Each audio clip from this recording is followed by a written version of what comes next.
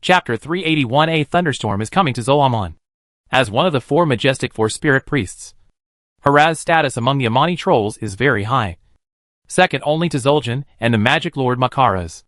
Now Taligaman actually said that he is as an inferior creature. Hongwugua's contempt made him furious. Haraz was not a good-tempered being. If he could bear Taligaman's contempt, he would not be a cat spirit priest. Haraz roared and jumped on him. Taligaman raised his sword without showing any weakness. Oh! Two powerful guys fighting together again. Hawksbill slowly opened the Skyfire Eagle bow, and a translucent arrow gradually condensed. The Ranger King didn't care about your taboos about fighting alone.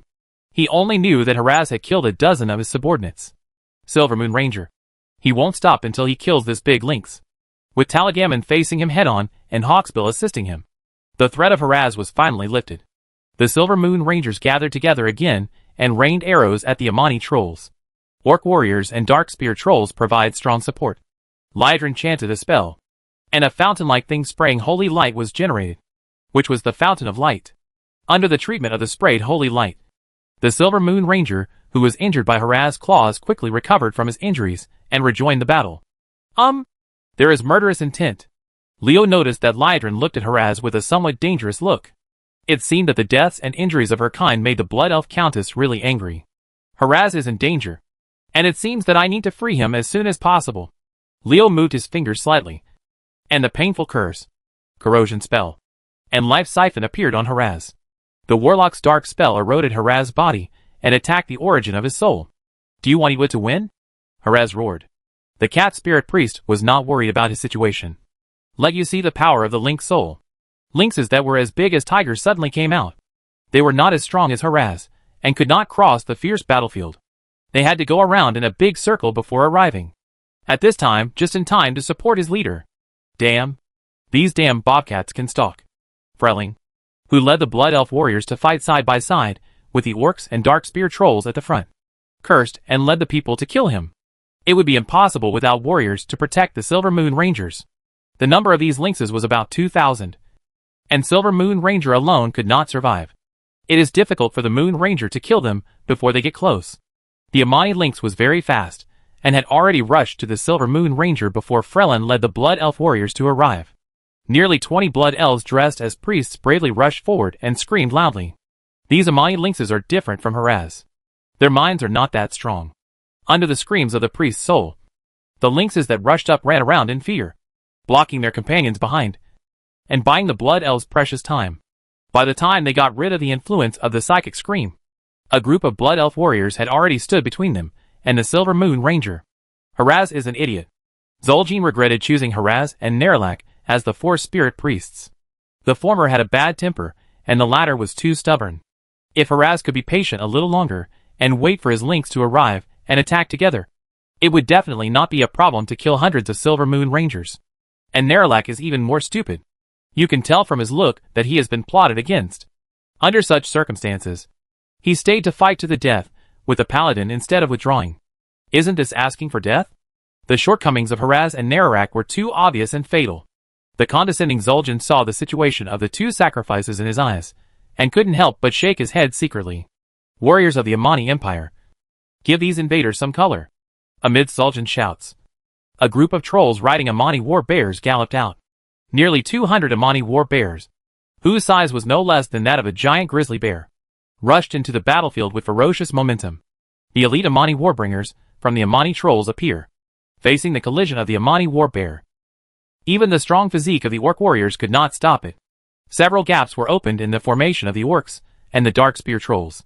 Seeing this, the Amani trolls swarmed up and drove their opponents away, up the stone steps. It has a very powerful ability to charge into battle. Whether it is the wolf cavalry of the orcs or the raptor hunter of the dark spear troll, they are inferior to the Amani warbringer in charging the battle. Compared with the busy Eitrig and Zul'jin, Leo was very free and had enough time to evaluate the capabilities of the Amani warbringers compared with other units. The Amani trolls have limited food and cannot feed too many war bears. This results in a small number of Amani war envoys. If this battle is carried out on open terrain, the 200 war bears will not pose much of a threat. But they brought a lot of trouble to the orcs and dark spear trolls on the limited stone steps. There was a strong whistling wind, and it began to rain. Heavy rain of stone axes. A large group of Amani axe throwers condescendingly threw stone axes at the orcs and dark spear trolls. The stone axes were much more lethal than arrows. As long as they were hit in the head, no matter whether you were an orc or a dark spear troll, you would be dead. Eitrig and Valjean had no choice but to let the warriors in front retreat a distance to avoid the fierceness of the Amani trolls first. Bake! Bake! Balls of flame suddenly burst out from the ground, and the ferocious and merciless flames burned the ground red. The Amani war envoy who was riding a war bear was knocked down by the war bear, whose body was on fire, and was mad in pain. Before they could get up, the huge bear the palm trampled their bodies to pieces. Oriphalos led the magisters to cast a flame storm, blocking the attack of the Amani warbringer. The war between the Blood Elves and the Amani trolls has lasted for thousands of years, and they are very experienced in dealing with the Amani war messenger Oriphalos. Kill those war bears. Valjean gave an order, and the dark spear hunters all threw their javelins and nailed the 200 crazy war bears into a sieve. Without the control of the Amani warbringer, the Amani war bears, struggling painfully in the flame storm, had no idea how to resist the dark spear hunters' attack. But within a dozen breaths, they were completely destroyed. Damn elf. Zul'jin was filled with hatred. If there were not 10 blood elf magisters present, how could the other party have destroyed the 200 Amani war envoys under him so easily? The elves are adding insult to injury and deserve to die. Cursing secretly, Zul'jin's eyes drifted towards the interior of Zul'Aman, as if he was expecting something. A red cloud enveloped the 20 steps at the bottom of the stone steps, and fireballs rained down. The Amani trolls, who had just driven the enemies down the stone steps, fell to the ground one by one before they could cheer. In the fire and rain, Warlock's rain of fire? Zul'jin was very surprised. Even if the person who cast the rain of fire was a legendary warlock, it would not be possible for the Amani troll to die so quickly. The troll's physical fitness could barely survive the attack of the rain of fire. The range was not difficult. So why did he tremble and fall to the ground as soon as he was hit by the fireball? Staring at Leo, who was casting a spell, Zul'jin felt that this human spell contained something strange. Unfortunately, he had little research on magic and did not see the fishiness in it. Leo's rain of evil flames cleared nearly 20 steps. Eitrig and Valjean seized the opportunity to command their troops to fight up again, without the threat of the Amani war envoys. The orcs and dark spear trolls held up Amani. The axe thrower's stone axe struck again. A strange scream came from Zul'jin's mouth. Zul'Aman's dragon eagles, who were being teased by the four-headed bone dragon in a chasing game in the sky, suddenly turned around and charged towards the ground. These dragon eagles spurted blazing flames from their mouths, aiming to fight the lynx. Blood elf troops fighting. Zul'jin was determined to cause trouble for the Blood Elves and make the Amani trolls pay a heavy price for their feud. The orc warriors under Eitrig and the dark spear trolls under Valjean are competing with Zul'jin's men for control of the stone steps. They are unable to spare their hands to help the Blood Elves resist the attack of Zul'Aman's dragon eagle. The Blood Elves, you can only rely on yourself. Silver Moon Ranger. Change the target. The Zul'Aman dragon eagle was coming, and Hawksbill didn't care about the lynx that was entangled with the Blood Elf warriors. Under his command, the Silver Moon Ranger targeted the Zul'Aman dragon eagle in the sky. The Ranger King looked stern. He knew that even if these Zul'Aman dragon eagle Silver Moon Rangers could be annihilated, the loss would be considerable. Originally, the Blood Elves were not afraid of the threat of Zul'Aman's dragon eagle, even with 10 magisters such as Oriphalos present. However, the magisters had just cast a flame storm to destroy Zul'Kin's Amani war envoy troops, and were in a void of magic power. During this period, the magisters did not dare to use alchemical medicines for quick recovery due to some scruples, which gave Zul'Aman Dragonhawk an opportunity to take advantage of. Looking at the Zul'Aman dragon eagle, Leo almost laughed out loud. I said, "Don't just ignore me because you think you can spit out flames." Okay. Indeed.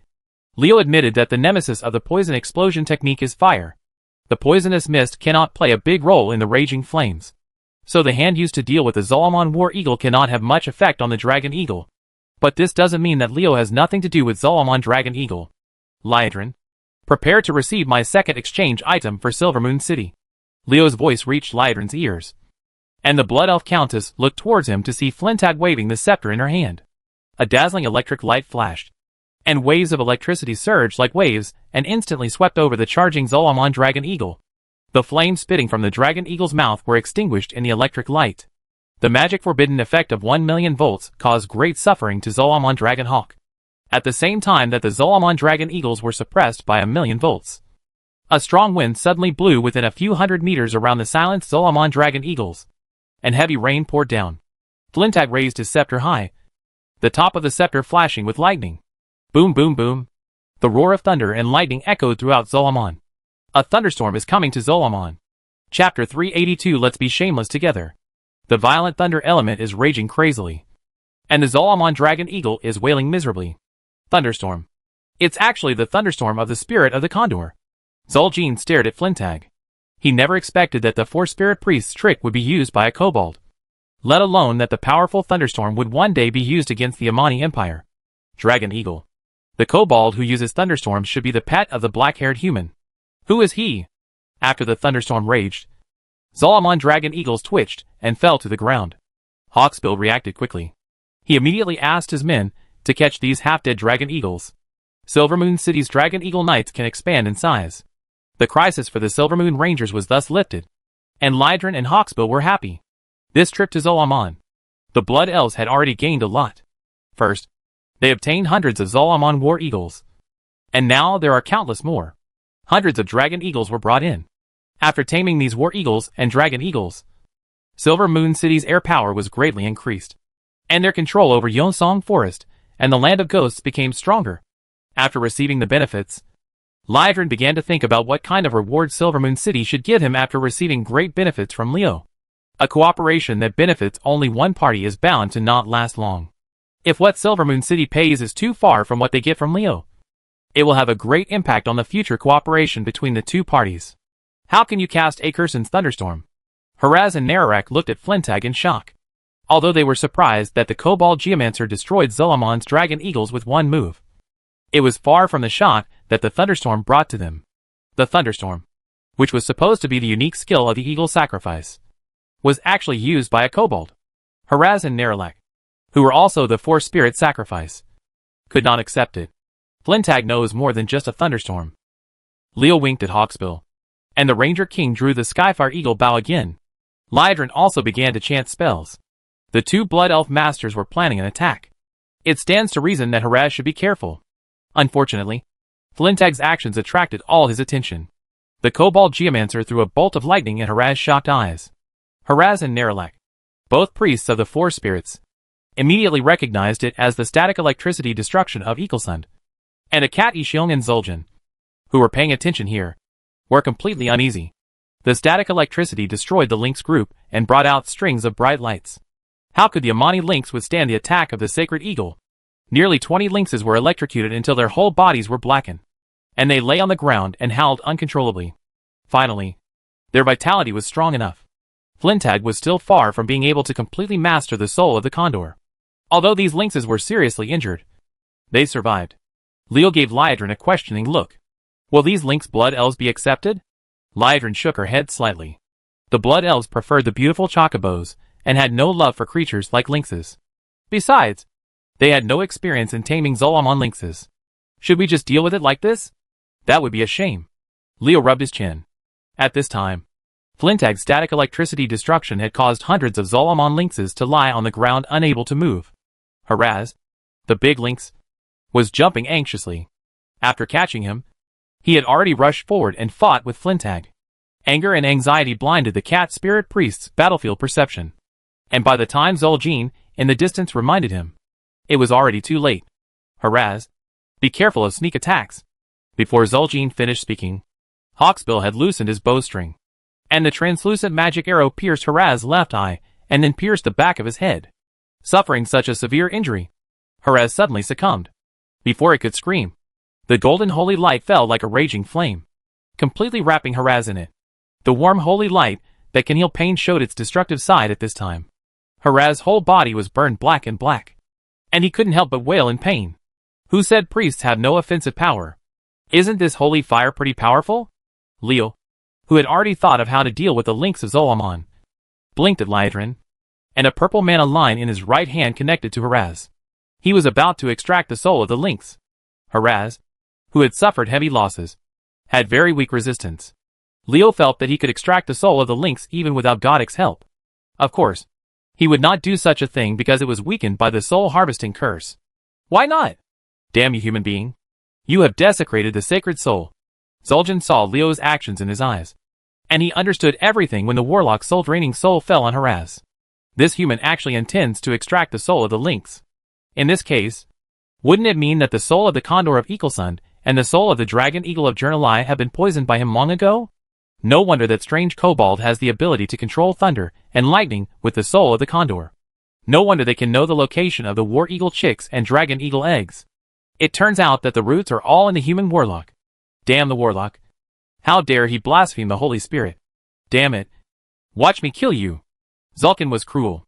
He condensed a large axe made entirely of witchcraft energy in his hand, and threw it at Leo. The witchcraft axe silently attacked Leo. Zul'jin's deadly throw. Leo, who has long been accustomed to controlling multiple pets, can really see in all directions during battles. Big figures, like Zul'jin, are the focus of his attention. The moment Zul'jin throws the magic axe, he already discovered. A translucent shield protected Leo inside. Lydrin's power word. Shield gave Leo a layer of protection. Hawksbill's bowstring trembled, and 3 sharp arrows were colored purple and white, as arcane light attempted to intercept Zul'jin's deadly throw, combining multi-shot and arcane shooting. Hawksbill is also a rogue character who can combine skills, and is worthy of being the king of rangers. Leo secretly praised in his heart. But such an attack alone could not stop Zul'jin's full blow. The 3 sharp arrows collided with the witchcraft axe and turned into ashes. Hawksbill's attack only made the witchcraft axe lose weight very insignificantly. A blood-red door panel sword followed closely, and Talagamon's sharp blade throw became the second interception attack. The material of Talagamon's weapon is very special. The magic axe thrown by Zul'jin only bounced it away, but failed to destroy it like Hawksbill's sharp arrow. After such a blow, the magic axe the body shape has lost weight again. Boom! A lightning bolt as thick as a person struck straight down, hitting the sorcery axe. Zul'jin was so angry when he saw the scene. It was Flintag who struck this lightning bolt, and the spell he used was also the soul of the eagle, the ability of Thunderbolt. It was too late to say it, but it was too early to say it, even though it took so many words to describe. In fact, the whole process did not take more than 3 seconds. When the others noticed something was wrong and were about to take action, the sorcery axe, which had shrunk by 2 circles, was already less than 2 meters away from Leo. Jia, respected Lord Zul'jin. Gailai sends his regards. A hawk-headed flame monster with 2 wings, Jia, burst out with a smile. Who is Gailai if he is not fused with the flamestone demon? The completely flaming former Amani Empire dragon eagle sacrificial bird opened its beak wide, and a scorching flame that distorted the air was sprayed directly at the witchcraft axe. Before the witchcraft axe struck the power word, shield, let it lose weight again. After weakening the witchcraft axe again, it was no longer enough to break the power word, shield deployed by Lydrin. Zul'jin's fatal throw did not even touch the corner of Leo's clothes under the interception of everyone. Despite this, the leader of the Amani trolls has shown his extraordinary strength. His single blow required the combined efforts of 4 powerful men, Lydrin, Hawksbill, Talagamon, and Flintag. Blocking it. Its strength is impressive. The first attack was unsuccessful. Zul'jin knew that the opportunity had disappeared. Under the protection of a group of strong men, he could not hurt Leo, let alone interrupt the human's absorption of the spirit of the lynx. Are you Gael? Zul'jin's face was so gloomy that he was about to drip with water. The flaming dragon eagle priest destroyed his attack at the last moment. If it weren't for the blocking fatal throw of the flame breath, it would definitely break through Lydrin's power word, shield, and defeat him. Severing Leo's soul-absorbing ability gives the lynx spirit time to react and allow it to escape or self-destruct. Gailai smiled strangely. The original dragon eagle priest did not dare to take a breath when faced with the angry Zul'jin. However, Gailai, who had merged with the flamestone demon, did not listen to him and just listened to him. Jia smiled strangely and said, Zul'jin, forget it. You are blind and have an arm broken. Now you can't even use your ears? A slap in the face. A slap in the face from Han Wuwa. Although it was a fact that Zul'jin was blind and had his arms broken, could this be mentioned in front of him? As the leader of the Amani trolls, how many people besides his enemies would dare to expose his shortcomings to his face? Gael, you damn traitor. You will regret betraying the Amani Empire. The appearance of Gailai made Zul'jin speculate. Could it be that the dragon eagle priest betrayed him, and that Eaglesund was plotted by him? With Eaglesund's speed, how could he not have been able to escape if he hadn't been attacked by someone? The more Zul'jin thought about it, the more it made sense. As for the 4 bone dragons in the sky, it wasn't that Zul'jin looked down on them, but that the speed of these guys was too far behind Ikilson. And Ikilson wanted to outrun them. There's simply no way to stop it. You mentioned betrayal? Do you still have regrets? Gailai smiled strangely. I don't think I am betraying you. It is even less likely that I will regret it as I follow the great master. Shameless traitor. Ignoring Scarlet's attack, and the ghost of bones in his body, Nerlac bumped into Gale, trying to teach him a lesson. Nalarak. You brainless thing. You will soon become the traitor in your mouth. My companion? Let us be shameless together. Chapter 383 Receive 4 Spirits. Before Nerlac could rush to Gale, a hemispherical flame barrier trapped him inside. If Nerlac's strength was at its peak, Kayali's flame barrier would definitely not be able to trap him. But now his strength was so weakened that he was unable to break out of the confines of the flame barrier. He could only roar in a small circle less than 100 meters in diameter. Quite like a trapped beast. Burn and wail in agony in the flames. You fool. The flames on Gailai's body were surging endlessly, fanning the flames, and fire bombs were launched one after another. Nerlac, who was trapped in the flame barrier and could not break out, was bombed to a miserable state. The bear spirit priest, who knew that he was no longer able to survive, kept beating him. He stood against the barrier of the flame barrier, ignoring the burning flames on his body, and stared at Gale, his eyes shining with incomparable hatred. Gale, you damn traitor. I will make you regret it. Zul'jin tried hard to suppress his urge to rush down and chop Gailai to death. With his wisdom, he couldn't see that Gailai wanted to anger him and induce him to kill him, so as to fight against the strong force who led the army to attack Zul'jin. They besieged themselves together. It's just a little trick. How could I possibly fall for such a superficial scheme? Leo felt a little regretful in his heart. From the looks of it, Zul'jin, the troll leader, had no intention of coming down. If he wanted to deal with him, he would have to wait until the Amani troll was defeated before he could have a chance. Zul'jin was right. The reason why Gailai was so arrogant and unscrupulous in provoking Zul'jin was because of Leo's instructions. No matter how strong Zul'jin was, if he dared to rush down and wait for him, he would be beaten. A fatal outcome. But Zul'jin is not stupid. He just won't be fooled. And Leo has no good way to do it. If you don't come down, don't come down. It just allows me to safely remove Haraz's Link's soul and Nerlarak's bear soul. Under Zul'jin's gaze, the Link soul in Haraz's body was pulled out by Leo's soul-absorbing soul. Haraz, who was already on the verge of death, swallowed after the Link soul that maintained the last glimmer of life in his body left his body. Take your last breath. A majestic black lion replaced Taligaman and appeared next to Leo. It was the Lion King Huma. The heavy bracelet has already absorbed energy once, and it shouldn't draw a lot of energy this time. Leo was really unsure, but the current situation did not allow him to hesitate at all. The time left for him was less than 10 seconds. Once the Link soul was freed from the control of soul absorption, he would have no chance to catch it. Huma roared, and under Leo's order, the black lion pounced into the body of the Link soul. The Link soul let out a penetrating howl and shrank in size rapidly. Is this the human method? Zul'jin stared at this scene intently. He didn't understand how Leo could be so sure. An epic-level beast wanted to absorb the soul of a lynx. Is this feasible? Is it possible? Of course. The Lion King Huma is just an external appearance. Its essence is the wolf spirit that swallowed up Huma's soul. The wolf spirit that is the soul is very familiar with using the power of the soul to fight. And the soul of the lynx is defeated step by step. After hundreds of breaths of fighting, the wolf spirit actually completed a feat of small magnitude and ate alive the soul of a lynx that was more powerful than it. Huh? Wolf spirit actually won. The result of the battle between the two souls surprised Leo.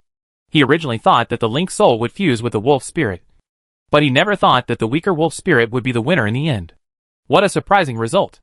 After gently stroking Huma, whose appearance had not changed at all, Leo, who felt that his mental load had become heavier, quickly took it back without having time to take a closer look. His eyes turned to Nerlac, who was trapped in the flame barrier and was being burned. The cat spirit priest has already taken the first step. As the bear spirit priest, you'd better not let him be alone for too long. Leo stretched out his right hand, extended the soul-absorbing purple mana line, and began to absorb the soul of the giant bear in Nerlac's body. At this time, Nerlac could no longer see the vigor he had when he appeared on the scene.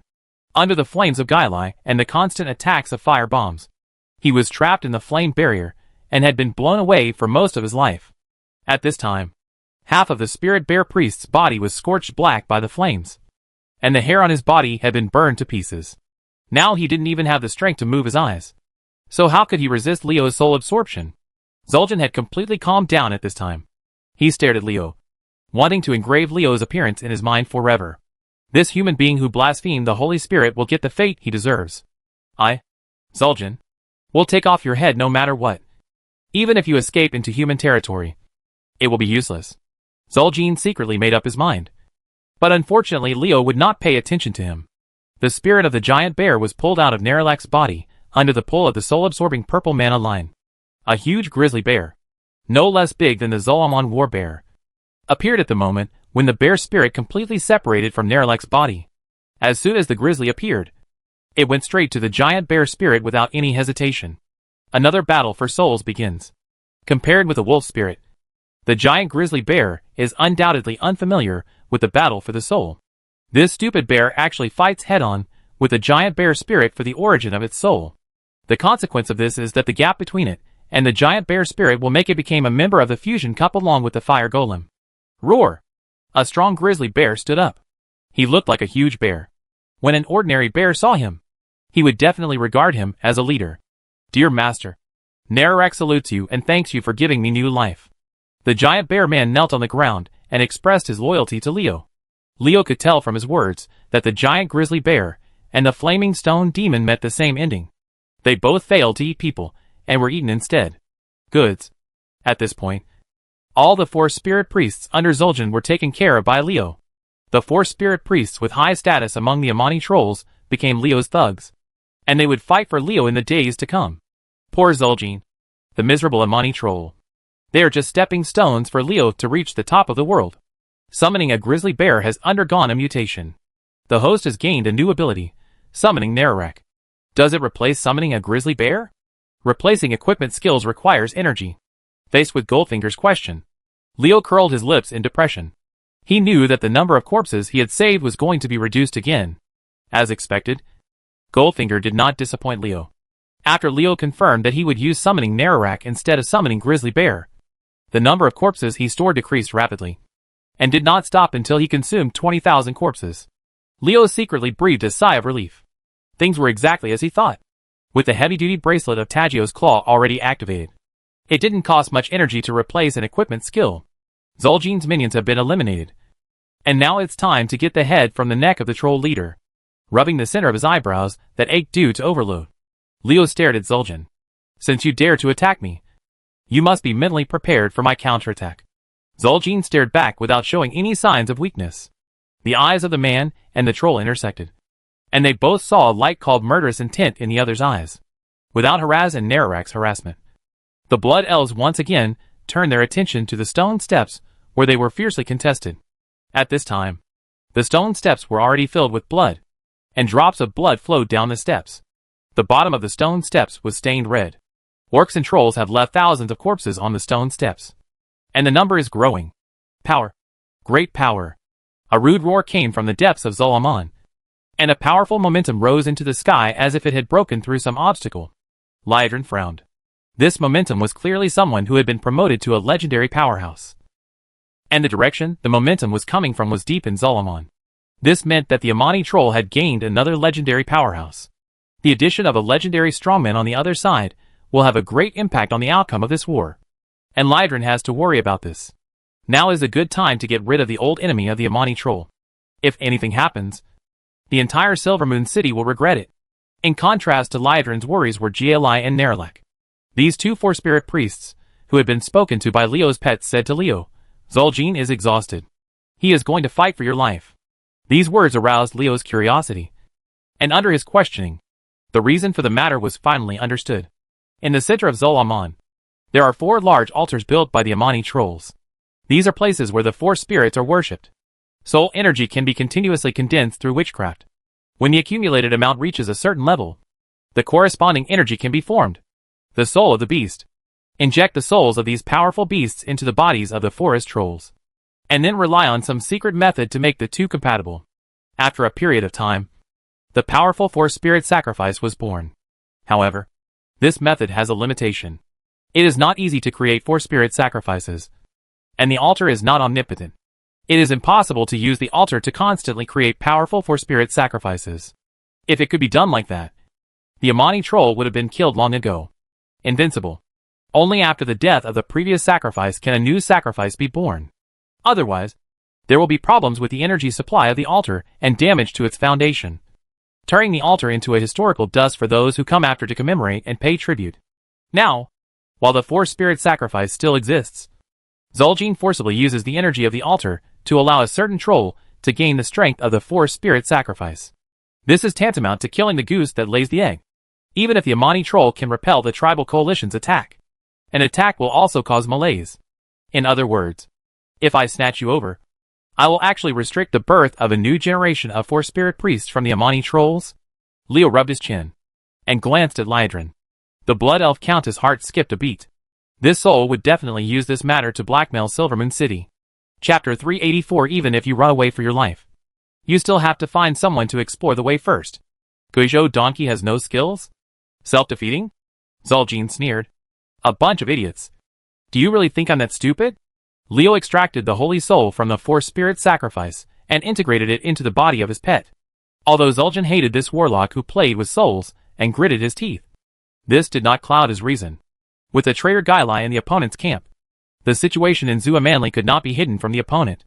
He knew that Gailai would definitely tell the elves and humans about the situation of the force-spirit altar. According to common sense, Gael is indeed right. But common sense does not equal fact. Of course, Zul'jin was not prepared to explain his plan to Leo and the others, who were their enemies. In fact, Leo's behavior of stealing the War Eagle chicks and Dragon Eagle eggs had inadvertently helped Zul'jin. A majestic troll walked out from the door of the altar of Zul'Aman behind the stone steps with Makaras. Seeing this majestic troll, Leo couldn't help but sigh. He didn't expect that the thin bamboo pole-like troll clan also had muscular men. By the way, isn't this guy a mutant? The great Zul'jin. Due to insufficient sacrifices, Dakara only inherited the spirit of the giant bear and the spirit of the lynx. When Makaras spoke, he couldn't help but look at Zul'jin's face. The sorcerer lord felt uneasy. He didn't know what Zul'jin would do with him.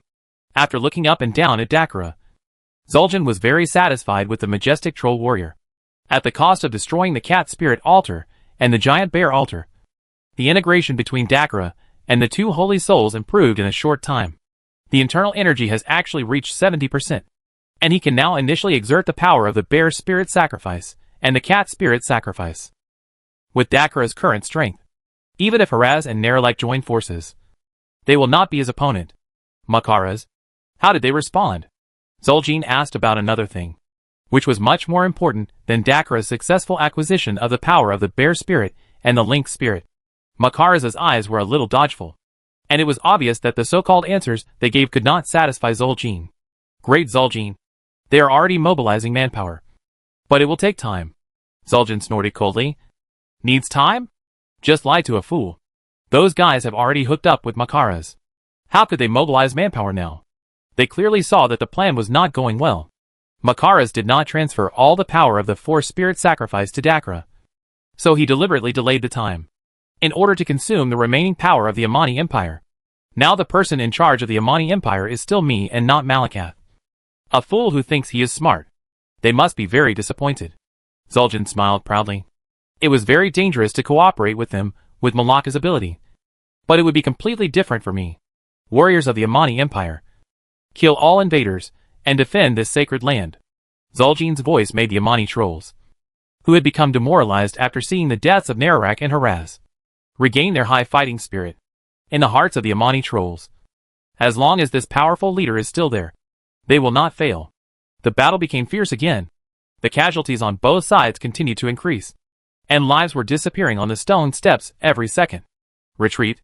If we don't want this attack on Zul'Aman to fail, it's still too late to retreat.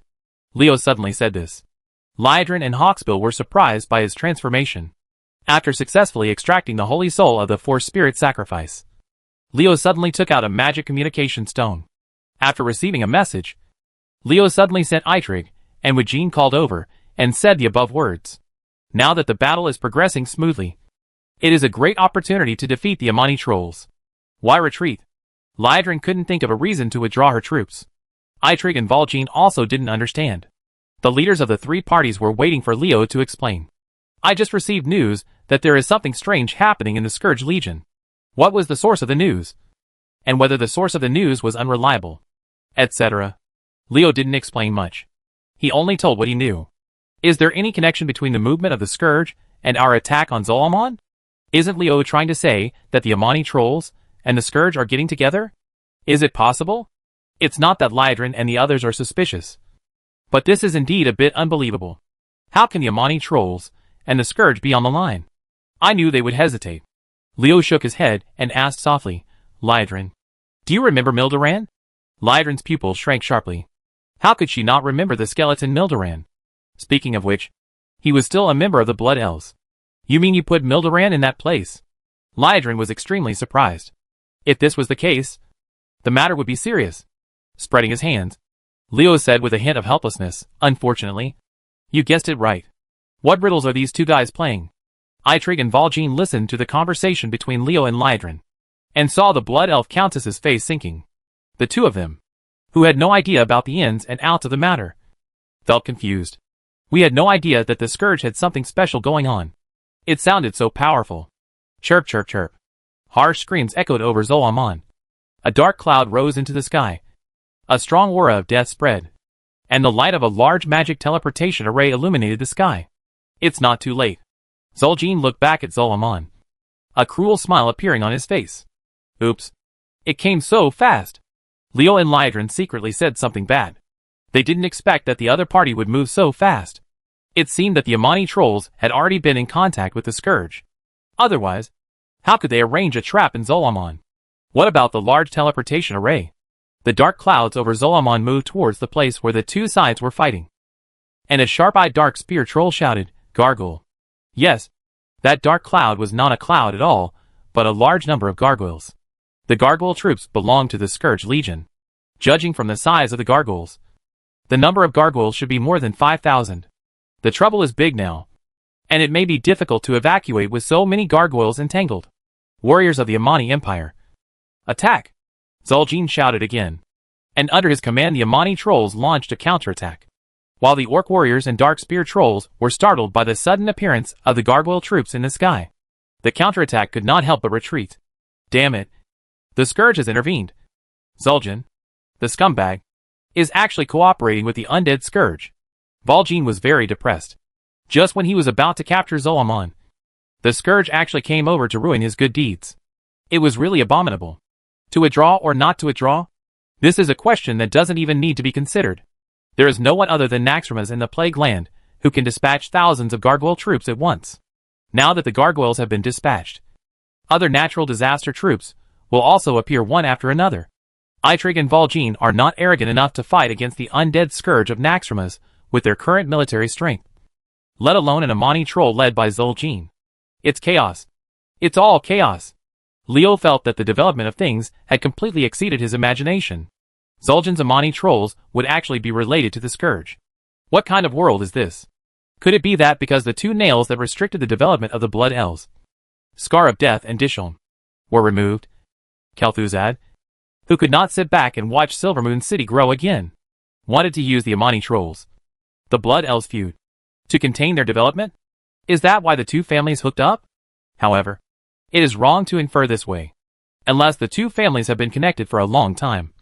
It cannot explain the emergence of a large teleportation array connected to Naxxramas in Zolamon. Leo thought and figured out the clues to the incident. He quickly thought of a troll, the Magic Lord Malakas, who was second only to Zul'jin among the Amani trolls. His intuition told him that this Magic Lord was key figures among them. Oh! Damn Scourge. Valjean, we need to get out of here as soon as possible.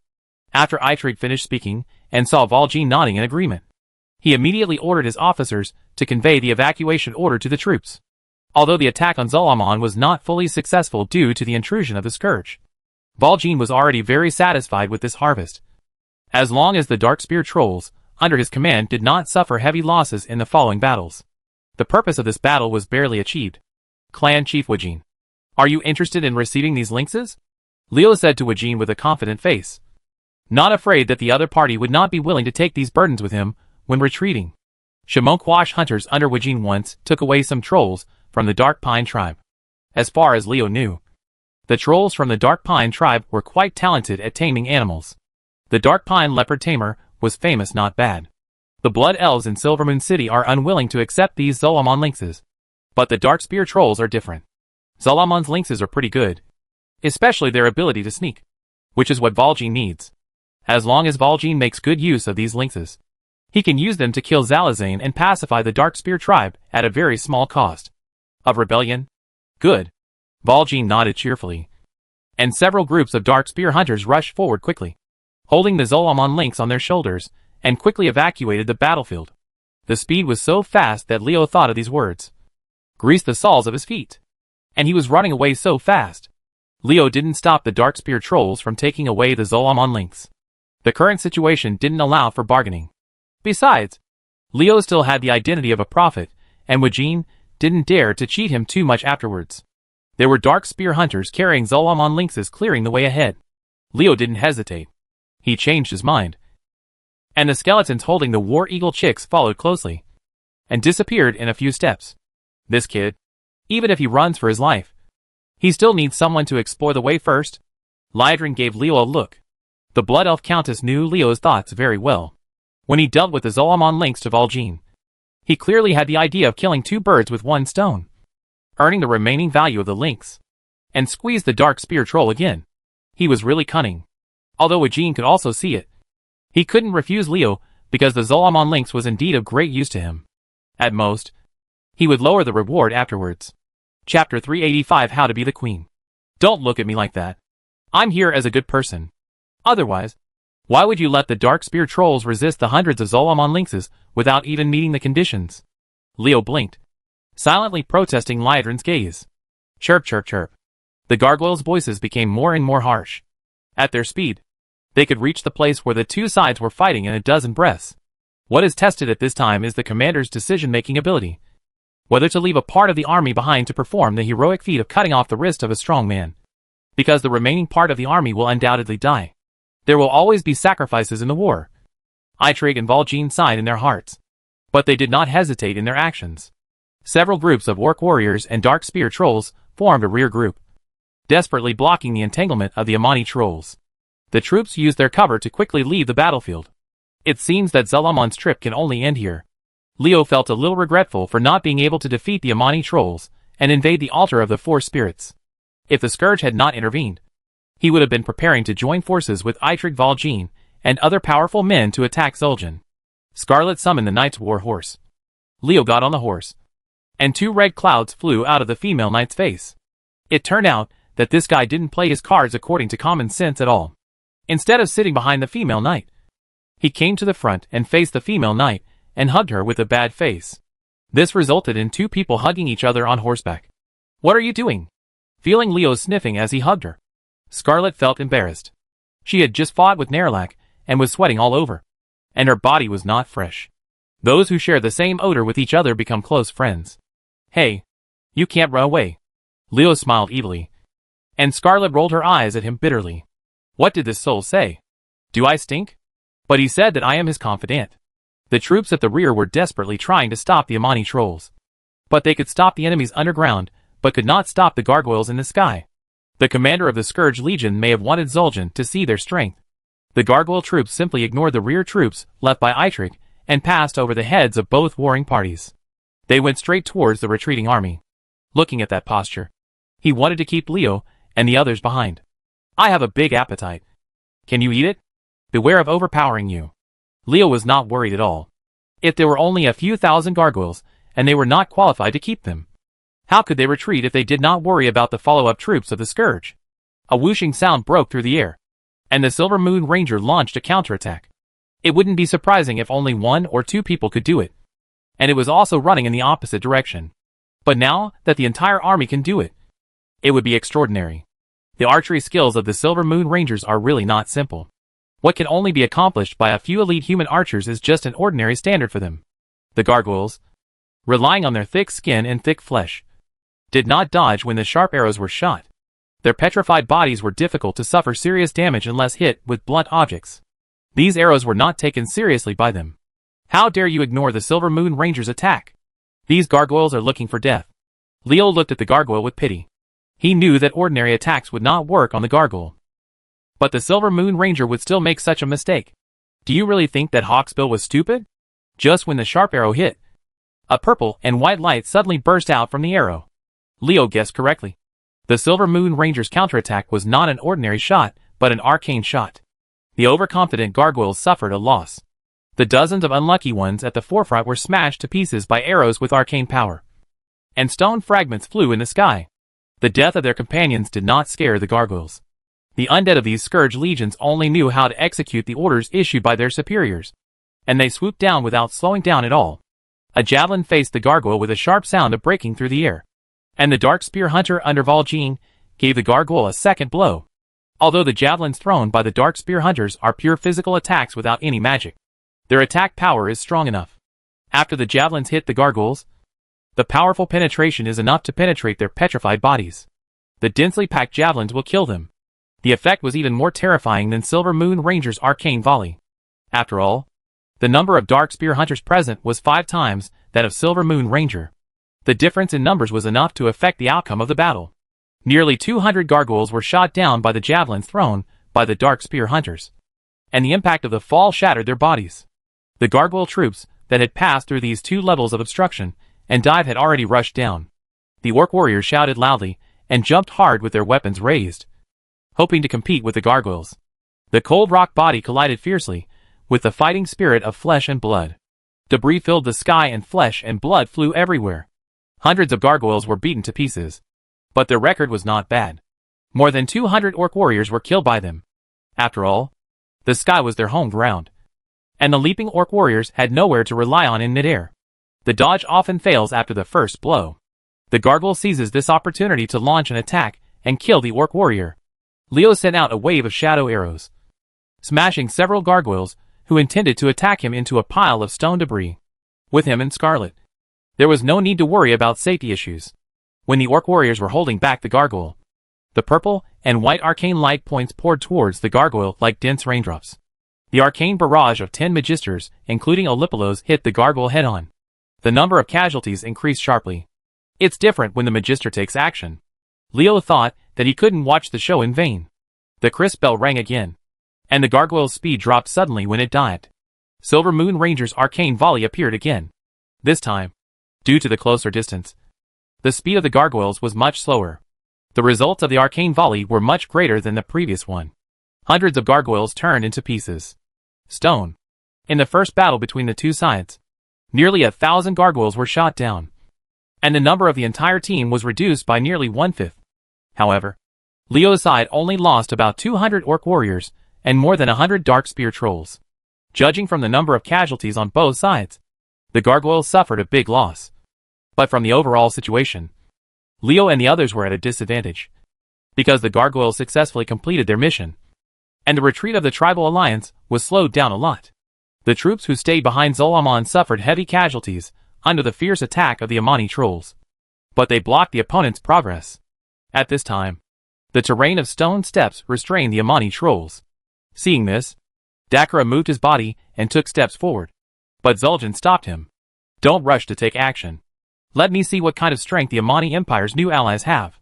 Your Excellency Zul'jin, the Scourge will show his power. I hope we can cooperate happily. A beautiful and charming witch came from a distance. Next to him was a male mage wearing a mage robe. These 2 people put a lot of pressure on Makaras. And Dakara also felt threatened and full of vigilance. As expected, only Zul'jin's expression did not change at all. The leader of the Amani trolls looked at the 2 approaching Scourge mages with a cold expression. It's not that I underestimate the Scourge, but Kel'Thuzad is really not sincere. If he wants to form an alliance with me, he only sends you 2 small characters. Come! Zul'jin's words are very evil. They can put pressure on the Magic Lord Makaras and make Dakara feel threatened. Naturally, these 2 natural disaster mages, a man and a woman, have entered the Hall of Legends and are well-deserved strong men in the whole world. It actually became a minor roll in his mouth. The male mage's aura fluctuated. Zul'jin's words made him very dissatisfied. But the wizard stopped him with a look. This beautiful woman seemed not to feel Zul'jin's contempt for her at all, and only listened. She said, in the eyes of a strong man like you, We are naturally insignificant. But Lord Kel'Thuzad's sincerity in wanting to alliance with the Amani Empire cannot be questioned. As soon as the sorcerer finished speaking, rows of sharp spikes suddenly shot out from under the feet of the tribal coalition's rear troops. The meter-long spikes were as sharp as spears. The orc warriors and dark spear giants, who were fighting the Amani trolls, the demon was caught off guard. And most of them were killed or wounded in this attack. The Amani troll took the opportunity to rush forward and break through the opponent's defense. One by one, the crypt demons showed their faces shyly, and then quickly burrowed into the ground. Another strong man from the Scourge, a Nubrakan, took his little brother to join the battle. With gargoyles in the sky and crypt demons underground, the three-dimensional attacks of the Scourge are really difficult to defend against. Since the gargoyles were holding back the retreat, Leo could clearly see what was happening to the rear troops. After seeing the crypt demon appear, Leo immediately summoned the poisonous flower vine and let it burrow in. Underground. He didn't expect the poisonous flower vines to be able to block the crypt demon led by a Nubrakan. In fact, this was indeed impossible. He just wanted to know in advance when the crypt demon would arrive so that he could be prepared. There are many people coming from the Scourge Legion this time. We have to speed up and retreat to the Temple of the Sun first. The rear troops were defeated by the opponent.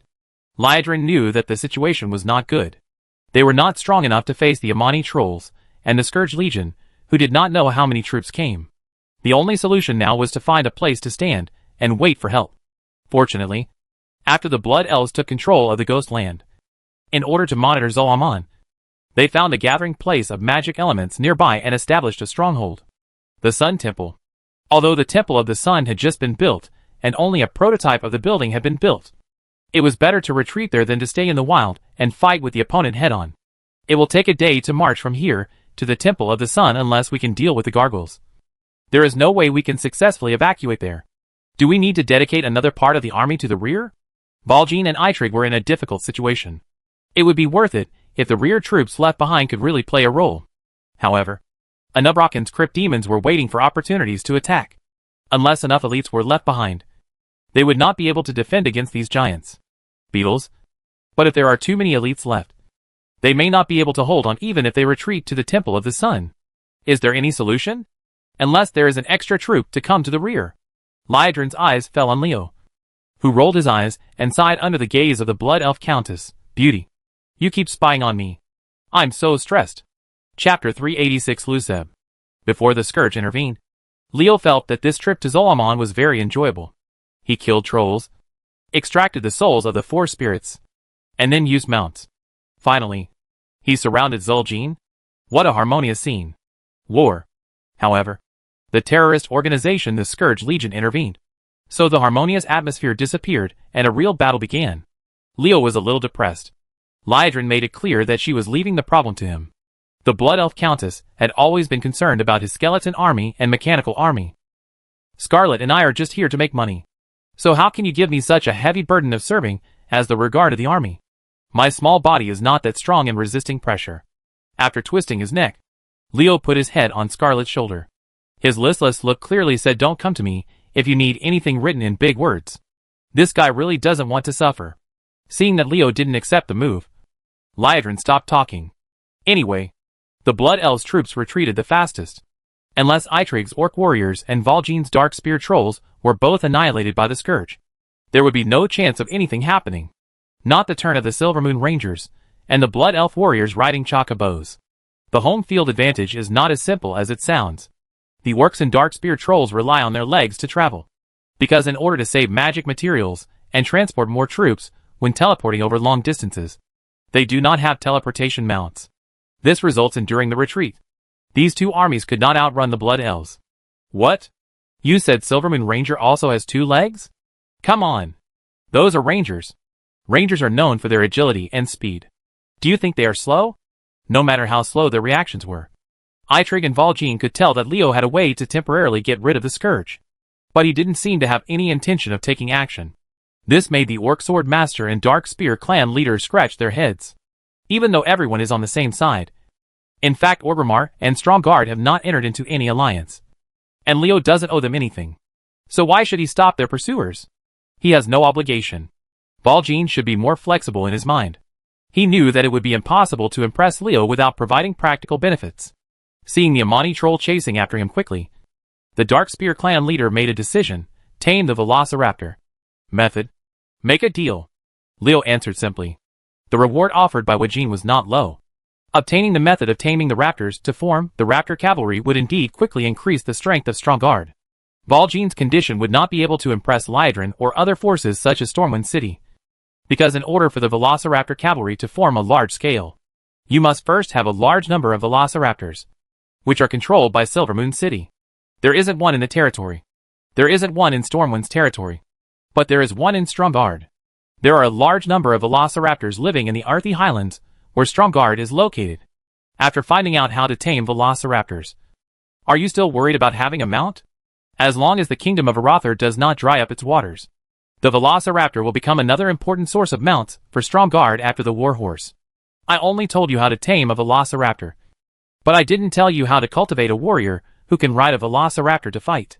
Velociraptors are different from your human warhorses. There is no special method, let alone riding one to fight. It's pretty good if you can sit firmly on its back. The cunning light in Vol'jin's eyes flashed away, and the Dark Spear leader's advantage was not so easy to take advantage of. It's windy. It's raining. So, it's thundering. So pack your clothes quickly. A thunderstorm is coming to Zolomon. Flintag raised the scepter in his hand high. And the thunderstorm, the ultimate move of Condor Soul, appeared again. In the raging thunder and lightning, each gargoyle was blasted to pieces. Nearly 500 gargoyles disappeared in this wave of attacks. There was a gap in the gargoyles' attack. The tribal coalition took the opportunity to quickly break away from the battle and speed up their retreat. Battlefield. This is the power of the four-spirit sacrifice. Not to mention the high destructive power and low cost of their ultimate move. The key is that the idle period of the ultimate move is very short. Just like Flintag's thunderstorm has not been used since last time. To 20 minutes. Unlike Warifalo's and the others, not only did they have to recover their magic power after using a large-scale flame storm, but they also did not dare to cast high-intensity killing spells again within half an hour. It's just that a thunderstorm alone cannot stop the gargoyles. At most, it interrupts their attack rhythm. Burn it. Stinking stone. Guilai smiled strangely, and his flaming body shot out hundreds of tiny flames. After leaving Guilai's body, these flames grew in the wind, but their volume increased hundreds of times in one breath, becoming a fireballs the size of human heads. The targets of these fireballs were the gargoyles that came at them again. Seeing hundreds of fireballs hitting the gargoyles, they immediately hit aside. But how could they dodge Guilai's attack? The fireball that reached its limit suddenly accelerated, hitting the gargoyle at a speed several times faster than before. And then a series of explosions occurred. Boom, boom, boom. What was the scene like when the explosives in the gunpowder depot exploded in succession? This is what it was like among the swarms of gargoyles that were swooping in. The violent explosions dyed a corner of the blue sky red. This time Guilai was not an ordinary fireball attack at all. It's his unique skill of fire bomb to deal with enemy groups. The series of explosions obscured the gargoyle's sight and blocked their attack on the tribal alliance. In order to avoid the explosion range of the fire bombs, the gargoyles had to rise high into the sky. Will they get their wish? Kayali's weird laughter sounded again, and the gargoyles were collectively teleported to Gale, and a hemispherical red gas mass trapped them inside. The trapped gargoyles were very angry. Guilai first killed nearly 300 of their kind with fire bombs, and now trapped them in a barrier. This eagle-headed fire monster was really... Are they easy to bully? The angry gargoyles rushed toward Gale like crazy, trying to tear the enemy into pieces. Gale spit out flames, and the hot fire pillar burned a passage in the gargoyles. This time, dozens more stone statues appeared. The ghost's body shattered into pieces. You're a bunch of little minions. How can you do anything to get me? Gale was very calm during the gargoyle group fight. As Leo's summoned pet, he was not afraid of death at all. At worst, he would be a good man again after a few days of rest and recuperation. How many days? That's right. Gale, who is fused with the flame stone demon, is not the kind of cannon fodder that can be discarded at will. If he dies in battle, Leo will not be able to summon him immediately, and he will have to wait for a long time. Compared with the previous Firestone demon, summoning Guilai has advantages and disadvantages. The same is true for Nerlac, Huma, Flintag, and Storm Crow. After fusing the four souls, their strength has greatly increased. They also broke away from the ranks of low-level cannon fodder. Of course, in Leo's eyes, they were still cannon fodder. Since he is cannon fodder, He must have the consciousness of being abandoned. Leo's purpose in letting Gael take the rear is to drag him down with his own life, to hold back the gargoyle troops of the Scourge. Because Leo knows that Gael who stays behind will die. They can't do anything to you. What about me? A row of sharp ground thorns pierced the soles of Gael's feet. A huge beetle emerged from the ground. And a Nubrocken appeared. In the eyes of the Crypt Lord, killing a powerful opponent comparable to the legendary strongman is far more important than leading his little brother to chase the orcs and trolls. Disgusting bug. I will burn you to ashes. Gaeli was injured after being successfully attacked by a Nubrickan's ground spike. Although his body seems to be elementalized after merging with the Firestone demon, a strong enough physical attack can still hurt him. After all, he is Gaeli and not the Firestone demon. The elementalization of his body is just an appearance. To be precise, it is said that Gael is only semi-elemental now. Anyabrikan opened his mouth to reveal his sharp mouth parts. It looked extremely ferocious. Just when Gaeli thought he was about to take action and focused his attention on him, the ground suddenly shook, and a strange big hand hit Gaeli's ankle with a loud bang. A strange creature emerged from the ground. The head of this creature was occupied by several red mushrooms, and its body was entangled with roots. A strange face full of tentacles grew out of the area where its chest was. The red eyes revealed an evil presence at a glance. Leo saw the monster with the help of Gaeli's sight, and its peculiar shape allowed him to recognize the monster's identity at a glance as Liseb. Lotheb, the devil who symbolizes the end of the world in the ancient legend of the Spider Kingdom, was named by the loving Lich Kel'Thuzad. His source is the plague-infected mud monsters in the Weeping Cave in the Western Plague Lands. Hild of the Scourge Legion used the blood of the Dread Lord and the blood of the Demon Warlock to strengthen these mud monsters, allowing them to fight each other in a constant killing. A king, Lotheb, Gael, who was attacked by Liseb, was in very bad condition. A strange little flower grew on the ankle where he was hit. This was no ordinary little flower. It could absorb the host crazily. The life force, when it blooms, is the moment the host dies. This is a flower of death. A powerful shadow energy spread from Lotheb's body, shaking Gael, who was about to give Lotheb a look. And Anyabrikan took the opportunity to hit a series of ground stabs, adding to Gael's ankle injury. Any enemy who opposes the Scourge will die. Anyabrika let out a cruel laugh. With the help of Liseb, Gael was no match for him. Bug, we will meet again. After Gaeli finished speaking, his body decomposed into countless flames. Anyabrikan's laughter stopped when he saw this. The big beetle slithered into the ground and rushed out of the flame barrier with Lotheb, leaving only sadness behind. The gargoyles faced the devastation of fire bombs. Gaeli's flame barrier can trap gargoyles, but not the Crypt Lord and Lotheb.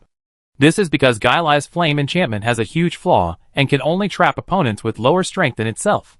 If it weren't for this weakness, Leo wouldn't mind letting War Fortress and Gael cooperate to kill a legendary strongman whose range of action was restricted. Chapter 387 Sun Temple. Gael died. He died with great value. And he died with the consciousness of a senior cannon fodder. Because when he died, he dragged all the gargoyles to be buried with him. Without the gargoyles, it would not be easy for the Scourge Legion to catch up with the retreating tribal coalition. Gael cannot be summoned within 10 days. Leo frowned. The time interval between summoning Gael after his death is astonishingly long. These powerful pets cannot be used as cannon fodder casually in the future. Otherwise, there will be a situation where there are no pets to call. There are gains and losses, pros and cons. It is a good thing that the pet's strength is greatly increased, but the price after being killed in battle becomes correspondingly expensive. Valjean looked at the Amani troll at the end of his line of sight, who was still chasing after him, pretending to pursue him to the end. He was secretly worried, looking at the posture of the Amani troll. He was afraid that he might lead his army to retreat to the Sun Temple of the Blood Elves. If you can get rid of them.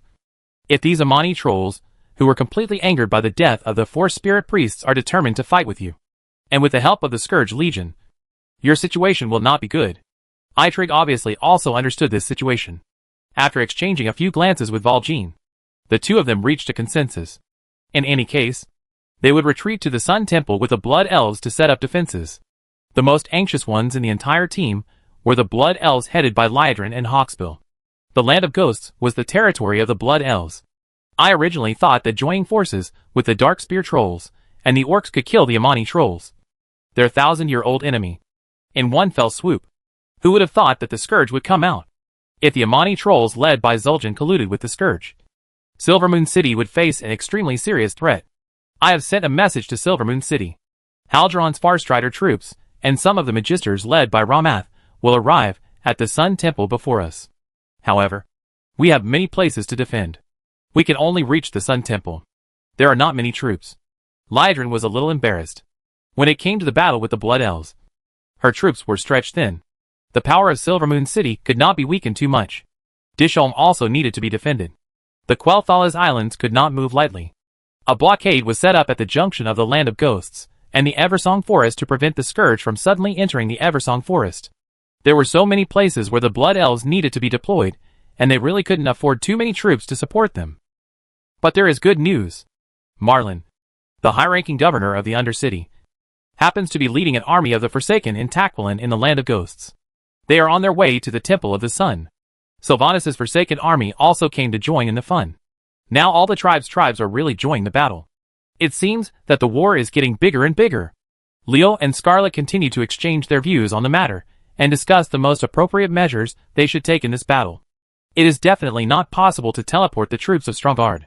Even if the human soldiers of Stromgarde would not object when they find out that the enemy is the Scourge. Will the Blood Elves allow it? Teleport a few strong people like Adelaide? This doesn't work either.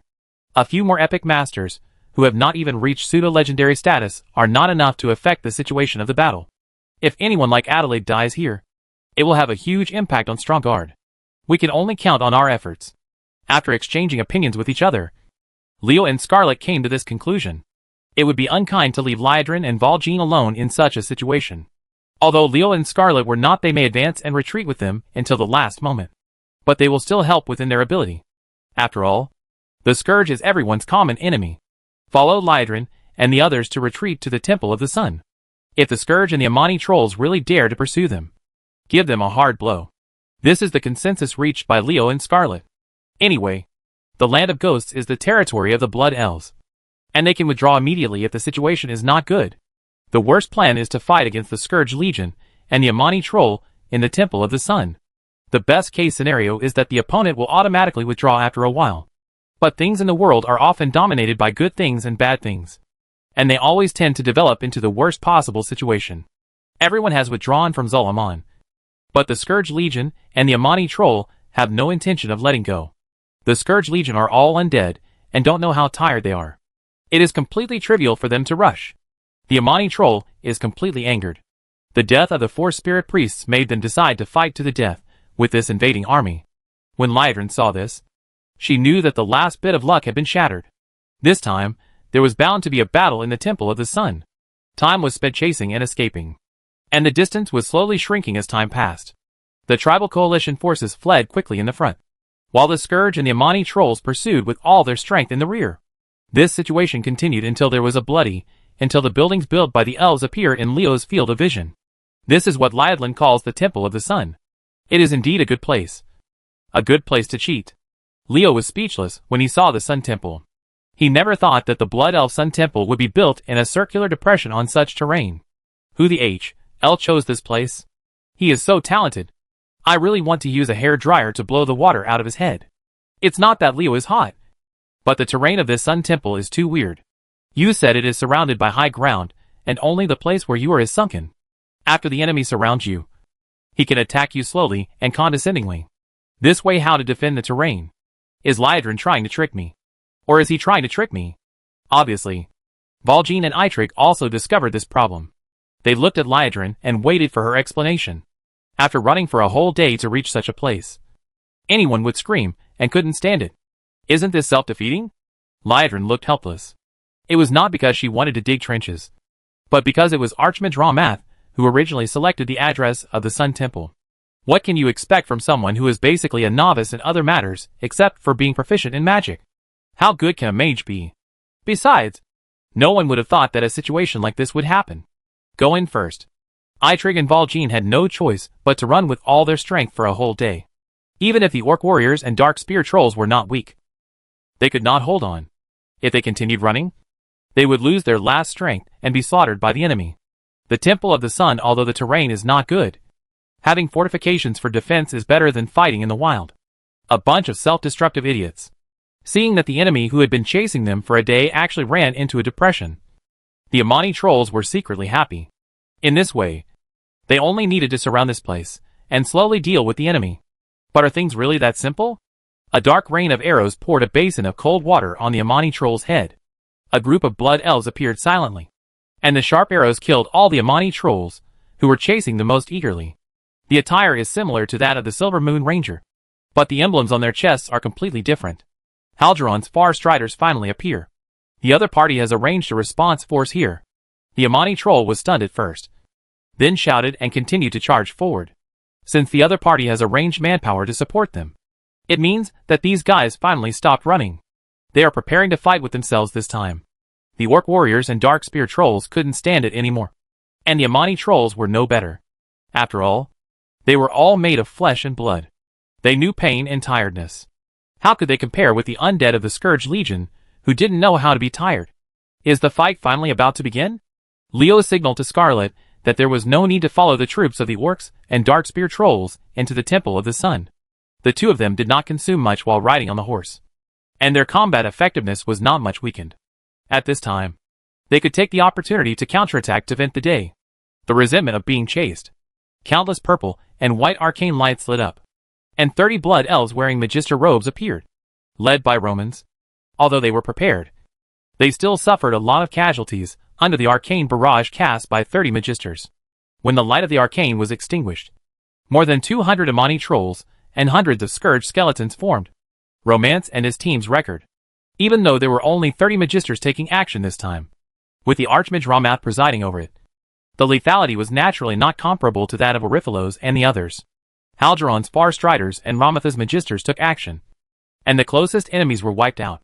The tired Orc warriors and Dark Spear trolls were given a relaxed environment to enter the Sun Temple. It's a pity that the Blood Elves don't have strong melee combat. Otherwise, they can use this to launch a beautiful counterattack directly. The casualties of the Amani trolls and the Scourge Legion are by no means limited to this. Leo secretly thought that it was a pity.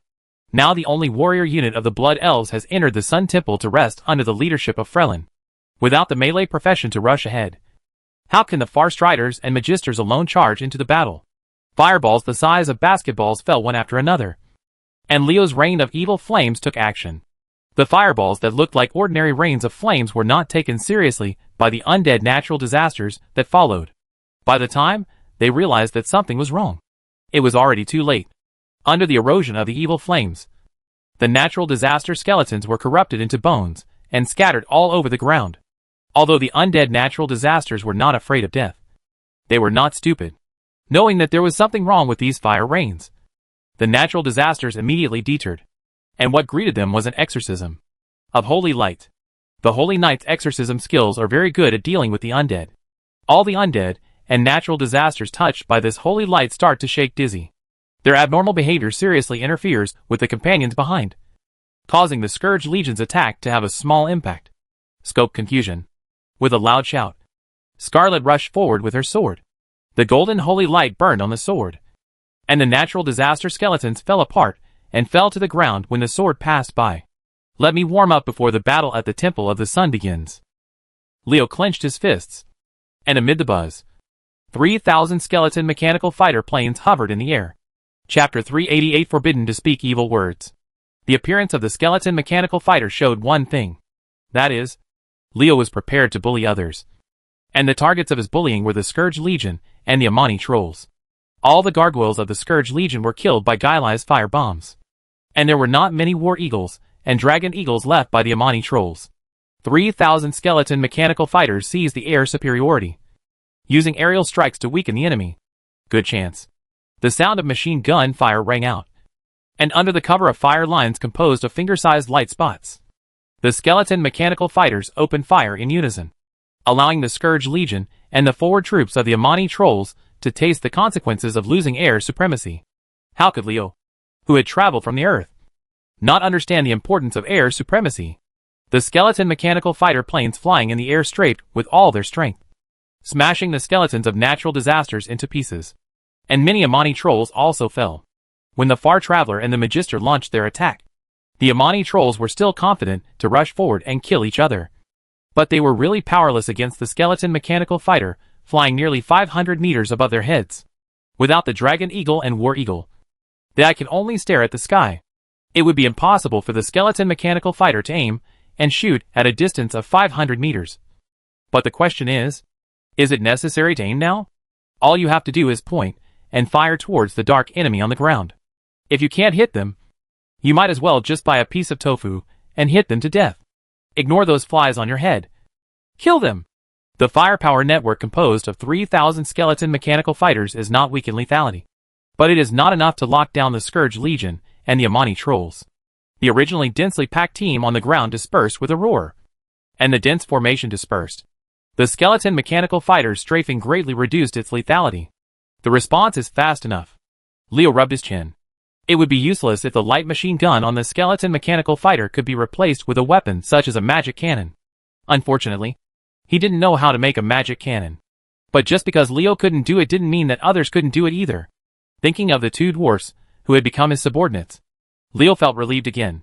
Amidst the loud roar of dragons, 30 fierce bone dragons lined up in a row. And with strong momentum, they crashed into the armies of the Scourge Legion and the Amani trolls amidst the roaring sound of running.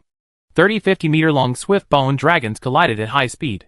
Under the powerful impact, both the skeletons of the Scourge Legion and the Amani trolls were knocked away. All enemies who tried to block the swift bone dragons were knocked away, with broken bones and tendons. Even a troll with strong recovery ability would have to rest for several days to regain its fighting strength. If the Amani troll has the majority of injured people, then the Scourge Legion has the majority of those killed in battle. The Amani troll may not die after being hit by the Velociraptor skeleton dragon. But there is only one outcome if the Scourge skeleton is hit by it and falls apart. 30 fierce bone dragons are not owned by Leo. But they are the limit of what Leo can control while maintaining the existence of Flintag and other pets. His most urgent need now is to improve his mental power. The appearance of the Velociraptor bone dragon made Haldurin and Ramatha's eyes brighten. With these mechanical puppets in front, they would have more room to perform. Leo rubbed his sore eyebrows. Extreme mental control gave him a headache again. Roman saw Leo's situation. The Archmage flashed to Leo's side and handed out a space under the latter's gaze. Pack. This is the equipment that Silvermoon City will use to exchange with you. The efficiency is very fast. Leo was surprised that the Blood Elves were not slow at all in their work efficiency. There were very few things in the space package.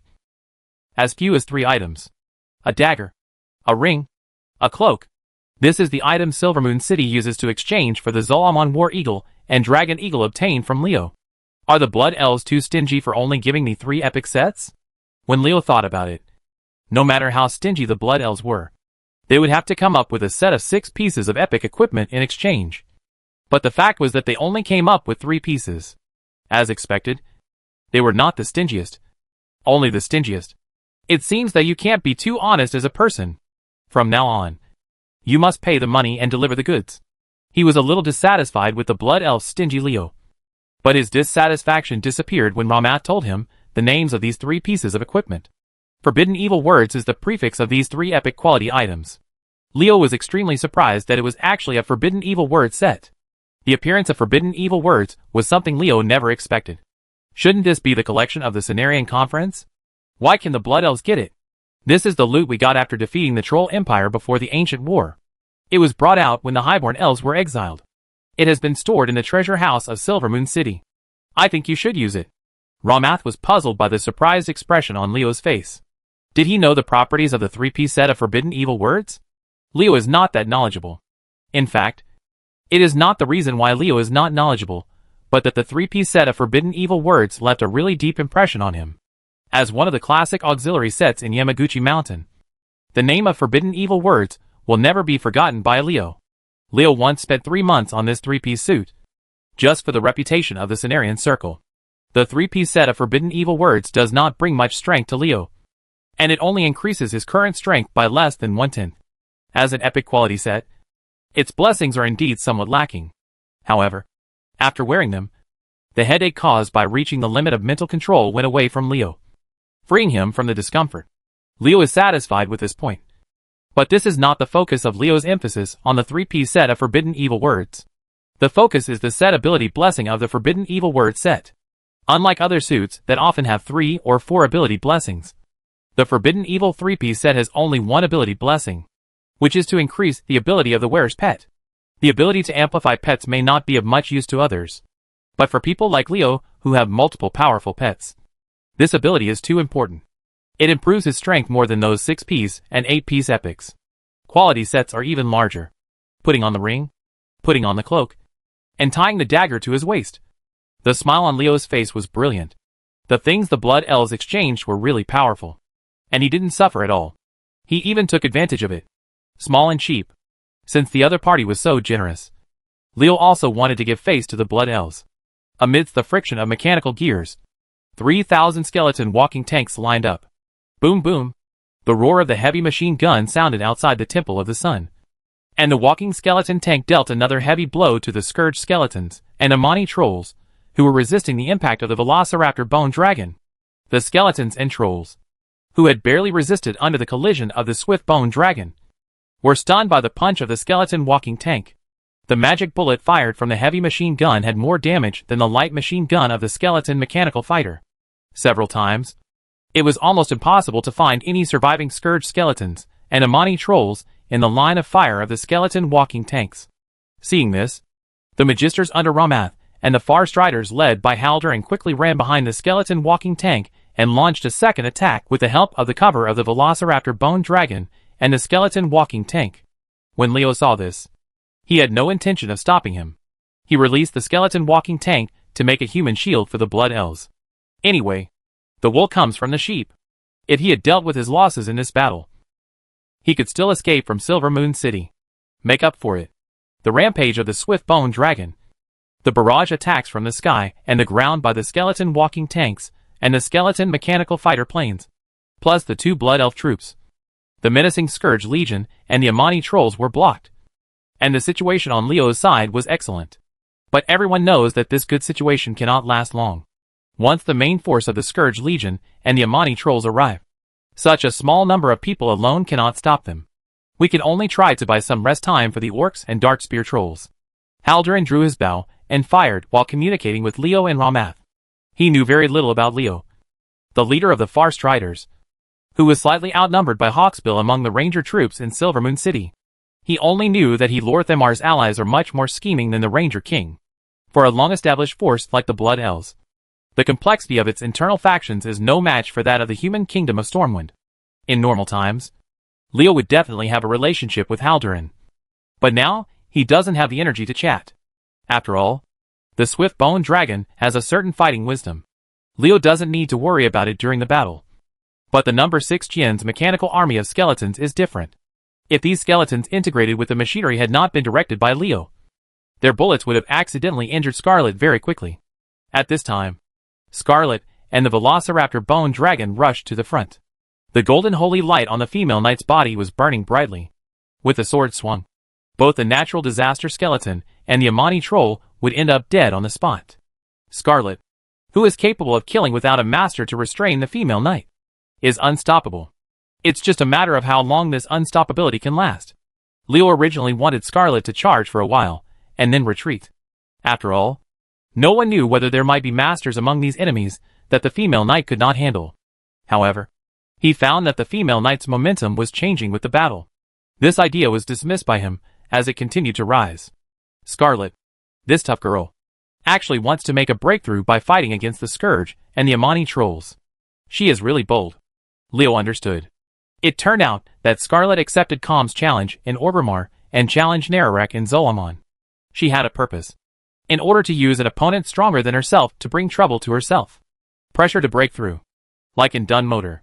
Leo, who understood Scarlet's plan, was helpless. He would not stop the female knight from showing such desire. And it was impossible to stop her. Scarlet wanted to become stronger quickly. But she was still stimulated by Leo.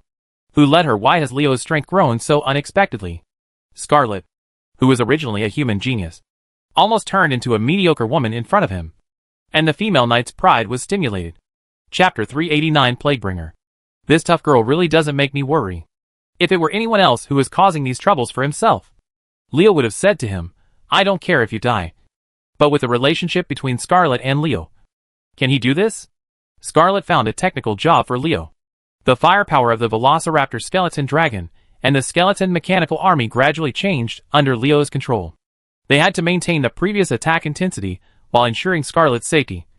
And also it was necessary to ensure that the intensity of the battle with the female knight would not weaken. And to be on guard against possible masters who could threaten Scarlet's life. Haldurin suddenly smiled at Leo. The leader of the Far Striders quickly saw the subtle situation ahead. But Ramath was unaware that he was leading the Magisters under his command to perform magic. Haldurin is very thoughtful. And to put it harshly, the leader of the Far Striders has a very good nose. Leo secretly cursed. Comparatively speaking, he still liked honest people like Romans. He had never had any love for the scheming creature Leo. Coming! During the battle, Hawksbill ran away from the Temple of the Sun. After arranging the Silver Moon Rangers, the Ranger King prepared to join the battle. A day of traveling is very tiring for the Silver Moon Ranger.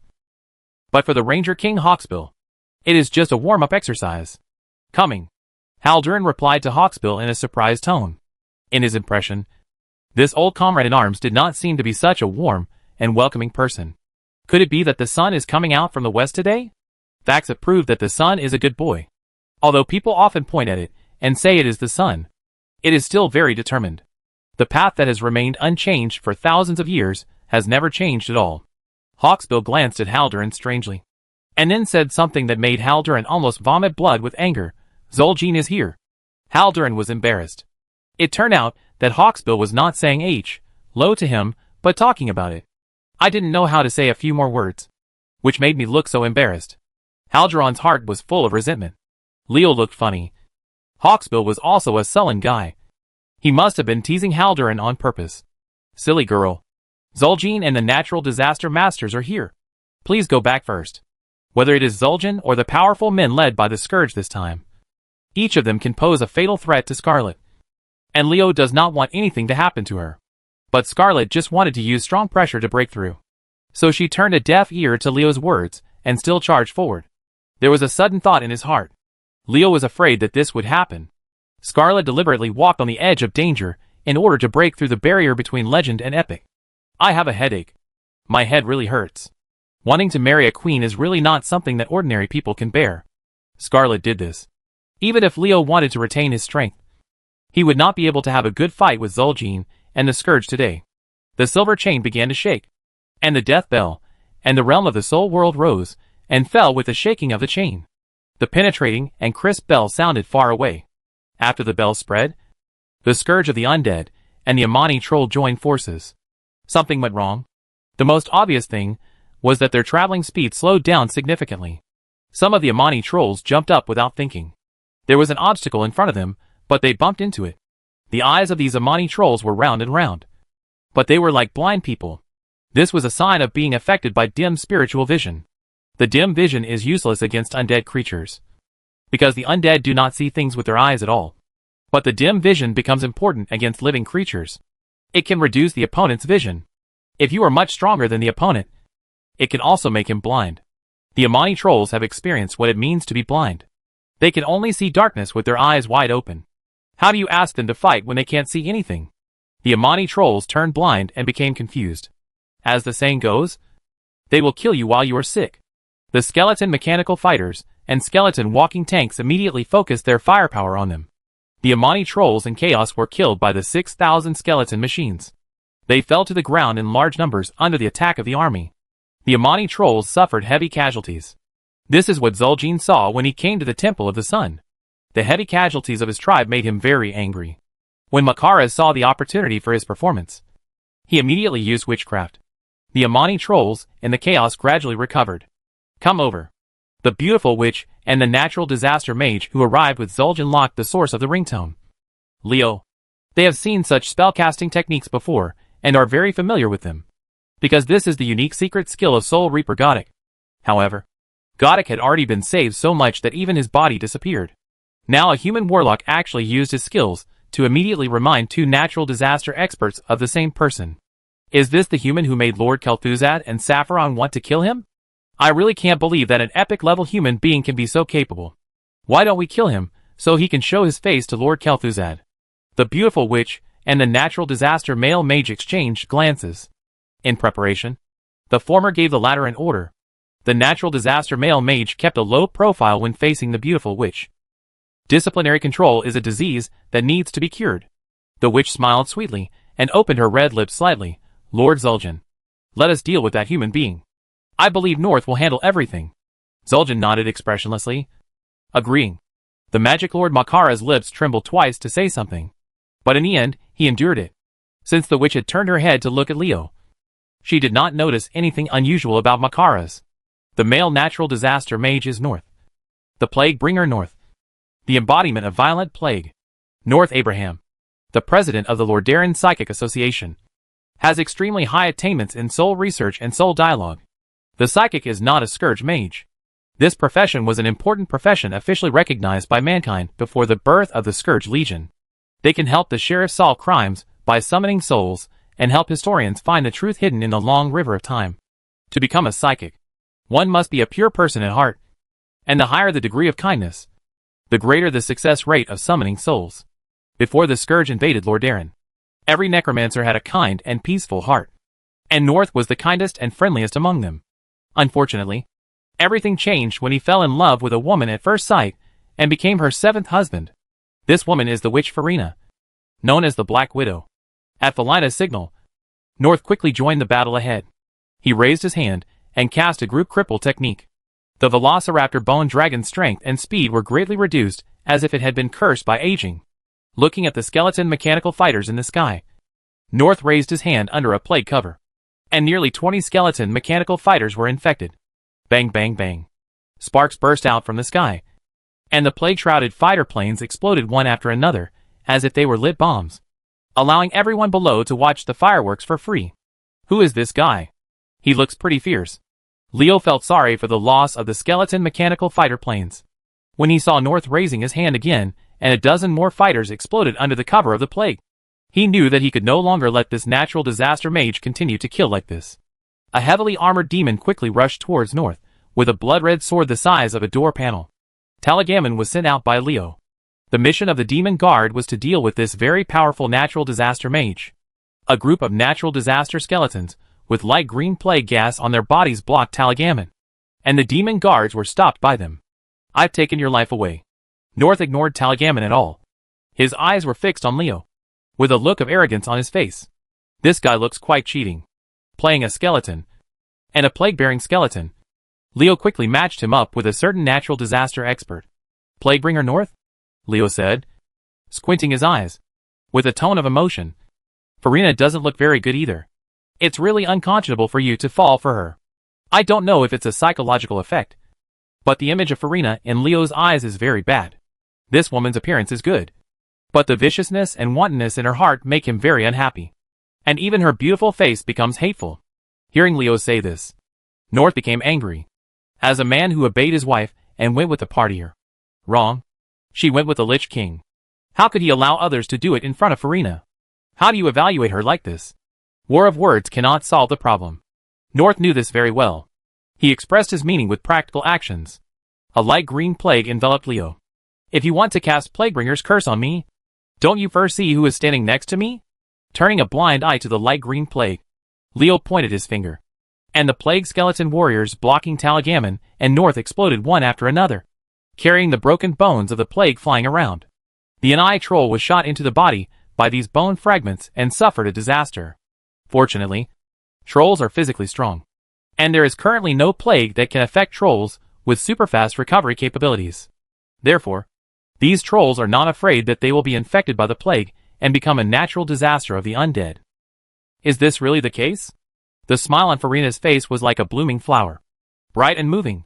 But the flower's eyes were too bright. And the more beautiful something was, the more deadly murderous intent it hid.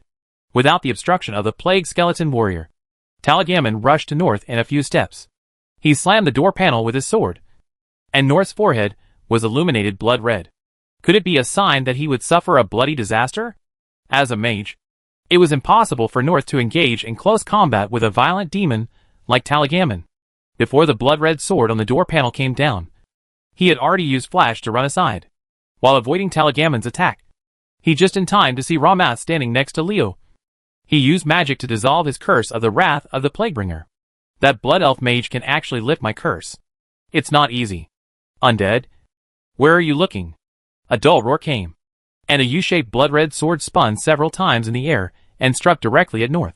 Taligamen and North, who had long expected that the opponent would use the flash technique, flashed at the moment.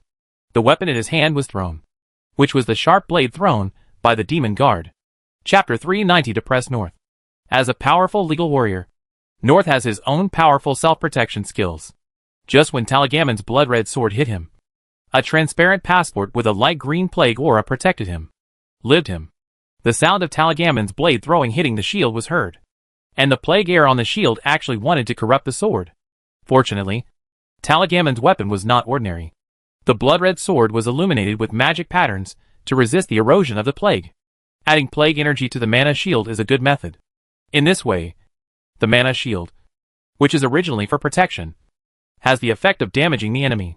It is a good idea. North's light green shield gave Leo a new revelation. What would happen if he added some ingredients to his protective spell? It seems that he needs to study it carefully. But the biggest problem at the moment is how to deal with North. Let's deal with the Plague Bringer first. With some thought in mind, Leo gave Gothic instructions with mental fluctuations. And the Soul Reaper, who had been inconspicuous among the crowd since the appearance of the Scourge, appeared next to him. The blood-red sword thrown by Taligamen flew backwards immediately after failing to make any impact. Just when North thought he had received the opponent's attack, the sword struck again with the sound of a strong wind. It turned out that Taligamen immediately took steps towards North after using the blade throw. Since North was focused on dealing with the blade throw, he did not realize that his opponent had rushed to his side. Resuscitate, my warrior. Rise and fight again, North shouted, and the remains of dozens of natural disaster skeletons that had fallen nearby suddenly stood up, with a light green aura of plague floating around their bodies, and they all charged towards Taligamen. It is almost impossible to hit a demon guard like Taligamen with the weak physique of a skeleton. However, this impossibility was broken today when dozens of skeletons hit Terra one after another in less than half a second. Garmin was actually shaken by the impact. Can a skeleton hit a demon guard? These bones are not that strong. Leo was surprised at first, and then relieved. The person resurrected by North with the power of plague was not an ordinary skeleton, but a very powerful plague warrior. After bumping into Taligamen and causing his attack to miss, the plague warrior struck at the demon guard with all his strength. The heavy armor on Taligamen's body was riddled with cracks. The plague warrior's attack was clearly a warrior's powerful attack. Skills kill. Taligamen, who was being beaten, roared, and the blood-red sword swept out.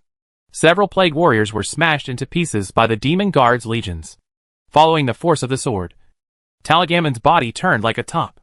Everything that blocked his path was smashed into pieces under a bloody whirlwind. The angered Taligamen turning on the demonic storm and transforming it into a mobile meat grinder. North's plague warriors were all destroyed in this attack. However, North summoned the plague warrior just to buy time for him to cast the spell. The 1 or 2 seconds when Taligamen's attack was blocked had already achieved his goal. Light green mana apertures spread rapidly. When these apertures were touched, they exploded like bombs. Under the continuous impact of North's secret magic explosions, Taligamen's body was rushed back and forth. Can't get close to the other person. Not only that, the exploding mana aperture also contained the power of plague. The breath of plague stuck to Taligamen and continued to corrode the body of the demon guard. Taligamen's condition began to decline, and his strength continued to decline. Die painfully in front of the Plaguebringer. Devil. Seeing that his opponent was successfully eroded by the plague, North had a look of pride on his face. However, before this feeling of pride dissipated, a ray of holy light shone on Taligamen, and the plague attached to the demon guard quickly dissipated without a trace, like snow under the scorching sun. Holy light. Cleansing poison. Scarlet came over with a big sword in hand, and it was she who removed the plague from Taligamen's body. Damn paladin. How dare you ruin my good deeds? North looked at Scarlet fiercely, and while maintaining the secret explosion to prevent Taligamen from getting close to him, he cast a disabling spell on the female knight. But the golden holy light on Scarlet's body burned fiercely, and the disabling spell failed.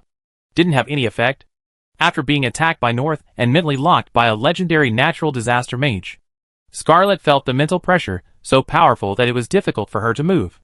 Not only was Scarlet not at all afraid, but she had a look of joy on her face.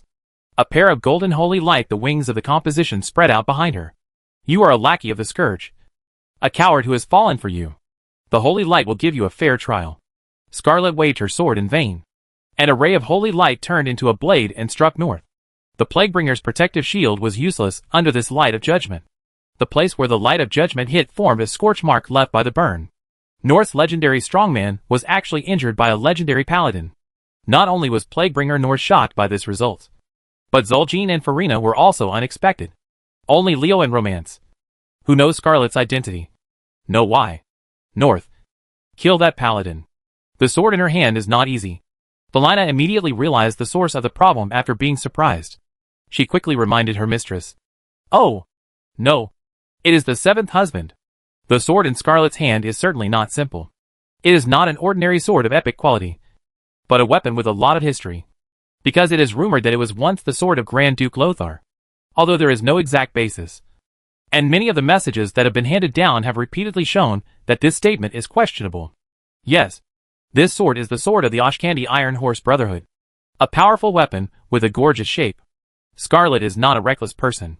In order to break through the barrier between legend and epic, she really needs to challenge the strong and stimulate her potential in a life-and-death crisis to achieve a breakthrough.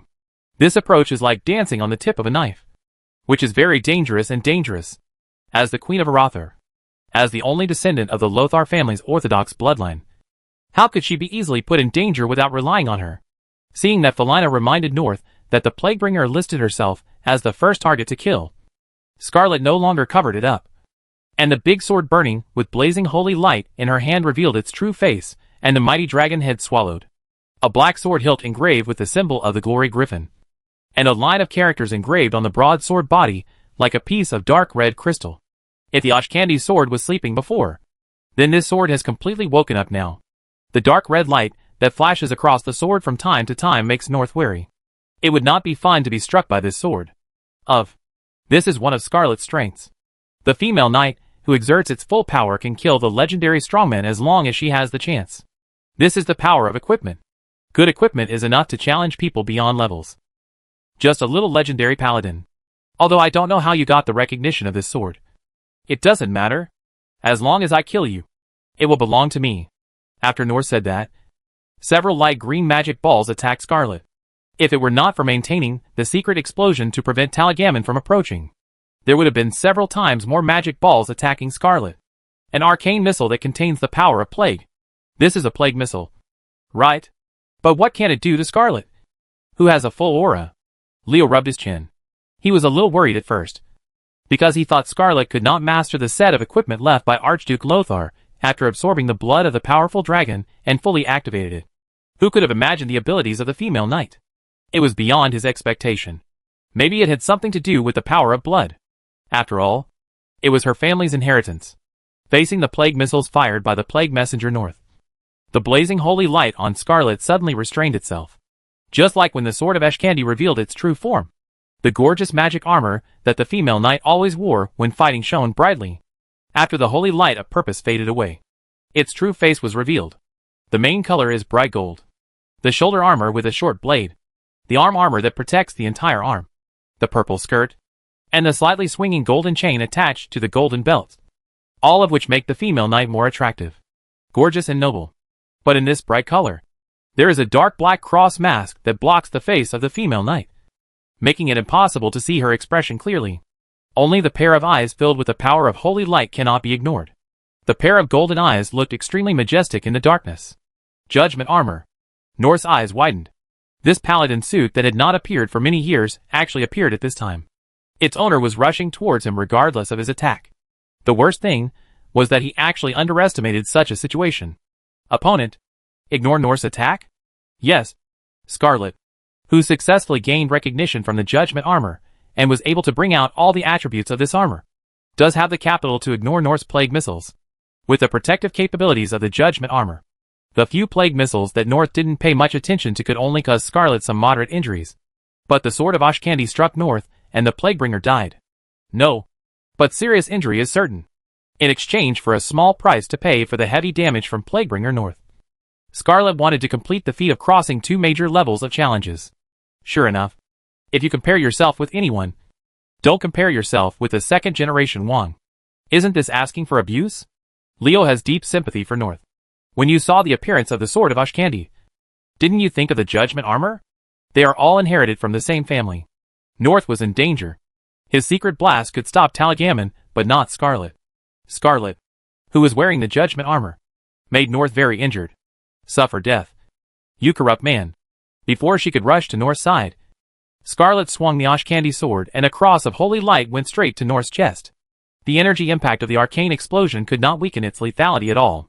The damned paladins, the hateful Lothar family, the judgment armor, and the Ashkandi Brotherhood sword are so perverted.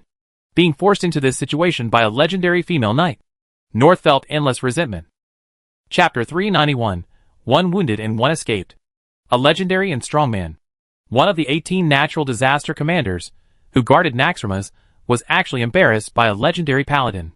The grievance in North's heart was like the water of the three rivers. Bullying people with the judgment armor and Ashkandi sword left behind by Lothar is useless. If you are really capable, don't use these equipment. Poor North. Leo mentally mourned for North for a second. But in action, it was completely different. He stretched out his hand a little. And when Scarlet was about to rush in front of North, the Plaguebringer was about to use Flash to escape. With a strangle, the energy of the shadow eroded North's body and made him unable to cast any spells. Scarlet raised the Ashkandi sword high and ordered the Holy Seal to hit North's head directly. As long as this sword hit, even North, a legendary strongman, would be severely injured, knowing that his protective spell would be ignored by the sword of Ashkandi. North turned around and ran, but a blood-red door panel sword slammed over him, knocking him to the ground. Without the secret spell containing Taligamin, he gave North a sharp blade throw at this fatal moment. At this moment, the demon guard's blow was fatal. North, who fell to the ground, looked at the falling sword of Ashkandi in horror. At this time, he was very surprised. Why didn't Farina come to save him? Could it be that she just watched her get hurt? In fact, it's not that Farina doesn't take action, but that it's useless for her to take action now, because the Archmage Romans has locked her, and as long as she shows the slightest flaw, she will receive a violent blow. In this case, Farina can only use all your energy to guard against this strongman, who is at the same legendary level as yourself. Haldurin and Hawksbill also drew their bows in a tacit understanding. They pointed their arrows directly in the direction of Zul'jin, Makaras and Dakara, and cooperated with Goddick to intercept the three Amani. The powerful troll extended a helping hand to North. Tuck tuck tuck. The sounds of sharp weapons being blocked by objects sounded one after another, just as Scarlet raised her sword to slash at North. Countless spikes suddenly appeared on the ground and stabbed the female knight's body. Fortunately, the protection of the judgment armor was good enough, and these spikes did not hurt Scarlet. However, Scarlet was knocked staggered by their impact, and she took several steps back before she stabilized herself. Body. A giant beetle emerged from the ground and pounced on Scarlet with a ferocious expression. Anubrican. It's you I've been waiting for. Seeing the big beetle appear, Leo's eyes flashed. This crypt demon leader, who can burrow into the ground, is really annoying. It loves sneak attacks, and makes people hard to guard against. Leo has long wanted to kill it. I don't know if it was because it pounced too hastily, but Anubrican actually made an extremely stupid mistake. It rushed forward with such force that it did a flying insect and flew directly from Scarlet's head. Past. It is simply unbelievable that Anubrican, the leader of the crypt demons, would make such a mistake. This scene was so weird that even North, who took the opportunity to escape, couldn't help but slow down. Is Anubrican joking, or does he have other plans? Does the vicious crypt demon also have a sense of humor? Strange thoughts came to Plaguebringer's mind. Is it really Anubrican's mistake, or the crypt lord has other ideas? You can tell this just by looking at Leo's empty right hand. Yes, the strange scenes that happened to Anubrican were all caused by Leo's death grip. Being caught by Leo's death grip, Anubrican thought something bad in his heart. The black-haired human was nothing, but there were several masters standing beside him. After several of them joined forces, they were enough to kill him before he got into the ground. He is a master of fatal injuries. Anubrican was about to struggle when the Wrath of Shadow hit it with a crash. The impact of the dark element made its whole body tremble, and the strength it had just gathered disappeared. Insect. Come here obediently. Leo had a smile on his face that made Anubrican feel dangerous. Boom! A golden hammer of holy light smashed down.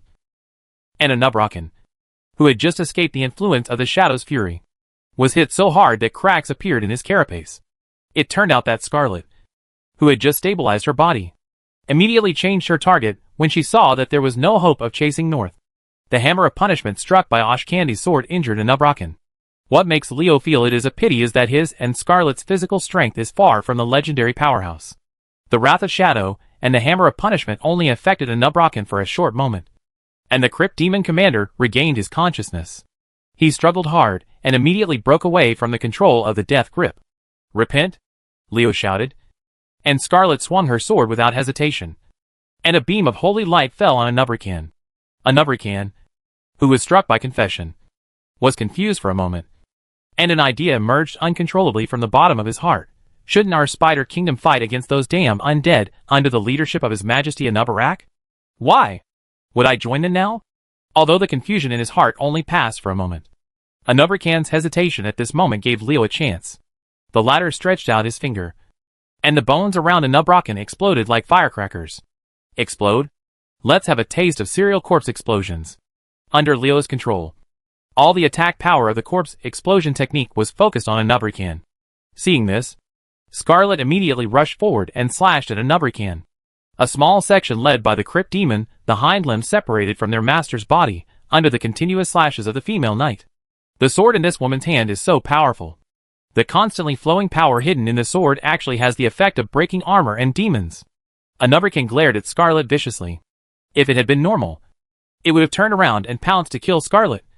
But now, he didn't dare at all, because of the strong men standing next to Leo. It has locked him mentally. Before Hawksbill and the others launched their attack, Nubrocken lowered his head and burrowed underground. "Ho! Bug! Don't run away. My master wants you to die." A huge warbear suddenly burst out and rushed to Nubrocken at an extremely fast speed. At this time, the Crypt Demon Commander was still exposed with less than half of his body outside. "Call!" A big bear's paw burning with flame slapped Nubrocken heavily, smashing its hind limb that had been cut off in half by Scarlet into pieces. Poor Nubrocken was disabled. Bake! Knowing that she could not stop Nubrocken from burrowing into the ground, Scarlet held the hilt of the sword in both hands and thrust the Ashcandy sword into the ground. Golden holy light erupted from the sword.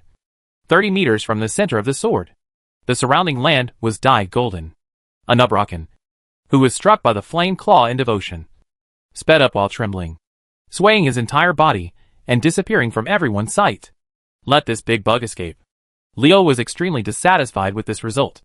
If someone could entangle Nubrocken for a moment while he was drilling underground, even if he couldn't kill the bug, he would be severely injured enough to make him temporarily lose the threat. It's a pity that Leo had already recalled 4 bone dragons, a Noxa tower and poisonous flower vine that could burrow into the ground in order to summon Nerarak. Otherwise, the paralyzing gaze of the Dracolic and 2 pets that can raid underground would be enough for Nubrocken left behind lessons that will last a lifetime.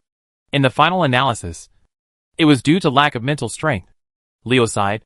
This big problem must be solved as soon as possible. North narrowly escaped with his life, and Nubrocken did not dare to show up again after being injured. The strong men of the 2 Scourge Legions each licked their wounds. The Scourge Legion, which clearly had superior strength, could not advance even an inch for a while, and the Amani Trolls' allies have yet to recover from the previous chaos. Scarlet, who had fought both the Plaguebringer North and the Crypt Demon Lord Nubrocken, did not rush forward again. Instead, she retreated to Leo and withdrew Ashcandy's power under the latter's concerned eyes. The true form of the sword and the judgment armor. Leo stretched out his hand to support Scarlet. The female knight's face was pale. It took too much for her strength to maintain the true form of the sword of Ashcandy and the judgment armor, although it was not visible at all during the battle. In fact, she is trying to support herself with her legendary level of strength. She fought against a legendary strongman who was 2 levels higher than her, almost killing one and injuring another. Scarlet was proud of herself. "Thank you." Leaning in Leo's arms, her head resting on Leo's shoulder, the fatigue of her body could not cover up the sweet feeling in Scarlet's heart. What can be better than having a warm embrace when you are exhausted? This man didn't complain at all, even if he did something that made things difficult for him. What else could I ask for? Looking at the female knight Leo with her eyes slightly closed and a happy expression on her face. What else could she say? Forget it. This tough girl is not willful without reason. She also wants to improve her strength as soon as possible so that she can help me. I shouldn't blame her, but support her. In Leo's heart, his woman needs pain. Since Scarlet wants to become stronger, he should try his best to help her achieve her wish. Haldoran, Hawksbill, and others exchanged glances with each other. Are the affectionate human men and women around them too ignorant of their existence? Can't you pay attention to the impact? They are at war now. What a mockery. Hongwood's mockery. North, who fled back in embarrassment, gnashed his teeth in hatred. This pair of eating and drinking men and women were so hateful. Then again, when will Farina be able to act like a coquettish little bird in my arms and beg for a hug? Well, one of the henpecked patients was stoked. I have to say that North is really a failure as a husband. This plague messenger should be second only to the happy hapless guy Elon. If you don't count Ronan, who has a strong wife. Taragaman. Stand back. Leo recalled Talagaman. The demon guard was originally going to hunt North. But after the cave demon leader rushed out of the big hole drilled by a Nubrakan, a strange swamp creature emerged. This swamp creature was so powerful that Talagaman realized that he was no match for him. Leo, who did not want to lose one of his men, quickly called him back. Chapter 392 Delicate Situation. It's easy for Talagaman to get rid of his opponent. If he wants to leave, Oriseb really can't leave him behind. He only needs to cast Demonic Storm to successfully evacuate.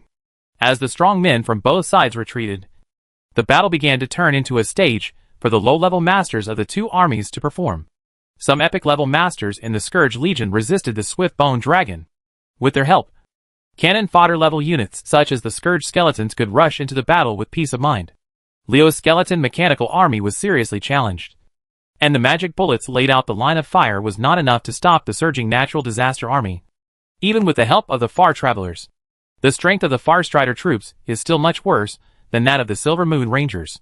The latter are direct subordinates led by Sylvanas, while the former are Haldron's new troops. If they were led by Hawksbill, the Silver Moon Ranger and my skeleton walking tank could ensure that the Scourge couldn't get close within 10 minutes. But Haldron's Far Strider troops couldn't even hold on for 5 minutes. Leo compared the combat effectiveness of the two long-range troops of the Blood Elves and found that their new recruits were indeed incompetent. No wonder Silvermoon City saw that many soldiers were short of strength during the real battle. It seems that the cooperation between the Amani trolls and the Scourge is not as close as we thought. Haldron suddenly said this, and his words reminded Leo. Indeed, apart from the fact that the Amani trolls participated in the attack at the beginning, it has been the Scourge that has been launching attacks since Zul'jin appeared. The Amani trolls were slowly regrouping their troops in the rear, acting as if they were in need of an ally. There is a fight between allies. If the fight between the soldiers is not enough to illustrate the problem, then it is intriguing that Zul'jin stood aside and did nothing when North was in crisis despite having the ability to help the Plaguebringer. Although it is said that if the house is kept for a long time, it will naturally become dull. And if it decays deeply, it will naturally become cute. But as the leader of the Amani trolls, even if Zul'jin has been living in Zul'Aman, he can't become a natural idiot who can only watch his allies fight for their lives. Right? Could this be a trap, they said deliberately? When Leo and the others were speculating on the relationship between the Amani trolls and the Scourge, Zul'jin looked at Felina and North expressionlessly. Is this what you call strength? With a contemptuous tone and a dismissive attitude. North was very angry. If Felina hadn't stopped the Plaguebringer, she would have been at odds with Zul'jin. Farina was also very dissatisfied with Zul'jin's attitude. However, this troll leader was so powerful that unless Kel'Thuzad, Sapphiron, or Mograine came, there was no way she could have an equal dialogue with him. The original plan of the Scourge was to let the sorcerer Lord Makaras replace Zul'jin with a Dakara who could counterbalance Zul'jin. However, this plan was ruined when the tribal coalition attacked Zul'Aman, and only obtained the Bear Spirit and Link Spirit's Dakara are now a bit stronger than ordinary legends, and are far from Zul'jin's opponent. After the plan failed, the Scourge, who still wanted to use the Amani trolls to hold back the Blood Elves, had to change their alliance partner to the powerful Zul'jin, which meant that they could not drive the Amani trolls, but had to pay a certain price to obtain Zul'jin. Kim's admission. For the sake of the Scourge and the Lich King, we have to endure this for the time being. Felina sent a message to the powerful natural disaster experts, such as North and Anubrakan, who were about to make a move and stop their impulsive behavior. This pretty Black Widow smiled charmingly at Zul'jin and showed off her charm. Lord Zul'jin, there is no doubt about the power of the Scourge Legion. It is only a matter of time before we break through here. Don't you see that the battle situation is under our control? Felina said and pointed to the front, where the minions of the Scourge Legion had already reached the skeleton walking tank and were working hard to break through the magic blockade of the skeleton mechanical chariot. In the face of the undead army coming one after another, Leo's skeleton mechanical army can't bear it. The number of summoned skeleton mechanical army has reached the limit of 10,000. And if the battle continues like this, there will be heavy casualties. It's really uncomfortable not having a human shield in front. Leo had the urge to summon the skeleton warrior, but it was just a temporary impulse. They say impulse is the devil. Since it is the devil, it is definitely not a good thing. So Leo decided to overcome it with great perseverance. Fortunately, yes, he did. So the skeleton warrior didn't show up. Then, the army of the Forsaken appeared. Malron, the senior archon of the Undercity, led the Forgotten army from Taquilin. It was after seeing them that Leo did not call out the skeleton warriors. There was an army of forgotten people who were incompatible with the Scourge. He was still worried about the flesh shield problem. These forgotten people arrived just in time, so they could hold on for a lot longer. In contrast to Leo and the others' joy, Farina's ugly expression was on her face. Just as Black Widow said that the Scourge Legion had taken control of the battle, an army of Forsaken came out and defeated the Scourge minions who had finally reached the mechanical chariots. Isn't this a slap in Hongwa's face? Moreover, her face was so twitchy that even Farina couldn't help but darken her face. We took control of the game, which was good. Zul'jin snorted, turned around and laughed with Dakara and Makaras. From the direction he was traveling, it was inferred that he was going to rectify the Amani troll army. The warriors of the Amani Empire will join the attack in half an hour. During this period, the battle will be controlled by the Scourge. Felina and North watched Zul'jin leave. The troll leader's arrogance was something only the powerful Scourge warriors had seen. He completely regarded the famous Scourge Legion as a thug to be driven, rather than a person who needed to be cautious. A powerful ally to treat. In that case, wouldn't it be better for us to attack after half an hour and destroy this place in one fell swoop?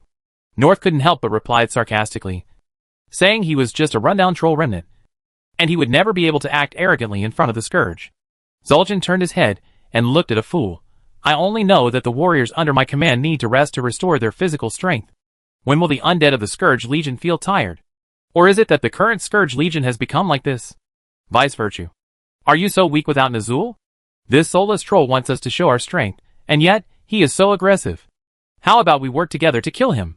Both North and Anubrakan sent such messages to Felina, which shows how dissatisfied they are with Zul'jin. As for the opinions of Lotheb, who was also a natural disaster expert, they were directly ignored. Because both North and Anubrakan knew that with this guy's temper, he would definitely follow if he saw other people taking action. No. Lord Kel'Thuzad has his own plan. If things go wrong due to impulse, you will know the consequences. Farina flatly refused. The idea of killing the arrogant Zul'jin was not because she was unwilling, but because the consequences of doing so would be too serious. If Zul'jin is killed at this time, the Amani trolls will immediately turn their guns and engage in a bloody battle with the Scourge. Not even Makaroth can suppress the enraged trolls. The Scourge came from Naxxramas to gain an ally who could help them contain the Blood Elves, not to form a mortal enemy. Besides, even if he takes action, he may not be able to kill Zul'jin. Let the soldiers in the Legion continue to attack. Those mechanical chariots cannot last long under such fighting intensity. Felina gave the order to continue the attack, but being impatient would mess up the big plan. Zul'jin wanted the Scourge soldiers to be used as cannon fodder to consume the mechanical ammunition. So I simply complied with his wish. What are the Scourge soldiers used for? Aren't they just used as consumables? If you destroy a plague land here, you can easily replace it with 10. And there is no fear of being used as cannon fodder. The low-level undead of the Scourge Legion began the most rogue and unskilled sea of undead tactics. Rows of undead from the Scourge continued to attack the defense line composed of the skeleton mechanical army and the army of the Forgotten like a surging wave. The two sides began a continuous battle and fierce fighting, with the Forgotten army led by Malron at the front. The pressure on the skeleton mechanical army was greatly reduced. They cooperated with the Forgotten who rushed forward to beat the incoming natural disaster undead into carrion and debris all over the ground. However, as the battle continued, more and more Forgotten people were killed, and the pressure on the skeleton mechanical army gradually became heavier. What's even more terrible is that in the high-intensity continuous battle, the skeleton mechanical army consumes a lot of energy. The speed of energy gathering of the magic energy gathering array can no longer keep up with the amount consumed, and loopholes slowly appear in the originally tight firepower network. Seeing this, Leo immediately asked them to replace them with metal bullets. But this did not fundamentally solve the problem, because the number of metal bullets was limited. Leo, who felt that the battle was too costly, had to withdraw the 30 swift-boned dragons. Without the entanglement of the swift-boned dragons, the masters of the Scourge Legion had more room to play. They divided a part of them to pursue them. The Velociraptor Bone Dragon continued to struggle, while others fiercely charged into Malin's army of Forgotten Ones.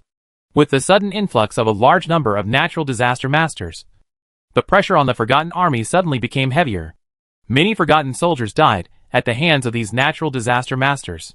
Despite the heavy casualties, the Forgotten soldiers refused to retreat and were firmly stuck. They blocked the way for the Scourge Legion to attack the Sun Temple. Damn cannon fodder tactics.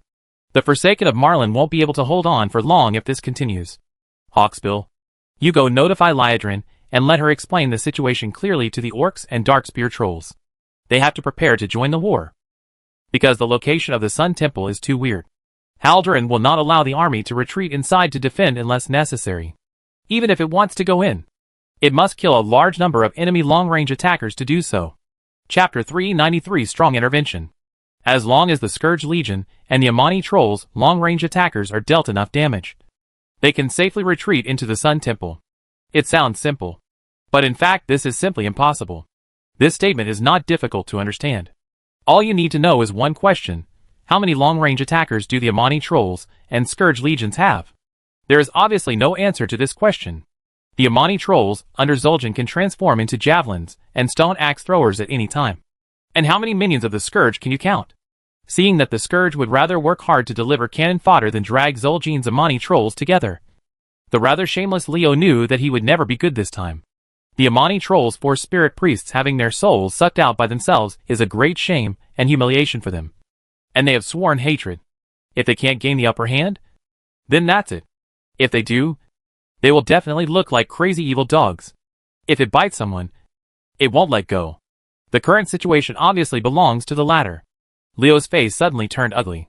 He turned to Hawksbill and the others and said, "The Scourge has brought us a great gift.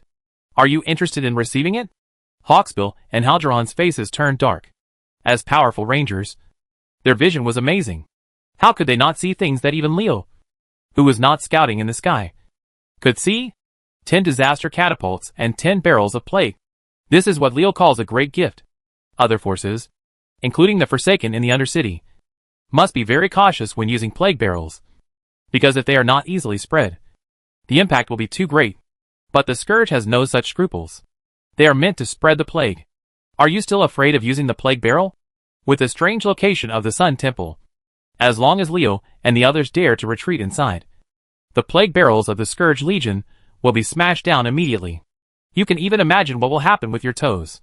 With the help of the fortifications of the Sun Temple, they can retreat to the Scourge. The arrival of Legion's plague barrels would not work at all, unless Leo and the others wanted to commit suicide. The Scourge Legion is forcing us to engage in a field battle with them. By the way, field battles are the most exciting. Leo laughed rather wickedly, and this smile was in perfect contrast to the frowning Romans and others. Call Wajin and the others out. There is no time for them to rest inside. We must seize the plague barrel before the undead Scourge sets up the catapult. Haldurin was helpless. The Scourge swaggered out the plague barrels. It was clearly a trap. But knowing that there is a pit ahead of Haldurin, they must jump in with their eyes open. Once the plague barrel is thrown into the Sun Temple, the Blood Elves' stronghold to monitor Zul'Aman will be destroyed, and they must make great efforts to purify it afterwards. Plague.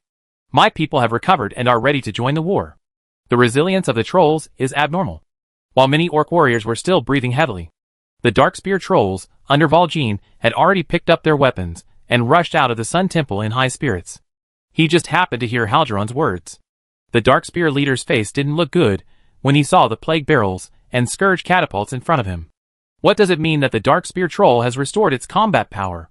Not only did Leo and the others have an extra force available, but the Amani troll, which also represented Zul'jin, had also recovered. If Leo and the others wanted to take the initiative to attack and snatch the plague barrels from the Scourge army, they would encounter more than just resistance. The Scourge family. Unless Zul'jin continues to sit on the sidelines with the Amani trolls. But is that possible? The Scourge actually brought barrels of plague. Can I take this as a demonstration? Zul'jin snorted coldly. Farina was being petty, although she did not confront Zul'jin, but kept smiling with her. The Black Widow had a dark heart. The arrival of the plague barrel was to tell Zul'jin Don't be too arrogant in front of the Scourge. Otherwise it will be useless if the barrel of plague hits you. No matter how strong your troll's recovery ability is. The plague spread may not kill you. But it will definitely corrupt the land you rely on for survival. The Scourge Legion and the Amani Trolls, a pair of unstable allies, are scheming. Leo and his side are already consolidating their forces and preparing to launch a charge to seize the plague barrels. Master, I feel the powerful soul power, and the Scourge Legion has arrived for reinforcements. Godic's title of Soul Reaper is not for nothing. A strong person can hide his aura, but it is difficult to cover the fluctuations of his soul. He sensed the strong person hiding in the dark of the Scourge Legion. There's an ambush. The first reaction of everyone who received Godic's reminder was this. The Scourge Legion's plague barrels are not easy to grab. These grandsons are waiting to trick them. But being a E-man is a technical job that needs to be kept secret. Now that the mystery has been discovered, those powerful natural disaster men who were hiding in the dark will suffer the consequences. The east wind blows and the war drums beat. Who is plotting against whom in this world? Wait a minute. I'll find some help. Just when Hawksbill sent people in to notify Lydrin and Eitrig, Leo suddenly made a request to use the Sun Temple teleportation array. Leo took the initiative to ask for an increase in his own strength.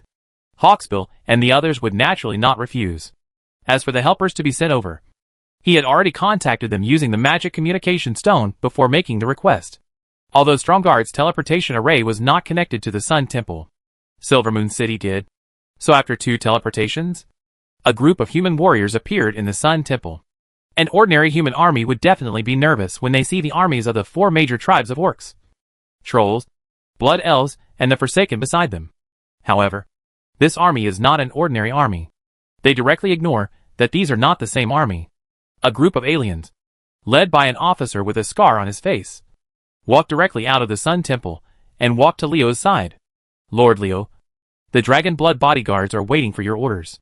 Officer Scar is Viri, and the army he leads is the dragon-blooded bodyguard that Leo has spent great efforts to cultivate. The reason why it is said to be a great effort does not only mean that in order to train them, Leo drained Polition's blood and lost a dragon's blood manufacturing machine. This matter is an old almanac, and there is no point in turning over it all the time. What the vigorous cultivation refers to now can be guessed by looking at Dragonakis's wry smile. Dear Master, they are already capable enough according to your requirements, and I believe they will satisfy you. The Twilight Dragon Prince looked at Scarlet again while speaking, his face full of sadness. Don't get me wrong. This is not because Dragonakos has some inappropriate thoughts. In fact, what the Twilight Dragon Prince is looking at is not Scarlet, but the judgment armor on her body, and the Ashkandi Iron Horse Brotherhood. Sword. My blood. It's all my blood. Dragonakis had the urge to become a resentful woman. The sword of Ashkandi once drank the blood of the Black Dragon Prince, Nefarian together with the judgment armor. After the death of Grand Duke Lothar, this equipment fell into a deep sleep because it lost a suitable owner. If you want to wake it up, you must let it go again. It drinks the blood of the mighty dragon. Note that the dragons here are limited. They are powerful dragons, not just any young dragon. As for the measure of strength, this is very simple. It only needs to be weaker than the Black Dragon Prince. It's almost impossible to find a dragon of the Black Dragon Prince's level to bleed others. But with Leo, it's just a matter of words. The Twilight Dragon Prince Dragonakos is not inferior to Nefarian. His potential is much greater than that of the Black Dragon Prince. Using his blood to awaken the judgment armor and the sword of Ashkandi is completely enough. There's a saying that goes like this: if you are driving 1 sheep, you are herding 2 sheep. Since Dragonicus has already bled, Leo doesn't mind letting him herd 1 more time. So as Leo's direct troops, only blessed are the dragon-blooded bodyguards who pledge allegiance to him alone, bathed in the blood of the world's first Twilight Dragon. Who else but them could enjoy such treatment? After being strengthened by the blood of Dragonakos, the strength of the Dragon Blood Guards has undergone earth-shaking changes. They now have the strength of the legendary realm even if they do not transform. Seeing Dragonakos appear, the strong blood elves who knew his identity couldn't help but focus on him. This was a powerful dragon whose strength was close to that of Sapphiron. With his help, the chances of winning would be much greater. Point. The arrival of the Dragon Blood Bodyguard and top thug Dragonakos indicates that Leo will intervene strongly in this war, and it will no longer be a joke.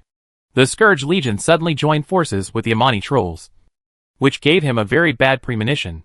The Scourge warriors, who had been staying in Naxxramas, actually took the initiative to attack. The damage these guys could cause was terrifying. Coupled with the endless sea of undead. How many places can block their attack? Anyway, it is very difficult to resist the current strong guard. This is a big threat. And it must be clear if it is a threat. Is it okay for Zul'jin to leave it to you to deal with? The Scourge Legion will let me come for a while first. Leo was asking on the surface. But what he actually meant was to tell Ramath, and the others, that I don't care about Zul'jin and the Amani trolls anymore. You just need to deal with them. And leave the Scourge to me to deal with. Liadlin looked at him doubtfully. This kid is not that enthusiastic. What is he thinking about? Besides, can he really compete with the Scourge? Raising his eyebrows at Liadrin. Leo blinked a little frivolously. Beauty. Suppress the pain. Use some energy infusion or something. Haldurin looked between Liadrin and Leo with a strange expression. He didn't have much contact with Leo and didn't know this guy's character. He was surprised to see him dare to tease Liadrin. What surprised Haldurin even more was that Liadrin showed no sign of anger at all. She actually used pain suppression and energy infusion on Leo. Could it be that between Liadlin and Leo, an idea stirred up huge waves in the mind of the leader of the Far Travelers? No way. Chapter 394 easily sees the bait. Felina couldn't help but sneer as she looked in the direction of the Sun Temple. These guys who were against the Scourge Legion couldn't sit still after seeing the Plague Barrel. As long as they dared to come out and snatch the Plague Barrel for safekeeping. None of them would survive. They have a lot of strong men. If they want to retreat or evacuate through the teleportation array, we have no ability to stop them. Only by forcing them out can we achieve success in one battle. It's time to let them know how powerful the Scourge Legion is. Maybe we will have several more companions after this battle. And now we only need to do one thing. Kill them all. Killing opponents and turning them into puppets of the Lich King is why the Scourge becomes stronger as they fight. The more powerful the enemies they kill, the stronger the thugs they get. In Farina's view, the layout here is enough to kill all the powerful men in the Sun Temple. As long as they dare to fight out instead of evacuating. Dealing with the Blood Elves is really troublesome. If they are proficient in magic and want to teleport away, it will be difficult to stop them.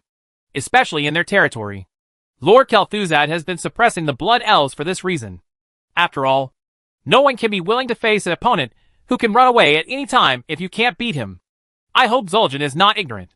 Now that the Amani troll has recovered, it will be unreasonable for him to stand aside and watch. Just when Farina looked towards Zul'jin, the battle situation ahead suddenly changed. The 30 fierce bone dragons rushed out again, with a rumbling sound, like a steamroller running over them. The natural disaster minions 200 to 300 meters in front were all reduced to rubble. The experts of the Scourge Legion who retreated to the rear rushed to meet them. The opponent's counterattack begins. Prepare for action. Felina immediately communicated with the natural disaster experts, in order to give the other party less time to think and react.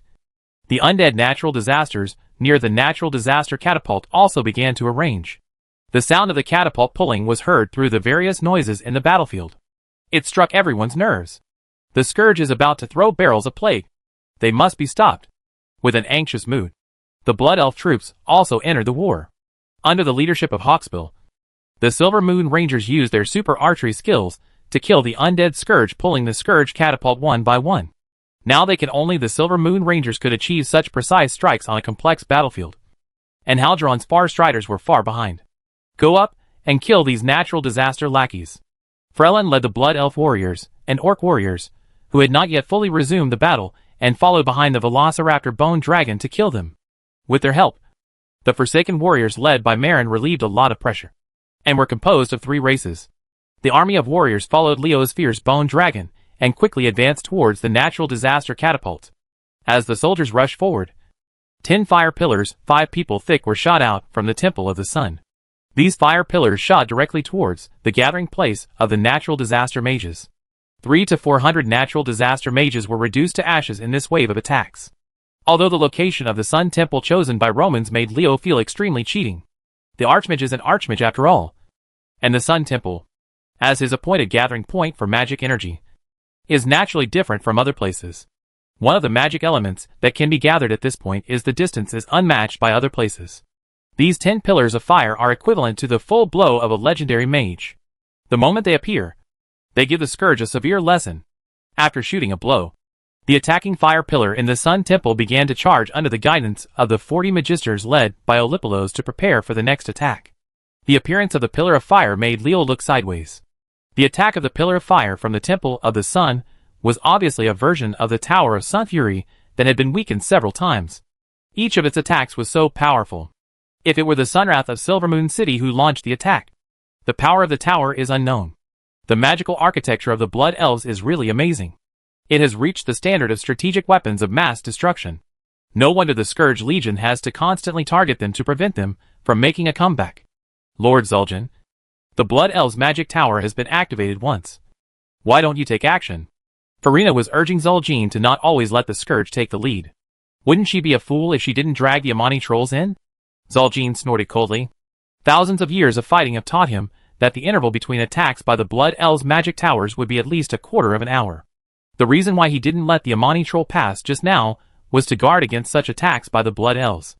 Attack.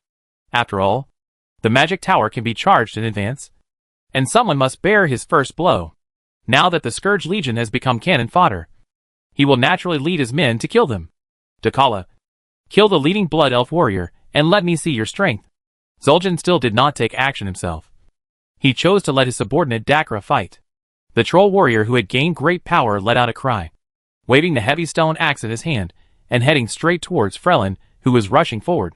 Frelin, who was fighting, saw a majestic troll rushing towards him. Feeling the opponent's strong momentum, he rushed towards him. Don't be afraid just because you thought it was the legendary warrior Uncle Frelin. If you dare to come up to me, I will do the same. I'll kill you. As expected, the Amani troll moved. Ramath and the others secretly sighed in their hearts. It would be great if Zul'jin hesitated a little. If you want to take action, you have to wait for us to grab the plague barrel before running out. Damn forest troll. Hawksbill put the Silver Moon Ranger under the command of his lieutenant. He changed the target of the attack and launched an attack with Haldurin on the 6 blank-eyed golems. These 6 puppets are the subordinates of the sorcery lord Makaras, another powerful one among the Amani trolls. 2 damn rangers. I'm going to kill you. Makaras became angry as soon as the 2 sides started fighting, because Haldurin and Hawksbill cooperated in a tacit understanding. They aimed twice and hit the head of the dragon beast under Makaras through the eyes. But this is what the dragon beast asked for. Who told its body shape to be so conspicuous? As the saying goes, the first shot is the first. On the battlefield, since you want to make your appearance so unique, you must be mentally prepared to be targeted. If you don't have enough strength, you will be a typical example of pretending to be cheating, but not succeeding. Looking at the tacit understanding between Hawksbill and Haldurin, those who didn't know better would have thought that they were good comrades who knew each other well. Good comrades in arms. No one but Leo can have such leisurely thinking. With the help of Liadlin's spell, he no longer has a headache. His brain is no longer dizzy. His thinking has become sharper, and he can summon several powerful monsters in one breath. Pets come. Leo stretched out his hand towards the body of the dragon beast, and a powerful impact exploded with a bang. A big venomous snake near the body of the dragon beast absorbed all the power in a specific direction, and his whole body was exploded. His flesh and blood were bruised, and the venom he originally wanted to spit out was forced back, with external injuries and internal injuries. The unlucky guy who was worse than hemorrhoids and constipation was born. How could Hawksbill and Haldurin let go of such a good opportunity? Without even thinking about it, they fired multiple arcane shots together, and 6 arrows with purple and white rays of light went straight towards the injured snake. Beat the dazed creature into a pile of rotten snake meat. Another puppet lost. Makaras was furious. But what was even more irritating was behind him. Leo pointed out his finger again, and the body of the big poisonous snake exploded with a pop. The poison sac in its body was not spared, and the venom in the poison sac was sprayed in a stream. Driven by the power, it shot out, dying Makaras' other puppet, a pseudo-legendary ogre. Green. Under the erosion of the venom, the ogre's skin began to fester, and his bloated body began to shrink. Without the thick fat, the ogre's defense was greatly weakened. He became the new model of Hawksbill and Haldurin. Target of attack. You damn human warlock. I will turn you into my puppet, and let your soul forever suffer in the pain I have brought to you. Seeing Leo stretching out his right hand and seeming to make another move, Makaras couldn't help but cursed angrily. This guy didn't know what kind of spell he used. With the help of the 2 legendary Blood Elf Rangers, he could do it in less than 5 breaths. He killed 2 of his puppets and seriously injured an ogre, which greatly reduced his combat effectiveness. Makaras really wanted to beat his tendons and peel his skin. The natural disaster expert who had been waiting for the opponent to snatch the plague barrel, was puzzled. After his opponent came out with a murderous force and assumed a posture of attacking the natural disaster catapult, he suddenly changed the target of the attack and focused his attack on Amani. With the trolls, this was something they had never expected. Do you really think we won't throw the plague barrel as bait? You really underestimate the Scourge Legion. Felina gave an order, and the movements of the undead Scourge, who were still a little slow at first, suddenly became faster. Amidst the clattering sound, they set up the Scourge catapult against the sharp arrows of the Silver Moon Ranger, and the plague barrels were ready to be launched at any time. Ho-ho-ho. When the undead Scourge was about to start the catapult and throw the plague barrels at the Temple of the Sun, strong winds suddenly came up, and 5 tornadoes appeared out of thin air, rolling all the natural disaster catapults and plague barrels into the sky. The 4-headed skeletal dragon suddenly appeared in the sky. The dragon's claws flexed and stretched as if picking fruit, and easily took the plague barrel into his palm. Damn it. Is it the Zolomon War Eagle? Zul'jin? The Scourge wants an explanation. Felina was completely crazy. The bait of the plague barrel was taken away so easily. It was a slap in the face, making her scream. Zul'jin's eyes narrowed when he saw the 5 big black birds that were the initiators of the tornado, that looked like the war eagles of Zolomon. These big black birds could actually use the surrounding wind of the war hawk's soul. How on earth did that human being manage to use the power of the eagle's soul to his advantage in such a short period of time? Zul'jin's heart was full of suspicion. As for Furina's suggestion of giving an explanation, Zul'jin simply ignored it.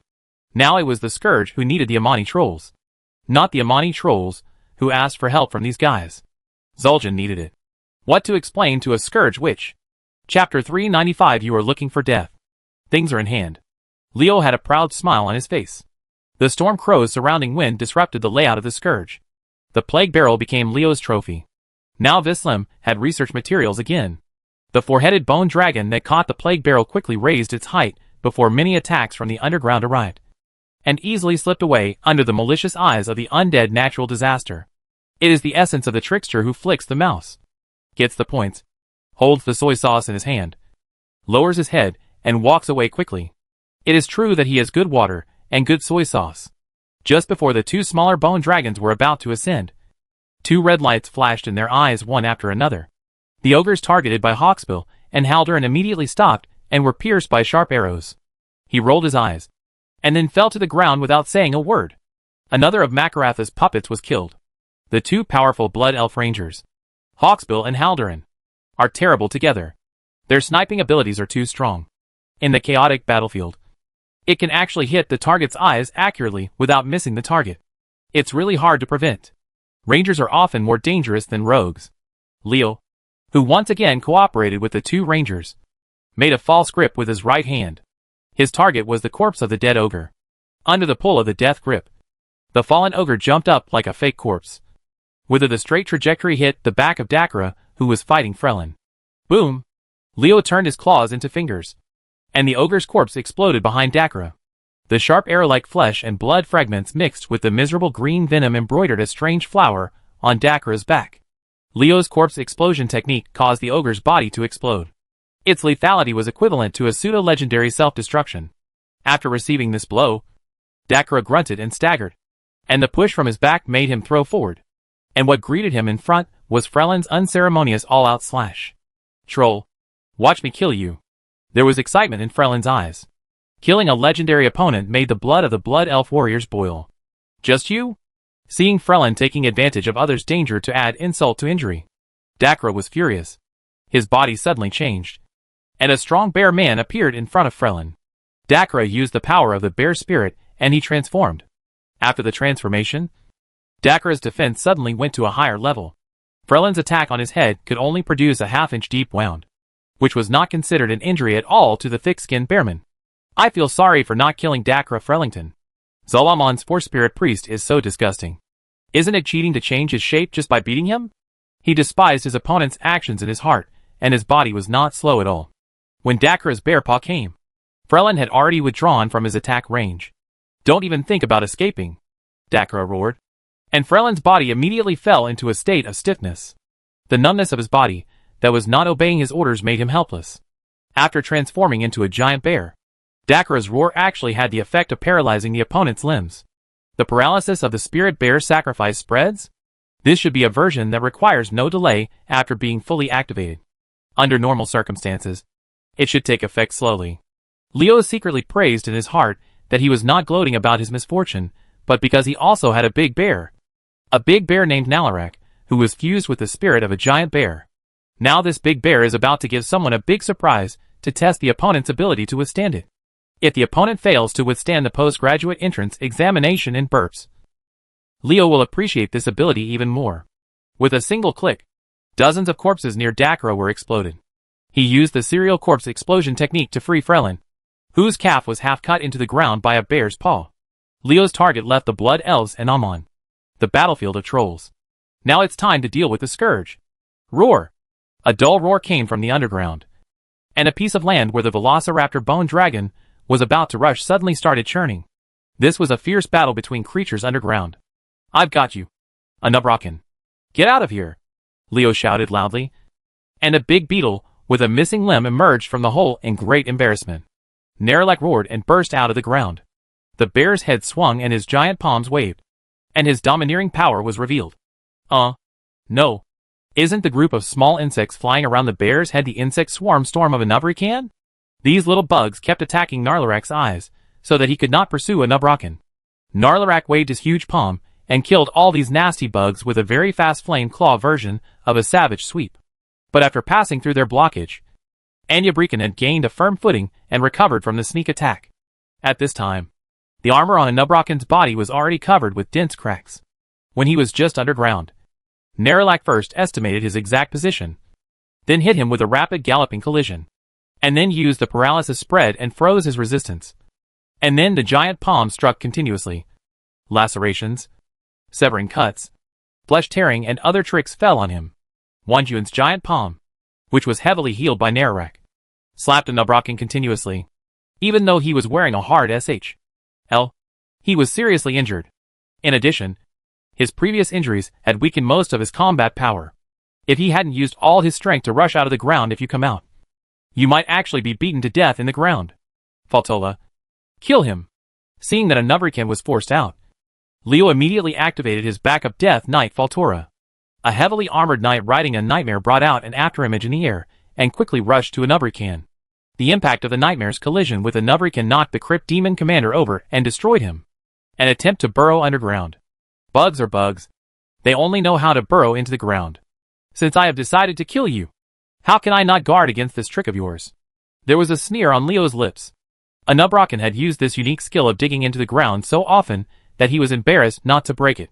Insect, today I will rescue you from the control of the Lich King. Look, these words are so beautiful and righteous. And it seems like someone has a sense of justice. But in fact, the high-sounding reasons cannot cover up the murderous nature of the matter. Faltola drew out the big sword on his back. Under the astonished gazes of the powerful natural disaster men, the rune magic was all over the sword. A Nubrican's body was tied up with ice chains as thick as his arms. This guy riding a nightmare is actually a Death Knight. There really is a Death Knight betraying the Lich King. The facts in front of them shocked all the powerful natural disasters. As a commander-level Death Knight in the natural disaster army, there would be betrayers. Faltola ignored the looks of others, and struck with the rune sword in his hand while a Nubrican was trapped. The carapace with barbs flew in all directions with a clanging sound. Commanding the Crypt Demon, the body covered by thick armor was exposed without any protection. A Nubrican, if you want to survive, you can only hope that your body is as hard as your carapace. Otherwise, just die obediently. The green mist instantly gathered in Leo's hand, and the chaos arrows fused with bone spear skills quickly shot towards a Nubraken, targeting his body without the protection of the carapace. After being slashed by Faltola, a Nubraken broke free from the ice chains and quickly sent out a piercing blow to knock back the deadly knight several steps. But before he could take a breath, Nerlak struck again. If a Nubraken, without the protection of his carapace, could bear the bear's even heavier bare paws as he charged forward, it's really a big question worth considering. The crisp, melodious and penetrating bell sounded more urgent at this time. Leo's magic power surged up and down, and the silver chain wrapped around his body swung violently, and the shadow of the curse enveloped the entire place. I will give you various curses such as damage aggravation, weakening, aging, and additional weakness. so that you can eat a set of cursed feasts before you die and become a satiated ghost. Leo stared at a Nubrican, killing this big beetle and then grabbing his body. This idea made his eyes gleam with excitement. At this moment, two figures flashed to a Nubrakan's side. Powerful magic exploded in all directions, and Nerlac and Faltola were forcibly pushed away. Two natural disaster experts, a man and a woman, saved a Nubrakan's life. These men and women were the Black Widow Felina and the Plague Bringer North. When a Nubrakan fell into a real crisis, the powerful natural disasters finally reacted and rescued the Crypt Demon Commander from the bare paws of Nerlac in time. A couple of men and women who eat and drink actually dared to ruin my good deeds. You are seeking death. Leo was furious when he saw a Nubrican re-entering the ground. It's really hateful that Farina and North's interference prevented the decisive battle from being completed. This forced him to initiate follow-up measures. Anyway, Leo's fate was decided today. Faltola reached out and used the death grip to grab a Nubrakan out. But what emerged from the hole was a huge spider with fangs and claws. This is Maxner, the mutated ferocious tarantula, another strong member of the Scourge. Originally, Anya Brecken and Maxner were lying in ambush to plot against the enemy. But Goddic sensed their position, and Leo successfully launched a beautiful counter-sneak attack. Since Leo's main goal was to kill a Nubrican, Nerlac ignored Maxner after the successful sneak attack, but took advantage of the opportunity when he was entangled by poisonous flower vines and Anaxuda to attack a Nubrakan. Nubrican wants to eliminate the Crypt Demon Lord in one fell swoop. Now that a Nubrican has escaped with serious injuries, this big spider, who doesn't know whether to live or die, dares to come out and top the tank. It is really asking for death. With his eyes scanning Felina, North and Maxner, Leo decided to be brutal and deal with these three guys who were doing bad things to him together. Don't you three guys know that it's rude to interrupt other people's work? My losses will be compensated by you. Today, you will all die. Chapter 396, The Key Points of Victory or Defeat. Just as Leo finished speaking, a blood-red door panel sword suddenly hit Farina and North. A big hole appeared with a bang, and Liseb's body was revealed in the hole, which was making an attack gesture. Figure. Humph. Hidden thing. Well done, Taragaman. Leo's eyes flashed with danger, and he was very dissatisfied with not killing an Nubrakan. With the Crypt Demon Commander, you have to be careful where you step at any time, because there might be a natural disaster strongman sneaking up on you somewhere. I'd be more satisfied if you could just smash that disgusting mixture of mud and roots into a complete mess. Talagaman. As soon as Leo said this, Talagaman, who received the order, stepped forward and rushed out quickly, targeting Liseb, who had already fought against him once. Seeing Talagaman, his old rival, rushing towards him, Liseb, who had seen through Xingzong, stepped out of the hole before the demon guards rushed in, and swung the big sword slashed by Talagaman without any sign of weakness. Just punch. Two guys who started fighting as soon as they said they would start fighting came together, and their start of fighting lit the fuse of the war. Faltola summoned a ghoul, and the Death Knight rode the Nightmare and rushed towards North. The ghoul jumped up and grabbed Maxner fiercely with its claws and sharp wind. And with the huge mutated wolf spiders fight together, Nerlac stepped forward and made a galloping collision, like a heavy tank with full power ramming into Farina. Farina's beautiful appearance could not arouse Nerlac's sympathy. Seeing Faltola and Nerlac rushing toward him and Farina, North quickly summoned a large group of plague warriors to form a line of defense in front of the two. Faltola smiled coldly when he saw this, and when he waved his rune sword, a group of ghouls emerged from the ground. Under his leadership, they screamed and killed the plague warriors. There were more people than the Death Knights, so no one was afraid of them. North played a mass crippling spell, weakening the strength of Faltola's ghoul army. Faltola did not show any weakness. After rushing through the interception of the plague warriors, he suddenly made two false swords, death and decay and counterattack. The magic area covered North inside, and even Felina beside North was affected. This damn traitor is an evil Death Knight, and his anti-magic area is just right to restrain mages like me and Felina. North secretly said something bad. He and Farina forced their magic power to use the flash technique, but unexpectedly, Nerlac suddenly roared, while roaring away the plague warriors blocking the road with an ear-splitting roar. He also blasted the two natural disasters. The mage fell into silence. Nerlac's ear-splitting roar is a group attack ability with special effects. This special effect is to cooperate with his great power to turn hostile magic warriors into silence. North and Farina, who were unable to cast spells, seemed helpless facing the charging Faltola and Nerlac. But is this really the case?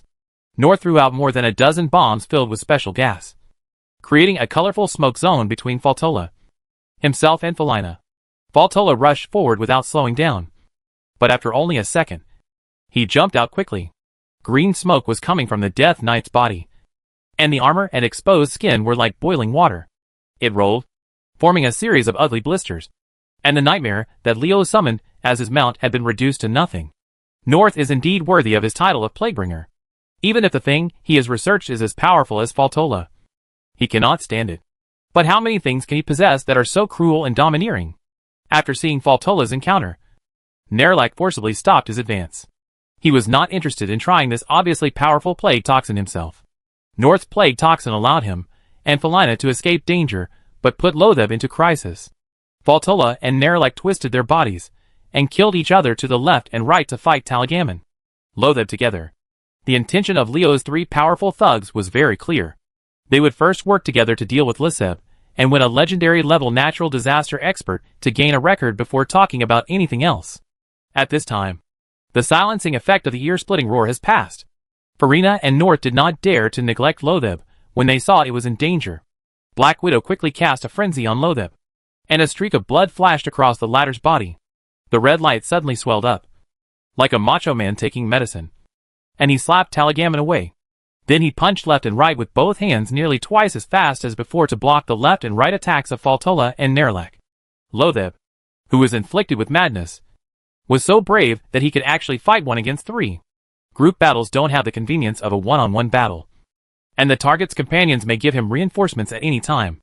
Leo watched as the tail of the staff in Liseb's hand, which had nearly doubled in size, lightly touched the ground, and an imperceptible white light escaped into the ground. After being driven into a frenzy by Felina, Liseb felt that he had infinite power. The 3 guys in front of him were no match for him at all. As long as he exerted more force, they would naturally fall. Loatheb, who had no wisdom in the first place, became even simpler after being exposed to madness. But he didn't know that Farina's madness had side effects, which was to stimulate your strength while weakening your soul's defense, making the target think they have gained far more powerful power than before. In fact, it reduces their soul toughness so that it is easier for herself to bewitch the target. This is the real effect of Felina's move. Otherwise, why would she bother to practice it? Is this clearly not suitable for her skills? Do you really think that the title of Black Widow is for nothing? How can someone who benefits others and oneself qualify for this title? Only one who benefits oneself at the expense of others can be worthy of the name Black Widow. Luceb, who was cooperating with Farina and North so bravely that Talagaman and the others retreated, suddenly started to wail in pain. He stopped attacking and began to scratch his body crazily. This kind of scratching was, after a few seconds, it turned into tearing. Loatheb tore the roots that made up his body together with the mud containing the plague toxin all over the floor, creating a horrific live show of self-mutilation. An attack from the depths of the soul. Felina and North quickly determined what was wrong with Liseb. This was because someone was carrying out a soul attack on him. Due to the madness, his soul protection ability was greatly reduced, and Liseb was unable to resist. Prevent the enemy from invading. It stands to reason that comrades in trouble should be rescued. But North and Farina couldn't help but beat their hearts after seeing Faltola, Nerlac and Talagaman who were eyeing them, with these 3 guys waiting in front. Can you still retreat after rushing forward? Maybe Liseb failed to save him and got himself in instead. After this idea rose in their minds, Felina and North hesitated. The 2 of them kept casting spells to restrain the 3 Faltola people so that they could not take the opportunity to surround Oriseb's feet. But they did not even move forward half a step. A sharp scream sounded, and Maxner's belly continued to bulge, and the venom mixed with spider silk poured on the 3 Taragaman people surrounding Liseb. Slowed down under the influence. There is a pool of liquid at Maxner's feet, which is a ghoul that was transformed by its poison. After all, the ghoul summoned by Faltola was not a legendary powerhouse. He had done his best to hold off Maxner for so long. The impact of the liberation of a natural disaster expert's combat power is huge. Leo's eyes widened slightly. He was already very angry when a Nubrocken ran away. Now he would go crazy if he didn't seize the good opportunity to kill Loatheb. Knuckles. At the critical moment, Leo did not hesitate to send the most powerful thug, Dragonakos, the devourer of all things. After receiving the order, Dragonakos rushed forward quickly, and his target was Maxna. Since he had sent his most powerful thug, Leo, of course, would not be satisfied with killing just one Loatheb. The moment Dragonakos rushed forward, Zul'jin moved. Seeing the purple-haired young man who had made him feel a great threat when he appeared next to Leo left his side, the shadow of the Eagle's soul appeared above Zul'jin's head, charging towards Leo with murderous intent. The leader of the Amani trolls has already seen that in the battle at the Temple of the Sun, neither Archmage Ramath nor Hawksbill Haldurin, the two legendary rangers, are the key to victory or defeat. They can decide the outcome. The winner of this war was the human young man with black hair and black eyes. Even though he only had epic-level strength, Leo's heart tightened when he saw Zul'jin suddenly killing him. It turned out to be a biting dog without barking. Zul'jin's previous silence was all for the sudden and decisive explosion now. Liadrin and Ramath beside Leo cast spells one after another in an attempt to stop Zul'jin. However, Zul'jin was indeed powerful, and it was a deliberate surprise attack. The spells of the two strong blood elves had little effect. "Stop him!" Romance exclaimed. "Leo, be careful." It was Liadrin's voice. Hawksbill and Haldurin opened fire, shooting arrows at Zul'jin like dense raindrops. Zul'jin, who had already entered a fighting state and was about to kill Leo with a thunderous strike, could not stop him so easily. A tornado protected him, and all the arrows shot by Hawksbill and Haldurin were blown aside. Originally, the attacks of the two Blood Elf Rangers would not be able to break through Zul'jin's protective spell. However, they had no time to use powerful skills now, so they seemed so ineffective. "You want to kill me? Do you have the ability?" A sneer appeared on the corner of Leo's mouth. Leo's paladin clone wielded the Holy Shield and wielded the Silent Crusader sword and rushed towards Zul'jin. Scarlet stood in front of Leo with a nervous look on her face. "Light and dark fellow cultivators? You, a little human being, have such arrogant ideas." The paladin clone failed to stop Zul'jin. A curved-edged sword appeared in the latter's hand, and then he swung his one arm and swatted the paladin clone away like a fly. Jinrik, the Great Sword of Apocalypse. Chapter 397. If the paladin doesn't pretend to be cheating, he will be struck by the holy light. When the paladin clone faced Zul'jin, he was easily repulsed. Even with the holy shield, it only prevented him from being harmed. This shows the huge gap in strength between the two sides and how strong Zul'jin is. As the leader of the Amani trolls, there is no doubt about Zul'jin's power. It is no wonder that the Magic Lord Makaras did not even dare to take a breath in front of him. "Zul'jin, you soulless guy is actually playing dirty tricks." The swatted paladin clone roared with grief and anger. Zul'jin had been holding a rough stone axe before, but who would have thought that this old boy actually hit a Jinrik sword of Apocalypse? Leo is speechless about his paladin clone. You don't want to think about your own strength and Zul'jin's strength. Does he need to play tricks with you? Lack of strength means lack of strength. Why bother giving yourself excuses? Do you know that you are pretending to be cheating when someone slaps you away with a sword and you still roar like that? Can we not be so embarrassed? Do you really think that if the paladin doesn't pretend to be cheating, he will be struck by the holy light? Slapping away the paladin clone with a sword. The only one standing between Zul'jin and Leo was Scarlet. Although the female knight once again activated the Judgment Armor and the Ashkandi Iron Horse Brotherhood sword. With her, the strength that has not yet advanced to the epic level is simply impossible to stop Zul'jin. Fortunately, although the Jinrik Sword of Apocalypse in Zul'jin's hand is not a mortal item, it cannot easily break through the Judgment Armor. Leo did not stop Scarlet. He had a premonition that when facing Zul'jin this time, the pressure will bring decisive help to the female knight's advanced epic.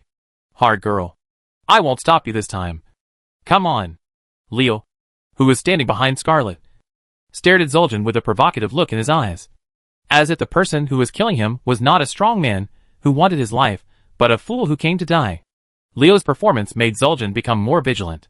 The leader of the Amani trolls didn't know if Leo really had the means to deal with him, making him so fearless when facing him. Or was it just this? It was just an illusion that he forced himself to show, in order to scare himself and make him hesitate, so that the purple-haired young man who rushed out could return to his aid in time. But no matter what the reason is, nothing can stop Zul'jin from his determination to kill Leo. Maybe Leo has a backup plan. But so what? With Zul'jin's strength, how many people can be saved if he wants to kill an epic-level little guy? Unless a demigod intervenes. "Human paladin, get out of here." Just as Scarlet rushed towards Zul'jin, the tornado on the Amani troll leader's body suddenly accelerated forward. The powerful force blew Scarlet's entire body away, spinning violently in the tornado. Scarlet resisted the dizziness and discomfort and threw a hammer of punishment at Zul'jin and was swept into the sky. Fortunately, with the protection of the holy shield, Scarlet was not injured. Unfortunately, Scarlet's hammer of punishment did not affect Zul'jin's actions. The golden hammer fell on Zul'jin's head and disappeared without a trace, without even the slightest effect. In fact, Zul'jin wouldn't have minded killing Scarlet if it weren't for the difficulty of breaking through the paladin's holy shield. Human. Suffer death. Scarlet, the female knight who finally stood in front of Leo, was blown away. There was no longer an obstacle between Zul'jin and Leo. The leader of the Amani trolls raised his head and waved the sword at Jinrik, the apocalypse towards Leo's head. It was a big vertical chop, trying to split Leo in half. Leo didn't even have an eye for the sword of apocalypse that struck from above his head. He just stared straight into Zul'jin's eyes, full of provocation and disdain, showing his madness. You're trying to bluff me. Do you think I'll fall for it? You don't have a chance to wait until the purple-haired guy comes back to save you. Zul'jin held the great sword of apocalypse without hesitation. He firmly believed that Leo would be seriously injured even if he did not die with this sword. Just when Jinrik, the sword of apocalypse, was about to hit Leo, a skull-like object suddenly flew out from between Leo's eyebrows, and then quickly grew in size in Zul'jin's surprised eyes, before landing on the sword of apocalypse. At that moment, Leo was protected inside. This is the reason why Leo is not afraid of Zul'jin's attack. The most powerful physical attack protection component in the Necromancer's exclusive suit, Tagos Incarnation, is the mark of the leader. Kung! The sword of apocalypse collided with the mark of the Cantor. One for offense and one for defense. One for sword and one for shield. The result of the two collisions surprised Zul'jin. Gene Rock. The sword of apocalypse was actually bounced away. Zul'jin's full blow was actually deflected away. Not only that, the human warlock opposite was still standing unscathed. After being surprised, Zul'jin roared and slashed at Leo again with his sword. Under his roar, everyone including Lydrin and Leo felt paralyzed, stiff and unable to move. This is clearly the spread of paralysis caused by the bear spirit sacrifice. You want to immobilize me, and then attack again, to see if the leader's mark is a one-time item. You are making the wrong calculation. Leo looked at Zul'jin with a joking face, who failed to break through the leader's mark protection with 2 consecutive swords. In his opinion, Zul'jin was already a funny clown. The power of the leader's mark lies in its extremely strong physical protection. It would be difficult for Zul'jin to use magic to attack Leo instead of cutting. I don't know if Zul'jin and Leo have some kind of telepathic communication method. When the idea just came up in Leo's mind, Zul'jin opened his mouth, and a blazing flame burned directly towards him. The flames of the dragon eagle sacrifice. As the flames approached, a translucent passport lit up on Leo's body, barely blocking the raging flames. Fortunately, Leo got combat machines like Caster Nemesis and Nomarigan and built enough of them. Although Zul'jin's flame breath consumes the energy of nearly 1,000 Caster Nemesis every second to maintain it, the protective shield is open.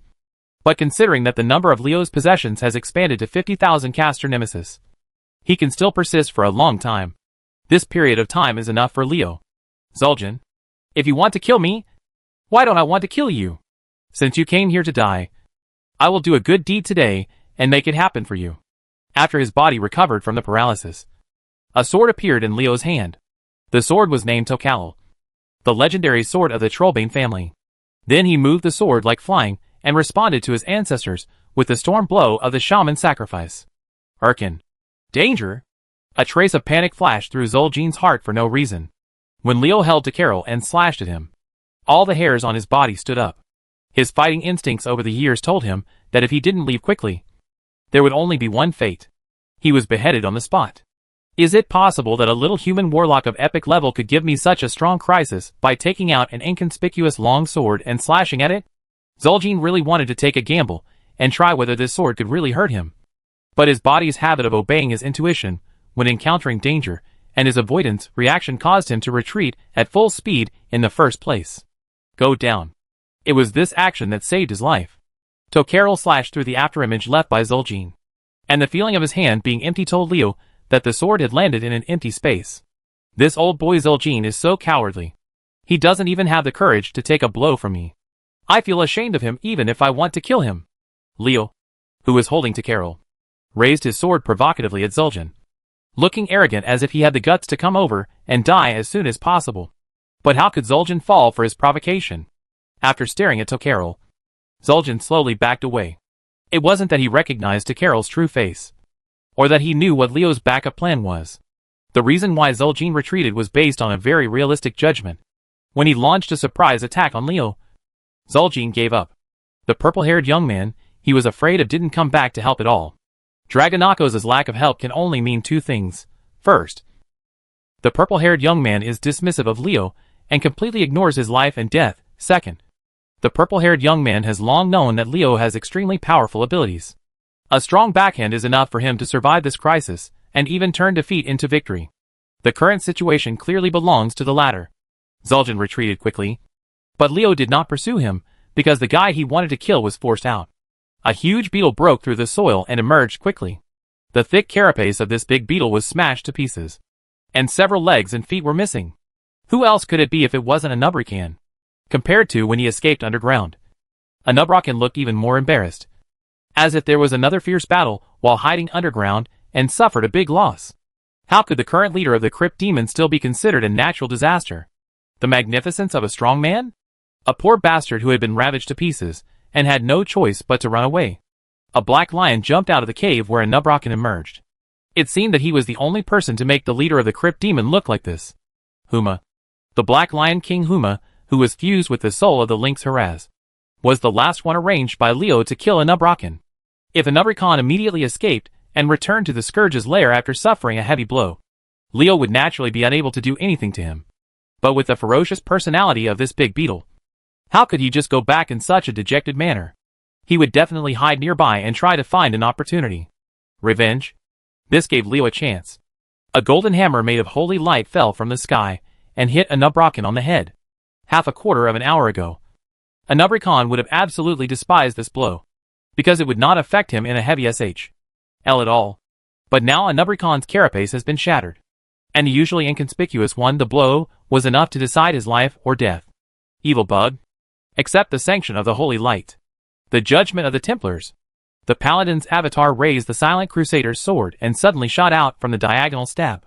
The hot holy light on the Silent Crusader's sword burned blazingly. The blade broke through the air and struck directly on a Nubrakan's head, losing the protection of the carapace. The insect's head was split open by the sword blade. Puff! The sound of something breaking was heard. The host kills a Nubrakan. Chapter 398. Life is like an electrocardiogram. A Nubrakan is dead. The Crypt Demon Lord Nubrakan has been killed. Falinanos and other natural disaster experts were stunned for a moment. They never expected that a Nubrakan, a legendary powerhouse, would fall into such a miserable state. An epic-level paladin would become his terminator. It is said that a plucked phoenix is not as good as a chicken. This Crypt Demon Lord without his carapace is no better than a bed bug. Legendary strongman? He couldn't have been killed by my sword. Hee. Using the Silent Crusader's sword, he split a Nubrakan's head in half. The paladin clone was very proud. The pleasure of killing a legendary strongman made him infinitely happy. There was actually a blush on this guy's face. Gal, well, he is advanced. The aura of the paladin clone has risen to the level of pseudo-legend. No. He levels up faster than me. Leo blinked. What was going on? How could the paladin clone jump several levels straight to the pseudo-legendary level? It's not that I can continuously upgrade, but the pseudo-legend is the true strength of the original owner of this body. Morgan Lattimore. I just used the opportunity of killing a Nubrakan to restore his strength to its peak. Oh, by the way, you have no problem with me accidentally absorbing all the energy of this big bug, right? You have a weak soul. The news that the paladin clone sent him through soul communication made Leo crazy. He had absorbed all the energy to kill such a legendary strongman like a Nubrakan. This guy actually ate alone. What's even more hateful is that he still had a king's meal. Leo was going crazy but didn't say anything. The energy extracted from a Nubrakan had been used by the paladin clone to increase his strength. There was no way he could make this guy spit it out. Forget it. He and I are the same person anyway. And his improvement in strength means that my strength has also become stronger. So there is no loss at all. It's good to be promoted to a pseudo-legend. Leo smiled sinisterly at the paladin clone, and found him a job under the latter's vigilant eyes. As the saying goes, those who can do more work. Since you have cheated like this, then go and help Frelin take some of the pressure off. Also, don't forget to give me a sacrificial hand and help me share some of the pain.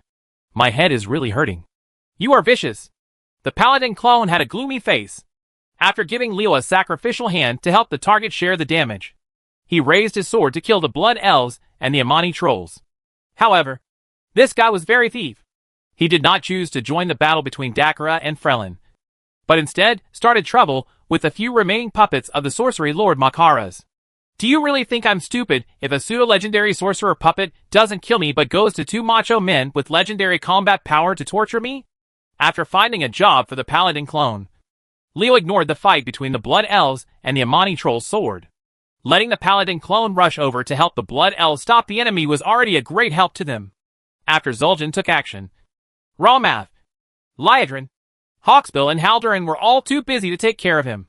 The four Blood Elf Masters were working together to put pressure on Zul'jin, using continuous attacks to hold Zul'jin back. Urgine didn't let him have the chance to make trouble again. Zul'jin's sudden appearance shocked Liadrin and the others. If Leo didn't have a protective object with strong physical protection, he would have succeeded. This situation will never happen again. Seeing the paladin who killed a Nubricon charging towards his puppet, Makaras felt hatred in his heart. As soon as those two hateful Blood Elf Rangers let go of my puppet, you, the paladin, came to kill them. Do these Hunan people really think that I am a soft persimmon? Why do everyone want to pinch me? Makaras felt that he had been underestimated by his opponents. As the Lord of Magic, he turned out to be the kind of person that others thought was easy to deal with, which was really unacceptable to him. But you have to accept it if you don't want to. It is true that Makaras is indeed very strong. If he could take action, the paladin clone would never dare to go over. But the problem is that he just doesn't dare to take action. Because there was a spirit at the beginning of the battle between the two strong men. The force locked onto him firmly. Wearing a sheep bone helmet, he has a kind face, pale white hair, and a chest-length white beard. Judging from his appearance alone, he looks like an old man who is so old that most of his body has been buried in the ground and is harmless to humans and animals. However, he is Makaras, whom he was eyeing, didn't dare to have such an idea at all. Trembling. A tremor from the depths of the soul. Danger. A danger that soaks into the marrow. This is how Makaras felt when he was targeted by Goddic. And this is why he did not dare to make any changes. I have met my nemesis. This old guy is a master at playing with souls. My abilities have been restrained by him. What should I do? Makaras' mouth bubbled with anxiety. Although he and Goddic were separated by half a battlefield, he didn't feel that there was any sense of security in such a small distance. It is really easy for Soul Reaper Goddic to face an opponent like Makaras, who plays Soul Puppet. The Sorcerer Lord does not dare to drive the puppet to attack him, because he is afraid that Goddic will seize control of the puppet's soul in reverse. A farce of betrayal was staged. Goddic, watch Makaras. Leo ordered Goddic, and then began to look at the harvest after killing a Nubrican. At the same time, Huma's body gradually faded and disappeared. First of all, the energy for killing the legendary strongman has been blackened by a clone that eats the Overlord's food alone. Since there is no energy, the only thing he can see is some additional rewards.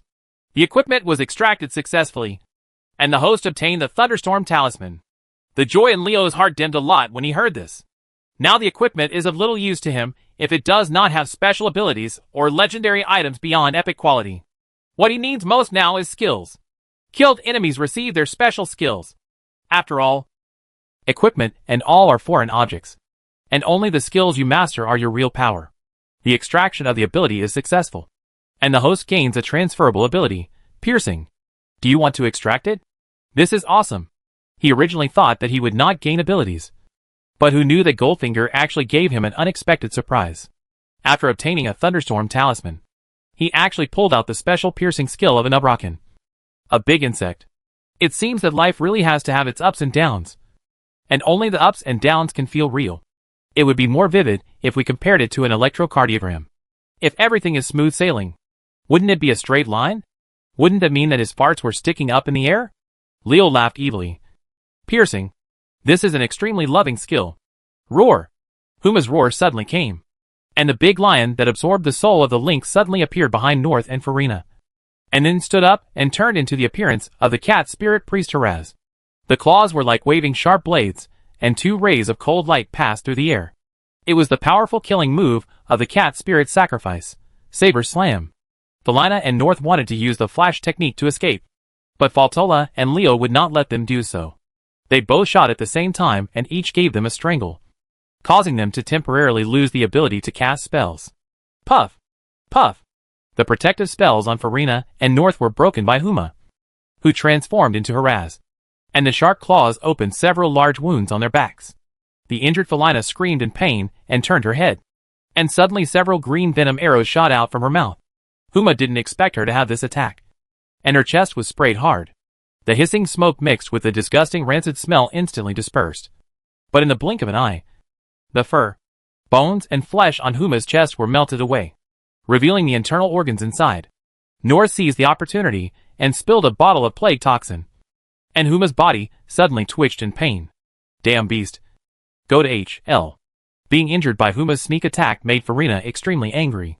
Her carefully maintained body was actually injured by an animal. It was really unforgivable.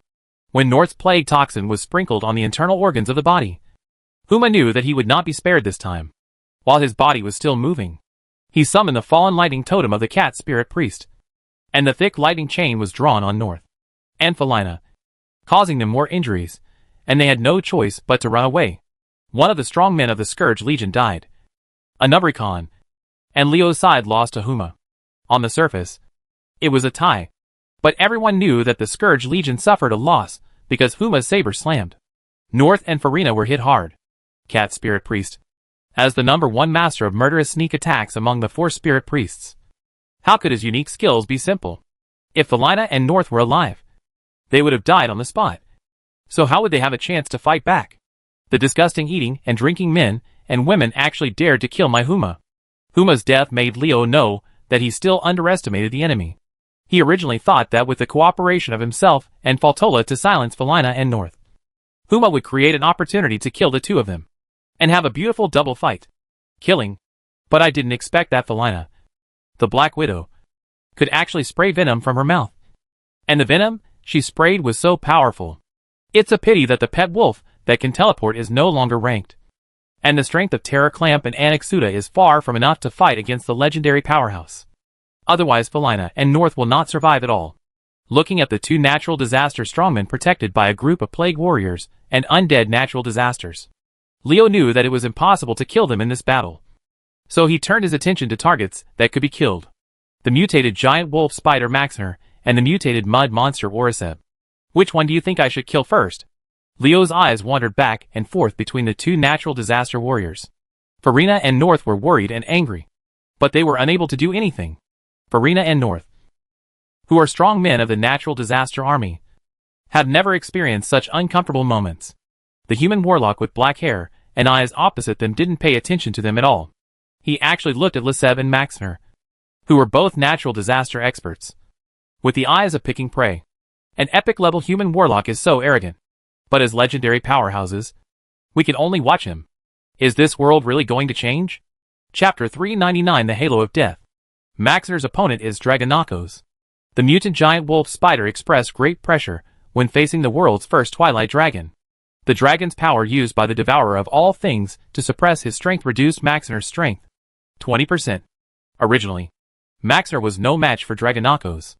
After being weakened by Leo's curse, and then weakened by the Twilight Dragon's power, the great wolf spider had nothing but a beating after Dragonakos rushed forward. Choose. However, Maxner is a genuine legend after all, and Dragonakos will not be able to kill him in a short time, as long as the Twilight Dragon was strong enough to kill Maxner without any accidents. Leo would no longer intervene, so his next attack target was Lotheb. At this time, Lotheb had truly fallen into madness. This mixed monster of mud and roots was tortured to death by Leo's bone soul. His self-mutilation caused a piece of mud to appear on the battlefield, which was mixed with nausea. All the mud in the roots was torn from Liseb's body. Originally, after Farina performed the frenzy operation on Liseb, the mutated mud monster's body swelled up like a balloon. But after all this torment, his body shape changed back, and he was even much slimmer than before. Talagaman, Nerlac and Faltola kept wandering around Lotheb. They intentionally or unintentionally lured the crazy mud monster, making him farther and farther away from Felina and North. If Lotheb was sober, he would definitely not be fooled by this. However, the bone soul that Leo penetrated into his body made him go crazy, and Felina's frenzy technique became an accomplice. Lotheb was originally my mushy brain couldn't tell the difference between east, west, north and south, so I was lured into the past. Seeing that Lotheb had broken away from the Scourge and the Amani trolls, Leo knew that the time had come to take action. Nerlak roared angrily and lowered his head to the ground. The giant bearman's body hit Lotheb with great force, like a heavy tank. The huge collision force knocked Lotheb to the ground. Valtola seized the opportunity and rushed forward quickly. The dazzling magic lines on the rune demon sword lit up, and powerful evil power was poured into it. With a squeaking sound, a hand-width slash was cut on Lotheb's body. There is a big crack, and a fist-sized energy crystal can be vaguely seen from the crack. This is the core of Lotheb, the heart of this mutated mud monster. As long as it is destroyed, Lotheb can be killed. Although Lotheb had gone crazy, his survival instinct still existed. When Valtola cut open his body to expose his core without protection, he struggled crazily. And the two bodies were made of mud, and the big hand made of disgusting roots struck hard at Valtola, who was about to kill him. A ghoul emerged from the ground and blocked one of Lotheb's hands. Valtola himself swung his sword and blocked Lotheb's other hand with a natural disaster strike. Valtola and his ghouls are dealing with Lotheb's counterattack. So the mutated mud monster's life can be saved? No. Of course not. Don't forget, there is also a demon guard Talagaman who is besieging Lotheb. While Lotheb's hands were blocked by Valtola and the middle door was wide open, Talagaman, who had been waiting for a long time, rushed forward, pointing the blood-red door panel sword towards Lotheb's core. Strike down where it is with all your strength. Lotheb's 9 lives were wiped out with this sword strike. At the critical moment, Lotheb's big foot kicked hard, hitting Talagaman in the chest and sending the demon guard flying backwards. But this did not save his life. Talagaman, who was flying upside down, threw his sword-holding hand forward and threw the sharp blade. Puff! Hooray! As if the crisp sound of breaking glass came from Lotheb's body, the mutated mud monster's body softened in an instant. The mud that was originally entangled with the roots quickly fell off, becoming mud like mud and roots like roots. The mud seeps into the ground, and the roots quickly wither, leaving only a rough outline of what once existed here. A blood-red sword is inserted into this outline. There are irregular energy crystals on both sides of the sword's edge, which are the core of Lotheb's slash. Killing Lotheb succeeded in absorbing magic equipment. The host obtained the shadow of Lotheb. Do you want to absorb it? Upon hearing this prompt, Leo said that he was very calm this time, and he was waiting for the next step. The extraction of ability is successful, and the host gains a transferable ability, Necromantic Aura. Do you want to extract it? Sure enough, Goldfinger did not disappoint him, and gave him a new ability after obtaining the shadow of Lotheb. Just hearing the name of the Necromantic Aura, Leo knew that it would suit him well. The ability of this halo did not disappoint Leo, as all the treatment effects were ineffective under the fluctuation of necromantic energy. Direct treatment is ineffective, and neither drinking medicine nor casting healing spells can heal the injury. This is countless times worse than the ability to reduce the proportion of the treatment effect. Lotheb's ability is extremely powerful if used properly. Unfortunately, this guy is simply a brainless person. It's really unreasonable to have such a powerful ability in his hands, because Leo has never seen him use it. Such ability. Leo, who despised Lotheb, ignored an important question. Lotheb was not a necromancer like him. How much necromancy energy could he accumulate even if he stayed in a place like Naxxramas for a long time? With the wisdom of this mutated mud monster, it will only regard the undead aura as a natural ability that can only be used when the enemy heals itself. In this battle, Lotheb has no chance to prevent the enemy from healing, because he didn't hurt any of his opponents. A green vine emerged from the ground and dragged Lotheb's broken core away. A joyful message appeared in Leo's mind. This was the poisonous flower vine expressing its excitement. The core of Lotheb has a strengthening effect on the poisonous flower vine. As long as the poisonous flower vine can digest the increase in its strength, it is a sure thing. Isn't this a tonic? After receiving the information that the poisonous flower vine wanted to eat the core of Lotheb, Leo suddenly had an idea in his mind. Between resurrecting Lotheb and having another legendary thug and improving the strength of the poisonous flower vine, Leo chose the latter. And he chose the latter without hesitation. Anyway, the purpose of resurrecting Lotheb is to enhance the strength of his subordinates. And the same is true for improving the ability of poisonous flower vines. Then why not strengthen the poisonous flower vines brought during time travel, but go to the extra effort to get another pet? Leo didn't think there was anything wrong with letting poison flower vine, which had been following him since the beginning, to improve its strength, even if it meant losing one legendary thug. Speaking of thugs, are there not enough Leos nowadays? Now I don't have much. Except for my legendary younger brothers. Are you not convinced? At this time, Leo could say these words confidently. As soon as Liseb died, Farina and North knew that Maxner was completely out of luck. Under the attack of the purple-haired young man, the mutated giant wolf spider could do nothing but passive defense. It even tried to find opportunities to escape. No. The strength gap between the two sides is too big. The purple-haired young man who was violently torturing Maxner might not be as strong as Sapphiron and Lord Kel'Thuzad. But the gap between the two sides was definitely very small. And the outcome was still unknown if they really fought for their lives. For Maxner to be targeted by such a legendary peak powerhouse, it can only be said that he is so unlucky that he has no choice but to die. 2 have been solved. Now comes the third one. Leo's eyes fell on Maxner. He completely ignored Felina and North. Big Spider, you can go and die. The fury of the shadows shrouded Maxner, and Leo's spell made the big tarantula tremble, and its body movement slowed down for half a beat. Dragonakos took the opportunity to swing out a fist, and broke through Maxner's defense with a burst of banging blows. The power of the Twilight Dragon Prince's attack this time was more than twice as powerful as before, which shows that I didn't use all my strength before. Farina and North moved forward, trying to support Maxner, but 4 bad guys suddenly came out. Taligamin is holding a blood-red door sword. Neralak is showing his fangs. Baltola is holding a rune demon sword. And there are ghouls standing next to him. They are blocking the Scourge's reinforcements from Maxa. On the road, it is obvious that we want to be a road hog. Seeing the other party doing this, Farina and North could only sigh secretly and retreat. The only thing they can do for Maxner now is to urge the cannon fodder under his men to launch continuous attacks to symbolically contain the opponent.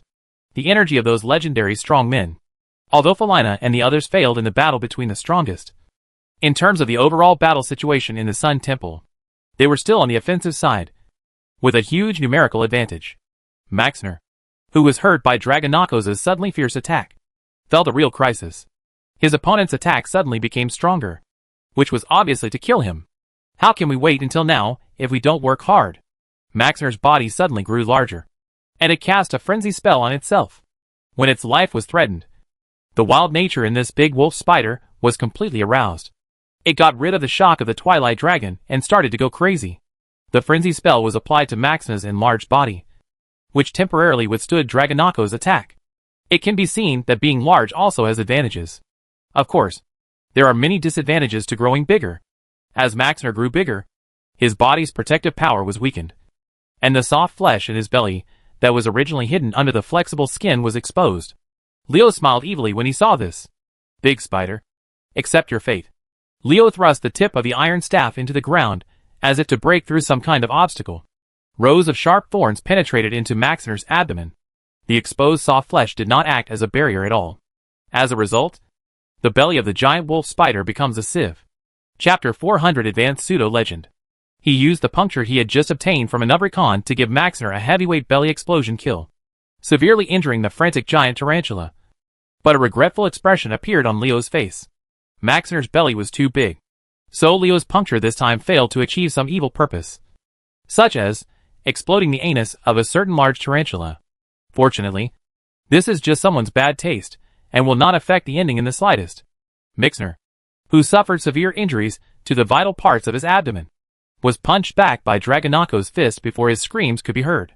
The Twilight Dragon Prince's heavy punches caused Maxner's body to crack. Each of those fist shadows carried a huge gravity. In less than 5 seconds, Maxner received hundreds of blows. Even if it was equipped with the frenzy technique, it couldn't bear it. The giant tarantula's aura is weakening rapidly, which means that its life is gradually leaving it. Felina and North looked at Dragonakos, who was holding down Maxner and beating him with resentment. The 2 natural disaster mages knew that the mutated giant wolf spider was completely defeated, and they were about to lose a powerful companion. But I know that they don't have the ability to save Maxner. Taligamin, Neralak and Faltola, who are road bullies in the middle, are not easy to mess with. If they go up, they will end up with a meat bun. Dogs go and never come back. Another natural disaster expert has made money. This time Kel'Thuzad of Naxxramas will be honest for a while, quietly sending out another piercing blow that hurt Maxner even more. Leo's mind had already turned to other places. This time, the Scourge of Naxxramas can be said to have suffered heavy losses. The Crypt Demon leader Anubrakan, the mutated mud monster Lotheb, plus Maxner. and the 18 powerful natural disasters guarding them. Only 3 of them lost, and including Godic last time. Kel'Thuzad, who had lost his generals in a row, would definitely go crazy with anger. The Archlich Kel'Thuzad will never give up when he is angry. What will he do next? Leo knew someone was going to suffer. But it wouldn't be him or Stromgarde. As for why it wasn't Leo of Stromgarde whose eyes fell on the paladin clone. The next step is to see how you perform. He has great expectations for Leo, whose soul is his own body, but is someone else's. I hope this guy will not disappoint him. Liedrin, the effects of pain suppression and energy infusion are about to expire, and something terrible will happen to me next. I need you to help me bring a message to Prince Kael'datz. Leo turned to the blood elf woman. The Earl said something. The Well of Eternity is not the only way. Liedrin's hand shook, and a certain spell that was restraining Zul'jin stopped instantly. Not only her, but Hawksbill, Haldoran and Ramath, who were standing nearby, also interrupted their attacks because they were too shocked. They looked directly at Leo with a glint in their eyes. Even Zul'jin, a powerful enemy. Although Leo spoke in a low voice and on a noisy battlefield. Who were the people nearby? The King of Games Hawksbill, the Farstrider leader Haldoran, and the Archmage Ramath. How could they not hear Leo's words with their hearing? What do you mean by that? Do you have any idea? Liedrin's voice was trembling. When it came to the Well of Eternity, it must be a problem of magic addiction. This was a fundamental matter related to the Blood Elves. So Liedrin couldn't help but be excited. Why did Kael'datz, as a dignified prince, go to the Outer Lands to be Illidan's little follower? Isn't it just for the eternal water bottle in Illidan's hand? If there were other ways, would the Blood Elf prince be so cowardly and let everyone call him around? With a mysterious smile on his face, Leo did not answer Liedrin's question. He ignored the anxious and cannibalistic looks of the 4 strong blood elves and said loudly, Clan Chief Vol'jin. A deal for 4 small boards. A black shadow that was faster than lightning suddenly shot out from a corner of the battlefield, directly attacking the target without any fluctuation in power and without the slightest sound. Clang! The crisp sound of gold and iron clashing suppressed all the din of the battlefield at this moment. Zul'jin's Jinrik and the great sword of Apocalypse blocked the attack from a powerful enemy in the darkness. It turned out that when the 4 strong blood elves and Liedrin slowed down their efforts to restrain Zul'jin out of shock, the leader of the Amani trolls launched another surprise attack. His target was none other than the one who regrouped and stepped forward to fight again. Scarlet. With Scarlet's strength, she would definitely not be able to prevent Zul'jin's surprise attack. Fortunately, Vol'jin, who was hiding in the dark, did not hesitate to expose his position and save the female knight's life. Vol'jin of the Dark Spear tribe. You shameful traitor who joined forces with the elves. I will kill you. When Zul'jin saw that he had achieved his goal, he immediately changed direction and rushed towards Vol'jin's position. Vol'jin, who was hiding in the dark, made Zul'jin very afraid. But the leader of the Dark Spear clan, who exposed his position, was not in his eyes. Seeing Zul'jin coming to kill, Vol'jin calmly raised his spear and prepared to fight. Zul'jin is the leader of the Amani trolls. And he, Vol'jin, is the leader of the Dark Spear trolls. In terms of status, everyone is the leader of the same clan. Chief, I said we are both legendary levels. Do you really think I am afraid of you? Zul'jin, you will pay for your foolishness. Vol'jin moved his spear like flying and stabbed out a dense shadow of spears to fight with Zul'jin, with a cunning smile on his face. Zul'jin's expression did not change when he saw this, and he continued to fight with him as if he didn't notice anything. At less than 3 seconds after the 2 troll clan leaders fought, a scream came. The Magic Lord Makara was hit by a sword in the chest and slowly fell to the ground. The orc swordsman Eitrigg appeared next to him. He stabbed Makara's through the heart. The poor sorcery lord, as a legendary and powerful man, was extremely aggrieved in this battle. First, he met the Soul Reaper Godic, his nemesis, who did not dare to act rashly. And then, he was defeated by Leo and Hua. Kespil and Haldoran continuously killed 3 pseudo-legendary puppets under their command, and then encountered a cheap paladin clone. In the end, they were unexpectedly attacked by the orc swordmaster Eitrigg. It was really like a coffee table. Big cup. The word miserable was created for unlucky people like him. Eitrigg is a strong man who can fight with the Silver Hand Lord Tyrion Forge Ring. There is no doubt about his strength. How could Makara survive the deliberate sneak attack of the orc swordmaster? Fearing that Makara's would not die, Eitrigg quickly sheathed his sword and slashed his opponent across the heart with his sword at lightning speed. Although the Magic Lord Makara's used his spell in time, He could not protect himself at all. Itrig's sharp sword easily broke through Makara's shield, causing his head with eyes wide open to separate from his neck. Another legendary strongman has fallen. The second in command of the Amani trolls, the sorcerer Lord Makara's, is dead. Killing Makara's, the magic equipment absorption failed, the ability extraction was successful, and the host gained the transferable ability, power absorption. Do you want to extract it? The magic Lord Makara's, who had been staying steadily at the rear, actually died before Maxna, who was violently beaten by Dragonakos. This was indeed beyond Leo's expectation. Even though Godic restrained Makara's most of the energy, but this can never cover up the light of the Orc Swordmaster Itrig's wind step and invincible slash. The silent wind step and the unparalleled invincible slash. If I were standing in Makara's position, could I block this blow? Leo secretly made a comparison in his mind and concluded that. Have no idea. Maybe. Maybe not. It depends on whether the leader's mark is powerful enough. Leo would not risk his own life unless necessary. No result is sometimes the best result. As soon as the sorcerer Lord Makara's died, the puppet he controlled immediately fell to the ground. The paladin clone ran over and pulled Scarlet back to Leo. Alhu stood up. Are you close to touching the pseudo-legend? Leo felt the improvement in his abilities. The death of Makara's allowed Goldfinger to extract enough energy. He is now only a little bit away from the pseudo-legend. And such a small gap is not a problem at all, because there is also a large tarantula named Maxner that can provide a lot of energy. Kill him for me. As the effects of pain suppression and energy infusion gradually faded, the severe pain of mental overdraft hit like a tsunami. Leo knew that he couldn't afford to waste even half a second at this time, so he quickly gave instructions to his pets. Ordered.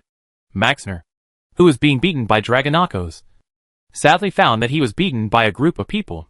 At the moment he received Leo's order, the demon guard Talagaman, the giant bearman Nararak, and the ghoul Faltola ignored the natural disaster minions who were attacking them and rushed towards Maxner. The big sword, giant palm and rune magic sword launched a crazy attack on the big wolf spider. Maxna, who was already on the verge of death after being tortured by Dragonakos, could withstand such an attack. In the helpless eyes of Farina and North, the big wolf spider let out its last scream and was killed by Dragonakos. Gaunichus crushed the head with one blow. Another one died, following Anya Brekin, Lotheb, and Makara's. Another strongman with legendary combat power fell outside the Temple of the Sun. Kill Maxner succeeded in absorbing magic equipment, and the host obtained, Son of Spider, the curse of disappearance. Do you want to absorb it? In just one sentence. After killing Maxner, he only got 2 items and no skills. This was different from before. But Leo no longer had the energy to think about this.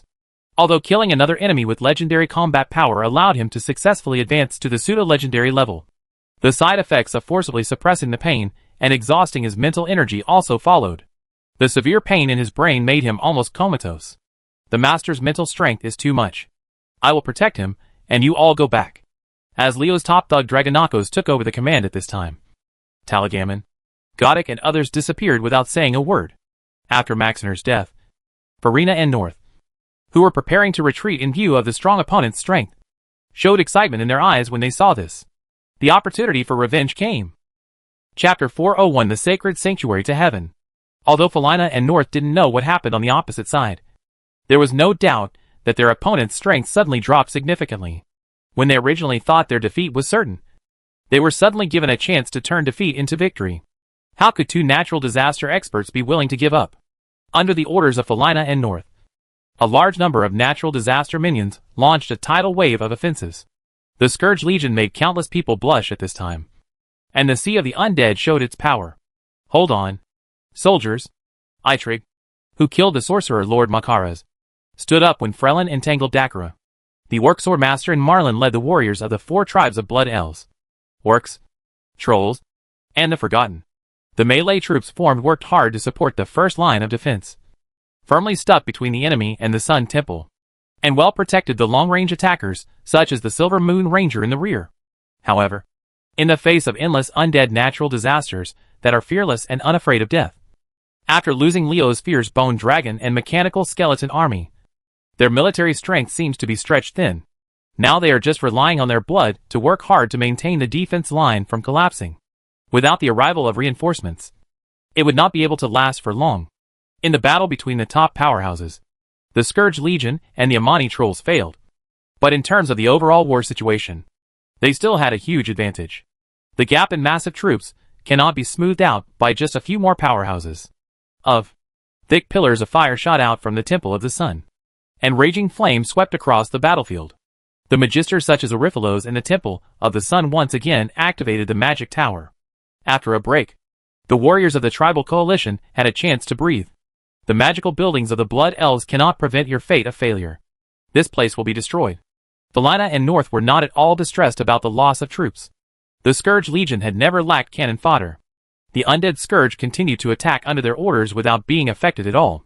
The soldiers of the tribal coalition had to fight, be energetic, and welcome the impact of the endless sea of undead again. Ramath stood up at the critical moment. The Archmage of Silvermoon City raised his staff high, and an arcane light enveloped half of the battlefield. A large-scale arcane explosion destroyed the tribal coalition soldiers nearly a kilometer in front of them. The natural disaster minions were all beaten to pieces. Naturally, minions can't stand it once the ultimate move is released. But the cost of using the ultimate move is high. After clearing out a large number of the opponent's troops, Ramath also fell into weakness. Although he did not completely lose the ability to cast magic, he could only release it. Some spells with very small lethality will not be of much help to the battle situation. Will the Temple of the Sun be lost? Liadrin and others felt worried. It was not that they lacked confidence, but that the opponent's offensive was really fierce. Their strength was now less than 1/10 of the Scourge. Not to mention that there were soldiers led by Zul'jin beside them. Amani Troll. Speaking of Zul'jin, the leader of the Amani Trolls, he was currently fighting fiercely with Vol'jin of the Dark Spear tribe. He seemed not to be affected at all by the death of the Magic Lord Makaras, Vol'jin's spear, and his Jin Rock. The great sword of Apocalypse continued to collide, and the sound of gold and iron clashing suppressed all nearby noises. Traitors deserve to die. When Makaras was decapitated by Eitrig's sword, Zul'jin yelled at Vol'jin. The Dark Spear leader had already taken precautions, and quickly jumped back to avoid Zul'jin's slash in conjunction with the paralyzing roar. There was no trace of pride on Vol'jin's face, as he avoided his opponent's attack. Zul'jin's words just now seemed to be directed at him, but they actually meant something else. An idea appeared in Vol'jin's mind. Could it be that he and Eitrig had become the sword in Zul'jin's hand, and helped him get rid of a hidden danger? Trolls are cunning creatures by nature. As the leaders of the clan, Vol'jin and Zul'jin are both inefficient. Vol'jin used himself as bait to lure Zul'jin away so that Eitrig could kill Makaras. But Zul'jin used his trick. If you want to kill Makaras, I will give you a chance, and use your hands to get rid of him. This guy is doing little things behind his back. Under the evil plans of the two troll chiefs, the Witch Lord Makaras became a tragic victim. The battle at the front was extremely fierce, and the atmosphere at the rear was equally uneasy. The severe pain after overdrafting the spirit made Leo almost unable to think. If the situation allowed him to really want to be happy and pass out. But now even coma has become a luxury for him. Pain. Endless pain was biting every fiber of his body. Leo's face was frighteningly white. Scarlet hugged him tightly, and kept shouting his name. Willie led the dragon-blooded bodyguards, and consciously stood between the others and Leo. Except for Scarlet and Dragonakos. He won't let anyone get close to Leo at this time. Not Liadrin. Not Hawksbill. Not even Haldoran. Anyone who tries to get close to Leo will feel their hostile eyes. Now even a blind man can see that Leo's situation is very bad. How can Willie and the others let others get close to Leo? Although they were dissatisfied with the Dragonblood's guarding gaze, Liadrin and Hawksbill had to stop approaching Leo. In stark contrast to the previous killing spree, Leo was now weak. Leo had to pay for the excessive overdraft of mental energy. But he had no regrets. If he hadn't used Liadrin's pain to suppress and infuse him with energy, how could he have killed a Nubrican, Lotheb and Maxna, three powerful natural disasters with legendary combat power, and helped Eitrig kill the demon? Magic Lord Makaras? Scarlet, don't be sad. This is not like you. Leo looked at the anxious female knight with apologetic eyes, and his tone was very gentle. Don't worry. It's just the sequelae of excessive use of strength. I believe you. You'll be fine. The female knight nodded vigorously, as if this would give her enough confidence. But she hugged Leo harder. After comforting Scarlet, Leo turned his head with difficulty to look at Liadrin. Under the worried eyes of the Blood Elf Countess, he actually smiled, although the smile was very forced. I believe that the alliance between Silvermoon and Stromgarde will continue to exist, and that it is time for this war to end. Liadrin and Hawksbill looked at Leo with strange eyes. Ending the battle at the Temple of the Sun seemed to be a matter of course in Leo's mouth. But even if the Blood Elves were willing to cease the war between the Scourge and Amani, who had suffered heavy losses, will the trolls listen to them? Don't forget, the opponent has the advantage now. Have you ever seen a fool who took the initiative to let his opponent go after taking advantage? Unless Zul'jin, Farina, and North were hit by the mass brain twitch curse. In other words, Leo still has a backup plan? It seems it's time for me to appear? A certain unsound voice reached everyone's ears. Leo's paladin clone held the lead singer's unmarked finger and played with it, seeming to be appreciating a beautiful work of art. But in fact, what he held in his hand was just a piece of art. Just a creepy skull. What does this guy want to do? What is this individual with the power of the holy light that Leo split from his own soul going to do? The appearance of the paladin's clone attracted everyone's attention. Seeing that other people's eyes were focused on him, one of the clones laughed proudly. Look carefully. It will be a moment to witness a miracle. After speaking, the paladin's clone ignited with blazing holy light. The blazing golden holy light made his whole body as dazzling as the sun. It followed the power of the holy light in his hand and entered the leader's mark. The infusion of holy light immediately triggered a storm in the leader's mark. This terrifying skull exuding a strong dark atmosphere burned violently like ignited fire oil, and black flames replaced the golden light, using the power of holy light to ignite the terrifying dark power contained in that skull. Is he looking for death?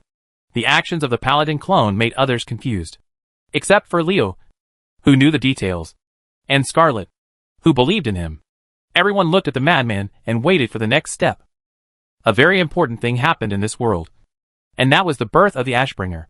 Mograine obtained a shadow crystal that contained powerful power in Blackstone Mountain. The power contained in this crystal was astonishing. So he took it with him and worked with the 7 giants of the Knights of the Silver Hand. At a party, a shocking theory was proposed that the powers of light and darkness can actually transform into each other. Under Mograine's lobbying, the powerful people attending the party decided to do one thing, and that was to use their power to purify the shadow crystal and turn it into a light crystal with powerful holy light power. Thus the Ashbringer was born. Although the strength of the paladin clone was pitifully weaker than the 7 people who participated in purifying the shadow crystal at that time, it does not mean that he cannot do it, because the leader's mark is different from the shadow crystal. It is an item that belongs to Leo, has the imprint of Leo's soul on its origin, and the soul of the paladin's clone is a part of Leo. Using the soul of the leader's mark owner to activate it is naturally impossible to cause a backlash. In this regard, it is completely incomparable to the situation encountered by the 7 giants of the Silver Knights, who purified the dark crystal to create the Ashbringer. The blazing black flames burned the void, as if a certain passage in the space had been opened, and a breath so powerful that even a strong man like Liadrin trembled was about to break through the barriers of the plane and enter the world. The powerful holy power swept across the entire place, and the undead souls of the Scourge Legion, except for a few strong ones, all melted and disappeared in an instant like snow under the scorching sun, holding the leader's mark that burned with black flames and exuded infinite darkness. And with the golden holy light shining on his body, the paladin avatar looked extremely majestic at this time. A pair of eyes that made the world bow their heads open from behind him, exuding majesty like a god. God's power is in prison. God's grace is like the sea. Open it. The holy sanctuary leading to heaven. Chapter 402 Strange Whispering. No one would have imagined that the battle in the Temple of the Sun would end in this way before the paladin clone used the mark of the cantor to use the sanctuary. The eyes that opened after the paladin clone made people feel that all the secrets had been seen through. It felt like the overwhelming pressure was oppressing the nerves of everyone present like a god. Without saying a word, Zul'jin immediately led the Amani trolls back to Zul'Aman. Thelina and North of the Scourge Legion were stunned for a moment, and then turned around and ran away, not daring to stay where they were for even a moment. Divine power is like prison. Divine grace is like ocean. Thinking of these 8 words, Liadrin and other powerful people couldn't help but have a question in their hearts. Is there a god standing behind Leo? There is a god in this world. There is no doubt about it. Whether it is the Pantheon's creation titan who has been handed over by the boss, the long-term opposition ancient god, or some evil or righteous minor gods, they all have definite existences. Based on that being the case, it's not unacceptable to have a god behind Leo's side. No wonder he grew up so fast. No wonder he behaved so arrogantly when doing things. It turned out that his backstage was so tough. Liadrin, Hawksbill and others exchanged glances with each other, and they suddenly realized that they didn't know Leo well enough. The alliance between Silvermoon City and Stromgarde must remain. Several top blood elves reached a consensus in an instant, and decided to bury in their hearts the whispers they just heard when the paladin clone used the shelter. In fact, they also understood that the words spoken by Leo's clone were meant for them, because he knew that they could hear it with their own ears. Is this a warning or a reminder? Liadrin and the others didn't know, but that didn't stop them from making a decision. After activating the shelter skill on the leader's mark and frightening the Scourge and the Amani trolls back, the paladin's avatar turned into a golden light and penetrated into Leo's body, while the leader's mark floated over and hung between Leo's eyebrows. But when the paladin clone returned to Leo's body, he left a sentence in a resentful tone. I don't want to become a bird. Birdman? What kind of creature is that? A disgusting being? Liadrin said. She didn't understand at all. The battle here is over, and we are going back to Stromgarde. Scarlet hugged Leo, who finally fainted happily after the paladin clone returned to the body. The female knight's intention was obvious. She wanted to borrow the Blood Elf's teleportation array. A trivial matter like borrowing the teleportation array was naturally no problem, and the Blood Elves readily agreed. Watching the dragon-blooded guards escort Scarlet and Leo away, Wajine's eyes flashed with an inexplicable light. He had heard clearly before that Leo was talking about the transaction of 4 small stone slabs, which meant that he knew about the 4 small stone slabs. Where is something? It's a pity that he is unconscious now. It really makes me anxious to wait. I hope this human being can wake up. But judging from his situation, there shouldn't be much of a problem. After all, the owner of the power that just appeared was enough to protect him. Eitrig and Marlin commanded their soldiers to start cleaning the battlefield. The shock of the scene just now had not passed.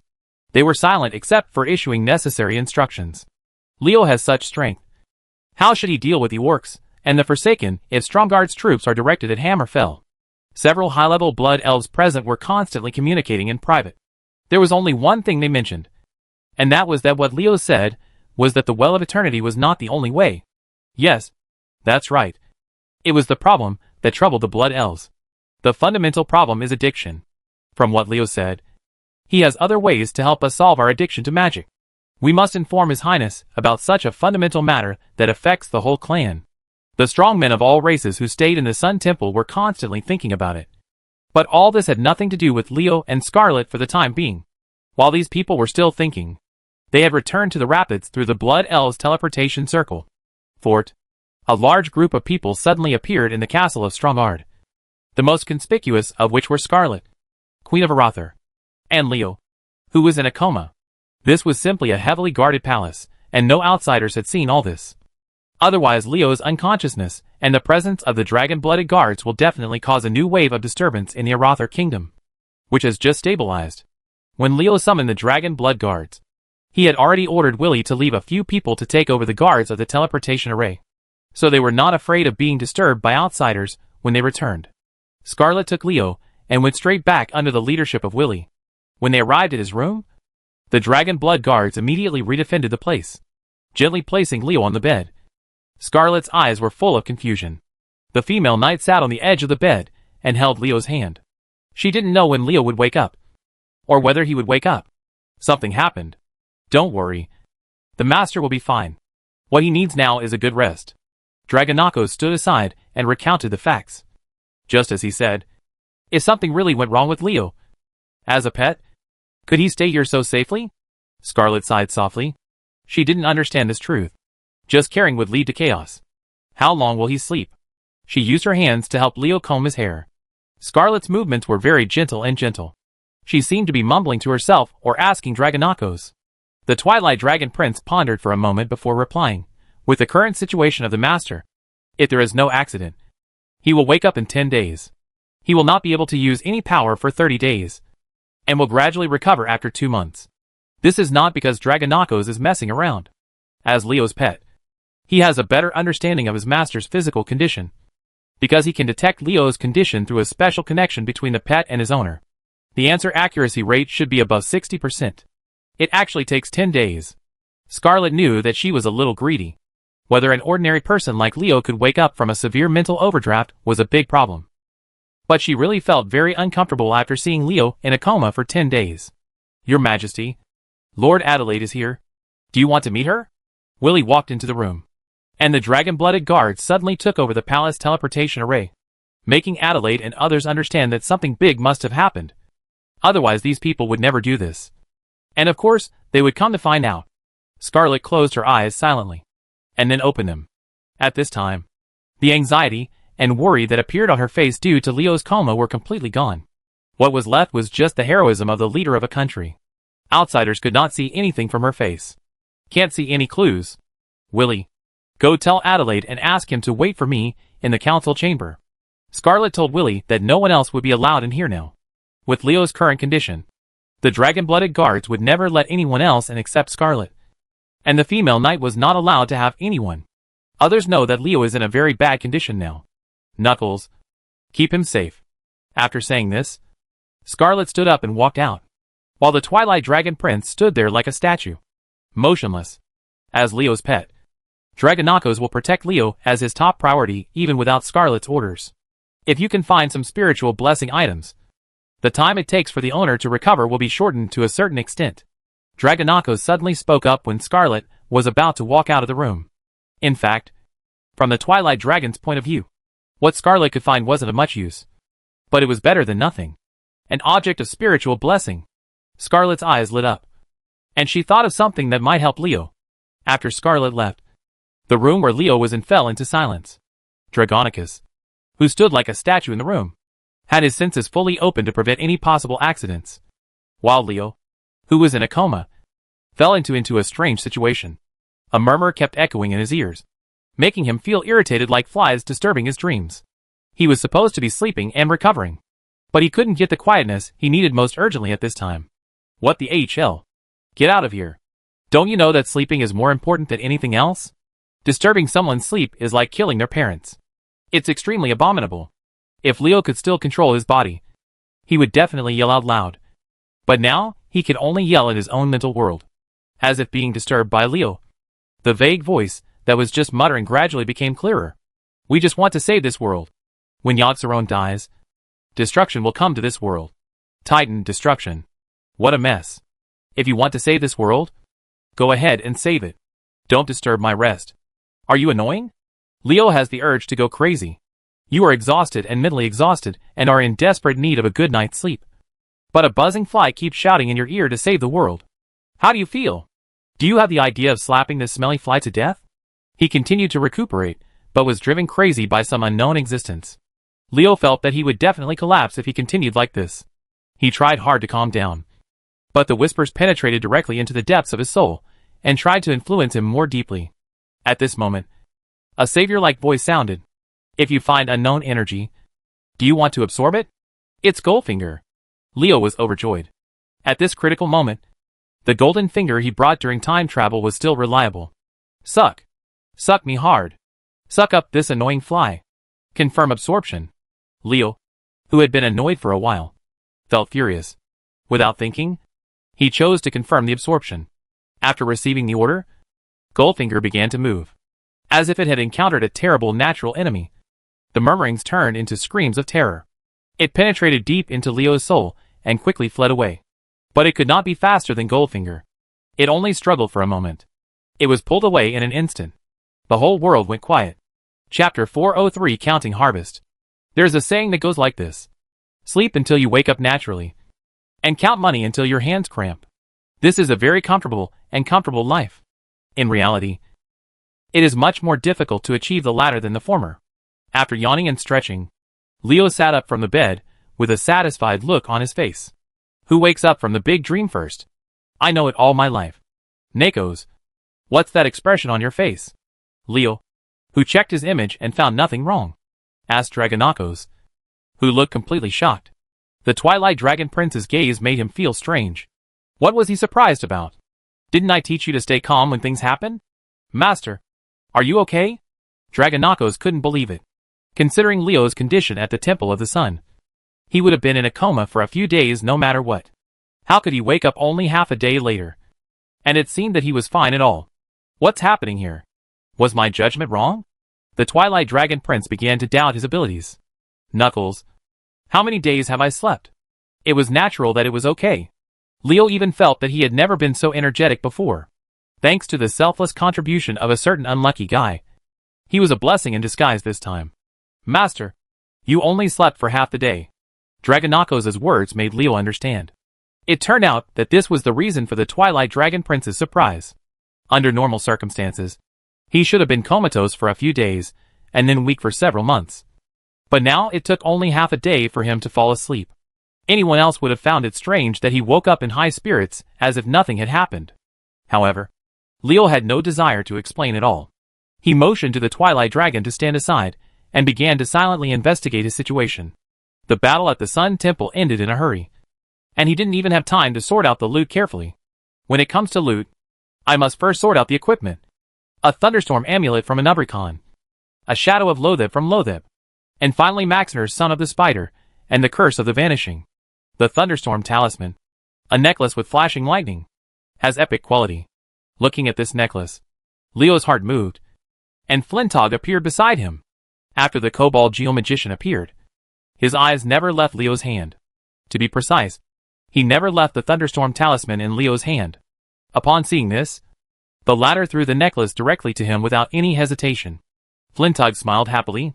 The first thing Leo thought of about Lotheb's shadow was the poisonous flower vine.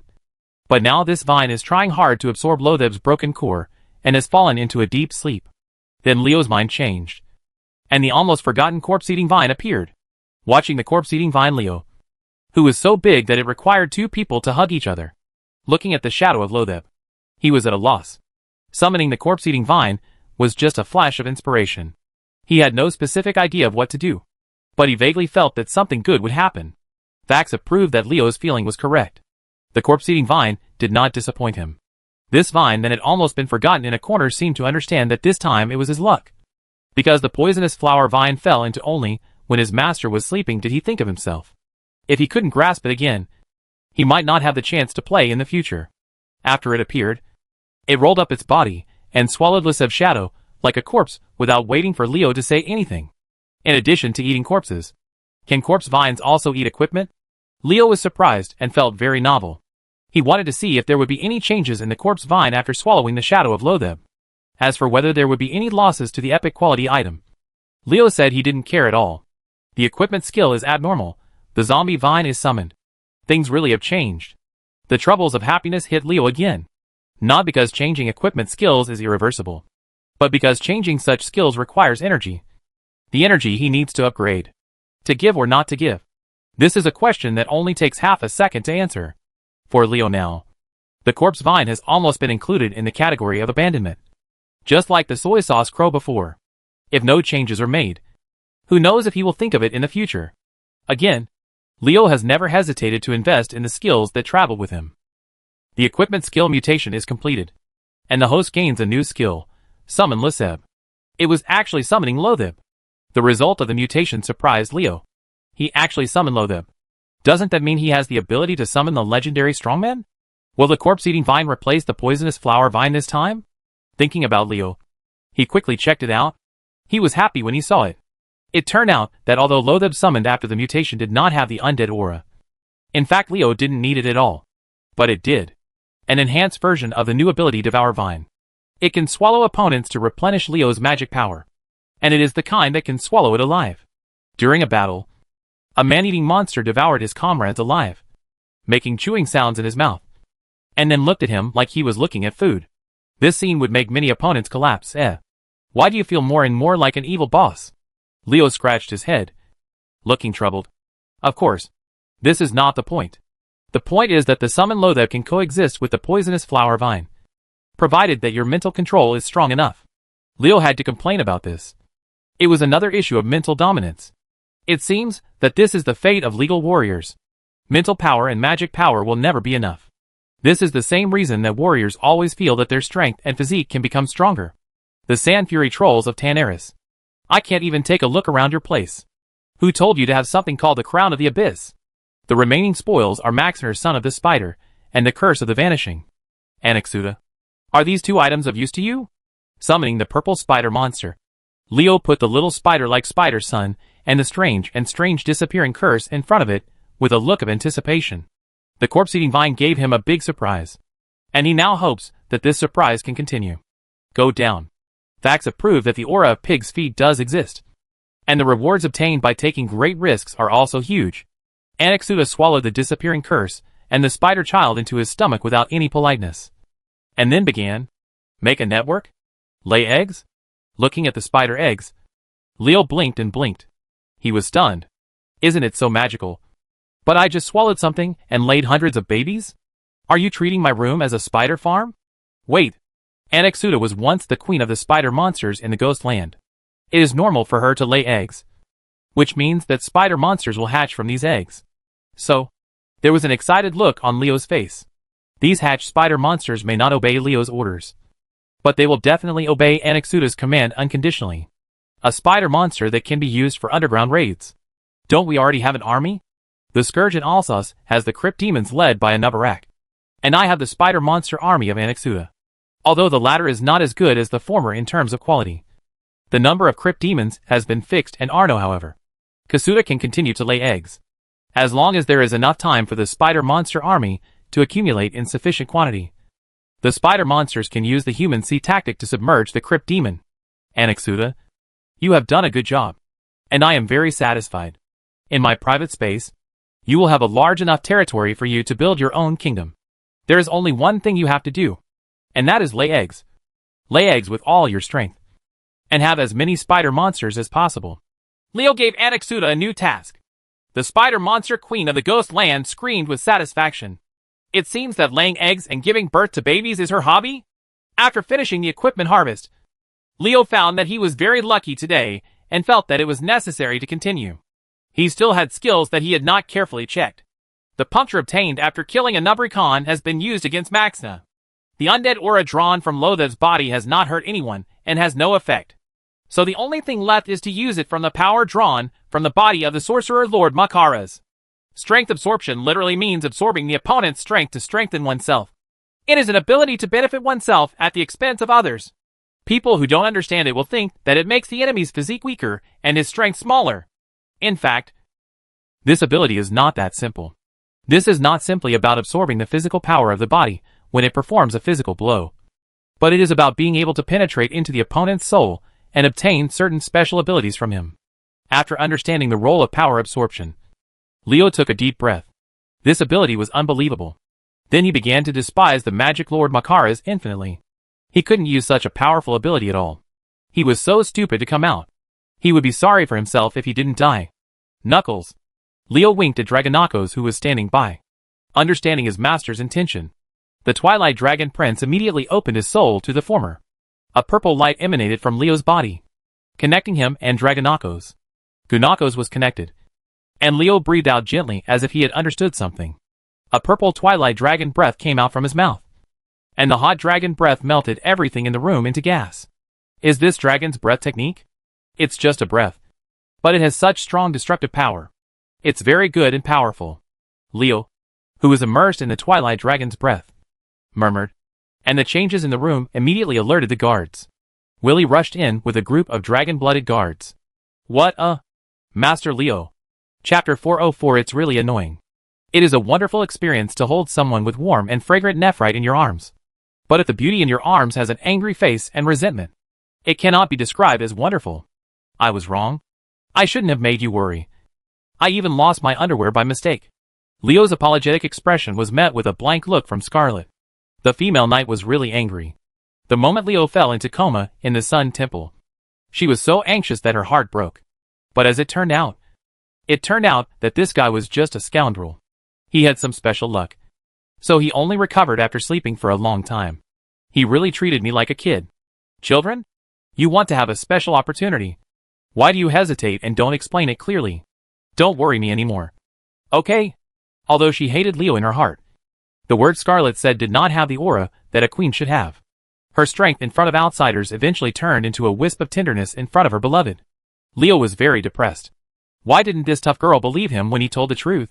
Did he really have to lie down for a few days and let her worry to prove his innocence? It's not that Scarlet doesn't believe Leo, but that this matter is too unbelievable. Who doesn't know the side effects of severely overdrawing one's mental energy? It's normal for Leo to be in coma for a while, and extremely weak for a while.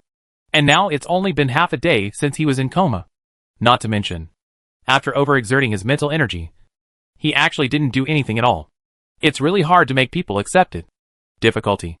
After scratching his head, Leo could only say this in the end: the ancient gods are indeed a scourge. Some people think that this world was created by the titans of the pantheon. In fact, this is a fallacy. The ancient gods are the original inhabitants of this world.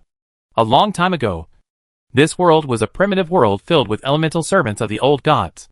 When the titans came with the desire to bring order to the universe, Leo was skeptical about this. Even the order was the order of the titans, and not the original order of this world. When the order visited this world, they first fought with the assistance of the old gods, the elemental god of Azeroth, and the source of the elements themselves. After defeating the elemental god, the titans defeated the old god and sealed it. And the 5 or more old gods imprisoned underground continue to exert their power, albeit in extremely limited ways. They are described as evil sleeping underground, their telepathic whispers ultimately driving a person's mind gradually crazy.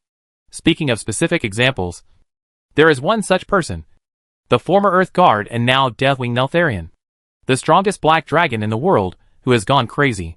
The old gods are described as ancient and corrupted beings, certainly because their methods are evil, but also because they are contrary to the Titans' wishes.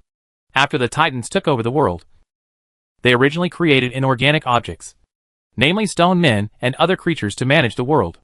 However, the ancient gods cunningly placed a curse of flesh and blood, turning the world into organic life forms, namely flesh and blood creatures, as paradise. This is the root cause of the Titans' war with them. At least that's how Leo sees it. As a human being of flesh and blood, Leo's senses about the ancient gods are not that bad. In any case, it is precisely because of the curse of flesh and blood that they cast that allow the world to have organic life races, including humans. As for the Titans, those guys who called organic life fallen beings, Leo just wanted to give them a middle finger. Human beings with flesh and blood are fallen beings, and you Titans are noble creatures. This does not make sense. The 1,000-eyed beast Thun, the 1,000-mawed beast Yogg-Saron, and the 1,000-faced beast Nez-Haz. These are the 3 ancient gods that Leo can confirm exist.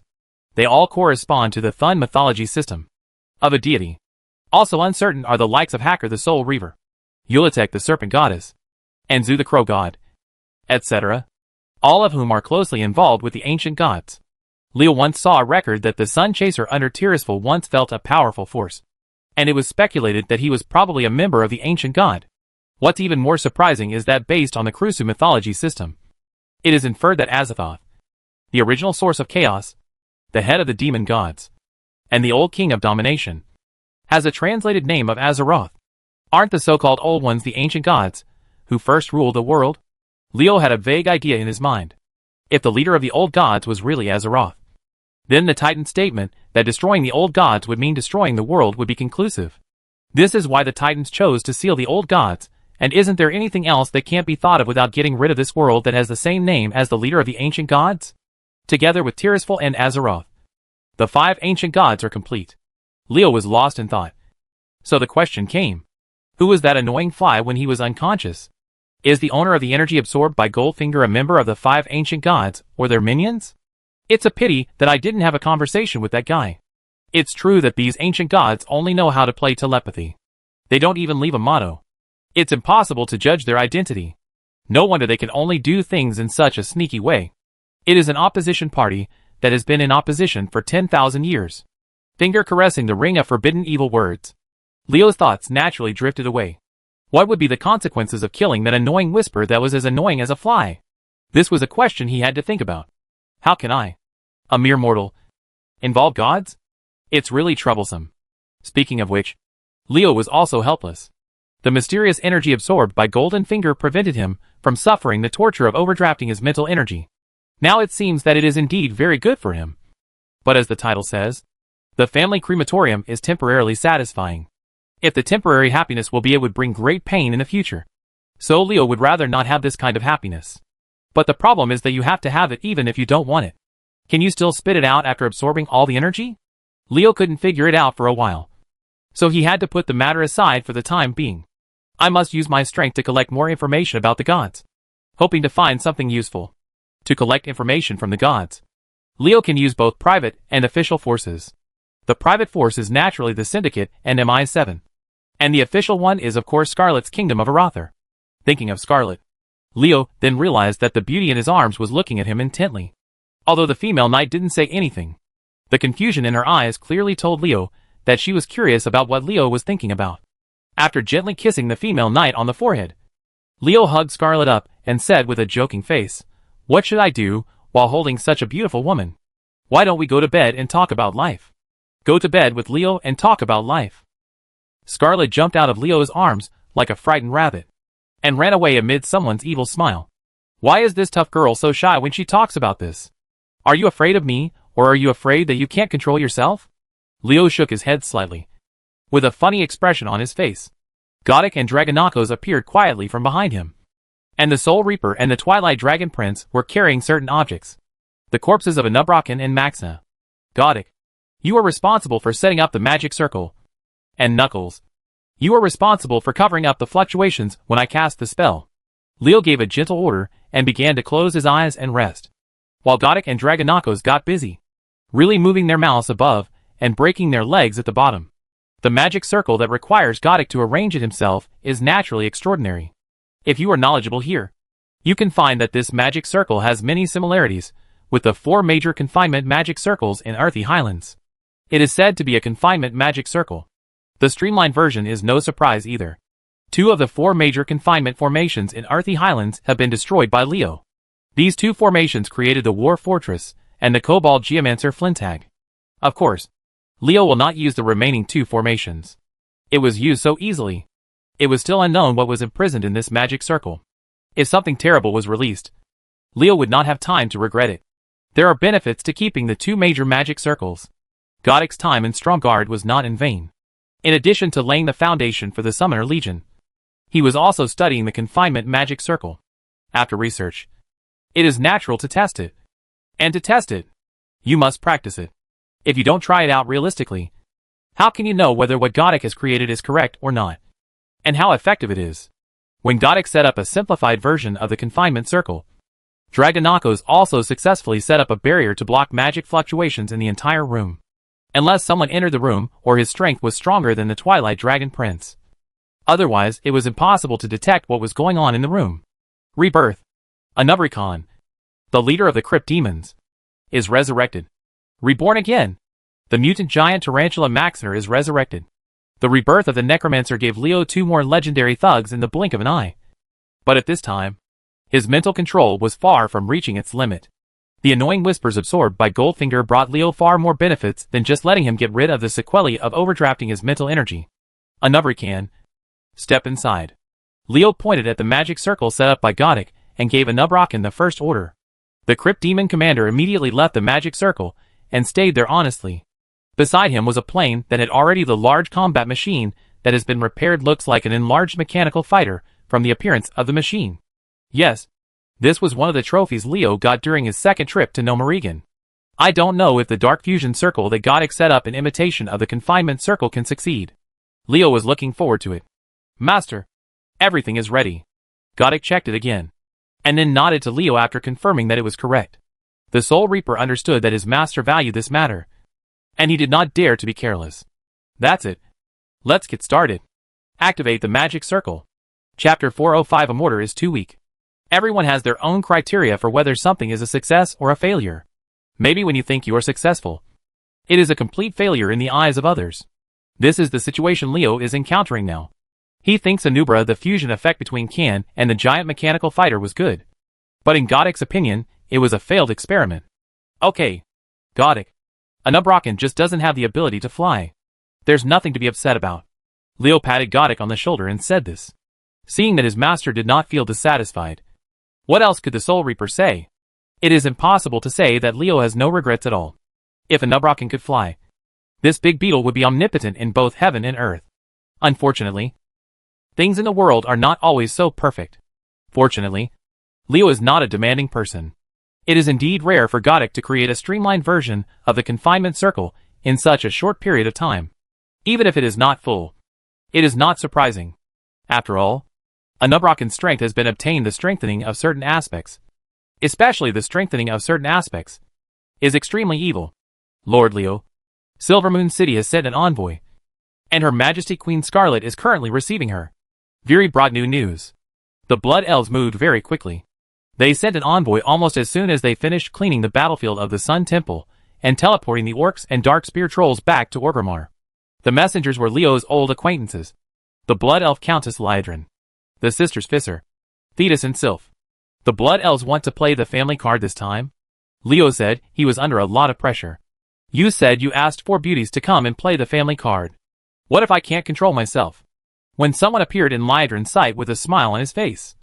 The Blood Elf Countess had a look of shock on her face. But this shock only lasted less than 2 seconds before turning into relief. It seemed that there was indeed some powerful being behind Leo. Otherwise, the side effects of severe mental overdraft would never have passed so easily. Liedrun became more and more certain of her suspicions. Brother Leo. When Thetis saw Leo, she immediately ran up and looked at him expectantly, like a child begging for a new toy. Leo was well prepared for this. He rubbed Thetis's hair vigorously, and as the latter shook her head in anger, a large and ferocious beetle emerged from the ground. The shiny metallic SHL, the body covered with barbs, and the size of a train carriage all show its extremely violent side. It's just that this kind of violence can scare others, but not Thetis. The excited expression on the little girl's face after seeing this big beetle is enough to show her level of satisfaction. A Nubricon? Liedrun shook her head. No.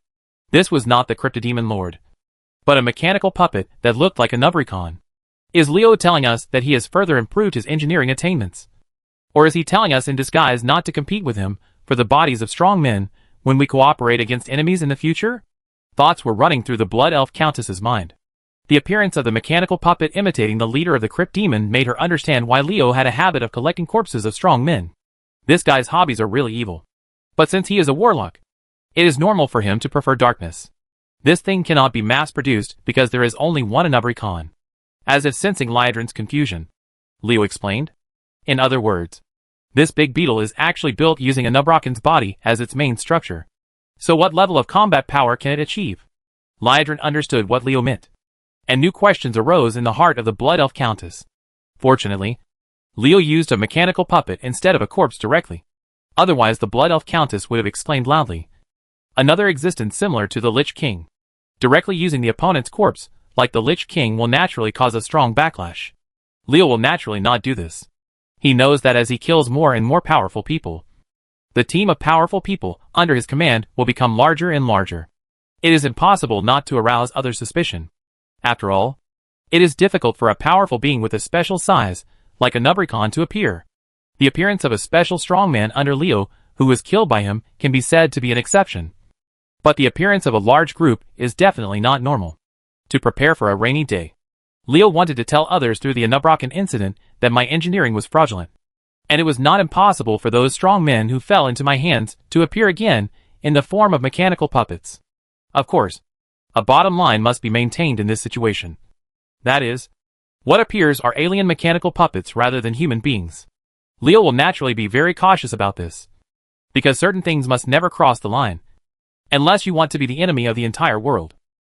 A Nubrican's physiological structure is very suitable for transformation into mechanical puppets, and the dwarves are obviously ahead of everyone in this area of research. Look at the mechanical chariots in Nomerigan. They are all spider-walking mechanical. When Liedrun expressed concern about him transforming the body of a strong man, Leo answered like this, and this answer was also true. The mechanical chariot made by the dwarf was not crawler type, but had 6 to 8 strips like a spider.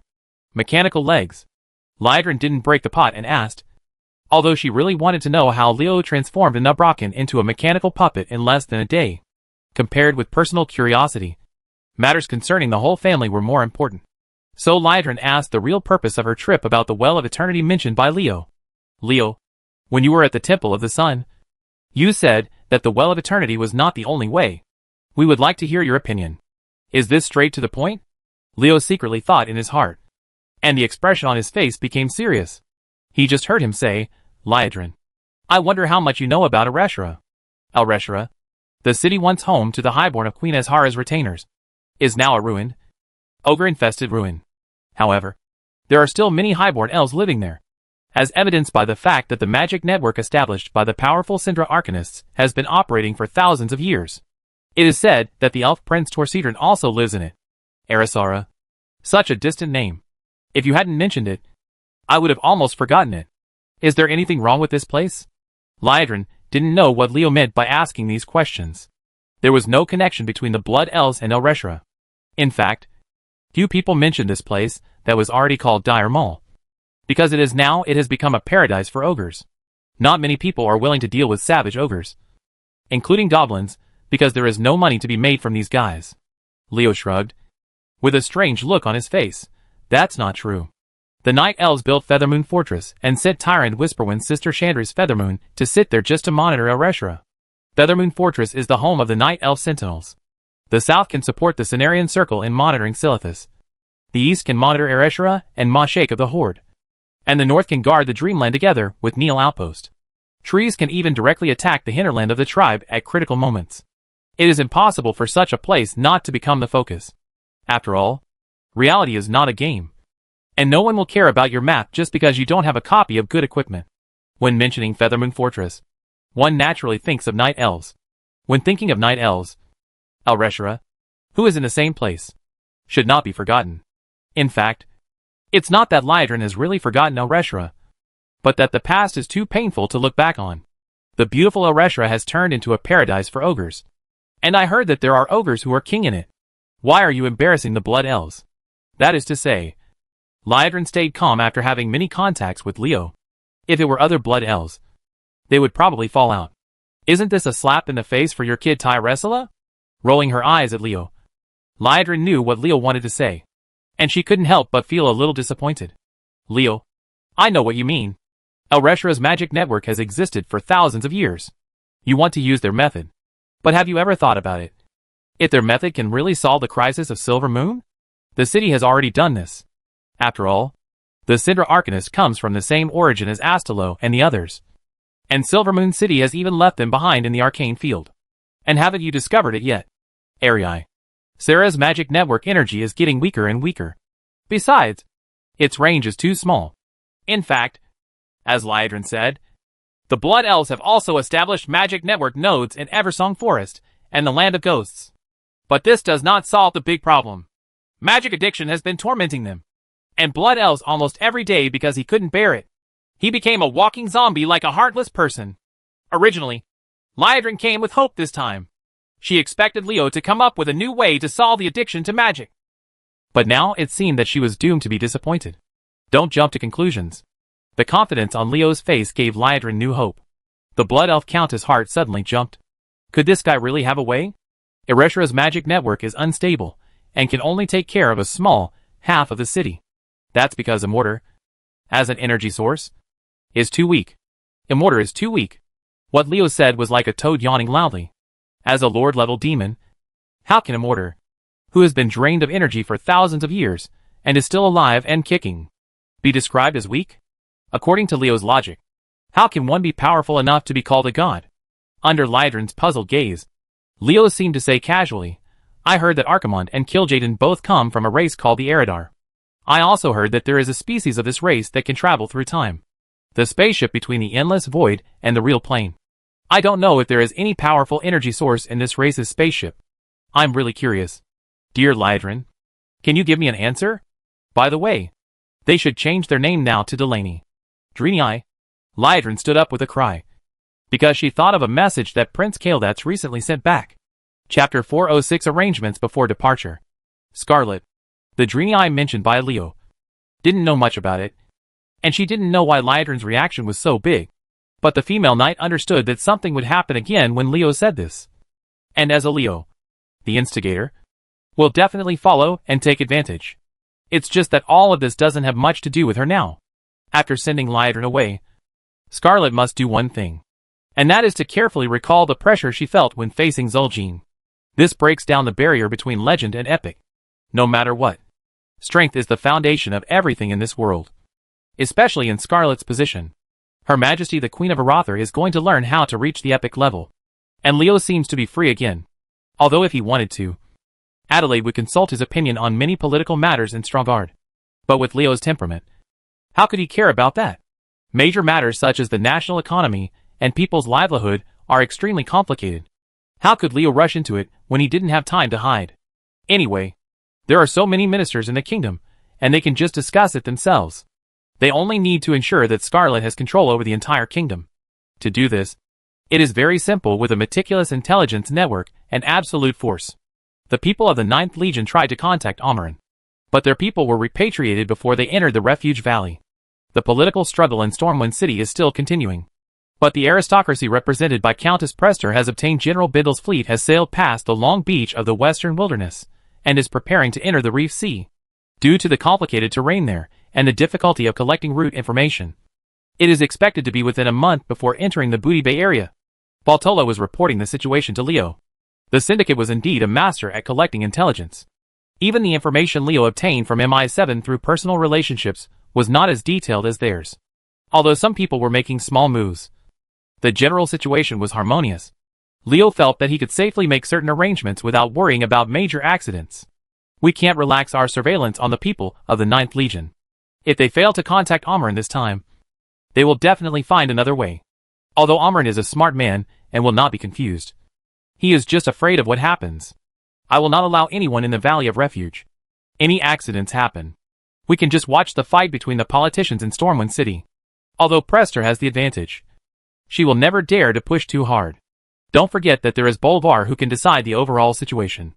Unless someone appears, a man with more authority than Bolvar. Binder told him not to worry, and just complete my instructions. Anyway, the goblins of Booty Bay are the ones who are suffering now. Leo made his own arrangements. And at the end, he gave Valtola another instruction. Tell the singer to let her collect information about Alterac Castle. I will be useful. In addition, you don't have to stay in Dunhor all the time in the future. Castle, follow me. Bringing Valtola back is Leo's way of showing the singer that he has initially believed in her, hoping that this woman is smart enough and will not have some stupid ideas because of this. Leo was extremely happy that he didn't have to stay in Durnhold Castle Valtola. That place was full of sneaky guys who didn't even have an epic master. It was really overkill for him to sit there. Valtola, you seem to have a special liking for driving ghouls. After explaining the matter, Leo glanced at a corner of the room with a meaningful smile on his lips. There was a ghoul standing quietly in that place. As a Death Knight who specializes in evil spells, Valtola will bring a ghoul with him at any time. If he encounters a large group of enemies attacking, he can even use the army of the dead to summon dozens of ghouls to help. Tolai didn't understand why his master asked this. Letting the enemy drown under the claws of ghouls is the favorite thing of evil Death Knights. This has almost become a common sense. Seeing Valtola's confused expression, Leo waved to him and motioned for him to come closer. Under the Death Knight's puzzled gaze, he gently tapped Valtola's forehead with his index finger, and a message flowed into the Death Knight's mind. Valtola's eyes shone with disbelief, and even the thick mask could not hide the shock on his face. Thank you, Master.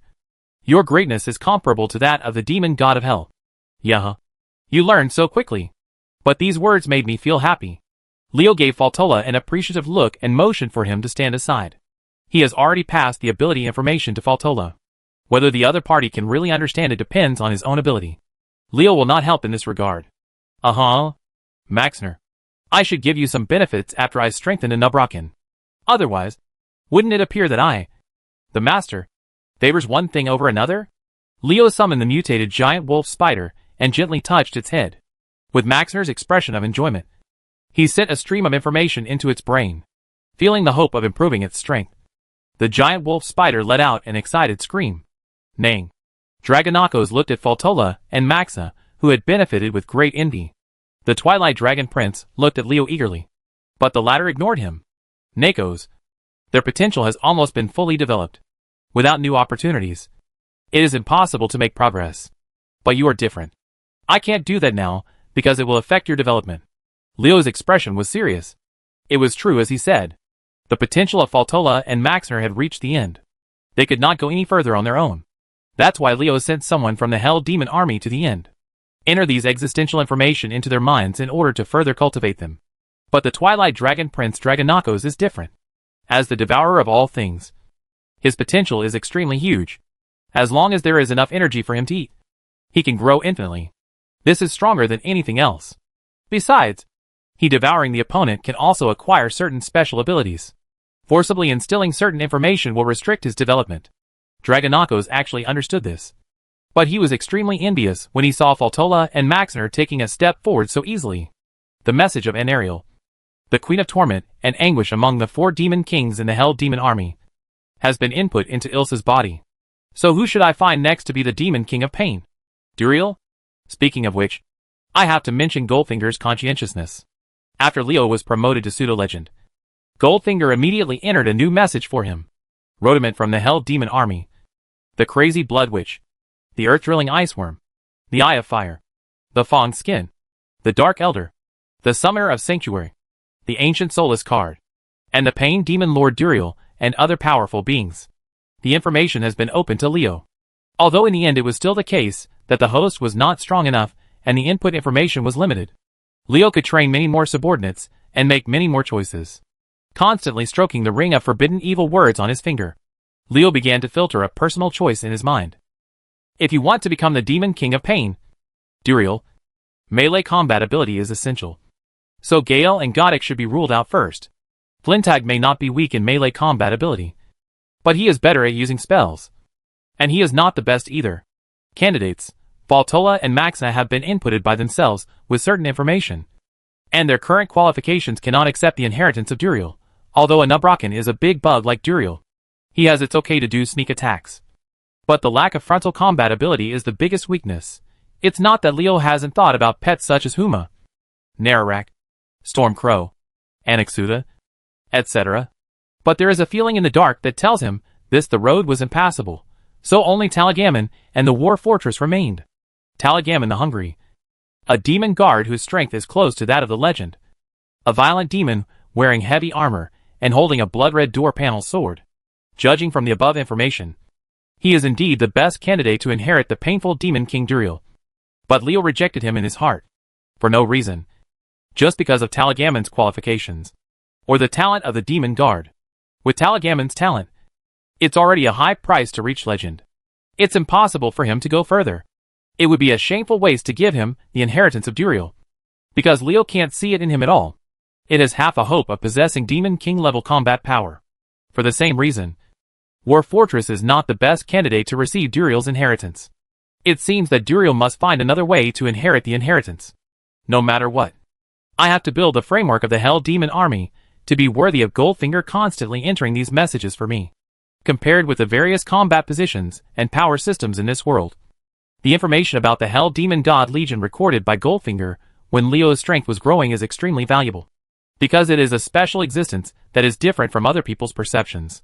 This is lays what is unique to AO. Like the ability of the Necromancer, is one of his greatest assets in controlling the world. I didn't expect that it would be so troublesome to pass on the power. If it didn't work out, I would sneak to Draenor with the Blood Elves, and then instigate Kael'dats to lead the Sunfury Legion to the Blade's Edge Mountains to slay the gods, and kill the ogre demigod Gru. I'll kill him. With this guy's brute strength and body, there is no problem in inheriting Duriel's ability. As for the qualifications, hey, he can become a powerful demigod in the body of an ogre. Gruel's qualifications can be as bad as where to go.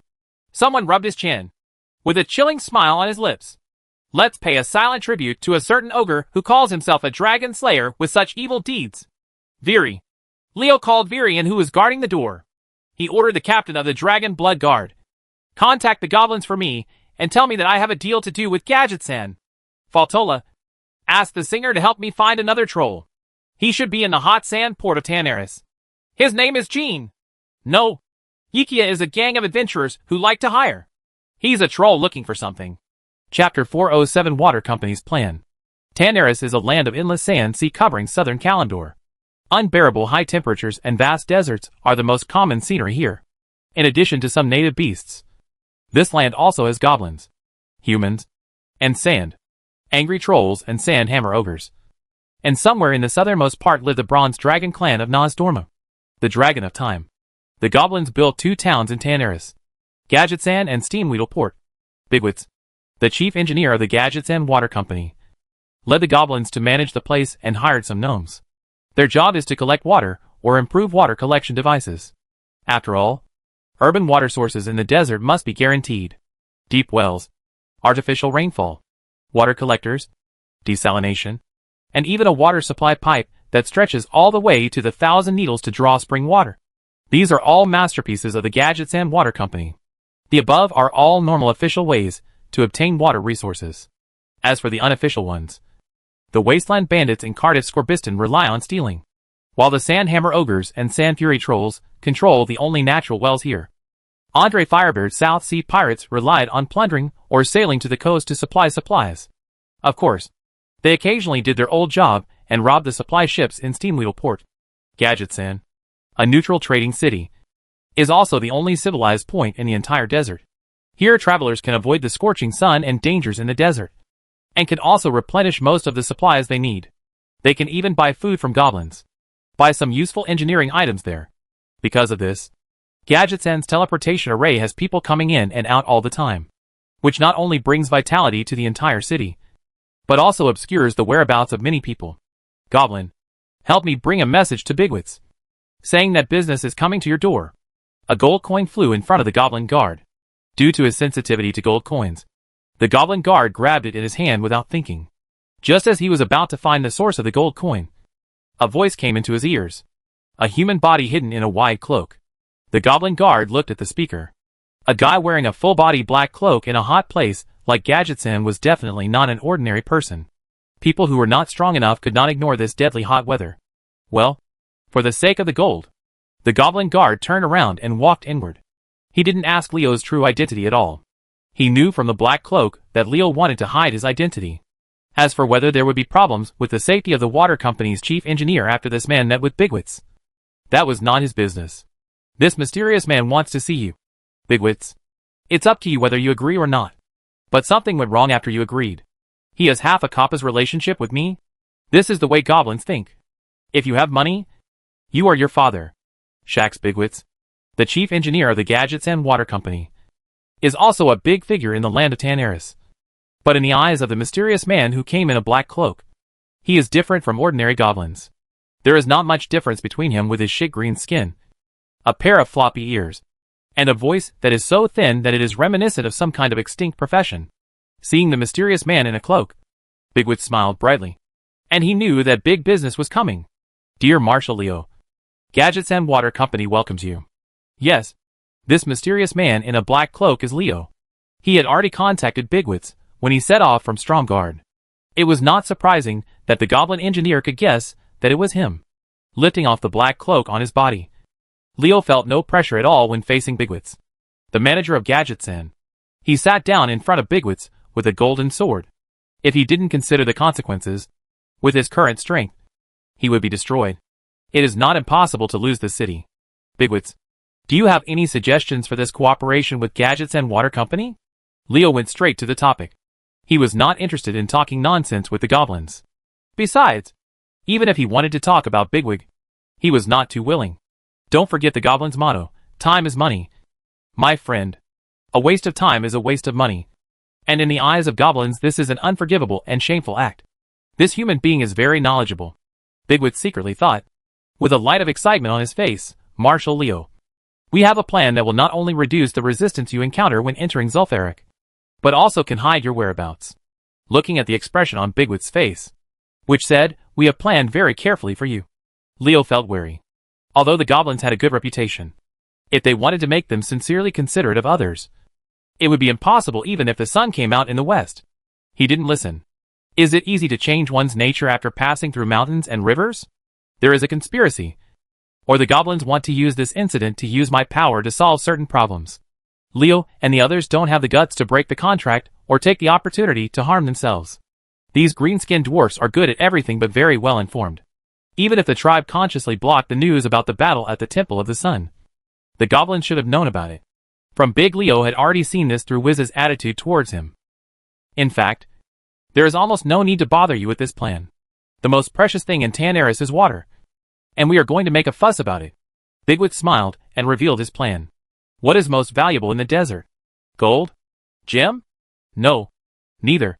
Water is the most precious. Therefore, having a stable water source is the dream of all forces who want to survive in Tanaris. And the Gadgets and Water Company happens to hold this precious resource. Since it is a precious resource, it will naturally attract other forces to covet it, let alone the distant ones. The Wasteland Bandits entrenched between Hots and Port and Gadgetsan are one of them. Because of their existence, the road between Steamweedle Port and Gadgetzan has always been uneven, and the goblins are very troubled by this. However, due to the cunning of the Wasteland Bandits and the strength of the bandit leader Cardiff, they have never been able to wipe them out. Leo could understand this. Just imagine, if an unfriendly force appeared between Stromgard and Refuge Valley.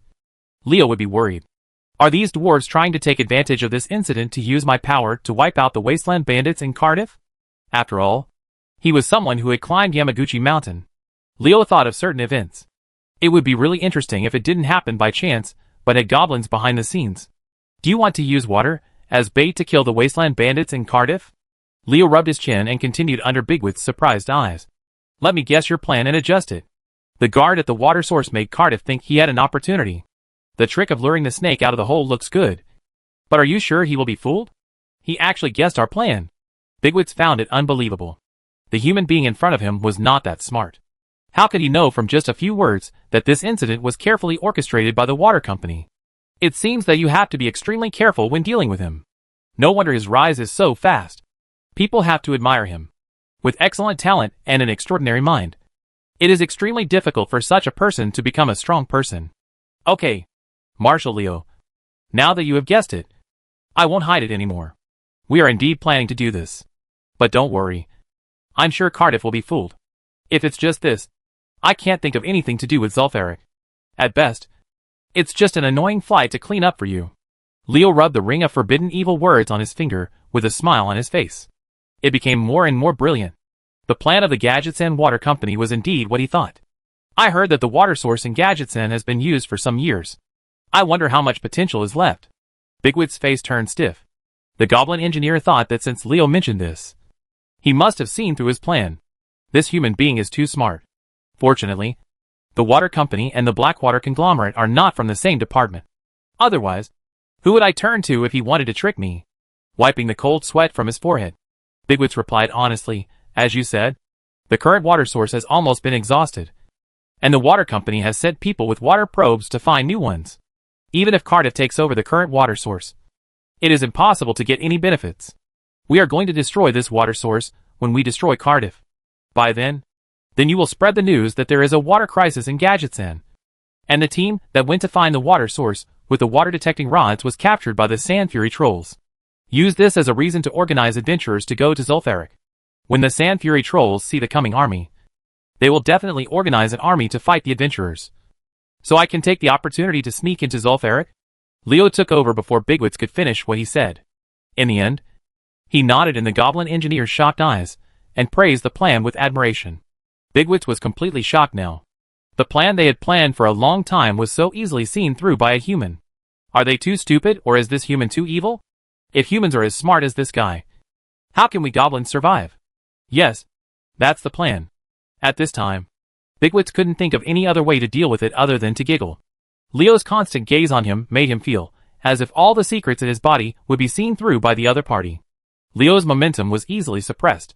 Got his mind. The plan is very good, and the execution is very high. Then I will wait for your good news in Stromgard. After Leo said that, he stood up and was about to leave. Bigwitz immediately became anxious when he saw it. He wanted to kill Cardiff and completely wipe out the Wasteland Bandits. They couldn't do it with the power of their water company alone. Unless Leo take action. Marshal Leo, please wait. Can I ask you a small favor in Cardiff? Bigwitz rubbed his hands, with a sneer on his face. Originally, he had prepared a lot of excuses to fool Leo. Who would have thought that Leo's wisdom was far beyond his estimation? Now he didn't dare to speak nonsense. Those prepared excuses would be to H.L. with him. Go ahead. Help? Leo looked like he was looking at a fool. My brother has settled the score. It's not impossible for me to take action. What kind of compensation is the water company prepared to pay? This? Bigwitz was dumbfounded. Someone actually wanted to make money from the goblins. Is there any reason to be shrouded in holy light in broad daylight? Chapter 408 Troubled Times. Cardiff Scorbiston. In the whole world, he is a bandit leader who is not popular in the world. But in this place of Tanaris, he is still a figure. The wasteland bandits under him are in this endless sand. The land of the sea can be considered a big force. Of course, this is just what he thinks. Cardiff have been in trouble lately. The most precious thing in the desert is naturally water. But the natural water here is either in the hands of the Sand Fury Trolls, or in the camp of the savage Sandhammer Ogres.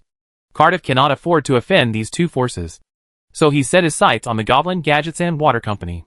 As we all know, goblins are very good at business and engineering, but their individual strength is limited by the innate qualities of their bodies. As for trouble with goblins, Cardiff, who is an epic level stalker, said that he really does not have much pressure. As long as you act carefully, and don't go too far when doing things, you can be your own bandit leader without any worries about getting into big trouble.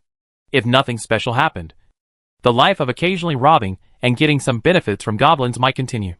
But this world just loves to make troubles. And when you think it will be ordinary, twists and turns will come. The old rivals of the Bloodsail fleet, the Blackwater Bandits, were actually wiped out by the newly established Stromgarde naval force. Without any constraints, the Bloodsail fleet began to frequently attack the goblin ports and trade fleets. As a result, the goblins had no choice but to strengthen the defense of the port city. Cardiff is unclear about other places, but he fully understands the situation in Tanaris. In order to guard against possible attacks by the Bloodsail pirates, the defense of Steamweedle Port has been strengthened a lot. And strengthening defense requires manpower. The overall strength of the goblins here is limited, and the strengthening of the defense of Steamweedle Port must be at the expense of the defense forces in other places. At the cost, the goblins in the city of Gadgetsan will definitely not let it be in the slightest danger, so there will not be much space left to draw manpower. It was under such circumstances that Cardiff got the news that the goblins were bold enough to dispatch the guards guarding the water source to Steamweedle Port. Water source? This place is almost the lifeblood of the goblins here. How could they be so stupid? When Cardiff heard the news, his first reaction was that there was something wrong with the news. But as he continued to think about it, he became more and more certain that the news was correct. Yes, the water source is indeed the lifeblood of the goblins. But because of this, no one would think that the goblins would be bold enough to weaken the defense there. In this way, even if other people get the news, they will think it is false and ignore it. Didn't he just fall into the trap of those green-skinned dwarfs? If you really ignore it, you will be ridiculed by those nasty little dwarfs afterwards. And this matter will also become their bragging capital. Look, the wasteland bandits are really useless. Even if we weaken the defense of the water source, they will not dare to cause trouble. Cardiff's character would have carefully investigated it even if he was sure it was a goblin trick. But a big-mouthed henchman of his got drunk and told the news. So the wasteland bandits couldn't sit still. They all expressed that they wanted Cardiff to lead them to take the opportunity to rob the goblins' water sources. Under the turbulent public sentiment, even Cardiff, the leader, had to obey everyone's wishes. He made a decision that he would regret for the rest of his life to seize the water source while the goblins' defense power was weakening. Unfortunately, Cardiff didn't know that when he made this decision and set off with his men, his big-mouthed cronies and the two gangsters who started the trouble were waiting in Gadgetsan for Bigwit's reception. That's what happened. Faltola stood in front of Leo. He knew very clearly what happened in the Wasteland Bandits and Gadgetsan, including why those bandits betrayed Cardiff. Because these betrayed guys have been imprisoned, Altola became the so-called one of his own. Let them work well under the hands of the goblins. These green-skinned dwarfs want to build a force again after losing the Blackwater Bandits, which just gives me an advantage. Leo rubbed the ring of forbidden evil words on his finger with a playful smile on his face. The goblins were immediately in trouble after losing the power of the Blackwater Bandits, forcing them to cultivate new forces. Coincidentally, Leo came to the door at this time and asked for a cooperation with the Gadgets and Water Company. So the goblin decided to use his power to get rid of Cardiff, this annoying fly, to vent his anger at the bloody sail, the resentment of pirates blocking the door. However, the situation changed later. After Leo met with Bigwits, the goblins found that their plan had been seen through by Leo. So the goblins, who were not willing to be led by a human, used a new method to kill the waste. When the local bandits were killed, they did not kill them all, but recruited some of them to work for themselves. It was too time-consuming and labor-intensive to re-establish a new force. It was much more convenient to use the foundation of the original force to develop its own power. The goblins chose a shortcut. After all, the decision made in a hurry was not perfect, which gave Leo the opportunity to add sand to it. The bandits who betrayed Cardiff had been controlled by Faltola before they came to Gadgetsan. The goblins it is doomed to lose both people and money. Cardiff has taken the bait. Let's go to Hot Sand Port. Although Leo agreed to help the goblins get rid of the wasteland bandit leader Cardiff, an epic-level stalker is really not worth his own trip. After all, not every stalker is as good as Passonia. The information Leo obtained showed that Cardiff was just an ordinary thing among the epic masters. Leo sent Anaxuda to wait for him at the water source to kill the bandit leader. Steamwheel Port is the only seaport outside Tanaris. The goblins have spent a lot of energy here. It is the guarantee to maintain the prosperity of Gadgetzan. Sea transportation is cheaper and larger than land transportation at any time. Through Steamwheel Port, goblins can transport certain scarce resources in Tanaris at very low prices, and then resell them at high prices to earn the difference. If Gadgetzan blocks Tanaris' key link to the outside world by land, then Steamwheel Port controls the throat of this endless sand sea that contains huge wealth. In terms of prosperity, Hot Sand Port is no worse than Gadgetzan. There are pedestrians coming and going, travelers who want to find companions to venture into the desert, vendors selling various items, and people who need to collect certain items in the desert, but because employers who cannot go there in person for various reasons choose to post tasks here. Here you can see orcs, humans, trolls, and even Tauren elves. Anyway, there are all kinds of people. Since the goblins adhere to a neutral policy, open battles are not allowed in their cities. If there are any problems that cannot be solved, you can go outside. But if you do it in the city, don't blame the goblin guards for being rude. Although the goblins are weak, the combat machines they create are no joke. Even epic-level masters will become unnaturally less angry when facing hundreds of thick cannon barrels. Not everyone is keen on mindless racial vendettas. After all, this is a real world and is not a game that deliberately creates conflicting camps for the sake of playability. Having a neutral city where people can communicate with each other is just what everyone wants. Where they can exchange various information. For example, some things that are common among orcs are rare goods for humans. And vice versa. Everyone gets what they need and benefits from it. As for how to understand each other's meaning when communicating with each other, please, do you think people in the real world don't know how to learn languages? Besides, there is something called lingua franca in this world. After walking out of the teleportation array, a slightly fishy sea breeze stimulated Leo's sense of smell. Compared to the scorching heat of Gadgetzan, the seaport city of Hot Sand Port gave him a much better feeling. My lord, this is a good thing. It only costs 10 gold coins. A group of vendors selling sundries came over, and one of them caught Leo's attention. He kept recommending his products to Faltola. A pile of strange carapace. I bought this. Where did you get it? Leo gestured to Faltola and gave the vendor 10 gold coins to buy the carapace, and asked the question casually. Seemingly casually, the vendor who accepted the gold coins grinned happily. He spent 2 gold coins to buy these carapace LS from a group of adventurers. He didn't expect to sell them out in just half a day, but he had been in Steam Sandport for a long time, and had seen all kinds of things. The vendor waiting for him also knew that the other party was not interested in these strange carapace at all, but wanted to ask him where such items appeared. Otherwise, he would have bought them without even negotiating the price. Sir, I acquired these things from a team of adventurers. These people got them when they returned from Ungoro Crater. I don't know the specific situation. The vendor answered Leo's question very wittily. From the figure of Faltola, who was standing behind him and wearing a heavy armor, it could be seen that Leo's identity was not simple. He, a small businessman selling things, could not afford to offend such a big shot. Waving his hand to indicate that the vendor could leave, Leo looked at the hard carapace fragment in his hand, filled with doubts. Are the beetle men from Entourage appearing? If it is really the beetle man, doesn't it mean that Thun has broken part of the seal set by Titan? What a troubled time. A sense of urgency arose in Leo's heart. As an ancient god, Thun was undoubtedly powerful. Even if he could only break part of the seal to reveal one of the 1,000 eyes, it would not be that easy to deal with. If he had nothing to do with the ancient god, Leo would naturally have no pressure. Anyway, if the sky falls, there will be a tall man to hold it up, leaving the leaders of the tribe and alliance to have a headache. But now he feels guilty. Who knows what will be sucked out? What does energy have to do with these ancient gods? Chapter 409 Agreement with Woking. No matter in which city people mention the busiest place, the first thing that comes to mind is the tavern. In this world without much entertainment, going to taverns to drink, brag and talk about mountains is the only pastime for many people. And Hot Sand Port is no exception. The taverns here are more than elsewhere. There was a bit more noise and, well, okay. Leo thought carefully for a while, and then uttered 2 words. Harmony. What? You ask why the word harmony is used? Have you ever seen humans, orcs, trolls, and elves getting together to brag? Have you ever seen a drunk dwarf crawl into the arms of a Tauren warrior? To add, the Tauren warrior is still a cow. Dwarfs and Tauren.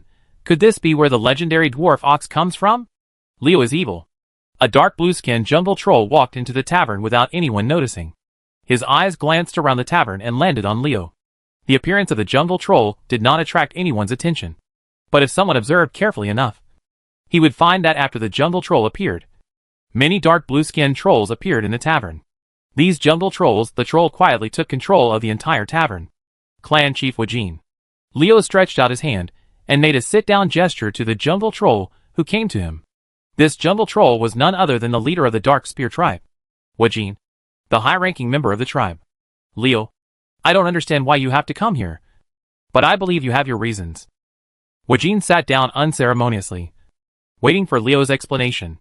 If others wanted to pretend to be mysterious in front of Woking, he would ignore it, but he couldn't do it when facing Leo, because Leo made it clear that he knew the whereabouts of those four things. For small boards may look like this in the eyes of others, but in Wajin's eyes, they are not simple things. To a jungle troll, they represent extraordinary significance, and they will not change them even if they are given an artifact. In order to know their news, Wajin could endure Leo's pretense of being mysterious, or he could follow the other party's wishes and not hesitate to hide his tracks and quietly enter the hot sand port with his most elite Shamonkwash hunters. Now that Valjean has complied with Leo's request, it's time for Leo to tell his reasons. I wonder what Chief Valjean thinks of Gubarash. Leo didn't give Wajin any explanation, but asked a question. If the Yamani Empire is the pride of the forest trolls, then the Gubarash Empire is the symbol of the jungle trolls. The latter has the Gubarash Berserker who is so strong that even the Tauren are ashamed, and also has the mysterious and unpredictable ability to transform. A high-ranking priest who astonished even druids. Hearing Leo mentioning the Garubashi war gene, his face became very gloomy. Why did the Dark Spear troll cross the ocean and come to the continent of Kalandor? Isn't it because he was expelled by the Garubashi Empire? It is difficult for outsiders to imagine how the Dark Spear trolls crossed the ocean in the past, because they were expelled without even a small boat. It can be known from the fact that they were almost wiped out by a group of Murlocs after they successfully arrived in Kalandor. How embarrassed they were at that time, and how much they suffered. If Thrall hadn't happened to pass by with the orcs to help them, and Valjean was smart enough to hug the tribe's thick thighs, the Darkspear trolls would have become history. Although they belong to the same family of jungle trolls as the Garubashi trolls, Valjean has absolutely no affection for these compatriots. Leo's sudden mention of the Garubashi Empire surprised him. What does Leo's actions have to do with the collapse of the Garubashi Empire? It seems that Chief Valjean doesn't have a good impression of the Garubashi Empire. So I'm relieved. Leo's eyes revealed a light that frightened Valjean. It was the kind of light that would appear when a hunter discovers that his prey has fallen into a trap. Because I want Chief Wajin to help me deal with a priest from the Garubashi Empire. A high-level priest. Valjean's eyes narrowed slightly. What did Leo mean by saying this? Is there a high-level priest from the Garubashi Empire in Hot Sand Port? What was a high-level priest from the Garubashi Empire doing here at Steamwheel Port? Could it be that he was also after the thing in the hands of the Sand Fury Troll? If you want to snatch the artifact I have my eye on, you are looking for death. Feeling the murderous look on Wajin's body, Leo knew that the next thing would be easy to talk about. Clan Chief Valjean, are you interested in joining forces with me to make a vote? I know you are very interested in the Sand Fury Troll's divine sword Seuss's. Let's make a deal. If you get it in Zulfaric this time, I can give you Seuss's the Flagellant unconditionally. But you have to help me deal with this high-level priest hiding in Hot Sand Port. And I also have the right to choose 2 trophies. Leo stated his conditions, looking at the smiling human Valjean hesitantly. Is this guy really that generous? Or is there something else hidden in this? Although intuition tells Wajin that this matter is definitely not that simple, and Leo must have his own purpose. But in the current situation, doing what Leo said is undoubtedly very beneficial to Wajin. He can get the target of this trip to Tanaris with Seuss's the Flagellant. He could seek out the Garubashi troll to avenge an old grudge. And he could even get close to Leo to inquire about the whereabouts of the 4 stone slabs. It was really like killing 3 birds with 1 stone. Well, Wajin really couldn't think of any reason why he could refuse Leo. Leo, I promise you. But you have to tell me the whereabouts of the 4 Moshara tablets. The Mozalid tablet, also known as the Prophecy tablet, may not be very attractive to forest trolls. But it is very important to forest trolls like Valjean, because it records a method of communicating with the gods. Although communicating with spirits carries great risks, It often represents great benefits. This is a temptation that many people cannot refuse. Although Leo knew the whereabouts of the 4 Moshara slates, he had no interest in communicating with the so-called god, because that god was Hacker the Soul Reaver, the culprit of the collapse of the Gurubashi Empire, and the self-proclaimed blood god. Evil gods. This guy is quite entangled with the ancient god Nezas. Valjean wanted to find the 4 prophetic tablets. Leo didn't think he was out of his mind and wanted to cooperate with Hacker. After all, the Gurubashi Empire had learned from the past. Leo didn't think what the leader of the Dark Spear Trolls had planned. He was prepared to ask, as long as he knew that Valjean was a sensible person. What about the Mozaru stone tablets? If my information is correct, you may be able to find 2 pieces in Zul'Farrak. A flash of light flashed in Valjean's eyes. If it is true as Leo said, then this trip to Zul'Farrak is really the right one. Wait, Leo just said that he has the right to choose 2 items. Isn't that just for this? Thinking of this, Valjean frowned slightly. Leo shouldn't be that stupid. Valjean was determined to win the Mozaru slate. And Leo should be very clear about it.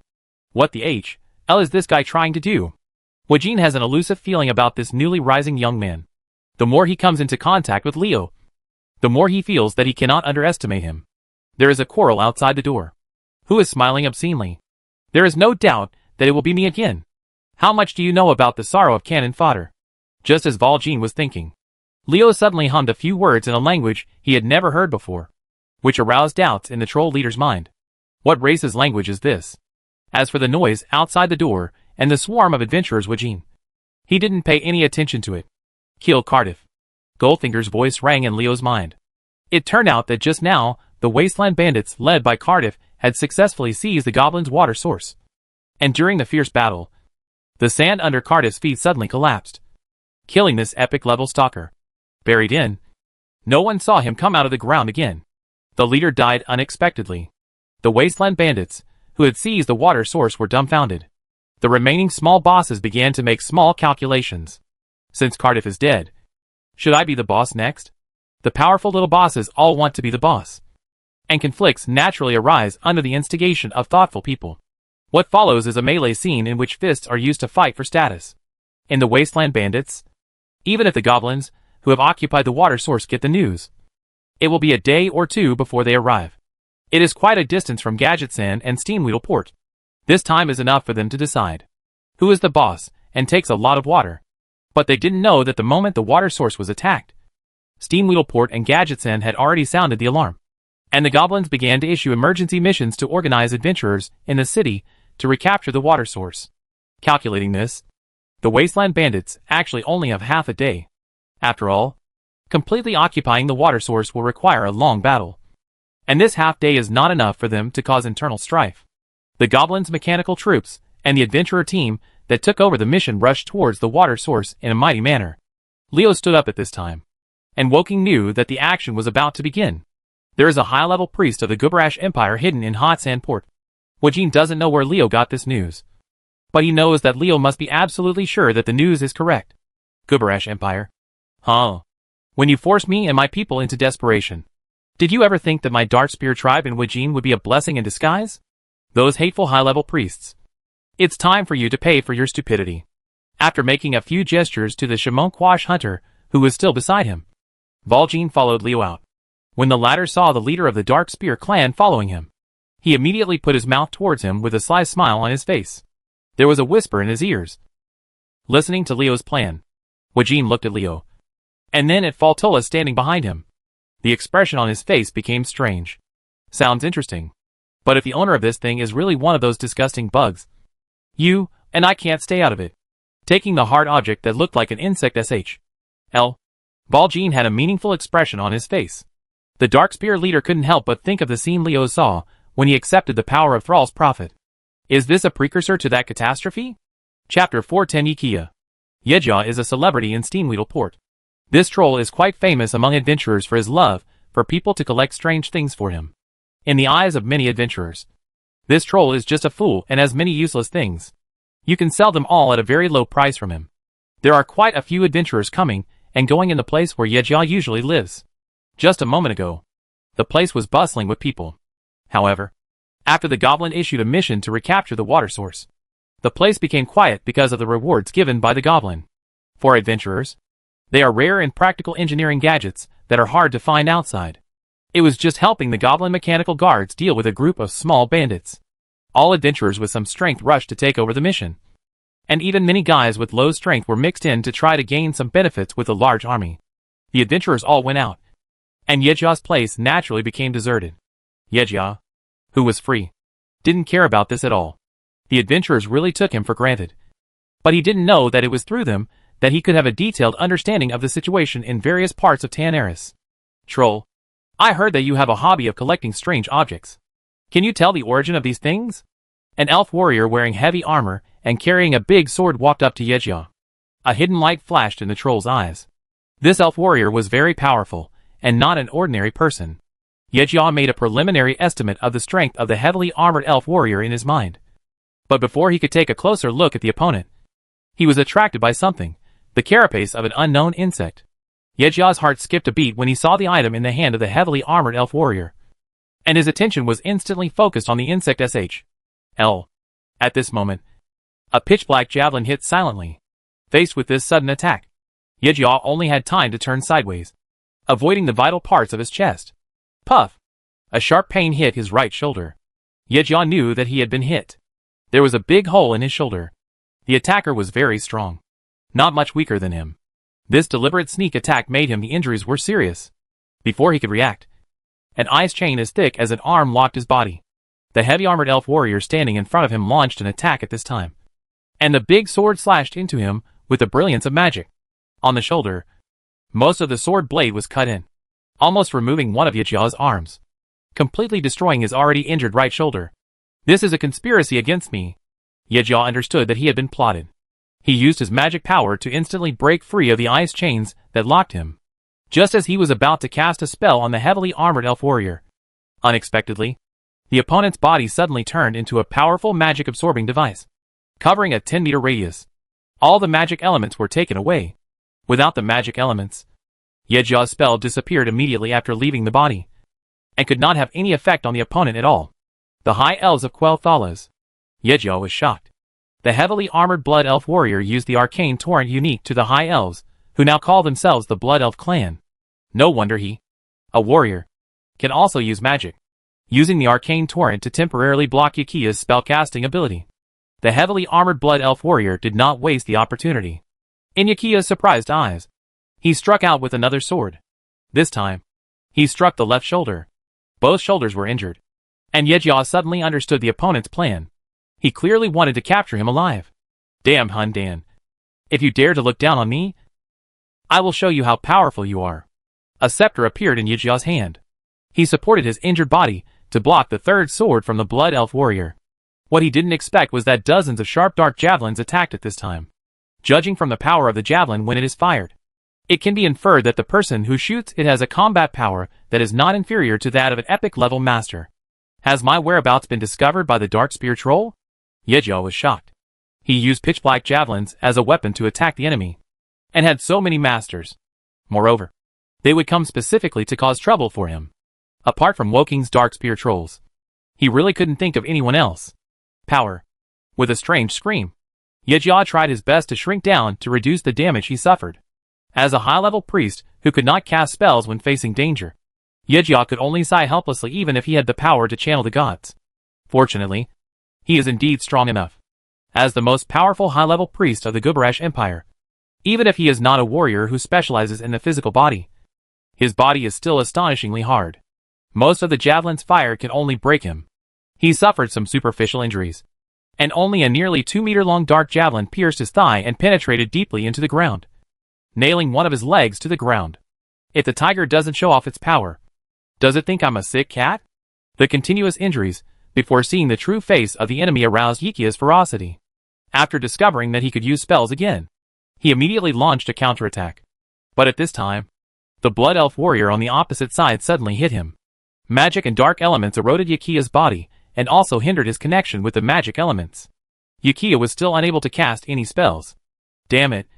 Is this elf still finished? Yejia was furious. He tried hard to hit him with a stick despite receiving a heavy blow from the opponent. The high-level priest swung his staff with all his strength and hit the Blood Elf warrior's chest hard, causing him to stagger back. Puff! Yejia, who had knocked the blood elf warrior back, had no time to rejoice that another sharp pain hit his thigh. A dark javelin silently pierced his other leg, and now both of his legs were nailed to the ground. The hateful dark spear trolls. What kind of masters did they send? Could it be that Woking has arrived? Yakiya was shocked. If both sides were fighting head-on, Wajin's strength would indeed be inferior to him. But now that this guy was hiding in the dark, Yakiya would not dare to say that he could get anything from him, no matter how confident he was. It's not that easy to deal with me. Yejia slammed his scepter into the ground with a roar, and the shadow of a totem pole appeared. The injuries on his body were healing at a speed visible to the naked eye. The high-level priest's healing totem technique is really powerful. Valjin, who was hiding in the dark, was shocked when he saw this. However, the stronger Yejia showed his strength, the stronger his murderous intention. Killing a powerful high-level priest was enough to make the current Gubbarash troll shake his muscles. Bone. Seeing the target cast the healing totem spell, Shimon Quash hunters threw their javelins at the shadow of the totem pole without Wajin's instructions, trying to defeat the spell. Unfortunately, their attacks had no effect. A round of javelin attacks did not work. The healing totem spell could not be broken up. Upon seeing this, Wajin had to take action himself and hit the blow originally aimed at Yejia's chest on the healing totem. Sneak attacker. You will pay a heavy price for this. Yejia roared angrily, and a strange situation occurred in his body. Countless shadows floated out of his body, which was dizzying. The ghost here quickly disappeared after leaving Yejia's body. It seemed to have no effect. But the blood elf warrior, who rushed towards him again, seemed to be staggering, as if he was under siege. If you dare to attack me, you will all die. Yejia laughed ferociously. The Shamankash hunters couldn't stand his arrogance, and threw their javelins in succession. However, these javelins fell midway before they could get close to Yakiya. There was an invisible force that blocked Yakiya. Only Wajin's attack from the Shamanquash hunter could reach him. But Yakiya's horizontal staff blocked it with a snap. The sound of snapping reached Yejia's ears, and a human man came from a distance with a look of admiration on his face, clapping his hands. Yejia stared at this human being with undisguised murderous intent in his eyes. Is this guy the main messenger? How dare you show up in front of me? Do you think I can't kill you? Split souls are hidden in the endless void. Such a spell is unique. The human man was unaware of Yakiya's gaze. He continued to shorten the distance between himself and Yakiya. He first praised him, and then changed the topic. But don't make a fool of yourself in front of me with such tricks. A white light appeared from the hand of a human man. Yejia's eyes widened when the white light appeared. This human being was actually a master at playing with souls.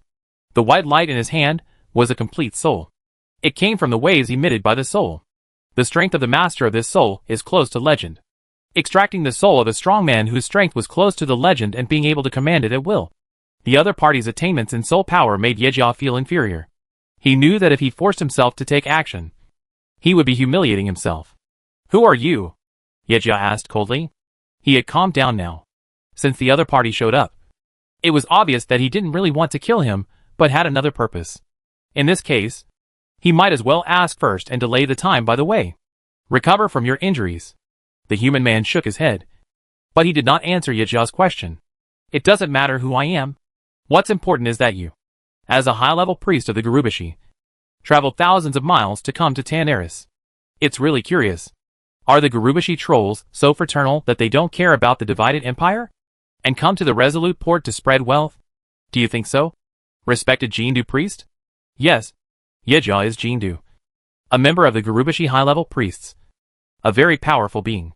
Leo is very optimistic about Jindu's potential, because this guy will have a notorious reputation in the future as God-breaker. But now, he is just a wounded beast in trouble. All Leo has to do is to guide this beast, and let him direct his ferocity at some people who are destined to become a stumbling block for Leo's progress. This guy really knows my identity. He wasn't too surprised to see his identity was broken by Leo Jindu. The other party must have confirmed it since he came to the door. State your purpose, human. Jindu's tone was cold, but Leo didn't mind. He looked at Jindu with a smile and said, I just want to make a deal with you. Chapter 411, Deceiving Jindu. Trade? Jindu sneered. A human bringing a dark spear troll, who had been expelled from the Gubbarash Empire, to make a deal with him was not funny at all. Especially when the other party came up to him shamelessly when he was cold-faced. Jindu immediately raised an alarm in his heart. This guy had no good intentions. If you show your courtesy for nothing, you are either committing adultery or stealing. Speaking of which, the great priest of Jindu traveled thousands of miles to Steamwheel Port to spread his wealth. Wasn't it just to collect Zulfaric? Is the charm of Mozara's stone really that great? What Leo said shocked Jindu. He had finally found out from ancient books that Zulfaric's Sand Fury Troll had the Mozara tablet. This shouldn't be the case. If only someone else knew about it. How could this human being reveal it out loud? Could it be that he is deceiving me? Convinced that Leo was playing a trick to get information from him, Jindu sneered, his expression unchanged. If Leo was really cheating, it would be impossible to tell anything from it. It's a pity that Jindu guessed wrong. Leo knew the whereabouts of the 4 Moshara tablets. Did he need to cheat? We are all smart people. Why pretend to be confused? Leo turned a blind eye to Jindu's sneer. He curled his lips as if to mock Jindu's cleverness. The Sand Fury Trolls were a branch of the Troll Empire. The expeditionary force not only has the Troll clan's divine sword whisperer Seuss's, but they also have 2 Mosharu stone tablets. Although this news is considered a secret, it cannot be hidden from me. It seems that this kid really knows. After hearing what Leo said, Jindu was sure that this human knew as much as he did. He was very curious about where Leo got the news. Vol'jin of the Dark Spear Troll couldn't possibly know in such detail. Human, what do you want? Jindo finally spoke. In fact, he couldn't do it even if he didn't. Leo knew so clearly that he could leave Jindo and work with Wajin. But now that he came to him, it proved that he had other plans. We are responsible for finding the Moshara prophecy tablets, and you are responsible for interpreting them. Leo stated his conditions. And Vol'jin, who was hiding in the dark, frowned. When it came to interpreting the Mozalu slate, although the witch doctors of his Dark Spear tribe were not as good as the high-level priests of Gubarash, they were not incapable of doing it. Come on! What's Leo's idea? Is it that simple? 3 words were clearly written on Jindu's face. I don't believe it. Just as Vol'jin thought, although the information on the Moshara prophecy tablet was obscure and difficult to understand, the witch doctors of the Dark Spear Trolls were not vegetarians. They could also understand the meaning as long as they were given time. Since Leo has already cooperated with the Dark Spear Troll, there is no need to come to him. Unless he can't trust Wajin. Professional matters are naturally left to professionals. With you as a high-level priest, both the speed of interpretation and the accuracy of translation are fully guaranteed. I have to be cautious when it comes to the gods. The expression on Leo's face was serious, and he looked very credible. But in the eyes of Jindu, this is simply hypocritical. After saying so much, this human still can't believe Wajin. But isn't this good? If they are monolithic, what does it matter to me? Human, the Moshara tablet records the method of communicating with the god Haka. Even if I can translate it, it will be of no benefit to you. Jindu asked the biggest question in his heart. As he said, even if Leo knew how to communicate with Haka, there is no way to gain any benefit. Benefits? Leo snorted coldly, with a look of arrogance on his face. He said, Who is Haka? I don't think of myself as its servant like you do. Gods? They are just a group of powerful people. They have only existed for a long time. So how can they justly call us ants and enjoy our offerings while despising us? I tell you, I'm not that mean. This statement is too rebellious. Not only Jindo was dumbfounded, but even Wajin was shocked. What was Leo talking about? He is blaspheming. Before Jindu could recover from the shock, Leo continued, the sky is a round cover, and the earth is a chessboard. In the eyes of the gods, the world is a chessboard, a place for their games, and we mortals are just in their hands. I am just a chess piece, an ant that can be discarded at any time. But I am not willing to accept it. I have talents that others can't even imagine. In just 3 years, I have done what others can't do in their lifetime. Why should I continue to be a chess piece, not a chess player? Grand Priest Jindu, can you give me a reason? This guy is crazy. The only thought in Jindu's mind was that the human being in front of him was crazy. Even a fool could understand the meaning behind his words. He actually wanted to become a god. How arrogant. Wajin's mind was in chaos. He almost thought he was hearing hallucinations. Did Leo know what he was talking about? Becoming a god? Even as the leader of the Dark Spear clan, he had never dared to have such an idea. Do you think I'm crazy? Are the gods so high and insurmountable in your heart? Leo looked at Jindu with pity in his eyes. No wonder you are just a sacrifice after living for so long. No matter how strong you are just a Haka's servant. Do you know about Sardras? Leo suddenly changed the topic and talked about a secret that seemed to him to be common sense, but was unheard of to others. Isn't the Dark Titan Sargeras strong enough? As the founder of the Burning Legion, he once forcibly broke through space and entered this world personally.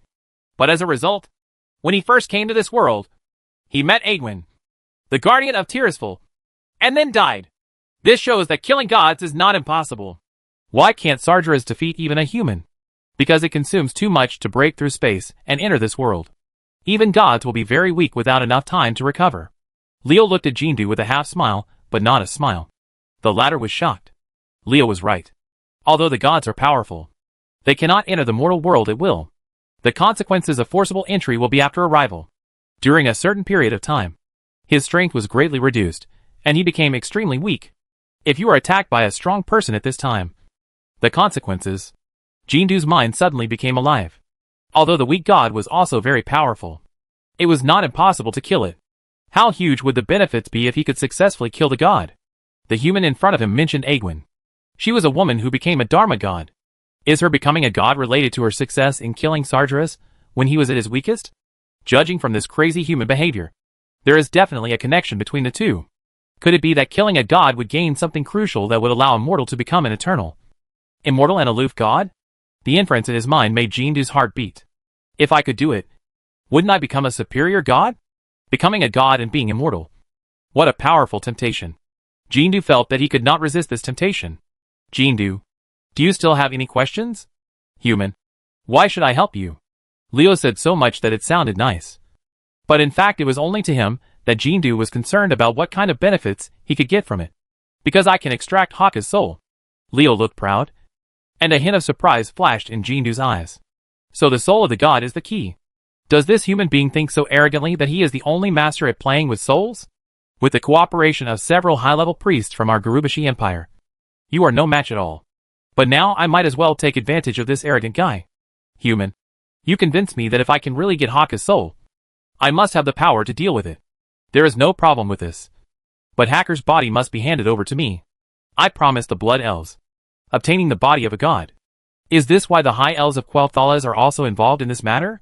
Even if a god dies, his body will leave a huge amount of energy. Do the Blood Elves want to use the god's body to temporarily replace the Well of Eternity as the energy source of the magic network? Jindu made his own conditions. And when he saw Leo agreeing without hesitation, the troll priest kept sneering in his heart. It is not that simple to summon a god to come to this world. There are many things that need to be prepared. The priests of the Gurubashi Empire once had contact with Haka, although they are not very clear about the steps required to summon it. There is a 60 to 70% understanding that once I crack the Mozalu slate, I can do everything before Leo and the others. By then, it will not be this human's turn to summon Hacker. Arrogant human being. I really have to thank you for providing me with such precious information. When I become a god, I will kill you and then refine you into a voodoo puppet, so that you will be enslaved by me forever. You were aware of the current situation, and did not force me to kill you. Wait here, Wajin, and I will bring the Mozaru slave back to you. Seeing that Jindu agreed, Leo turned and left. And the Dark Spear Trolls also quietly withdrew under the leadership of Wajin. After they left, Jindu got up and returned to his cabin, where he was going to catch up with some old friends. The Holy Light says that as long as your heart is broad enough, it can light up the entire night sky. Jindu is not a person who keeps to himself. As a result, the high-level priests of Gurubashi will first have an internal conflict with their gods. Thorns, it's time for someone to deeply develop the fertile land in the valley. After staying away from Jindo's hut, Leo communicated with Wajin through mental fluctuations. Wajin, who was still thinking about what was going on, showed an expression of realization after being stunned for a while. Valjean glanced at Leo and didn't answer. Clan Chief Wajin, what's that look in your eyes? Leo patted Wajin on the shoulder and gave him a roll of the eyes. He saw a look in the eyes of the Dark Spear clan leader. A kind of natural vigilance when seeing big deception. Eyes. This look put a lot of pressure on Leo. So as a warlock who studies the power of darkness, someone whispered leisurely, may the holy light always fool you. The world said that trolls are cunning creatures by nature. But Woking felt that if compared with a human named Leo next to him, it would be better not to attach the word cunning to him. Humans are the most cunning. Chapter 412, Sand Fury Warlord. A big thing happened in Tantarus recently. A big thing of life and death for the goblins who manage Gadget Sand and Steamweedle Port. That is, The water sources of the two cities were contaminated. The loss of water sources is a fatal thing for Gadgetsan and Steamweedle Port. So the Gadgetsan Water Company quickly sent a team to find new water sources. However, in the eyes of ordinary adventurers, these are too far away from them, and water sources are not something they have to worry about. Since the goblins built these two cities in Tanarus and made a lot of money through them, the matters should naturally be handled by them, and the adventurers should still do what they should do. But everything changed after Goblin released a new mission. The team sent by the Gadgetsan Water Company to search for new water sources was captured by Zulfaric's Sand Fury trolls. If this were the worst, it would be a big deal to send a team to continue looking for water. But the problem lies in the exploration of water sources. The stick was also snatched away by the Sand Fury troll, which cost the goblin his life. The death of a few mercenaries looking for water is not worth their falling out with the Sand Fury trolls. But the precious water detecting rod must not be thrown away. Without it, how can the goblins find water? Although goblins can make water detecting rods, the production process of this thing is very troublesome and expensive, and it takes a long time. The Gadgetsan Water Company only has one, and it will not be used until the water is cut off in Gadgetsan and Hotan Port. It is possible to build it, and you can even use your toes to figure out what the two desert cities will look like once there is no water. So the goblins, who had been robbed of their lives by the Sand Fury troll, were furious. They offered a heavy reward. As long as the adventurers helped them find the water-detecting rods, they could sleep on the Golden Mountain for their entire life. Go to sleep. A heavy reward must be rewarded by a brave man. Although few people in this area can afford to offend the Sand Fury troll, there are still many adventurers who have accepted this mission. But I don't know how many of them can come back alive.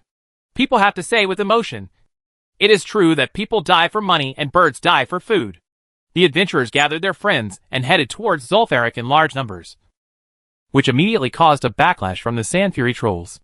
These trolls deployed a large number of troops at the quicksand sentry outside Zulfaric, and any adventurers they saw where they will all be hunted mercilessly. And adventurers are not pushovers. Most of them are desperados. The Sand Fury troll chasing team will be ambushed from time to time. During this period of time in Tanarus, there will be several attacks almost every day. A battle between a team of adventurers and a Sand Fury troll. The battle between the Sand Fury trolls and adventurers has made Tanarus, which is already in danger, even more dangerous. However, the dangers are all relative.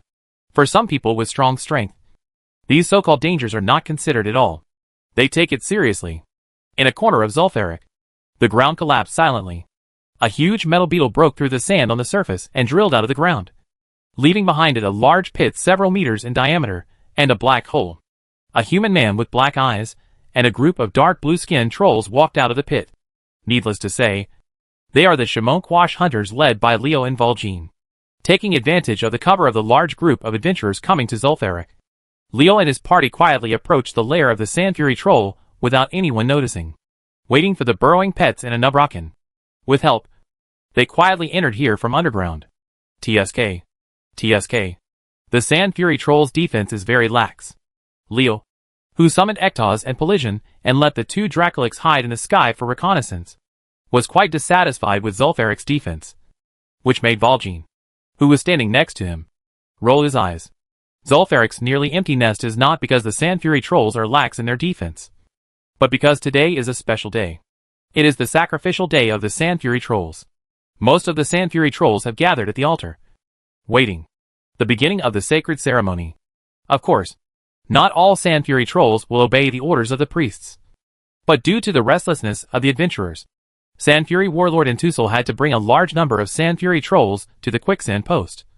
And these Sand Fury trolls all walking around Zulfaric is naturally almost unguarded. That is to say, today, any other time, Leo would have been besieged by countless Sand Fury trolls as soon as he appeared in Zulfaric. How could he have the time to sigh here? Damn it. There's an intruder. While Leo was waiting for Vol'jin's Shamonkwash hunters to come out of the cave, a group of trolls suddenly came from the direction of Zulfaric's gate. After seeing Leo and the others, these trolls first yelled. He was stunned, and then rushed forward with a loud shout. How could there be trolls coming from Zulfaric at this time? Could it be that Intusul of Quicksand Post sent a patrol back because he was worried? Leo and Wajin had doubts in their hearts, but there was no slowness in their movements. Wajin raised his hand and threw a javelin, nailing the Sand Fury troll at the front to the ground. Leo waved his hand and counted. A wall of bones rose up between the Sand Fury trolls and them. Several Sand Fury trolls couldn't stop their feet and bumped into it, and were immediately pierced into sieves. Wajin glanced at Leo in surprise. This was the first time he saw Leo cast such a spell. A very strange magic. Seeing that there was a bone wall full of spikes blocking the road ahead, the Sand Fury trolls immediately branched to both sides, trying to go around from the left and right sides. But as soon as they reached the end of the bone wall, Leo waved again, and the new bone wall rose. Since then, the Sand Fury trolls still cannot move forward. The whizzing sound of javelins piercing the air sounded. The Shamonkwash hunters took advantage of the opponent's detour to launch an attack. The dark javelins drew deadly trajectories in the air. Each sharp sound of piercing the air represented a person. The end of the Sand Fury troll's life. Worthy of being the most elite guards around Valjean. These Shamonkwash hunters really did their best. Leo secretly admired the efficiency of the Shamonkwash hunters in killing enemies.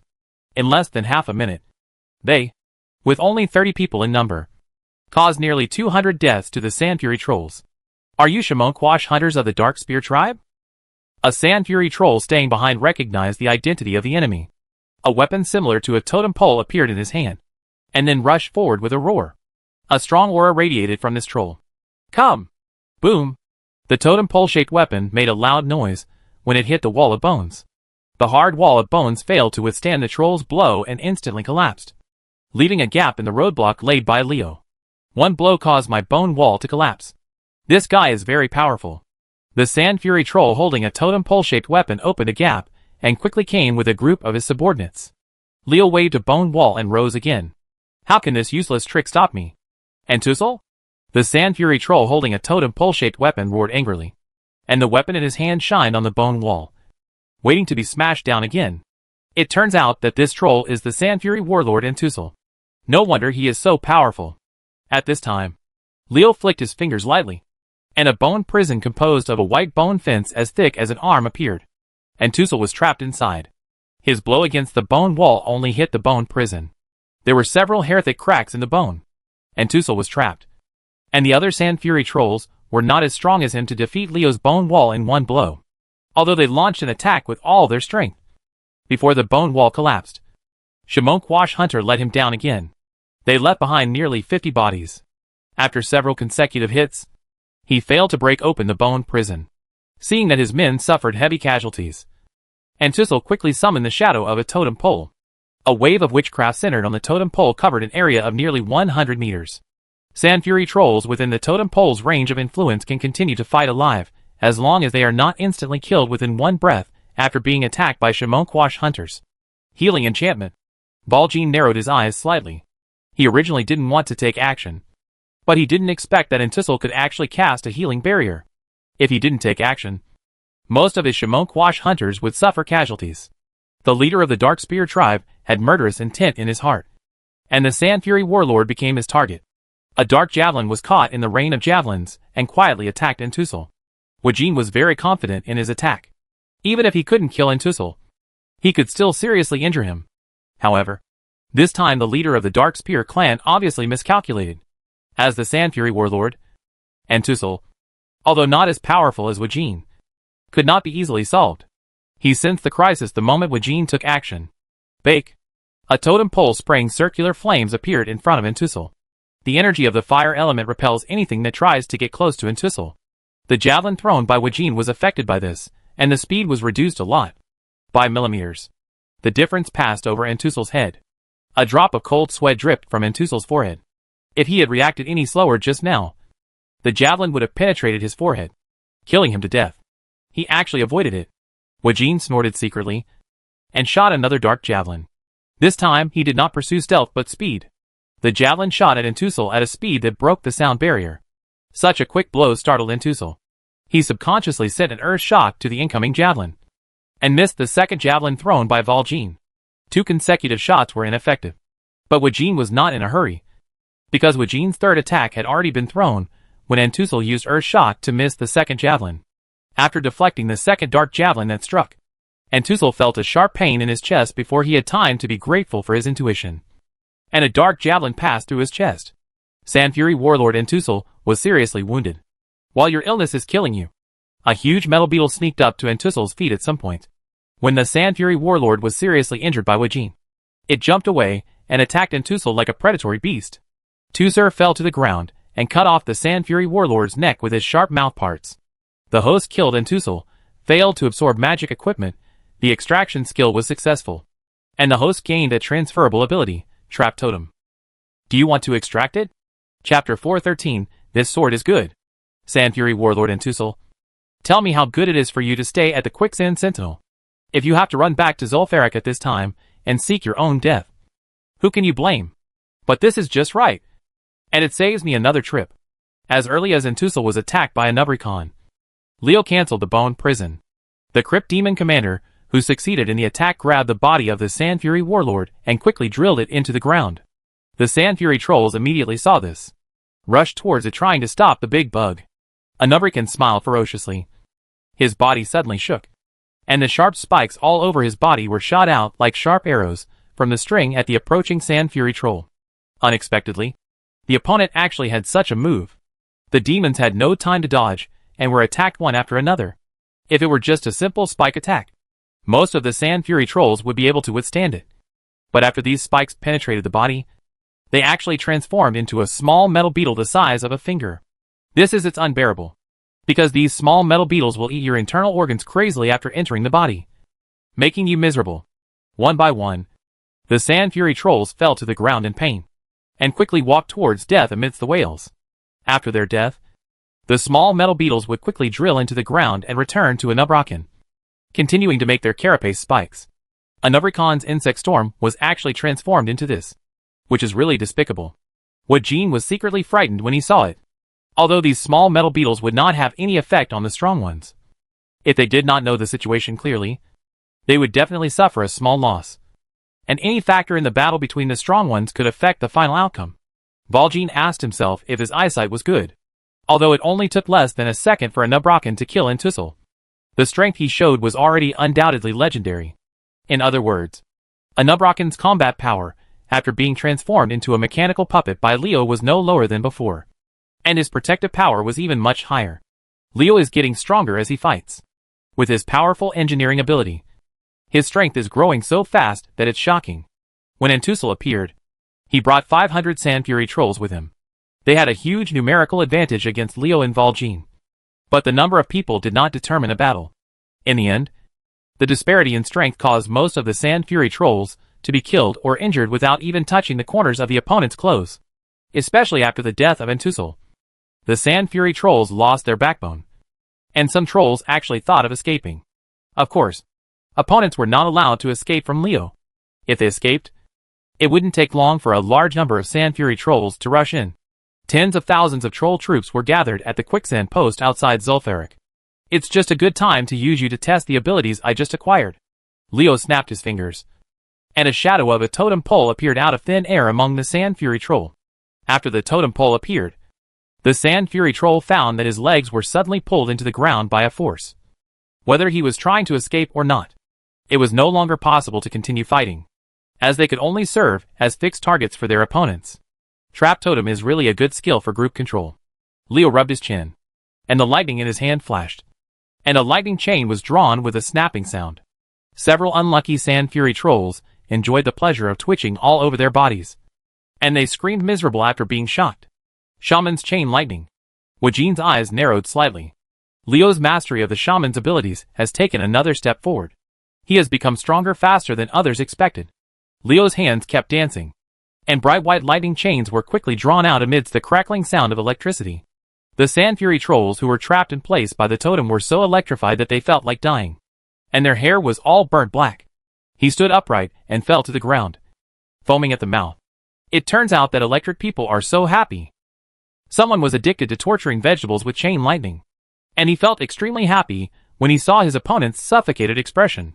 Under the interception of Leo, Wajin and others, none of Entusel and his 500 men escaped with their lives, and they all became corpses on the ground. After the battle, Leo gently thrust his staff into the ground. The corpses on the ground immediately turned into small crystal particles. A storm crow appeared and flapped its wings twice, blowing out a gust of wind. The small crystal particles scattered with the wind, and all traces of the battle were destroyed. People who don't know it will not notice anything strange when they pass by. This sword is very good. It works well. I want it. And Tussle left behind a few good items after his death. After all, he was the Sand Fury warlord. He was not as poor as the minions. Leo casually took out a long sword from it and waved it a few times. Later, he exercised his right of priority. Wajin carefully looked at the long sword in Leo's hand several times and found nothing wrong with the sword. Although the Dark Spear leader felt a little strange, he still didn't say anything, and he acquiesced. As long as it's not the divine sword Su says, then everything is fine. Although there was a slight accident, and Tussle did not stay at the quicksand post and return to Zul'Farrak. But this would not hinder Leo and the others' actions this time, since Leo had 2 Dracolics, Ektoz and Pelision, hidden in the sky for reconnaissance. He had already learned the general situation of Zul'Farrakli. Thousands of Sand Fury trolls are kneeling in front of the altar and performing some kind of religious ceremony. And there are nearly 3,000 Sand Fury trolls guarding a simple palace not far from the altar.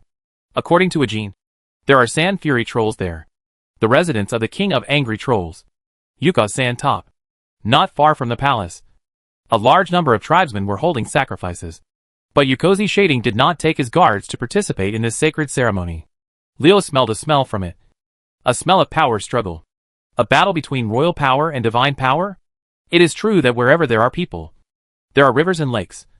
And the Sand Fury trolls, as advanced creatures with intelligence inferior to humans, still cannot get rid of this kind of nonsense. Leo found it a bit funny. The Sand Fury trolls in a resource-poor place like Zul'Farrak didn't know how to work together to develop and expand their tribe, but instead had to fight. They were really hopeless. It's no wonder that the wise trolls of Zandalari came up with such an idea. The troll race is indeed dying slowly and silently, and this demise is still unstoppable. But it was too far away to consider Zandalar's problems now. And what did the death of the trolls have to do with Leo? Speaking of which, he would also like to thank the struggle between kingship and divine power in the Sand Fury trolls. If there wasn't a rift between the two, how could he have caught Tussle, who is alone, and obtained the sword in his hand? Although the sword in Leo's hand seems to be nothing special in terms of quality and blessing to the user, it is not as good as the wooden hammer that looks like a totem pole used by Tussle to break the bone wall. But this sword hides a big secret. Counterattacker Sanses has been obtained. Next, as long as you kill the Sand Fury King Yukozi, Sand Summit, and get the Protector Gases, you can successfully obtain one of the 2 most valuable assets of the Sand Fury Troll. The 2 swords Counter Sanses and Protector Gases are indeed not good swords if you look at them separately. But if you can combine the 2 into one, then congratulations. You got a peerless great sword. Suses, the legendary whipper of the demonic empire. When he came to Zul'Farrak, Leo had told Wajin that he would have the right to choose the loot twice. Wajin thought that Leo would choose the Mozara Prophecy Tablet. But Leo's goal was not those 2 at all. A small piece of board. In addition to the Crown of the Abyss that he was determined to win here, there was also the Divine Sword Suses that was quietly divided into 2 parts. Yes, Leo had promised Valjean that if he got Suses the Lasher, he would give it to him unconditionally. But there was a prerequisite for this, and that was that he could see Suses during this trip to Zul'Farrak. Sas the sword. In other words, if Suses did not appear in Zul'Farrak this time, there would be no need for Leo to give Valjean the sword. It has been more than 3 years since Leo came to this world, and he has never played with the legendary artifact. Since Suses the Flagellant is said to be the divine sword of the Troll Empire, it must have its own special features. Leo is very curious about how to use this weapon. What kind of strength will the Steel Stone demon who summoned the sword have? Valjean, it's not that I want to hack you, but that your information is lagging behind. The Divine Sword Suses has long been quietly broken down into 2 inconspicuous long swords by the Sand Fury Troll. I casually found it in Zul'Farrak. I took 2 long swords and accidentally pulled out a magic sword. Even if you find out, you can't blame me. Who made me of such a good character? Leo chuckled. He took out a large black cloak and covered the whole person in it, so that others could not know his true identity. Then he said to Valjean, Clan Chief of Valjean, the Sand and Zul'Farrak the angry trolls have all gathered at the altar in the palace, and there are less than 1,000 guards guarding the sacred pool. I suggest that we go there first to seize the Abyss Crown. With the Abyss Crown in hand, our strength will definitely increase. After getting the Abyss Crown, your strength will definitely increase greatly. Valjean cursed, but he also admitted that Leo was right. It is indeed the most appropriate thing to go to the sacred pool to seize the Abyss Crown now. The distance between Yukozi's palace and the altar was too close, and any loud noise would alert the other party. Yukozi's palace was heavily guarded, and it was impossible to break in without alerting the guards. But if you don't break into Yukozi's palace, how can you seize the divine sword Susus from him?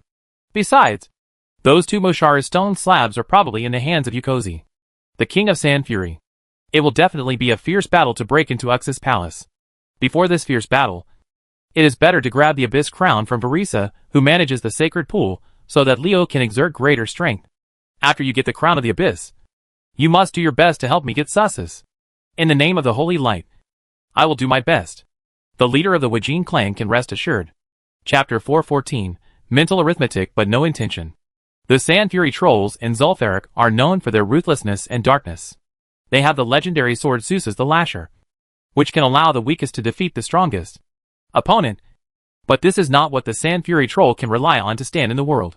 There is a sacred pool in Zul'Farrak, and it is said that an ancient creature is sleeping in it. This is the real reason why people are afraid of the Sand Fury troll. The ancient creature's name is Gazrilla, a three-headed sea serpent. Power, demigod. Yes, you read that right. A demigod. With a demigod sitting in charge, how many people would dare to provoke him? Besides the Sand Fury trolls, who would go to that barren place in Zul'Farrak? Except for the Sand Fury trolls, who are willing to stay there. Going to provoke a demigod for a city that has no oil or water at all. And you are so full that you are so full? It is precisely because of concern about the demigod Gazrilla that Zul'Farrak Sand Fury trolls still live freely despite their evil reputation. Varisa is a water diviner, the only irreplaceable existence among Zul'Farrak Sand Fury trolls. Whether it is the witch doctors and priests who are proficient in witchcraft, or the king of Sand Fury Yukozi Sanding, they all of them can be replaced by others. But Varisa cannot, because she is the only water fortune teller among the Sand Fury trolls who can communicate with Gazrilla, allowing the Sand Fury trolls to obtain the protection of a demigod. Today is the day of sacrifice. The priests in the tribe have summoned all the people who believe in the gods to the altar, preparing to offer sacrifices to Shadra, the spider god, several captured foreigners. Every time at this time, King Yukozi will he summon his cronies to guard his palace closely to prevent the priests from harming him. This was a battle between divine power and royal power. However, Varisa has no interest in these at all, and she will not participate, because she knows that no matter which side gains the advantage, it will have to win over her, because no one except her can gain Gazrilla's recognition. Thinking of her transcendent status in Zul'Farrak, Varisa couldn't help but recall a proud past incident. She touched a red necklace-like ornament around her neck. This was the key to her current status. The female mage named Tabitha in Dustwallow Swamp is really greedy for natural resources. It would be a huge waste for such a powerful item, like the crown of the Abyss, to fall on a reclusive farmer like her. Fortunately, I stole it. Come out. Otherwise this treasure will never see the light of day. Speaking of Tabitha, Varisa felt that this female mage was a person with a secret. It was definitely not a simple existence to be able to gain a foothold in a place like Dustwallow Swamp. This is why Varisa had to steal instead of directly relying on her strength. Come and grab it. Just when Varisa was in a daze, the ground beneath her feet suddenly collapsed, and the water fortune teller's body quickly fell downwards. The sudden change shocked Varisa, but her reaction was quite fast. A strong wind blew up Varisa's body, and the water fortune teller landed 50 meters away from the collapse. A huge metal beetle jumped out of the ground and rushed towards Varisa. The water fortune teller, who had just landed, didn't even think about it. The strong wind that saved her life hit the metal beetle. Invisible and without substance, the strong wind contained powerful power, and the ferocious pounce of the big metal beetle was resolved by it. Before the big metal beetle pounced again, Varisa shot a water arrow. The water arrow hit the big metal beetle and quickly froze, sealing the big bug. Click! Click! There was a sound of the ice breaking, and the big beetle quickly broke free. But this time was enough for the nearby Sand Fury trolls to react, and Varisa was protected by them. Looking at the ferocious beetle opposite, Varisa was full of doubts. When did Zul'Farrak have such a dangerous thing? Could it be that Guy Saker created it? Speaking of Sokka, this is a very famous lunatic among the Sand Fury trolls. In order to serve Shadra, the spider god, he actually turned himself into a semi-undead existence. Moreover, this guy also has a very strange hobby.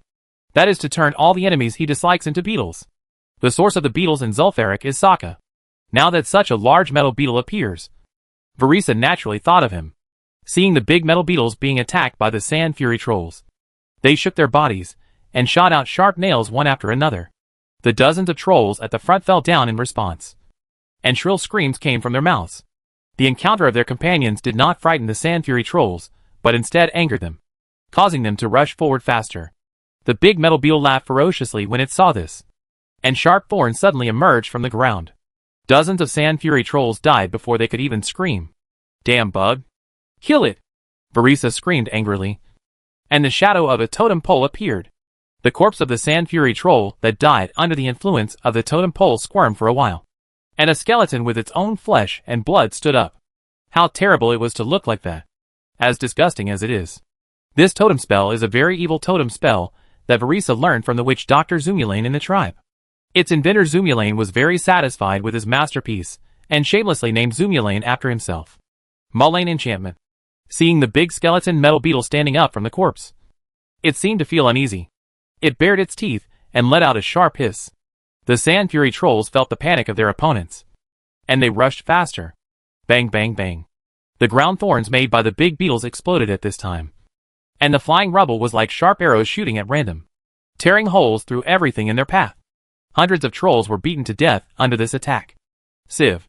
Amidst the sound of broken bones, the skeleton summoned by Verisa using the Zumulan barrier was shattered into pieces, and the water fortune teller's face became ugly. The metal beetle killed 1/5 of its men without even touching the edge. Verisa turned blue with anger. This was the first time she had suffered such a loss since returning to Zul'Farrak.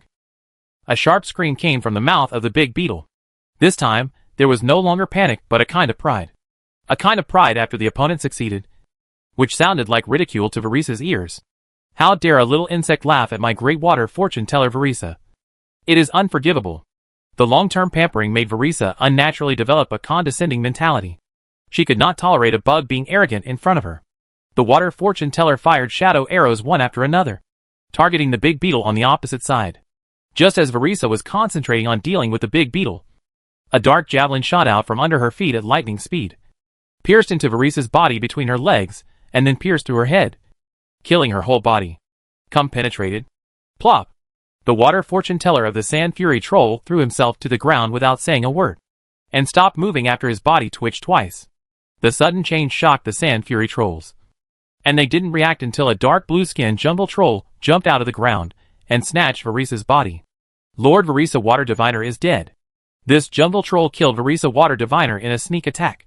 We Sand Fury trolls are the only ones who can communicate with Lord Gazrilla. Now this jungle troll is still trying to steal Lord Verisa's body. He must be coveting the Abyss Crown, and we cannot let him succeed. The Sand Fury troll immediately abandoned the big beetle and turned to kill the jungle troll who had snatched Verisa's body. However, they didn't want to fight. But that didn't mean the big beetle thought the same. This huge bug was as big as a train despite its huge body. The carriage was a match for itself. And when it came to running speed, it was nothing short of an insect. And the Sand Fury troll couldn't stand up to it at all. The jungle troll ran forward with Verisa's body, while the Sand Fury troll chased after her, and a large metal beetle followed behind. This scene is very strange, because the Sand Fury trolls, who are chasing the jungle trolls, are being killed one by the big metal beetles at the back. However, within a dozen breaths, there are still hundreds of Sand Fury trolls. There were only a few dozen left, and by the time the Sand Fury troll realized something was wrong, it was already too late. The sound of sharp weapons piercing the air was heard, and dark javelins suddenly shot out. A group of jungle trolls burst out of the ground, and the Sand Fury trolls died immediately under their attack. The nearly 1,000 Sand Fury trolls beside the sacred pool were all destroyed before even a warning could be sounded. A man in a black cloak walked out of the hole where the big metal beetle first emerged. The jungle troll carrying Verisa's body came to him, and took the red necklace-like ornament that was originally worn around Verisa's neck, handed it to him. Whether it's a calculation or not, Chief Wajin, we conducted a successful raid this time. Let's see if the Abyss Crown is effective enough. The man in the black cloak was Leo, and the man who attacked Verisa and killed her was Valjean, the leader of the Dark Spear clan. Leo really didn't expect that the Abyss Crown would be so easy to obtain. In fact, a Nubrakan was in front to attract Verisa's attention, and Valjean was hiding underground to carry out the raid. If this were the case, Verisa wouldn't even be a legend. It is really surprising that the water fortune teller who stepped in is still alive. As he spoke, Leo had already held the abyss crown in his hand and looked at it carefully. From the outside, there seemed to be nothing surprising about this necklace-like ornament. But when he actually held it in his hand, Leo could feel a hidden power from it. Fluctuation. The crown of the abyss can increase the mental power of a waste like Verisa to the point where it is recognized by Gazrilla. There is no doubt about its role. What I am worried about now is how long it will take you to control it. Verisa spent a lot of time in the beginning. It took half a year to initially master how to use it. After Valjean finished speaking, he started to watch, as if waiting to see Leo's performance. The latter closed his eyes and input his own mental fluctuations into the abyss crown in his hand. Chapter 415: The Strange Female Mage. As soon as Leo's spiritual power came into contact with the abyss crown, he felt an invisible obstacle trying to stop him. He understood that this was the spiritual imprint left by Verisa on it. This layer of obstruction was nothing to Leo. He broke it with just a slight force. Wajin was right when he said that Verisa was a waste. At least in the eyes of Leo and Wajin. The Devil's Water fortune teller is a small character who can be easily dealt with.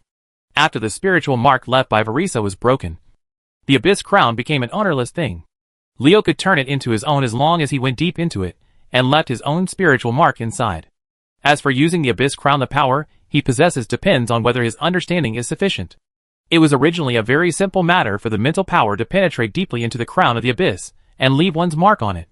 But when Leo's mental power really penetrated deep into it, a strange feeling suddenly appeared, and Leo felt that his vision had been broken through. At the limit of space, a scene completely different from Zul'Farrak appeared in his mind. A female mage was scolding her apprentice. It seemed that she was in a bad mood today. As the mage was getting excited, a voice came from outside the door. "Sister Ai, is it that day of the month again?" Then a big fireball flew out and hit the man who was talking outside the door. The human man who was hit by the fireball rolled twice on the ground and got up. "Hey, what are you doing?" "Fortunately, I just went to the strait. I swam in there. Otherwise, I wouldn't have cooked it for you." "Gaul, you are looking for death." The female mage threw an elemental curse at the human man and began to prepare the next fireball. Gal turned around and was about to run away. At this time, the female mage suddenly stopped casting spells. She said to Gal, "Wait a minute. This dress is of good style." Gar stopped with a proud smile on his face. "Of course. I just bought this. The latest style in Stormwind City." "Really? But it always feels a bit weird for a man to wear a backless outfit." After hearing this, Gal turned his head and saw that the entire back was basically like a fishing net. No wonder it's so cold after swimming today. That kid Nad does something bad every time. He gets caught every time he swims. He doesn't have enough clothes to wear. God. Let's settle the score with him another day. After saying that, he picked up the bag and was about to leave. Just as the wind direction changed, a strange smell hit the female mage, making her cover her nose. "What are you holding this time? It doesn't smell like spider eyeballs. When I was swimming today, I saw a group of lobsters circling around a certain place. I went up and kicked them all away. And then I saw this," Gal said and pulled out an orc head. The female mage saw this and sneered. "I can't tell you still have head-hunting troll blood. What are you talking about? Look at this thing. It's so green and cute. But you don't know how it tastes. Come on. It's getting more disgusting the more you talk." Okay. Gal turned around, patted his clothes, and concluded, "Your fireball is really not powerful." The female mage listened with murderous intent in her eyes. "Really? You are obviously strong. By the way, you are so strong. Why do you still wear a coat to swim?" Gal patted his head after hearing this and suddenly realized, "Yes. You seem to be able to swim faster when you wear underpants." As he said that, he took off his coat. A scream came from the mouth of the female mage, and the naked Gal flew towards his Shuigwang manor with flames. "Damn it. That guy Nat." Before he could finish speaking, Gal plunged into the airbag of an airship, and a huge explosion sounded far and wide. A human man in the distant strait looked at the direction from which the sound came and shook his head. It seems that today is indeed a certain day. On top of the pile of plesiosaur and lobsterman corpses at the man's feet was a pair of red underwear. The female mage was in a good mood after teaching the man named Gal a lesson. She waved her hand to signal her apprentice to leave and turned back to the house. At this moment, her eyes suddenly lit up. The female mage's eyes were very bright. This was Leo's first thought after she returned to the house. But then, he was not in the mood to observe because he suddenly felt a sense of crisis in his heart. He felt that the female mage's eyes suddenly became bright. Liang is related to himself. Or to be precise, it is related to the abyss crown he is using. It's interesting that you have such strength at such a young age. You must be the young man named Leo. I'll lend you the abyss crown for the time being. Remember to come to Dustwallow Marsh to find Tabitha. The female mage's eyes seemed to see Leo through many obstacles. A slight whisper ignored the laws of space and rang directly in his ears. Leo was shocked. Who is this female mage? Tabitha. Dustwallow Swamp. By the way, the human man just now was named Gar, and he also mentioned Nat. Could it be that the funny man who was blasted away by the fireball was Gar the Swamp Eye? And the other one who was fishing on the beach and pretending to be cheating was fishing? Master Nat Pagel? Leo was very confused. If it was inferred that the female mage should be Tabisa. But Gal had called her sister AI before, and seemed to deny her identity. Speaking of which, Leo was not too impressed by the abyss crown. He only knew that this thing was stolen by Varisa, the water fortune teller here, from a reclusive mage in Dustwallow Swamp. As for who this mage is, there was no particular origin, and he really didn't know. Originally, this didn't matter. But now it seems that this lack of clarity has caused him a lot of trouble. Because the strength displayed by the female mage named Tabisa is so amazing. Ignoring space and transmitting what you want to say to another person's ears. Although there may be other factors involved. It is definitely not something that ordinary people can do. At least Leo knows that he can't do it. And neither can Wajin. Even Thrall and Bolvar couldn't do the same. This female mage named Tabisa is really curious. She doesn't look malicious. Why don't you go find her? Leo was just thinking that the strange feeling suddenly disappeared and his vision returned to normal. At the same time, an inexplicable connection was created between him and the Abyss Crown. The Abyss Crown is very powerful. The moment Leo made contact with it, a powerful force flowed from this necklace-like ornament into Leo's mind, making him feel refreshed and energetic. My mental control has expanded at least 5 times. The crown of the abyss is so powerful. Feeling the changes that had happened to him, Leo had a look of shock on his face. Valjean, who was watching from the sidelines, was moved when he saw this. The leader of the Dark Spear clan thought that Leo had mastered how to use the Abyss Crown to strengthen his spirit force. If Varisa was still alive, this troll water fortune teller would definitely be so ashamed that she wanted to die. It took her half a year to master the Abyss Crown, but it was successfully conquered by Leo in less than a minute, leaving Varisa Why is Sa Ching so embarrassing. People compared to each other to death. Leo opened his eyes, and Wajin found that this human's gaze had become sharp. Even the black cloak that covered his entire face in shadow could not hide his gaze. The sharp light like a knife made Wajin. I couldn't help but feel a sudden shock in my heart. He has really mastered the power of the Abyss Crown. Leo's talent is so good that I can't help but feel envious. The natural awakener is indeed unmatched by others.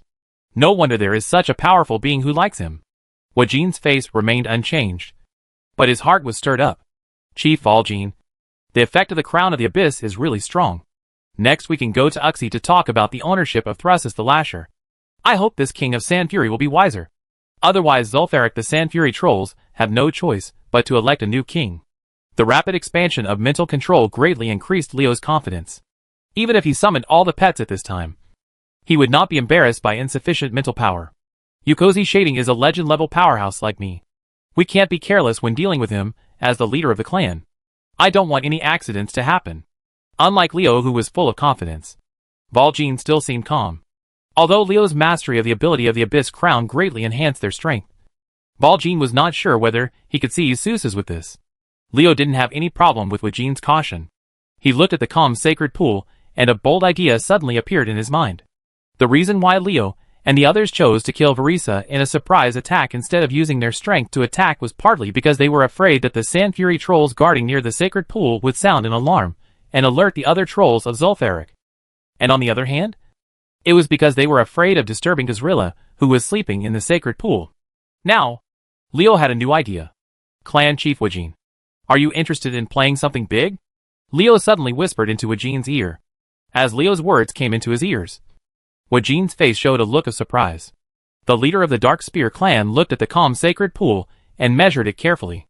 The feasibility of this plan is very high, and it is worth trying. In the end, Valjean confirmed Leo's plan. If Leo's plan can succeed, then they will have enough time to deal with Yukozi without being harassed by the Sand Fury troll priests. After carefully weighing the pros and cons, Valjean had to admit that although this idea is bold, it works. Don't worry. Will the ideas I come up with be bad? Seeing that Valjean agreed that Leo would not waste time, Flintog was summoned. After appearing, the Kobold Geomancer immediately walked to the sacred pool and stood there quietly, having already sensed the connection between the pet and its owner. Flintag, who learned about Leo's plan, knew exactly what he should do.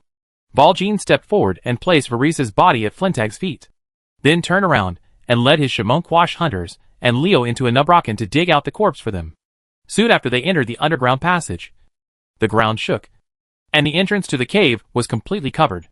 The entire sacred pool was silent, and there was no other living creature except for a strange kobold with huge muscles and a scepter. Chapter 416 The Unquiet Pool. Zumulin stood on the altar and looked at the crowd of kneeling compatriots below, with great pride on his face. This evil witch doctor enjoyed the feeling of others kneeling in front of him, but he did not want to think about the sand fury in front of the altar. Is it him that the trolls are kneeling down to? It seems that this guy is really narcissistic, or he is actually a paranoid maniac. Sokka, who had turned into a semi-undead existence next to Zumulin, was mumbling to himself with a pious expression, as if he was communicating with some kind of existence. But in fact, he was just talking to himself. For the sake of the gods he believed in, his body became neither human nor ghost, and even his mind seemed to have problems. Sokka had become an outright fanatical believer. Or to put it harshly, he was a religious lunatic. Among the 3 trolls presiding over this ceremony, only Priest Cetus is more normal. He is leading believers to worship the altar and praise the greatness of the gods. On the altar, several cages contain the sacrifices offered by the Sand Fury trolls to the gods they worshipped. 1 man and 1 woman, 2 humans, a goblin, an orc and a dwarf. Seeing that the sun was at its peak and it was the best time to sacrifice, Cetus gave instructions to Necrom below, who immediately led his Sand Fury executioners to the altar, preparing to sacrifice the blood of the sacrifice. No, you can't do this, you savage trolls. Oh my god. Please, I'll pay for my life. Seeing a group of grinning trolls approaching, some of the sacrifices in the cage were angry, and some were panicked. The goblin even offered to redeem their lives with money, which made the goblins who regarded money as their lives even willing to take out gold coins.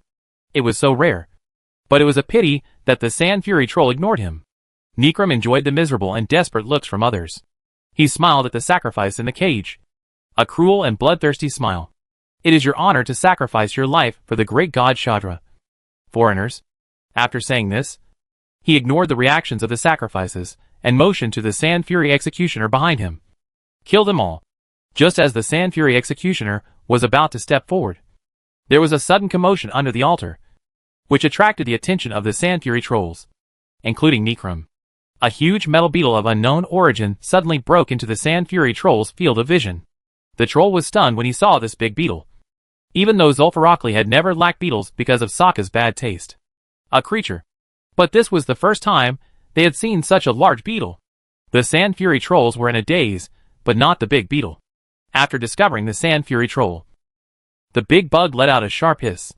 This scream made the Sand Fury troll, who had not discovered it originally, be also noticed. Alarmed. Just as the trolls turned their heads to look for the source of the sound, rows of sharp thorns suddenly rose from under their feet. The accident happened suddenly. The Sand Fury trolls, who were unprepared and kneeling together, were nearly killed by the attacks of these thorns. As many as 200. This was not over yet. Just when the Sand Fury trolls were surprised by the sudden appearance of the ground thorns, the ground thorns that killed their compatriots exploded again, and 300 to 400 sand thorns flew down from the rocks. The angry troll dies. The giant beetle finally hissed triumphantly, and the suspicious Sand Fury troll found the attacker. Kill this bug. It is ruining the sacred ritual. Cetus pointed at the big metal beetle and said this. The Sand Fury troll, who was still kneeling in front of the altar, seemed to have guessed 99 when guessing the size. But he met a cheating die and threw 100. He clicked on all the points to instantly kill his own aggrieved creature. And with endless rage, he charged towards the big metal beetle with murderous intent.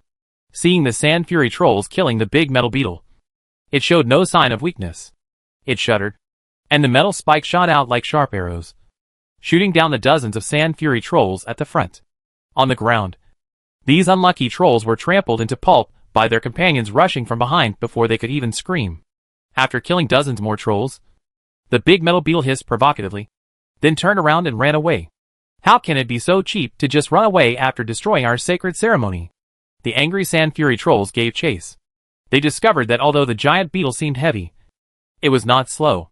They could only run just a few inches faster than the beetle. It would not take much effort to chase down the beetle. It's impossible. But even if it takes some time, the sand fury trolls won't give up. Who wants their sacred sacrificial ritual to be disturbed by it? Destroying our sacrifices to God. We will not stop until we kill this bug. With this thought, the sand fury trolls chased them all the way. After they left, the altar that was originally crowded with people was empty, except for Necrom and the sand fury executioner, who were monitoring the sacrifices, including Sai. The trolls, including SES, Zumulin and Sokka, all chased away, and the entire altar became deserted. There was such a big situation at the altar. It was impossible for Yukozi, who was so close, not to know about it. The king of Sand Fury ignored the matter, and instead asked the guards, who were loyal to him, to strengthen the defense of the palace, because it is suspected that this is a conspiracy by the priests against themselves. Leo and Wajin, who were hiding in the dark, witnessed all this and had an intuitive understanding of the battle between the Sand Fury Troll kingship and the divine power. They saw that the Sand Fury Troll at the altar was killed by Anu as expected. Brecken led to the sacred pool, and the two knew that the biggest obstacle to breaking into the Yukozi palace was gone. Do you want to kill him now? Valjean asked Leo, who shook his head and told him not to be so anxious. What they had to do now was to wait until something happened at the sacred pool, and the Sand Fury Trolls were dragged there before taking action. The Sand Fury Trolls chasing Anubraken didn't know that they had stepped into their opponent's trap. When they were led by Anubraken to the sacred pool, the big beetle suddenly got into the ground and fell from the sand. The angry troll disappeared from sight. The unwilling trolls followed closely and chased into the cave drilled by Anubraken. But before they could enter, many people, a violent explosion sounded, and the cave drilled by the leader of the cave demons began to collapse in the huge shock. Many of them were too late. The retreating Sand Fury trolls were buried alive underneath.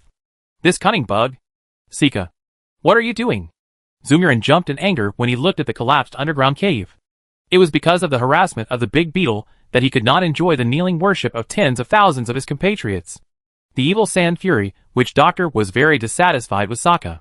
You must know Zulfa, the source of the beetles in Lark, was Sokka. So of course, he must be blamed for what happened now. It's none of my business. Sokka felt that he had been wronged. He only got some small beetles, and he had no ability to tinker with such big bugs. Besides, what right does Zumulin have to question him? Who is this guy? It's none of your business? How dare you say it's none of your business? Who doesn't know that you like to mess with those disgusting little bugs when you have nothing to do?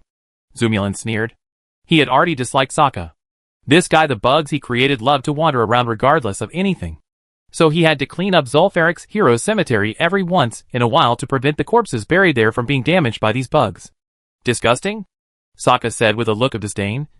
Compared to those corpses you mess with all day long, my beetles are much cuter. The two leaders suddenly broke out into internal strife, and the Sand Fury trolls were a little at a loss. Fortunately, Setu stood up. He separated the two companions who were about to perform a full martial arts show, pointed to the sacred pool in front and said, "You two idiots, look ahead. Don't you see anything strange? It's just a sacred pool that doesn't even make waves. It has always been like this. What's so strange about it?" Sika and Zumulin looked at Setus with stupid eyes. The Sand Fury priest was so angry that he jumped up and down. It was really a shame and humiliation to be despised by these two idiots. You know there is a sacred pool ahead. So can you tell me where Varisa and her men are? Varisa? That ugly woman who dared to shame us just because she could communicate with Gazrilla?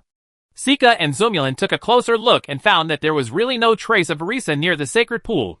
There was only a strange kobold holding a scepter standing at the other end of the pool and watching them silently. Catch that dog and ask about it. Then we'll find out. Zumron said this to Setus, and at the same time he motioned to his Sand Fury trolls to carry out his orders. Dog? Standing at the other end of the sacred pool is naturally the kobold geomancer Flintag. Although Flintag's race has the word dog, he obviously does not think that he is the same kind of creature as those beasts with low intelligence. Listen. Flintag was angry that Zumulin looked down upon him so much. This damn troll actually dares to treat such a handsome and strong kobold like me as a dog. If I don't give you some color, you won't know how powerful I am. Flintag raised the scepter in his hand, and a powerful electric current was emitted from the top of the scepter.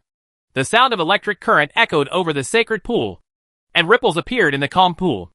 A thundercloud suddenly appeared in the sky, and strong winds blew up. Flintag shouted, "A thunderstorm is coming to Zul'Farrak!" Boom! Boom! Boom!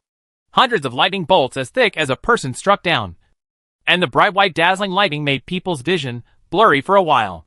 The sudden strong light stimulation temporarily caused the Sand Fury trolls to fall into a state of blindness, and they had to close their eyes. The Sand Fury troll, who closed his eyes, didn't know that all the thunder and lightning struck the sacred pool. The powerful current broke the tranquility of the pool. Bubbles appeared in the calm pool. Someone sleeping in the pool being is awakened. Flintag, who cast the thunderstorm spell, jumped back, and Ectors took the risk to carry it on his body, and the two bodies disappeared into the void under the Dracolica's miniature illusion. When the thunderstorm passed, the Sand Fury trolls opened their eyes again, and all that was left in front of them was a pool of water churning with waves and the body of the water fortune teller Varisa. Chapter 417, The King of Sand Fury. Gazrilla is happy to be a beast, because it is very powerful. So powerful that no one dares to provoke it casually, because of its strong strength. Some people regard it as their protector.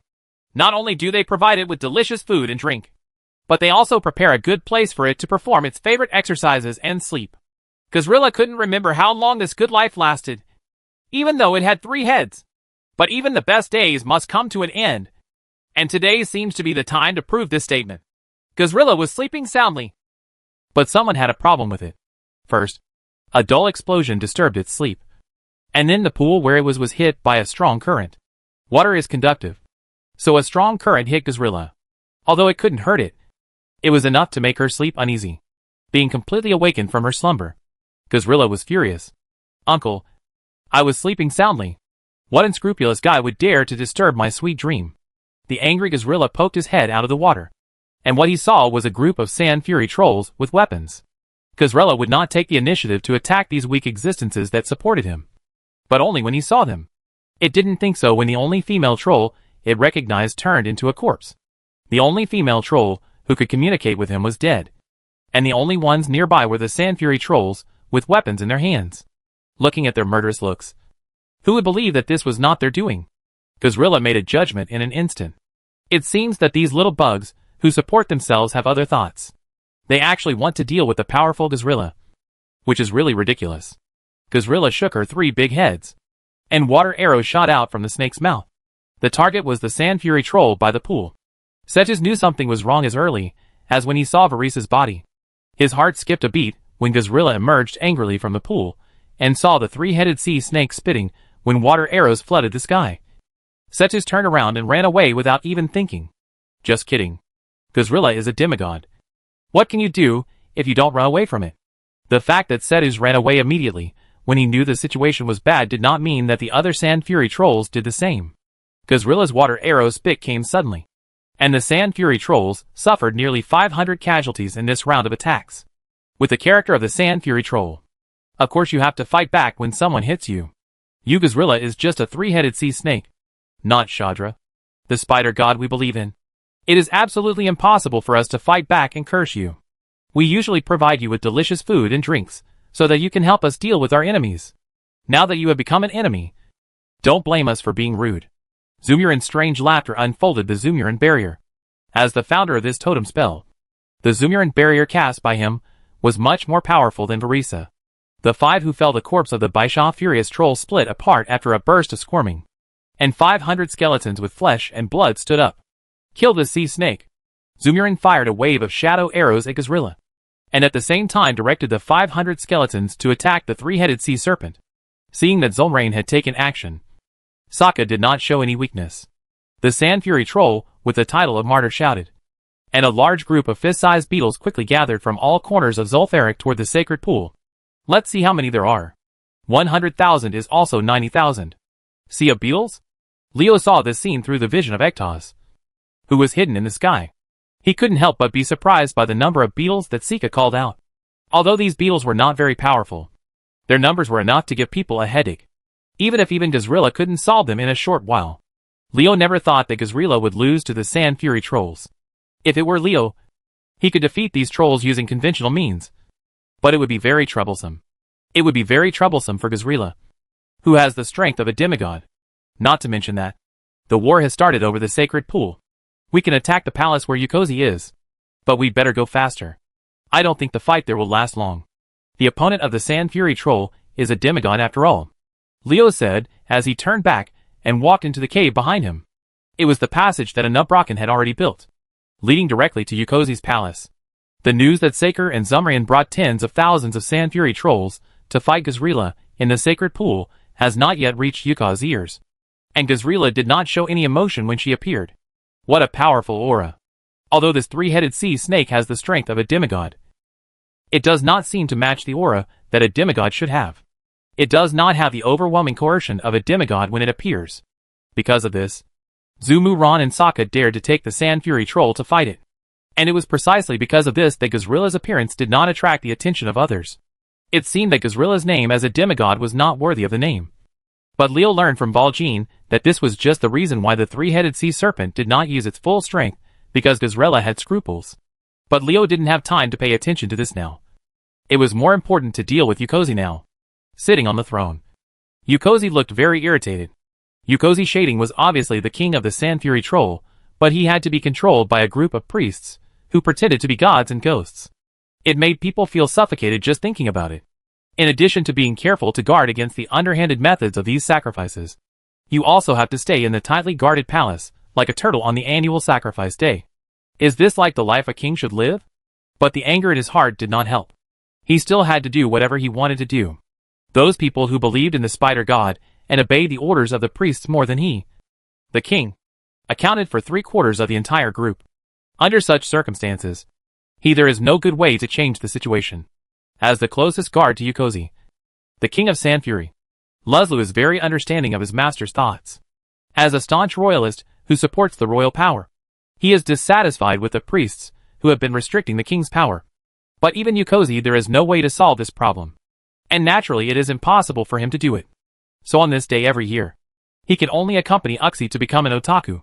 What happened at the altar? Luzlu, do you still have no news from the people you sent to check?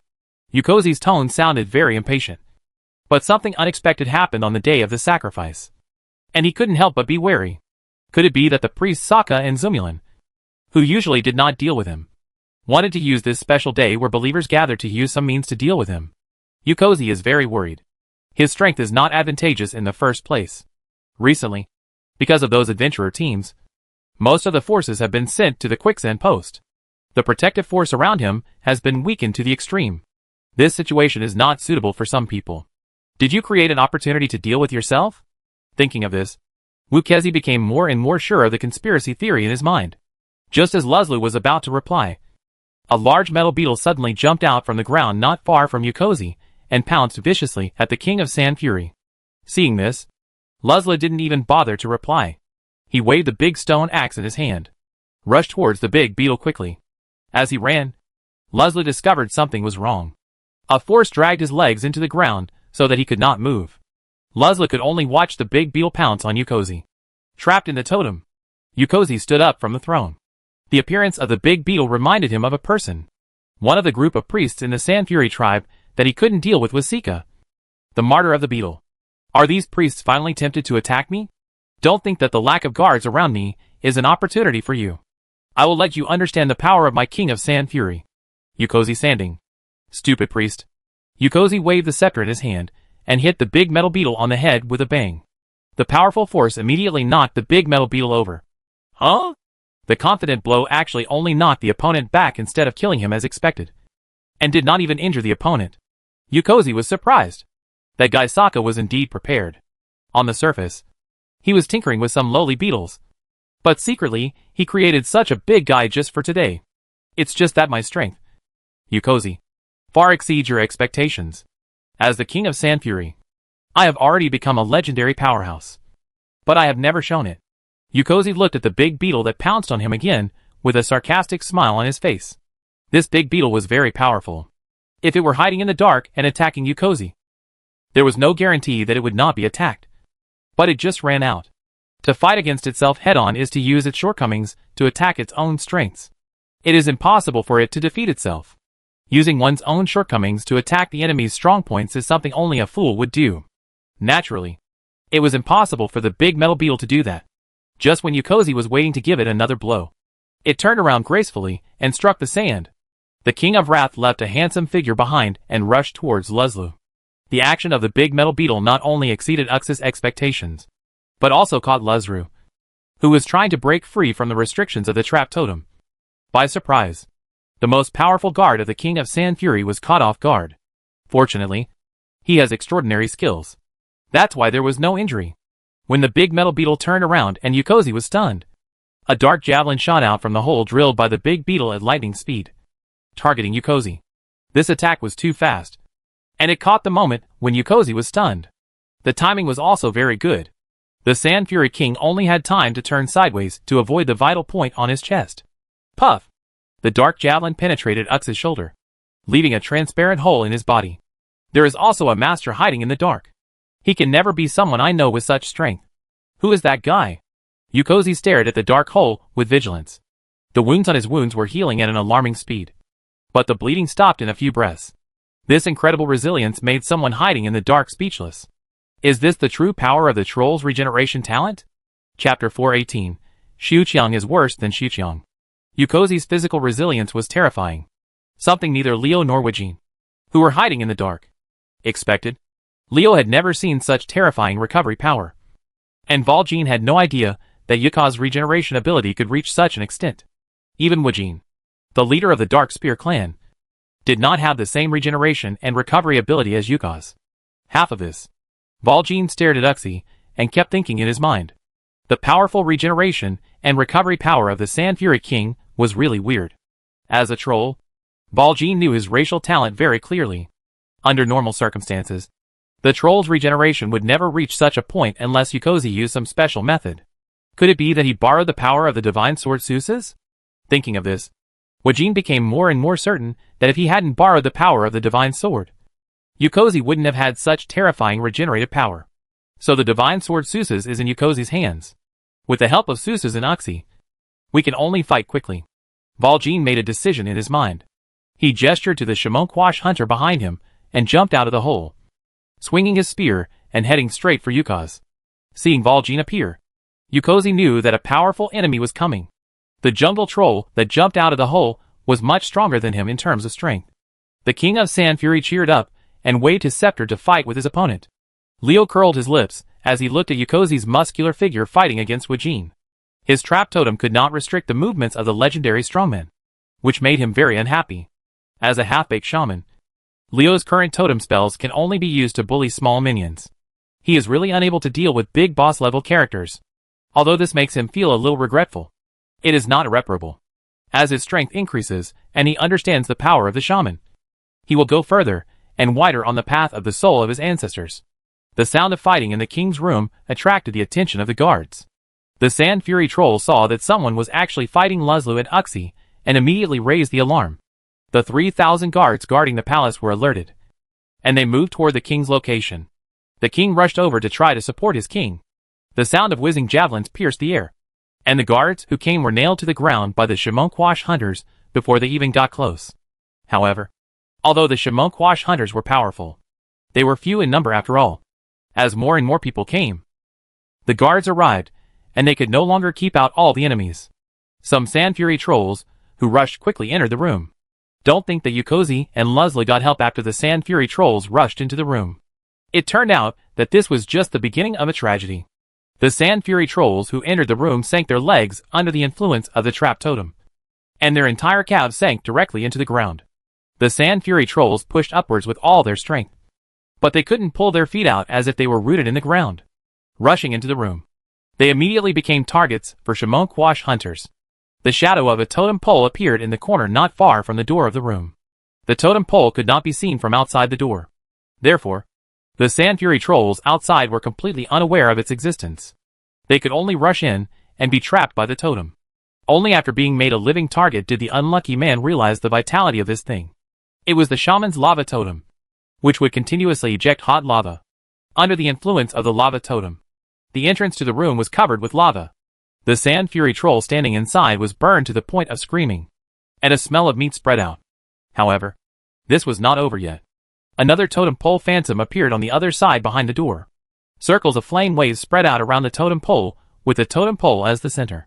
After rushing into the room, they were immediately trapped by the trap totem. The Sand Fury trolls were all attacked. The lava was scorching. The flames were scorching. And the Sand Fury trolls that could not move were miserable. Snap! A chain of lightning as thick as a thumb was drawn. And the Sand Fury trolls were lit until their hair stood upside down and their eyes turned white. Then they stretched their legs and stared. Leo, who had his body covered under a large black cloak, stood in the light.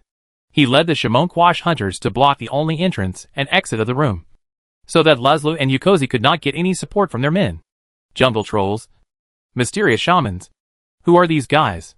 Yukozi became confused. He did not see Sokka and the other priests in the tribe as he expected. He felt that he might have been mistaken. The attack on him was not caused by the group of priests in the tribe, but was real. Someone dares to break into Zul'Farrak and try to do him harm. Could it be that the recent restlessness of the group of adventurers is all to assassinate me? What is their purpose? During the battle, Yukozi was distracted. Valjean caught his opponent's negligence and stabbed him hard in the arm. The pain brought Yukozi's attention back. Yukozi, how dare you be distracted while fighting me? You think you are powerful because you borrowed Susus's power to become a legendary strongman. Watch me pierce your heart, Valjean said as he picked up the spear and pointed it at Yukozi's heart with all his strength. It seemed that he felt that it was not difficult to pierce the heart of Yukozi, who was also a legendary strongman with him. It turns out that they came for the divine sword Susu's. This idiot who fought with me actually thought that I became a legendary strongman with the help of Susus's power. It was extremely ridiculous. There was a hint of contempt in the corner of Yukozi's mouth. He was provoking his opponent. Once the opponent behaved irrationally because of his provocation, it would be the jungle troll's turn to be unlucky. As expected by Uxie, the jungle troll was enraged when he saw the contempt on his face. This idiot who thought he became a legend through the power of Susus was really brainless. Yukaz began to despise his opponent's IQ. But his expression changed in the next second, because he discovered that the one who had been fooled was not the jungle troll he was fighting but himself. It turned out that just when Yukozi was secretly scolding his opponent for being stupid, a white light quietly entered Yukozi's body. This white light was Leo's bone's soul. The soul of the bones entered the body, and a sharp pain from the soul caused Yukozi's body to twitch. Just like this, Yukozi's original attack on Wajin was interrupted. Not only that, the twitching of the body also affected the evasive movements. Valjean's spear was slightly deflected, and the sharp spear had pierced Yukaz's chest with a popping sound and was shyly exposed on his vest. Looking back, it smells like a lotus flower with sharp corners. Yukozi, the king of Sand Fury, was stabbed through the heart by Valjean. Your Majesty the King! Laszlo, who was beaten badly by a Nubrican, roared in grief and anger, and a red light emitted from his body. The troll guard went crazy. The frenzy spell made Laszlo much stronger, but he was fighting against a legendary strongman like a Nubrakan. Laszlo, who was stuck in the pseudo-legend, was no match for him even after going crazy, and was still being ravaged. A devastated life. If the troll's regeneration talent hadn't made him very durable, Laszlo would have been forced to sleep on the floor by a Nubrakan. After piercing Yukozi's heart, Wajin showed a sarcastic look on his face, as if he was mocking Yukozi for being a scheming person, but was tricked by him instead. The king of Sand Fury opened his eyes angrily, full of unwillingness. Don't underestimate me. Yukaz roared and retreated sharply. Valjean's javelin came out of his body, and a fountain of blood spurted out from the wound, almost spraying Valjean in the face. This guy is so amazing that even his heart was pierced, and he didn't die. Seeing that Yukozi didn't fall down, Leo couldn't help but look at him sideways. Yukozi's vitality was simply stronger than Xiqiang, so he wouldn't die even if he did so. Not only Leo was surprised, but Wajin was also surprised. Wajin couldn't guarantee that he would survive if his heart was pierced, unless a powerful shaman kept using it on him when the weapon was drawn out. Healing spells. But the blood spurting from the chest of Yukozi, the king of Sand Fury, stopped after taking a few deep breaths. If his face had not turned pale, his movements had become slower and his attacks had become weak, Valjean would have still. I really wonder if it was an illusion that I heard him before. Ha ha ha. I am the king of Sand Fury. I am immortal. You can't kill me. Yukozi laughed wildly and waved his scepter to fight with Wajin again. And the two legendary trolls began a new round of competition. Your strength is weakened. If you can't be killed by one spear, I'll stab you a few more times to see if you die. Valjean was not intimidated by Yukozi's bluff. The leader of the Dark Spear tribe noticed the weakness of his opponent. As he spoke, he stabbed Yukozi's chest again, which had not fully healed. Yukoz wanted to avoid it, but severe pain hit his soul again. His body twitched again at this fatal moment. The result of his slow movement in the face of Valjean's attack was that his heart was hit again. Pierce. The sharp spear shyly showed its face on Yukozi's vest again. Valjean's wrist trembled, and a force rippled on the spear. It was transmitted from the tip of the spear into Yukozi's body and shattered him of internal organs. Unexpectedly, his opponent had such a cunning attack method. Yukozi suffered a big loss. The shattered internal organs made him seriously injured to the point where his legs gave out, and he almost knelt in front of the enemy. The King of Sand Fury forced his body to turn upside down, barely throwing away Valjean's spear. Yukozi did avoid Valjean's pursuit with this roll, but he forgot that Valjean was not the only enemy present. When Leo saw this scene, he thrust his staff into the ground hard and pierced it without even thinking. Puff puff. Yukozi was rolling on the ground. Dozens of sharp thorns sprouted out, covering a 10-meter radius around where he was. The King of Sand Fury failed to dodge this attack, and his body was struck by several thorns. The thorns pierced through the ground, and the whole person was nailed to the ground. The sound of applause came, and Leo, who was wearing a black cloak, laughed loudly, with merciless ridicule in his mouth. What a move to show off one's good looks. I finally got to see the King of Sand Fury. Ground thorn, how does it taste? Do you want some more? One can imagine the anger in UX's heart after being mocked so mercilessly. He is the leader of the Sand Fury trolls, and the king of Zul'Farrak. The guy laughed. He couldn't swallow this breath. Yukoz roared angrily, twisted his body, and forced himself away from the thorn. After escaping Valjean's pursuit again, he glared at the mysterious man who was mocking him, and saw a purple energy line coming from the mysterious man's hand. Chapter 419, Two Swords in Hand. Yukozi watched the mysterious shaman connect a purple energy line in his hand to the big metal beetle that was pressing Laszlo. He felt strange in his heart. What did this guy who was hiding his head and tail want to do? Where are you looking? Valjean snorted and stabbed Yukozi in the chest again, forcing the latter to dodge in embarrassment. Leo and Valjean teamed up to sustain heavy injuries to Yukozi. Even if his recovery ability was amazing, it would still be too much for him. Although Yukozi's regeneration and recovery ability were powerful, it took time to recover from his injuries. His opponent would not give him any time. He took a breather. Yukozi, who was avoiding Valjean's attack, felt pain from his soul before he even hit the ground. The King of Sand Fury hated the guy who was secretly causing trouble. How could he end up in such a situation if he was always secretly attacking? But resentment alone cannot solve the problem. As a warrior, Yukozi has little research on souls, so he has no way to defend against his opponent's attacks. And he can't even sense the source of the attacks. People can't fall into the same pit twice. If I were a mage, my bone soul could only work the first time. Even a smarter warrior would suffer losses twice at most. But UKZ has actually not noticed that the soul of bones is gnawing at his soul until now. I have to say that this troll is really a weird thing. Does he only know how to build muscles? Leo secretly laughed. And when Yukoz's body twitched again, another row of thorns appeared from under his feet. The King of Sand Fury was struck normally. The ground thorn pierced Yukozi's calf, and the pain stimulated Yukozi's nerves. Seeing Valjean's life-seeking spear stabbing his chest again, Yukozi struggled hard, and at this moment, the wound in his calf was pierced. The ground thorns exploded one after another after making a banging sound. The powerful impact mixed with gravel directly blew off Yukozi's calf, and the Sand Fury King fell to the ground in pain. Before Yukozi could cry out in pain, a spear came after him. The sharp tip of the spear easily pierced Yukozi's chest and pierced his heart again. The spear in his hand pierced Yukozi's chest for the third time. This time Valjean would not let him escape again. The spear pinned the King of Sand Fury to the ground, and no matter how hard he struggled, he could not get away. At the same time, Valjean's arm trembled violently, and a very destructive force was transmitted along the spear body into Yukoz's body, shattering his internal organs that had finally healed to pieces again. Poof! Yukozi struggled twice, but could not escape. The power from the spear wreaked havoc on his body. His opponent took advantage of his serious injury to suppress him with absolute power. This made Yukozi feel extremely aggrieved. He opened his mouth to curse, but ended up spitting out an arrow of blood mixed with internal organs. This vomiting seemed to allow the power in the body to find a channel for release. The shattered internal organs mixed with blood continued to spurt out of his mouth.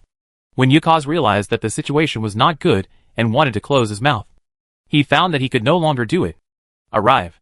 The King of Sand Fury just opened his eyes wide, held the spear with both hands, and vomited out all his internal organs. Without the internal organs, his stomach suddenly shriveled up, and his chest was pressed against his back.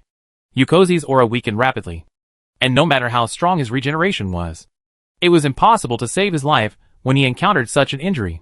Seeing that Yukozi's eyes had lost their luster, Valjean drew out his spear and quickly slashed his neck. The Sand Fury King's head and body were separated, and he could no longer die, killing Yukozi. Sanding failed to absorb magic equipment. The ability extraction was successful. The host obtained the transferable ability, regeneration. Do you want to extract it? When Goldfinger's voice sounded in Leo's mind, he knew that Yukozi, the King of Sand Fury, had truly died, and he generously gave away his terrifying regeneration talent. Leo was overjoyed when he heard the word regeneration. Yukozi's abnormal recovery ability was something everyone coveted. So how could he not be happy now that he had Leo in his possession? However, Leo seems to have overlooked one thing. Regeneration on Yukozi is abnormal. But it may not be the case when it falls on him. After all, the bodies of trolls and humans are very different. They killed His Majesty the King. The Sand Fury trolls outside the door screamed in horror when they saw Valjean decapitating Yukozi. But their horror turned into anger after a few seconds. Under their guard, someone actually killed Yukozi, the King of Sand Fury. This incident would be a stain on their lives. The anger made the Sand Fury trolls become crazy, and their attacks became more and more fierce. The Shamonkwash hunters were completely unable to stop the Sand Fury trolls from rushing into the room. Fortunately, with Leo's totem spell, the Sand Fury trolls that entered the room were quickly killed. In a short period of time, they could not really threaten everyone in the room. Valjean rummaged through UX's body. Even if his master placed it in a private space, a divine sword such as Sussus the Lasher would not disappear with the master's death. It would regenerate after being shattered in that space. Return to this world. Leo ignored him. After Yukozi's death, he had already identified Luzlu as his next target. At this time, Luzlu was seriously injured by a Nubri Khan's attack. As a pseudo-legend, Luzlu was proud of being able to endure the attack of the Crypt Demon Commander for so long. It would definitely be impossible for him to be an ordinary pseudo-legend. The fate of being killed instantly. It's just that Luzlu can only do this one step. Even if he uses the frenzy technique, he can't avoid being killed by a Nubrakan. Leo fired a Shadow Fury to knock Luzru unconscious. A Nubrakan took the opportunity to pounce on him, using his ferocious mouth and sharp mouth parts to cut into pieces the troll warrior who had been entangled with him for a while. Leaving Leo added a Sand Fury troll named Luzlu to his kill list. Yukozi and Luzlu were killed one after another, and the Sand Fury trolls no longer had any masters. Even if they launched crazy attacks, they could not pose a threat to Leo and Valjean. After looking at the golden finger prompts, Leo curled his lips in displeasure. There was no other gain from killing Luzlu except getting the energy he deserved. After becoming a pseudo-legendary master, Leo killed someone who was also a pseudo-legend. The opponent's chance of receiving extra rewards becomes like a cloud. Clan Chief Valjean. Have you found anything? Walking to Valjean, Leo asked him a question. Valjean shook his head with a strange look on his face. A bunch of items appeared in his hand. 2 of the stone slabs were put away after he signaled to Leo. Leo knew that Valjean was telling him that no loot was taken. I have obtained the 2 Mosharu stone tablets. But where is Sussus, the divine sword flagellant? After Leo said this, he saw Valjean pointing to the item in his hand with an expression that was not there. Yukozi didn't bring Sussus with him. I think he must have hidden the divine sword somewhere nearby. Otherwise, he wouldn't be able to borrow the power of the divine sword. So we have to search carefully nearby. By the way, what is this sword? Taking out a long sword from the pile of trophies, Leo waved it twice, while Valjean shook his head to express his ignorance. This is just a long sword of ordinary quality, and it has no special reputation. Valjean, who is not a know-it-all, would know the name of this broken sword. In the eyes of a strong man like Valjean, weapons with no special effects and less than epic quality are useless. This sword is easy to use. It just matches the long sword I got before. I want it. Seeing that Valjean had no interest in the sword, Leo simply asked for it. Took out the long sword he had obtained from Entussel before, and armed himself with a man in a black cloak holding two swords. Wajin glanced at the two long swords in Leo's hands, and didn't pay too much attention. He was now focusing on looking at the room. Yukozi's abnormal regeneration and recovery power must be related to Susa's. The divine sword. However, Susa's was not carried by him. So the most likely location for the divine sword is in this room. Yukozi's residence. In order to find the divine sword, Susa's Wajin focused his energy on observing this room. He did not notice the playful look in Leo's eyes after getting the two long swords. The long sword that Valjean found from Yukozi was none other than Guardian Gaza's, which was one of the two major components of the divine sword Susa's after it was disassembled. Leo had previously obtained counterattacker Sansa's from Sand Fury Warlord unto Soul, and now he had obtained Defender Gases and Lasher Sus's, the original Troll Empire divine sword, which UX had kept. The two major components have been obtained by him. As long as he finds a way to combine Sansa's and Gases into one, the divine sword Sus's will appear in this world again. If you had obtained two long swords in Yamaguchi Mountain, you only need to click the mouse to combine Susa's. But in the real world, it is not easy to restore the decomposed swords. Even if Leo had Sansa's and Gases in hand, it would not be possible to bring the flagellant Sus's back to the world overnight. He had to find a way to merge the two swords into one.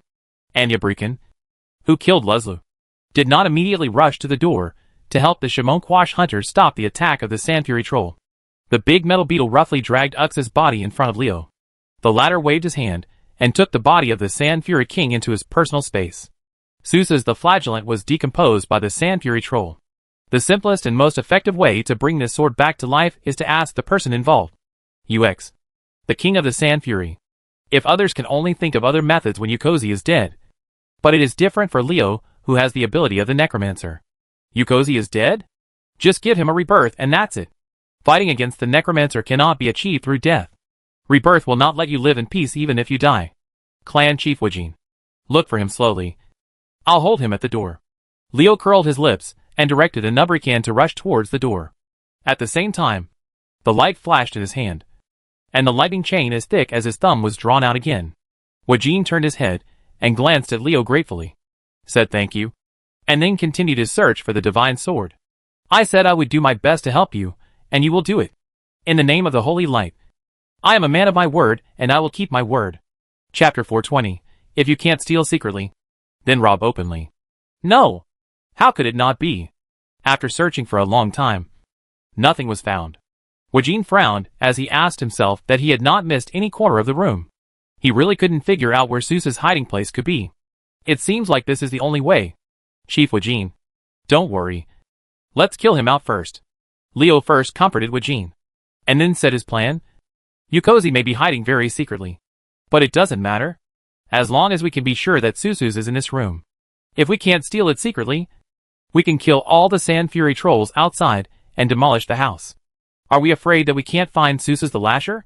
What Leo said was really domineering and arrogant. It will be useless if I tear this place apart, and you and Yukos hide Susa's secretly.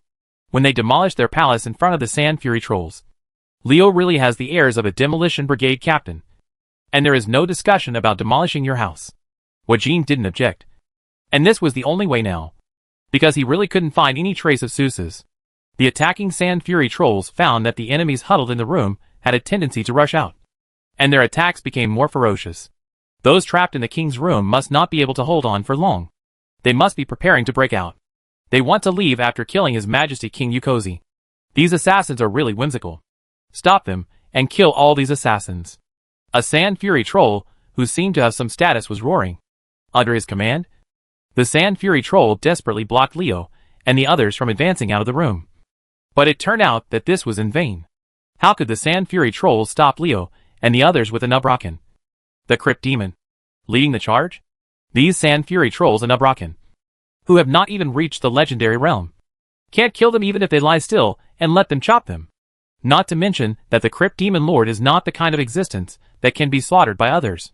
The Sand Fury trolls are very brave, but their successive battles without fear of death only resulted in corpses and flesh and blood all over the ground. Anubrican, who was as big as a train carriage, grinned and directly crushed anyone in front of it. None of the Sand Fury trolls escaped death. Some of the Sand Fury trolls, who were lucky enough to escape Anubrican's crushing, had no time to rejoice. The javelin of Shamonkwash Hunter made them understand what it meant to be doomed. The Sand Fury Troll was very angry when his opponent forced him to retreat. But anger did not help matters. Faced with the absolute strength gap, the Sand Fury Troll had no choice. Leo didn't say much after leaving the room. With a deafening roar, 10 huge raptors appeared in front of the Sand Fury Troll. Raptor? Yes. Not a velociraptor but a velociraptor with flesh and skin. Of course. This is just a superficial phenomenon. It is the illusion dance technique blessed by the 2 dragon liches, Ectoraz and Polition, as Leo's pets. After Leo's strength was upgraded to the pseudo-legendary level, the strength of Ectoraz and Polition also increased. And they also reached the pseudo-legendary level. The increase in strength means that the ability becomes stronger. After becoming a pseudo-legendary Dracolic, the illusion dance of the 2 dragons can bless up to 100 targets and can last for 10 days. Wajin glanced at the 10 swift bone dragons. As a legendary strongman, he could naturally see through the Dracolic's illusion dance. Although the Dark Spear clan leader didn't know why Leo did this, he did not expose it. Vol'jin is very powerful and can see through the illusion dance. But the Sand Fury Trolls are not that capable. In their eyes, they only saw the assassins who assassinated King Uxie coming out of the house. Among them was a mysterious man wearing a wide black cloak. With a wave of his hand, he summoned 10 huge raptors. Where did these raptors come from? Is it Ungoro Crater? The Sand Fury Trolls were full of doubts. But they didn't have time to think about it. Because the first thing the 10 fierce bone dragons did after they appeared was not to attack them, but to demolish the house. They were 50 meters long. He used his huge body to launch a violent impact on Yukozi's residence. The sand shook off. The stone walls cracked. And the solid Sand Fury Palace trembled under their impact. Stop them! Seeing this scene, the Sand Fury Trolls went crazy. These assassins despised their fighting power to the extreme, and actually demolished the Sand Fury Palace in front of a group of Sand Fury Trolls. A slap in the face. A Hongwoguo slap in the face. And it was the kind that made a crackling sound. The Sand Fury Trolls really tried their best. They rushed towards the raptor that hit the palace. Leo saw that he had no pressure. He cast the totem spell again, trapped the totem, and the lava totem combined with the lightning chain would rush up. The Sand Fury Trolls were in a state of ecstasy. And the charred troll corpses showed Leo's achievements. Are you sure you are not a shaman with elemental talents? The way Leo used the shaman's ability to fight made Wajin roll his eyes. This kid could actually turn the enhancement shaman into an elemental shaman. Wajin really didn't know what to say about him. I also thought I was an elemental shaman. But unfortunately I'm not. Leo shrugged helplessly. And no one stipulates that shamans with enhanced talents can only fight in close combat. I am mentally strong. And even with enhanced talents, I can release shaman spells that are comparable to elemental talents. Right? Boom! Under the continuous impact of 10 fierce bone dragons, the Sand Fury Palace finally couldn't bear it and collapsed. Wajin's eyes kept patrolling the collapsed building. To his disappointment, he did not find even a single clue. Is the Divine Sword of Zeus really not here? If it weren't for the blessing of the Divine Sword, it makes no sense why Yukozi has such abnormally strong regenerative powers. Vol'jin became confused. But Leo didn't say anything. Under his order, the 10 fierce bone dragons continued to destroy the collapsed Sand Fury Palace, as if they would not stop until it was reduced to rubbish. When the Sand Fury Troll saw this scene, his body was shaking with anger, and his eyes were red. These hateful assassins killed their king, and also destroyed the palace. After all they had done, it was not enough. They actually thought the palace was not completely destroyed, and even left the ruins intact. Are there any such bullies?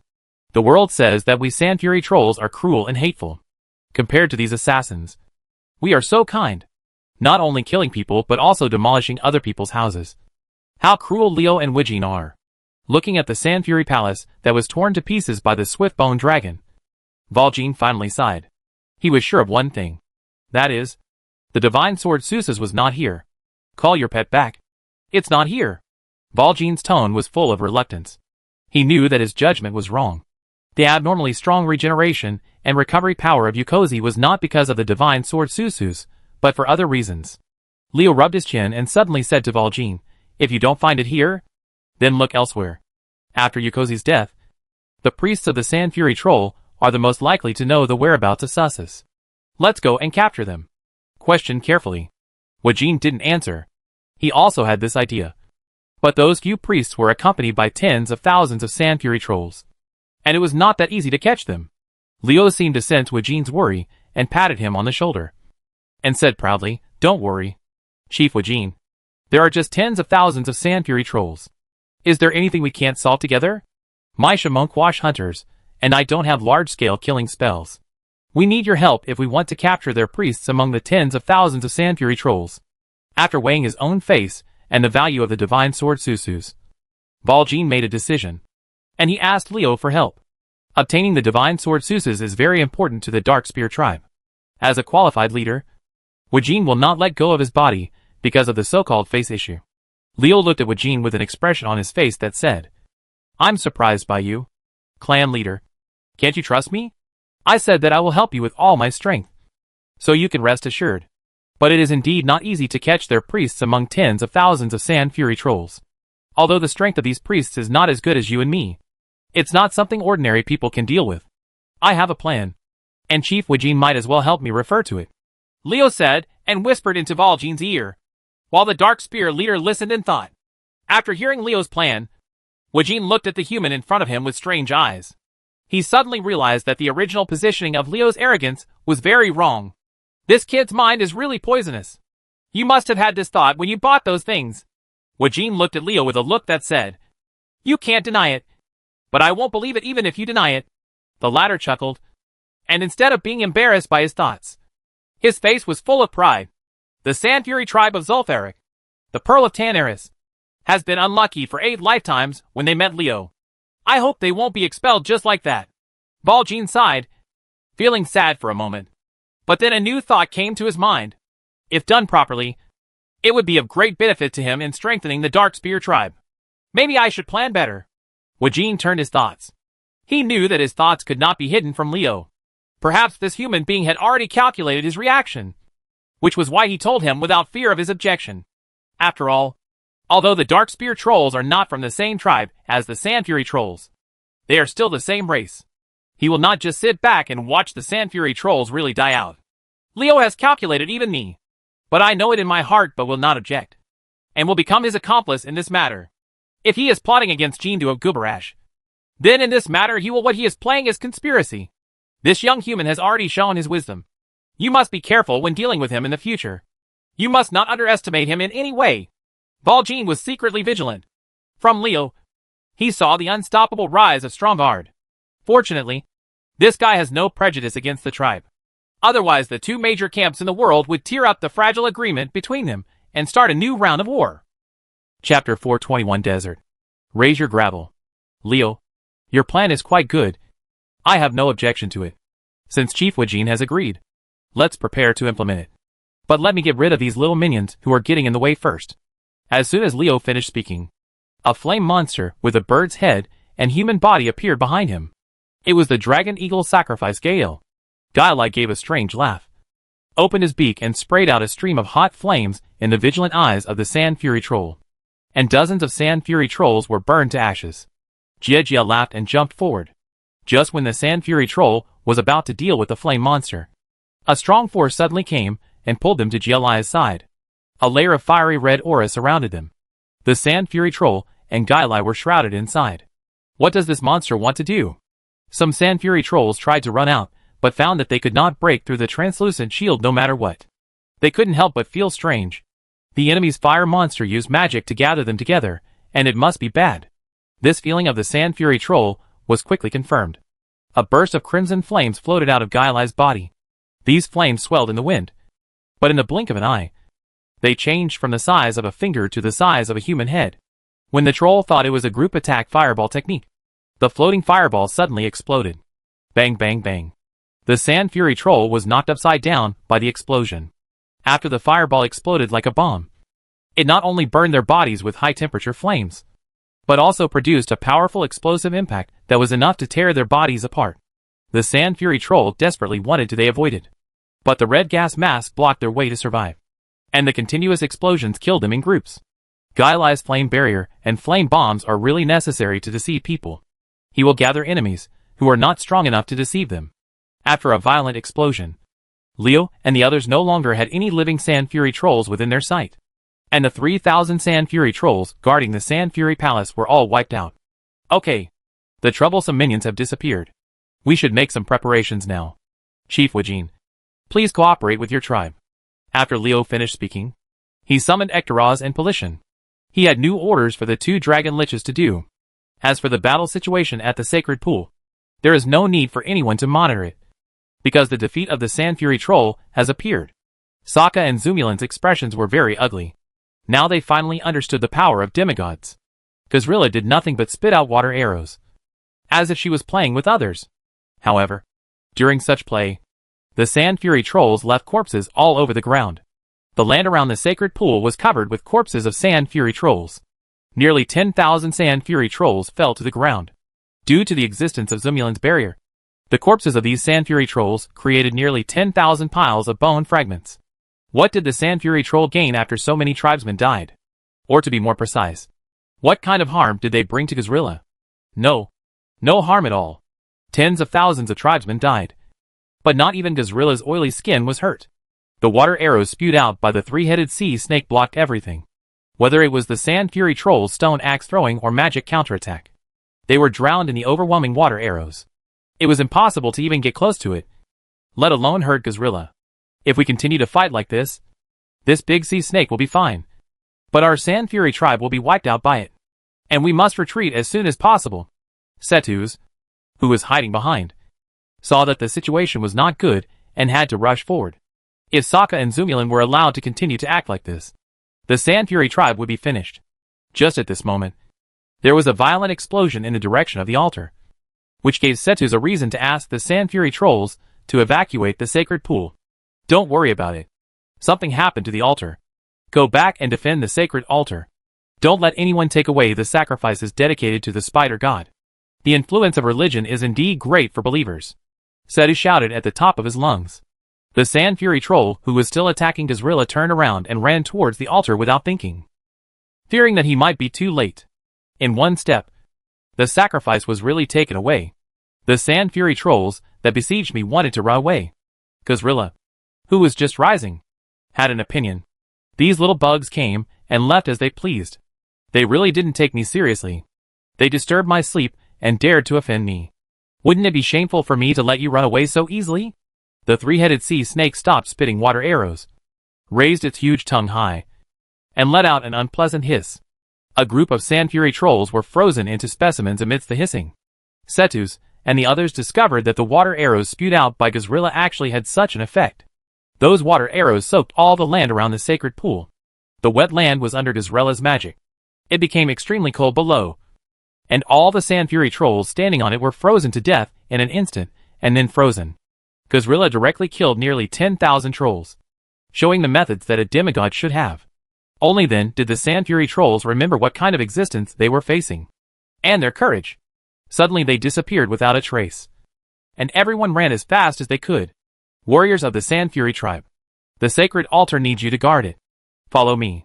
Cetus stood up at this time, and he gave the Sand Fury Troll a high-sounding reason to escape. This troll priest instantly gained the gratitude of most of the Sand Fury Trolls, except for Sokka and Zumulin. His face was very gloomy. We had been fighting the sea snake for so long, but Cetus's soulless words pulled our hearts away. This guy who only hides behind and watches the fun is really abominable. While running away, Sokka and Zumulin looked at each other, and both trolls saw a dangerous light called murderous intent in each other's eyes. With the sacred altar in sight, the Sand Fury Trolls discovered that it was not the altar that had been attacked but the palace that had been destroyed. While they were angry, they also felt a little lucky. For these Sand Fury Trolls, who believe in the serpent god, not to mention that the palace was destroyed. Even if King Yukozi was killed, it was not as important as the news that the sacred altar had not been defiled. Seeing the destruction of the palace, a hint of joy flashed on the faces of Cetus and the other priests. They were already at odds with Uxie Shading, and they wished something would happen to the king, who always wanted to gain more power. Now someone having done this for them really made them feel overjoyed. What happened to the palace? Where are the guards and where is the king?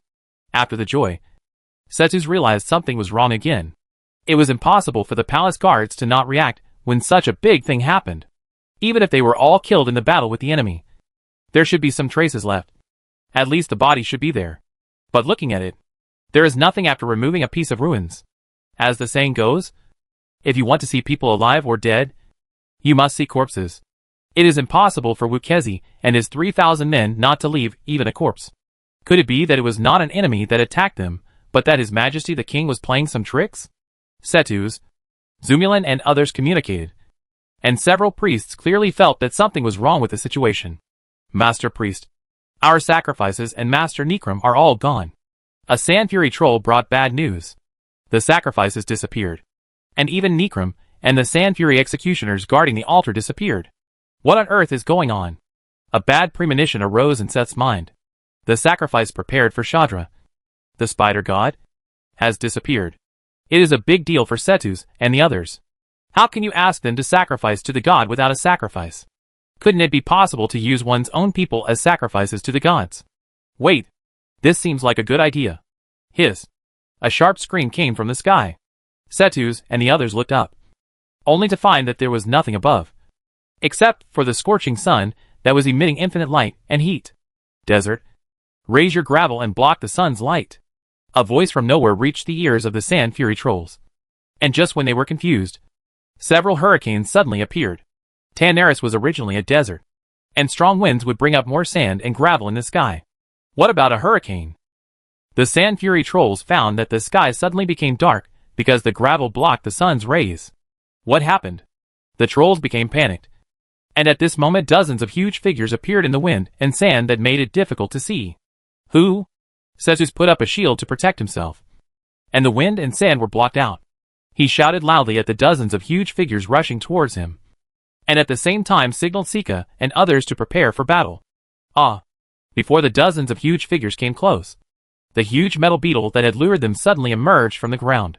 It shook its body and knocked down hundreds of Sand Fury trolls with its sharp armor thorns. The troll let out a shrill scream and fell to the ground rolling around. Damn it. It's this bug again. Cetus raised his hand and fired a shadow arrow. The big metal beetle that was hit showed a ferocious smile at him and then slithered back into the ground with a stinging sound. Cetus' nerves suddenly tightened.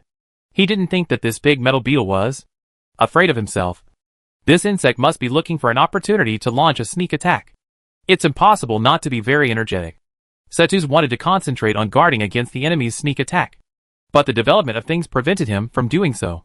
Big holes appeared where the Sand Fury trolls were, and groups of Sand Fury trolls fell to the ground.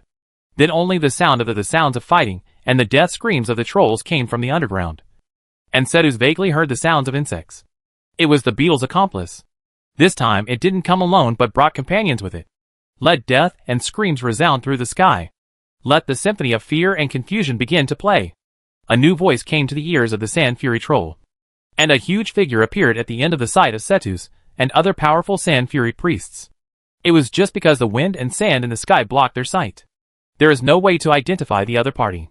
Chapter 422. This is a complete conspiracy. Beetle Man. It must be Beetle Man. A Sand Fury priest behind Cetus suddenly screamed. Sokka turned around and gave him a hard blow. The pain brought the panicked guy back to his senses. This idiot. Doesn't he know that fear is contagious? As a priest, he is so panicked about what other tribesmen should do. Although Sand Fury priest's performance was unsatisfactory, his words reminded Cetus and the others of their opponent's identity. Could it be that the beetle men of Entourage had appeared?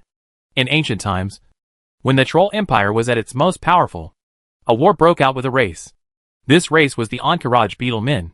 This battle lasted for thousands of years, and the Troll Empire finally sealed its opponent with its powerful strength. Ending in Silithus, the trolls intended to see their formidable foe never see the light of day again. However, no matter how strong the seal is, it is impossible to imprison the enemy forever.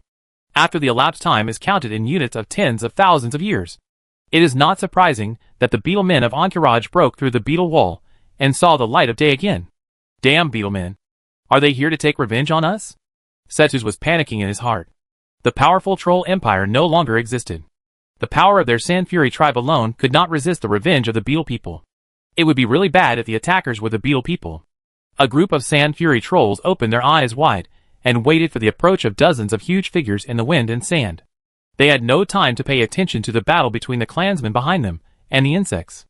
All the priests, including Sokka, were waiting for the answer. Close. The figure approaching from the wind and sand gradually revealed its true face. Slightly curved sharp insect horns, black carapace, 2 large scissors replacing the palms of the hands, and a body more than 10 meters high. This is what the dozens of tall figures in the wind and sand looked like. Setu's eyes widened and his heart dropped. The appearance of the people on the opposite side is exactly the same as the beetle people recorded in ancient documents. The enemies who invaded Zul'Farrak are indeed the beetle people who were defeated and sealed by the Troll Empire. Bugs from the Akur Empire. You are indeed causing trouble. Sika roared at the beetle man. After learning the true identity of his opponent, he no longer felt anxious and panicked. Sika's performance confirmed this sentence. The unknown is the scariest thing. And scaring yourself is the most embarrassing thing. People are afraid. Ignorant trolls. I will make you perish in fear. The huge blurry figure in the distance expressed its anger at Sokka's insults. Just as the priests of the Sand Fury Troll were carefully guarding against its attack, a sudden change occurred. The land where the priests were located suddenly collapsed, and they couldn't help but fall down, infested by those nasty bugs. The troll priests immediately realized what had happened. They summoned their magic power and rushed forward quickly. But at this time hundreds of green venom arrows spewed out from the ground, causing the priests to panic. One of the venom arrows hit Setus, and Setus, who was jumping upwards, found a viscous liquid entangled in him. And then a strong force pulled him down. Damn it. What the hell is this? Knowing that he would not get anything good if he really fell, Setus struggled with all his strength. But no matter how hard he struggled, it was to no avail.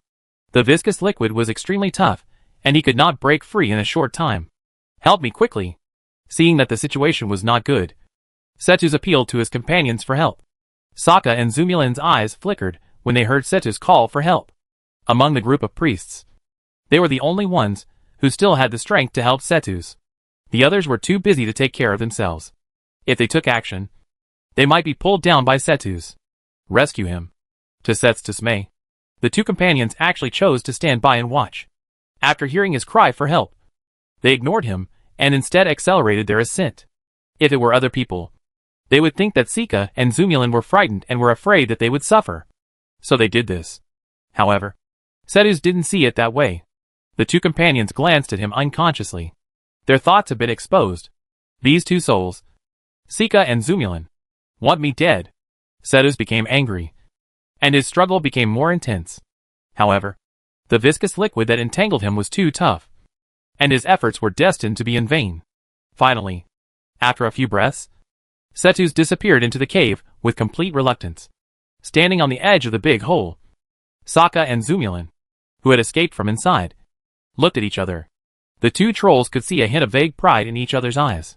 Setus, this nasty guy, is dead after he was dragged underground by the beetle men.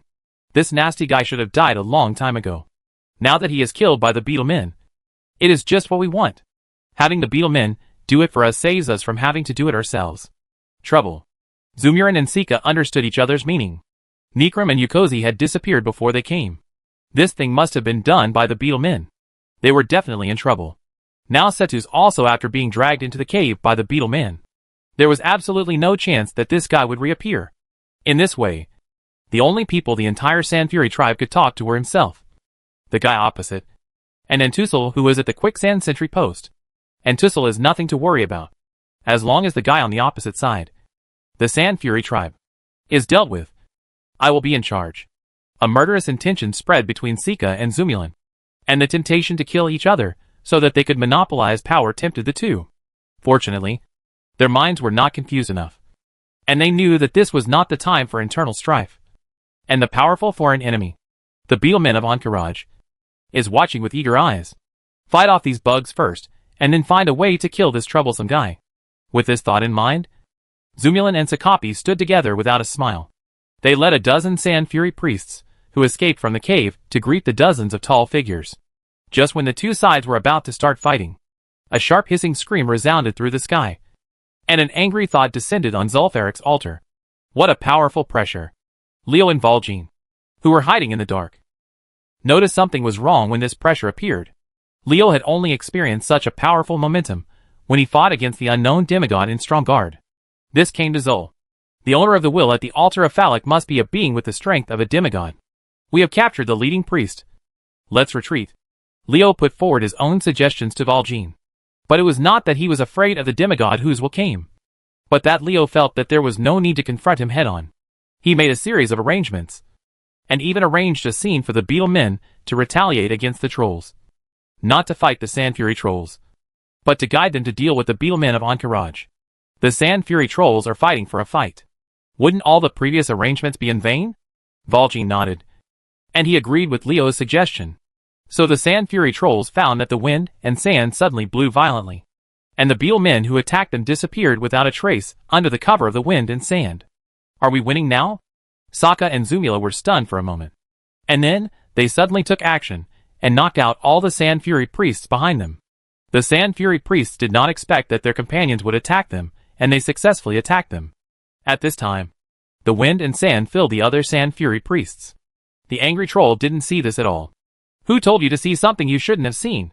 Regardless of whether you know that we deliberately ignored Cetus to death, we will not let you go. It just so happens that Shadra, the spider god, has exerted his will to descend because the time has passed, and he has not received the sacrifice. I will use you as a sacrifice to the great god. Sokka and Zumilin laughed evilly. They both thought, this troublesome guy is the only one left now. Let's find an opportunity to kill him. Although they wanted to kill each other immediately, Sokka and Zumilin did not dare to do so now. The first thing they had to solve was to appease the spider god's anger and give him sacrifices. Sokka and Zumilin got busy. Both trolls understood one thing. It was the spider god who showed off his power today that scared off the Beetle Men.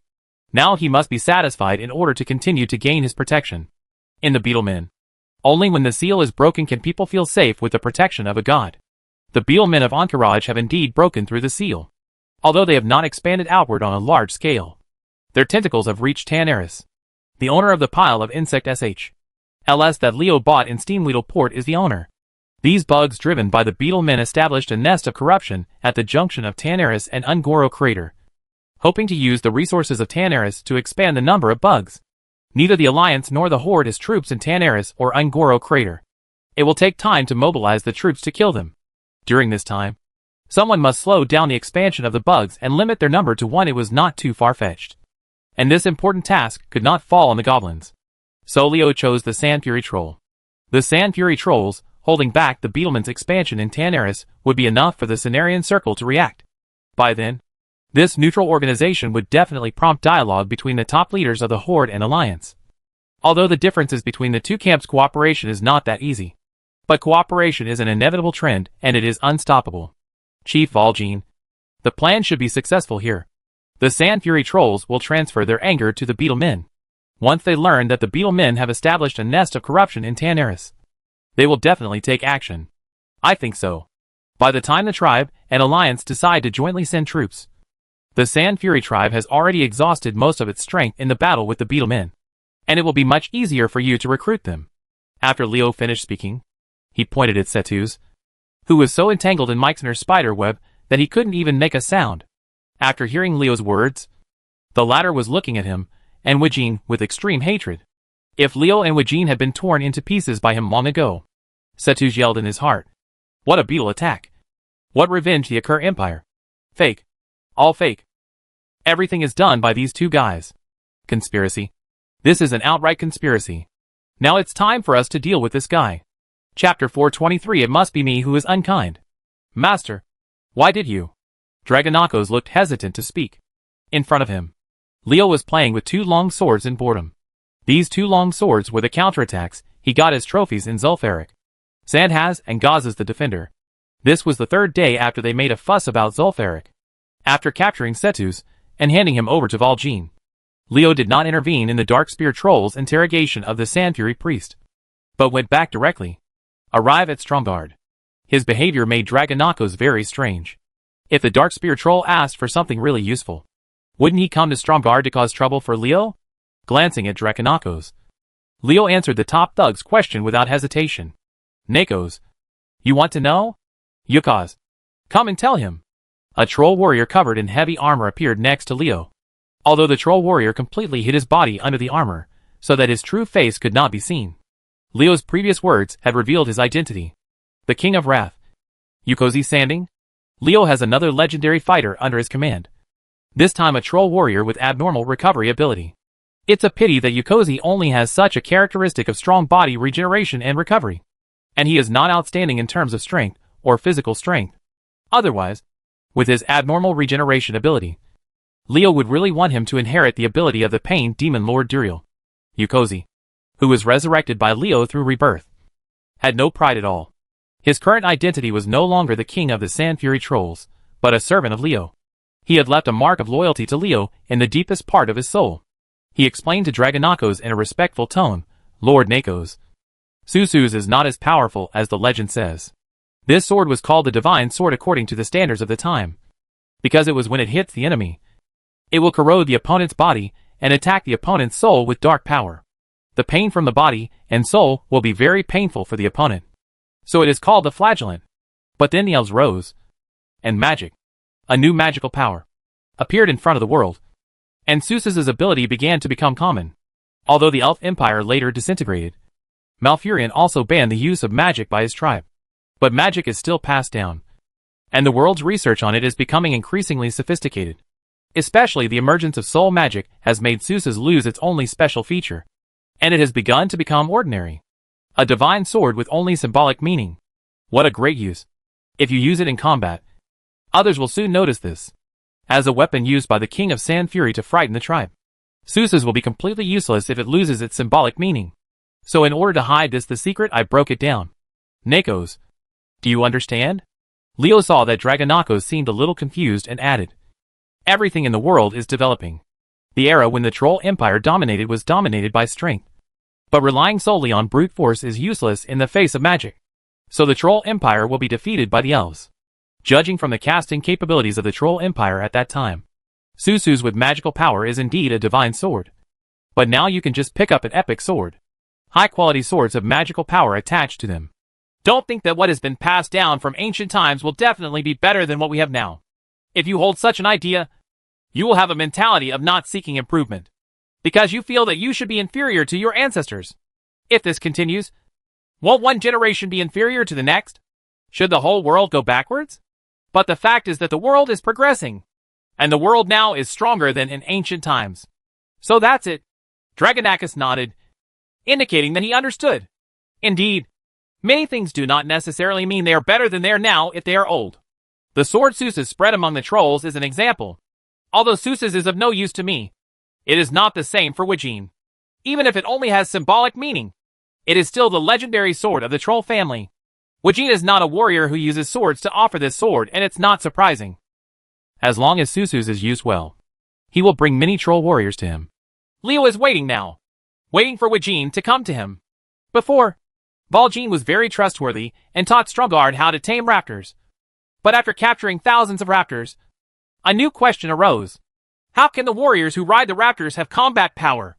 The bumps when a velociraptor runs are more than 10 times greater than that of a war horse. If there is no special training method, if you sit on the back of a running velociraptor and the bumps will make you vomit, why fight with the enemy? Valjean Boy's Shoes is not an honest man. If he wants to trick Stromgarde, he must be prepared to be killed by me. Looking at the two long swords in his hands, Leo was sure that Valjean would jump into it with his eyes open, even if he knew Stromgarde was a pit. Who'd let Leo have the bait in his hands? Master, Chief Wajin is here. Willie walked in, and he informed Leo of the news. The teleportation array in the palace has now been taken over by the dragon-blooded guards. The moment Wajin stepped out of the teleportation array, the dragon-blooded guards loyal to Leo spread the news. The fish is hooked. A smile appeared on Leo's lips. He stood up and walked towards the door. This was to greet the guests from Orgrimmar. Seeing Valjean again, Leo found that the Darkspear clan leader's expression was very ugly, and Leo felt very happy knowing why. It seems that Valjean is ready to bleed this time when he comes to Stromgarde. Now it's Leo who is the swordsman and Valjean is the fish. It doesn't matter if the leader of the Darkspear clan doesn't come, unless he doesn't want Susus the Lasher. Chief Wajin, welcome to your arrival. Leo smiled, his expression impeccable. I wonder what the reason for your visit is. Do you need me to inform Queen Scarlet? This Hundan is so pretending. He is asking questions knowingly. Wajin glanced at Leo, and after prying open Setuz's mouth to learn the news about Susus from him, Wajin became petrified on the spot. He finally understood why Leo took those two inconspicuous long swords. This guy got the news about Susus from somewhere. He had planned to trick me during this trip to Zul'Farrak. Sorry, I still thought this young man was a real person. What a fool I was, thinking that Leo easily took Seuss's away under his nose, and that he actually acted like he was betrayed and thought he was a good person. Wajin had the urge to hit the wall. I should have thought of it earlier. With how cunning this kid was when dealing with Jindu, how could he not resort to tricks? Valjean felt like he regretted it. He took a lot of the pressure from taking Liura to Zul'Farrak, and the operation went very smoothly. Everything was good except for the result. But the result was the most important thing. I will send someone to teach Strongguard how to train the Velociraptor Dragoons. Leo, give me those 2 long swords. He knew that he had been tricked by Leo into Valjean, but he didn't dare to turn his back. Because if he wanted to synthesize Seuss's, he had to get the 2 long swords in Leo's hands. If it were someone else, Wajin would definitely not give in so easily. He would try to steal something covertly or openly. But the sword fell into Leo's hand. The leader of the Darkspear clan had no confidence in grabbing anything from him. With Leo's ability, he was even more powerful after getting the Abyss Crown. If he wanted to steal something from him, Valjean asked himself that he couldn't do it. Besides, given the relatively good relationship between the 2 parties, Wajin is not willing to really offend Leo and turn Strongguard from a friendly force into an enemy. Long sword? I have one here. Leo generously took out the counterattacker Sansa's and gave it to Wajin. But when he got here, things stopped there. The other long sword, the Defender Goss's, was still in his hand. Valjean sighed secretly when he saw this. He knew it was not that simple. He was not kind enough. He only gave Strongguard the method to tame the raptors, but did not tell them how to cultivate the raptors. It was not surprising that Leo would do it for him. The training method of the Velociraptor Dragoon can only exchange for one of the 2 long swords, and the other sword requires Wajin to pay a certain price again in exchange. That's what Leo meant. Wajin naturally cannot leave without getting the 2 long swords. If the 2 swords cannot be put together, there is no meaning at all. What Wajin wants is the divine sword Seuss's, not the counterattacker Sansa's or the Defender Goss's. Say what you want, Leo. Wajin was not going to beat around the bush. As long as Leo's conditions were not excessive, he would not be able to refuse. Leo found it very funny when he saw Woking's expression. Just kill him if you want. As long as it doesn't go too far, I'll accept it. Unless I'm being unkind. Who asked you to put Strongguard first? Under Valjean's strange eyes, Leo handed the Defender Gazes to him, and then said his request. I am very curious about the scenery of Mulgore Grassland, and I would like to go to Thunder Bluff to find Cain. Chief Bloodhoof is discussing the soul of the ancestors. I wonder if Chief Wajin can accompany me. You know I am a human being, and it is not easy to enter Thunder Bluff. I believe that going to Cairn Bloodhoof to discuss the soul of the ancestors is to make yourself stronger after all. But going to Mulgore Grassland to see the scenery is complete nonsense. If you want to go to Mulgore, who can? Can I stop you? Valjean became wary, although he didn't know what Leo wanted to do. Judging from the kid's way of doing things, he definitely had his own plans. If the Tavern of Thunder Bluff were targeted by him, he would probably do nothing good. Come to think of it, can Wajin refuse Leo? Seeing the 2 long swords in his hands, the Darkspear clan leader fell silent. His face was uncertain for a while, but he finally nodded in agreement. I can promise you to go to Thunder Bluff, but we have to go to Orgrimmar first. The war chief wants to see you. After settling his affairs, Valjean brought a new message to Leo, which made Leo very curious. What was Thrall looking for him for? Chapter 424 Howling Cave. When he came to Orgrimmar again, he was not attracted by its simple, brutal orc-style architecture like last time. Under the leadership of Valjean, he walked out of the teleportation array and went to see Thrall, the chief of the tribe. Because Scarlet was still trying to reach the epic level, the female knight did not set off with Leo. But someone was not alone. He called out Gamer, who was already familiar with him in Strongguard, and asked the Half-Tauren to join him. Set off. Feeling some hesitation in the steps of the Half-Tauren behind him, Leo turned around and patted his shoulder. Gamer, if nothing happens, please accompany me to see the chief. Gamer's eyes lit up when he heard Leo's words. Thrall was famous for his wisdom. Meeting this great chief would definitely be helpful to him. Gamer was troubled by his delay in understanding the power of the holy light. Maybe refuse such a good opportunity? Wajin glanced at Gamer and did not object. If anyone else wanted to temporarily bring an unrelated person when meeting Thrall, it would definitely not work. But Leo and Gamer were both special beings. Leo is the first shaman in the entire human race, and even the first shaman in the entire alliance. More importantly, He has the power of prophet like Thrall, and is a great prophet. It is not impossible for him to ask to bring a stranger to see Sal, because he has that status. Gamer has a special status. He has the blood of the Tauren clan, and his appearance is more like a Tauren. In the eyes of others, Gamer is a member of the tribe. With Leo's guidance, he wants to meet Thrall, and nothing wrong with it. Entering the chief's hall where Thrall was, Leo discovered that the great chief had another guest, whom Leo also knew. She was Liedrin. Thrall asked me to come to see him, and Liedrin happened to be here. Is this a coincidence, or does it have something to do with me?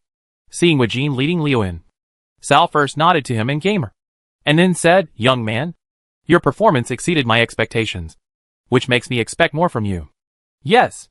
Not interested in doing something for me? Leo was not the kind of person who would be happy when someone praised him even if no one knew his name. But he was really happy to be praised by Sal. How can I help? Leo was a little surprised that Thrall wanted him to do him a favor. This was probably the purpose of the tribal chief inviting him to Orgrimmar. I don't know what happened that made him ask an outsider to handle it. The tribe, there are many strong people in China who are willing to serve Thrall. Thrall glanced at Liedrin and said nothing. The Blood Elf Countess knew that it was time for her to appear. The thing is like this, Leo. This time we are actually asking Chief Thrall for help. It's just because of the special situation. The emergence of the Entourage Beetle men has made many strong men need to prepare for the war. As a last resort, we have to let you make this trip. Liedrin actually didn't expect this to be the case. That place was originally the territory of the tribe. Originally, the Blood Elves planned to ventilate with Sultan first, and then go there with the strong men of the tribe. Who expected the Entourage Beetle? People were in such a hurry, and after going around in a circle, they had no choice but to invite Leo over. There are many powerful people in Silver Moon City. Where on earth are you actually asked to ask for help? Leo looked at Liedrin with a strange expression, and he became curious about that place. Zul'jin led the Amani trolls and reached an agreement with the Scourge. Silver Moon City must strengthen the defense of Ghostland and Eversong Forest. It really can't spare any extra power. Fuzel must guard Disam. The Scourge Legion in the Plague area and Ramatha's Magister Legion are guarding against Zul'jin's movements in the Temple of the Sun Astalar, and Haldurin are in charge of the defense of Silver Moon City. The warriors of the tribe are training. And Frelin is also free. Don't worry. The only people coming to Orgrimmar this time are me and Hawksbill. Liedrin patiently explained to Leo the current situation of the Blood Elves. This time Hawksbill did not even bring out his Silver Moon Ranger, which showed that the Blood Elves' defense was indeed tight. There was a smile on Leo's lips as if he accepted Liedrin's explanation. But when no one noticed, a glimmer of understanding flashed in his eyes. There may be another reason for Silver Moon City's tight military strength, and that is that they are preparing to send more troops to the outside world. It seems that my words have given the Blood Elves a lot of stimulation. The war in Storm Fortress is about to begin. How can such a grand event be without me? Leo, do you know the Barons? Liedrin continued speaking, and her words made Leo roll his eyes. Who doesn't know about the Barons? It is its existence that connects the Taurens Mulgore and the Orcs Duroder. This it can truly be regarded as the hinterland of the tribe. The Barrens was originally a lush and vibrant place, but wars and disasters befell this land one after another, and finally a dry and barren land was left.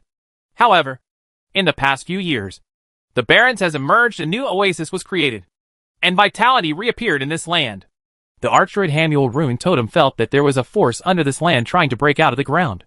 In order to restore this land to its former vitality, a druid took over the task. He is Nalarex. Nalarex and his assistants found the key to turning this land into an oasis in the Barrens. A cave full of steam cracks, because this cave emits a long stream of steam every time it erupts. Neralex named him the Wailing Cave. Judging from the last message Neralex sent back, he is trying to use the power of the Emerald Dream to change the situation in the Barrens. We don't know what happened to him, but the situation in the Wailing Caves is not good. The water there has become filthy, and the cave is filled with vicious predators. Those we sent to investigate discovered that Neralex's assistants had transformed into evil Fong druids. Do you want me to clean the Wailing Cave? Leo raised his eyebrows. He had never noticed before that the Wailing Cave was actually related to the Emerald Dream. So this place was really dangerous. So you want to go in and see what's going on? But because of the possible danger, Liedrin, you and Hawksbill need to find some companions? I'm very curious. What is that Neralex? With such strength, after the incident in the Wailing Cave, even you two legendary powerhouses had to recruit helpers before he dared to enter. The real world cannot be measured by the levels in the games we have played. Since this matter involves Archdruid Hamuel Rune Totem, and involves the Emerald Dream, what is really going to happen in the Wailing Cave? It was dangerous, and Leo had to ask clearly before agreeing to accompany Lydron to that place. Although beauties are eye-catching, they must have a life to appreciate them. Leo would not foolishly and blindly agree to her request just because it was a beauty's request. Lydron showed an expression that she had known you would ask this question. In the eyes of the Blood Elf Countess, Leo is a rational man. He will not do irrational things because of the influence of others. Young, the unique human situation of hot-blooded impulses and emotions dominating reason will not happen to Leo. Nerlex is a legendary druid. Although his power is not as powerful as the Archdruid Hamuel Rune Totem, he is still a strong one. Leo curled his lips helplessly. Sure enough, a place where Lydron and the others were cautious and needed helpers was really not something ordinary people could go to. A legendary druid was actually trapped there for life and death. Unexpectedly, even his subordinates have turned into evil beings. You can imagine how dangerous this place is. Should I go or not? This question is worth thinking about for Leo. If you want your trip to Thunder Bluff to go more smoothly, I suggest you agree to this request. Vol'jin suddenly spoke at this moment, and the words of the leader of the Darkspear clan made Lydron's eyes brighten, as she originally wanted to continue to persuade Leo. Leo actually wants to go to Thunder Bluff. Could he be trying to get closer to the Tauren? It would be much easier to get him to accept this trip to the Wailing Cave. This guy Vol'jin must have done it on purpose. Leo curled his lips in displeasure. With Lydron's shrewdness, she would definitely have arrangements after knowing that she was going to Thunder Bluff. If she didn't agree to her, she would probably contact Archdruid Hamuel Rune Totem. He was afraid that Hamuel's message asking for help would come through before he and Vol'jin reached the crossroads. Even if he didn't want to go, he would have to give face to the Grey Druid. Instead of waiting for others to push you, it is better to take the initiative and agree. Leo made a decision, and he said with a proud face, I promise you to investigate the Wailing Cave. Lydron, Hawksbill, and I, the chief of Vol'jin, I want to use our power to even if there is danger inside. I can handle it. Going to Woking too? Lydron looked at Vol'jin with some confusion. After seeing the depressed expression on the Darkspear clan leader's face, the Blood Elf Countess understood that Vol'jin was not willing, but was controlled by Leo. I have to go. Leo can actually influence Vol'jin's behavior. When did he have such power? Seeing the depression on Vol'jin's face, Leo felt happy in his heart. You deserve it. Who told you to talk too much? It won't be easy for you if you want me to work hard. Watch me drag you down.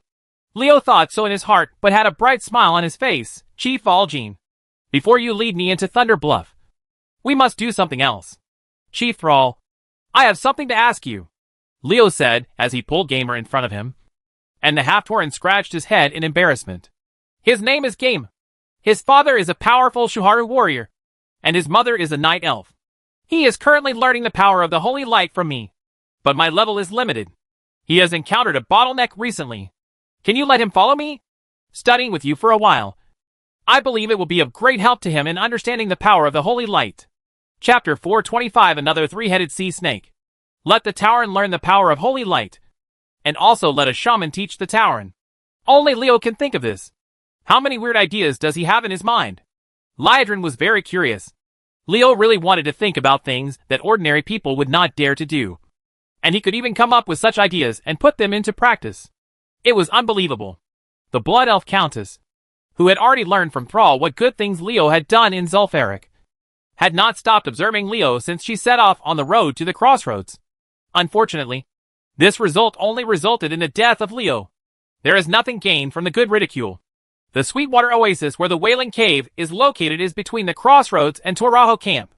The crossroads of the camps established by these two tribes in the Barrens connects Durotor, and Toraho Camp guards the exit of the Mogor grasslands.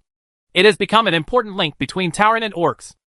With Leo in the team, the four of them did not ride the Lion-Winged Beast, because the speed of the Lion-Winged Beast was too slow compared to Polishan and Ektoz. Leo, who did not want to waste time on the road, summoned it directly. Polishan, the 50-meter-long Draculate carried 4 people to their destination in just half a day. As expected, it is better to ride a dragon to save time. If you ride a Lion-Winged Beast, you will not be able to reach the crossroads in less than 2 days. And when you reach the crossroads, you will have to travel for more than half a day to get here. Is this the Sweetwater Oasis? It looks beautiful. Suddenly seeing a lush green and a large blue lake in a barren and desolate land will make anyone's eyes light up. Unfortunately, there is a crisis hidden in this beautiful scenery.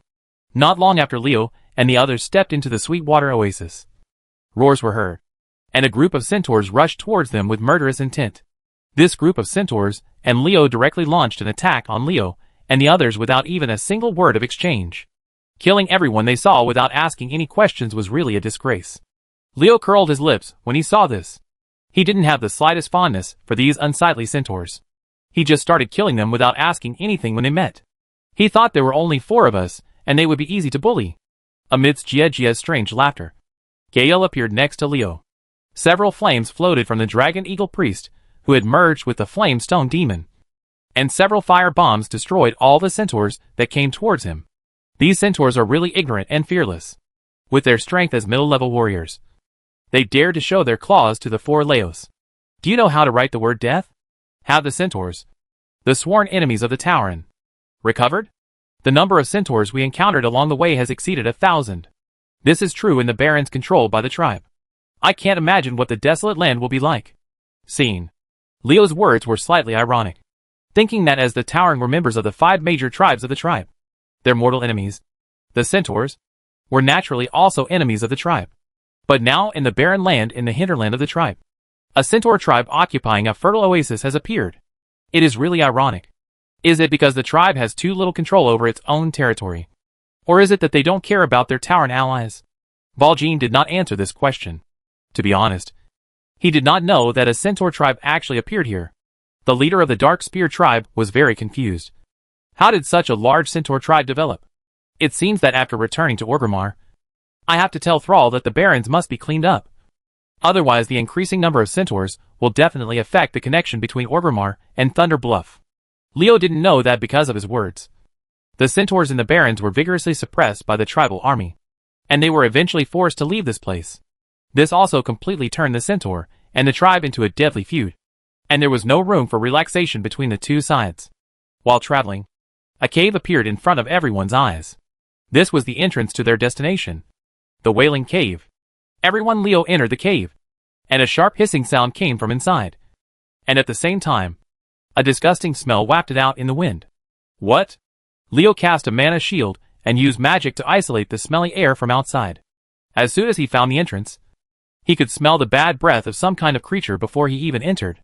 Leo had a feeling that this trip to the Wailing Cave would not go smoothly. A dozen figures quickly jumped out of the cave, targeting the 4 Leo men standing at the entrance of the cave. The attackers that were rescued from the Wailing Cave were very fast. If they were ordinary adventurers, they would definitely be in danger under their attack. However, when they met the 4 Leos, the outcome was completely different. These attackers did not use Leo at all. The Dragon Eagle Priest Gael Jiegia smiled and opened his mouth to spit out a stream of hot flames. The attackers were burned into ashes under the flames. A wind snake actually appeared in the Wailing Cave. It's interesting. Wind snakes, to put it simply, are snakes with a pair of wings. Because of their wings, they can fly at low altitudes for a short period of time and even glide. This kind of snake is usually translucent and will only appear when they attack, revealing its true colors. If it is deliberately hidden, it will be difficult for ordinary people to find them out. The appearance of the wind snake made the 4 of them more vigilant. Although these small snakes were not very strong, their bodies were highly venomous. Although being bitten was not serious, it would still have a certain impact on their strength. It's just the wind snake. There's no need to be so nervous, Leo said, waving to Gael and signaling the Dragon Eagle Priest to go to the front to explore the way. Gaelai, whose whole body was in flames, stood out after everyone entered the Wailing Cave. In this dark and humid cave, Gaelai is the light source, and Gaelai is the heat source. Letting him walk at the front of the team is tantamount to he opened the taunting human shield and kept waving to the monsters in the Wailing Cave, "Come and kill me." Facts have proved that Leo's method is very effective. Gael, who is walking at the front, is constantly attacked by wind snakes. But nothing happens to them, who are walking a few meters behind. Fortunately, Gael is strong and has good health, being transformed into flames. He is immune to the wind snake's biggest killing move. Otherwise the Dragon Eagle sacrifice would have been poisoned by the wind snake's poison even if he was not killed by the monsters. The deeper into the Wailing Cave, the louder the hissing sound became. Leo knew that this was because they were getting closer to the master who made the sound. Strange. This voice sounds familiar to me.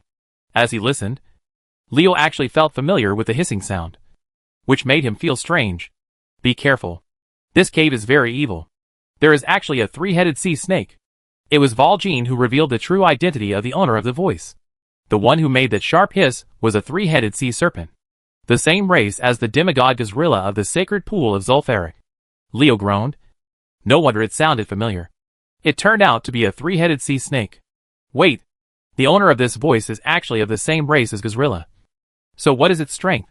Will he have the same demigod-level combat power as Gazrilla? The solution of one problem is often accompanied by the arrival of more problems, which is what Leo is encountering now. Fortunately, these questions did not confuse him for long. During the march, everyone came to a large pool.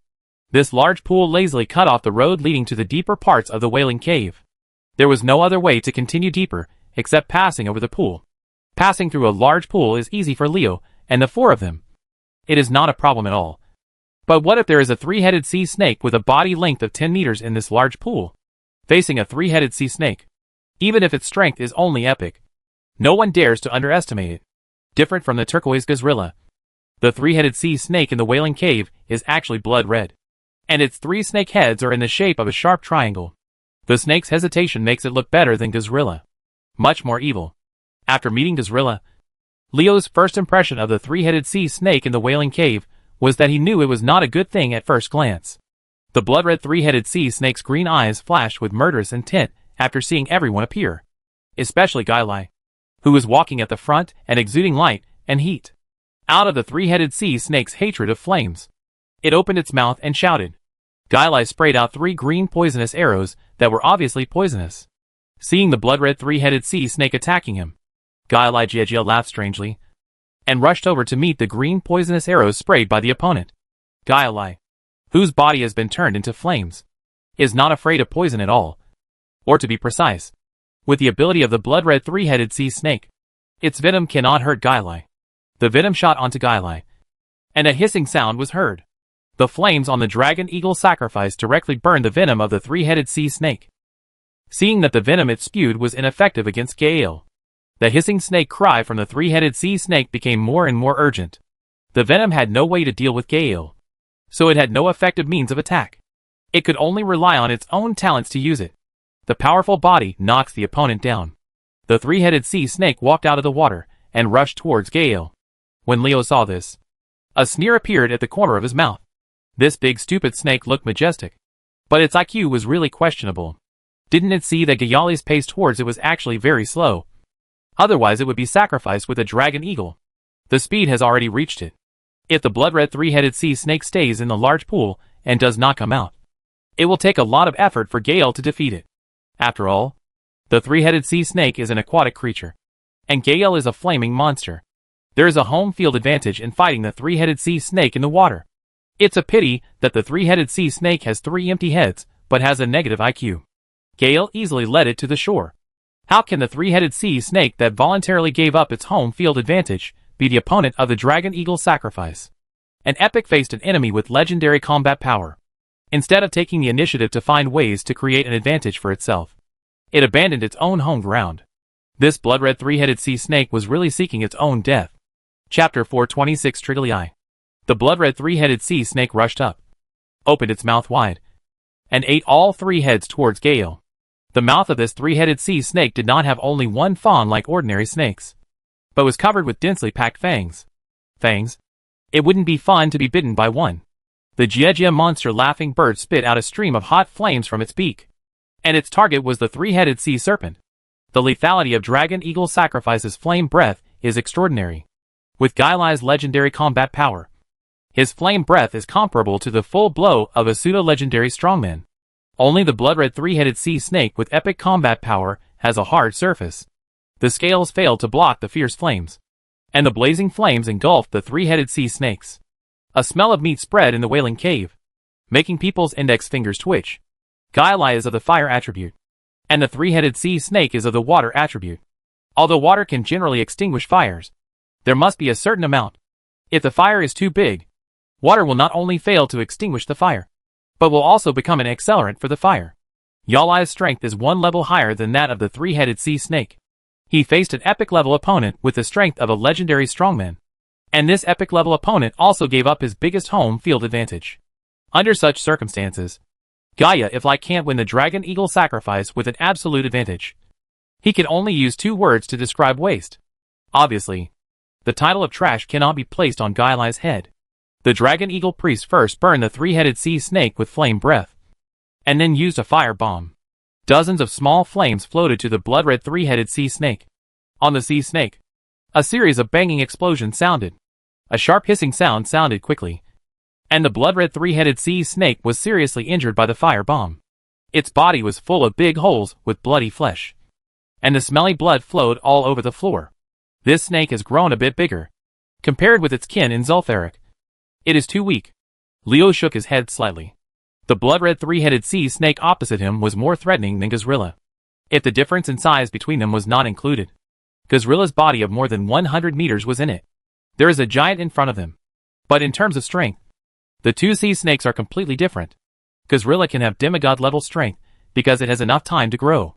This 3-headed sea snake is obviously a newborn. How strong can you expect it to be? If you give it enough time or let it by eating Gazrilla, it can also become a demigod. And in terms of potential, this sea snake has epic-level strength in its infancy and will definitely be stronger than Gazrilla. Valjean did not agree with Leo's point of view. In his opinion, Leo was clearly comparing a little boy with a snotty nose to another mature man. Such a comparison was unfair to the sea snake in front of him. When will trolls start to take revenge? Leo gave Valjean a strange look, and then he understood what the leader of the Dark Spear clan meant. This guy really planned everything. He was clearly trying to seduce me.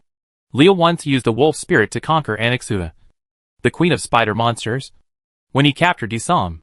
Valjean must have gotten this news from the Blood Elves and knew that Leo had the ability to conquer beasts. So he had the above. Those words. He deliberately induced Leo to be tempted so that he could conquer the 3-headed sea snake in front of him. As long as Leo takes the bait, the Darkspear clan chief will have an extra helper when he goes to subdue the Sandfury troll. My will is very unstable. Chief Valjean, don't tempt me with words. I can't stand the temptation. Leo summoned a mad wolf, and then used a flame barrier to trap him. Gale, who was holding the blood-red 3-headed sea snake to prevent it from escaping, ordered, Gairai, take it easy. Don't take its life. Elijah smiled strangely, and the flames wafting from his body became much thinner. Naturally, the Dragon Eagle priest did not dare to disobey Leo's order. Since his master wanted to save this snake's life, he would just beat him half to death. Alright. Amidst the banging fire bomb explosions, the wounds on the blood-red 3-headed sea snake continued to increase, and its injuries became more and more serious. With the massive loss of blood in the body, the feeling of weakness made it gradually lose the ability to struggle. The high snake head is hung to the ground, and the green snake's eyes no longer have the fierce glare, leaving only the confusion before the life is about to disappear. It's now, seeing that the 3-headed sea snake had entered a dying state, and its soul was about to dissipate. The mad wolf staying next to Leo howled wildly, and its body disappeared. And then a ghostly wolf-shaped shadow jumped into the body of the 3-headed sea snake. The 3-headed sea snake that was already lying limply on the ground regained its vitality after the wolf-shaped shadow entered. It rolled violently, as if it was suffering unimaginable pain. The reaction was so intense. This situation surprised Leo. He had never encountered such a situation before when he conquered Huma, Terror Clamp and Anixuta. Although the 3 beasts struggled, the intensity of their struggle could not be compared to what they are now. A sea snake speaks the same language. The more intense the 3-headed sea snake's struggle became, the more worried Leo became. Can a small motor like Wolf Spirit drive a 10-meter-long 3-headed sea snake? It seems like your ghost wolf is no match for this sea snake. There was a look on Valjean's face that he called schadenfreude. A blind man could tell from the intensity of the 3-headed sea snake's struggle that Leo was in trouble. Even if this sea snake was on the verge of death, and its soul was about to dissipate, it would not be easy to deal with it.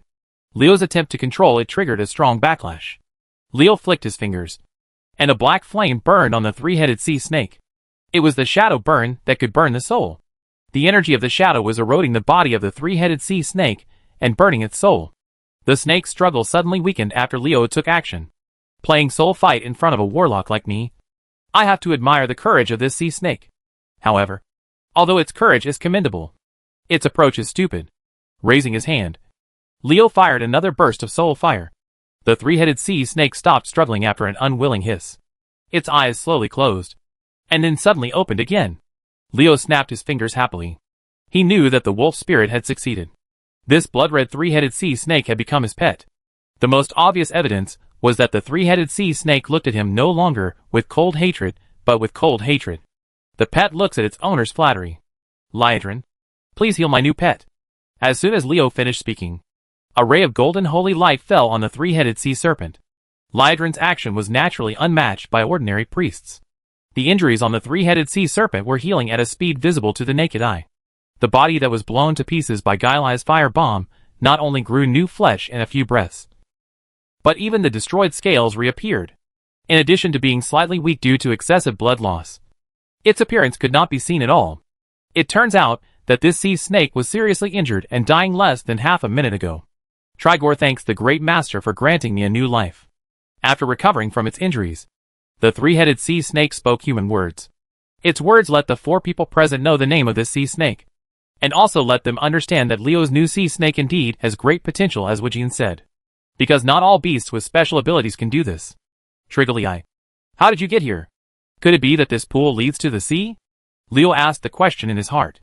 The Wailing Cave was far away in the depths of the Barrens. If Triggery came overland and killed Leo, he wouldn't believe it. But it appeared here. Leo couldn't help but curious. Valjean pricked up his ears and waited for Trigor's answer. If this pool is really connected to the sea, then it is completely possible to use magic to guide the water from here to irrigate the barren land. I believe that the barren land will be irrigated by the continuous water source. The center will soon come back to life. As for seawater desalination, it is not a problem at all in the face of magic.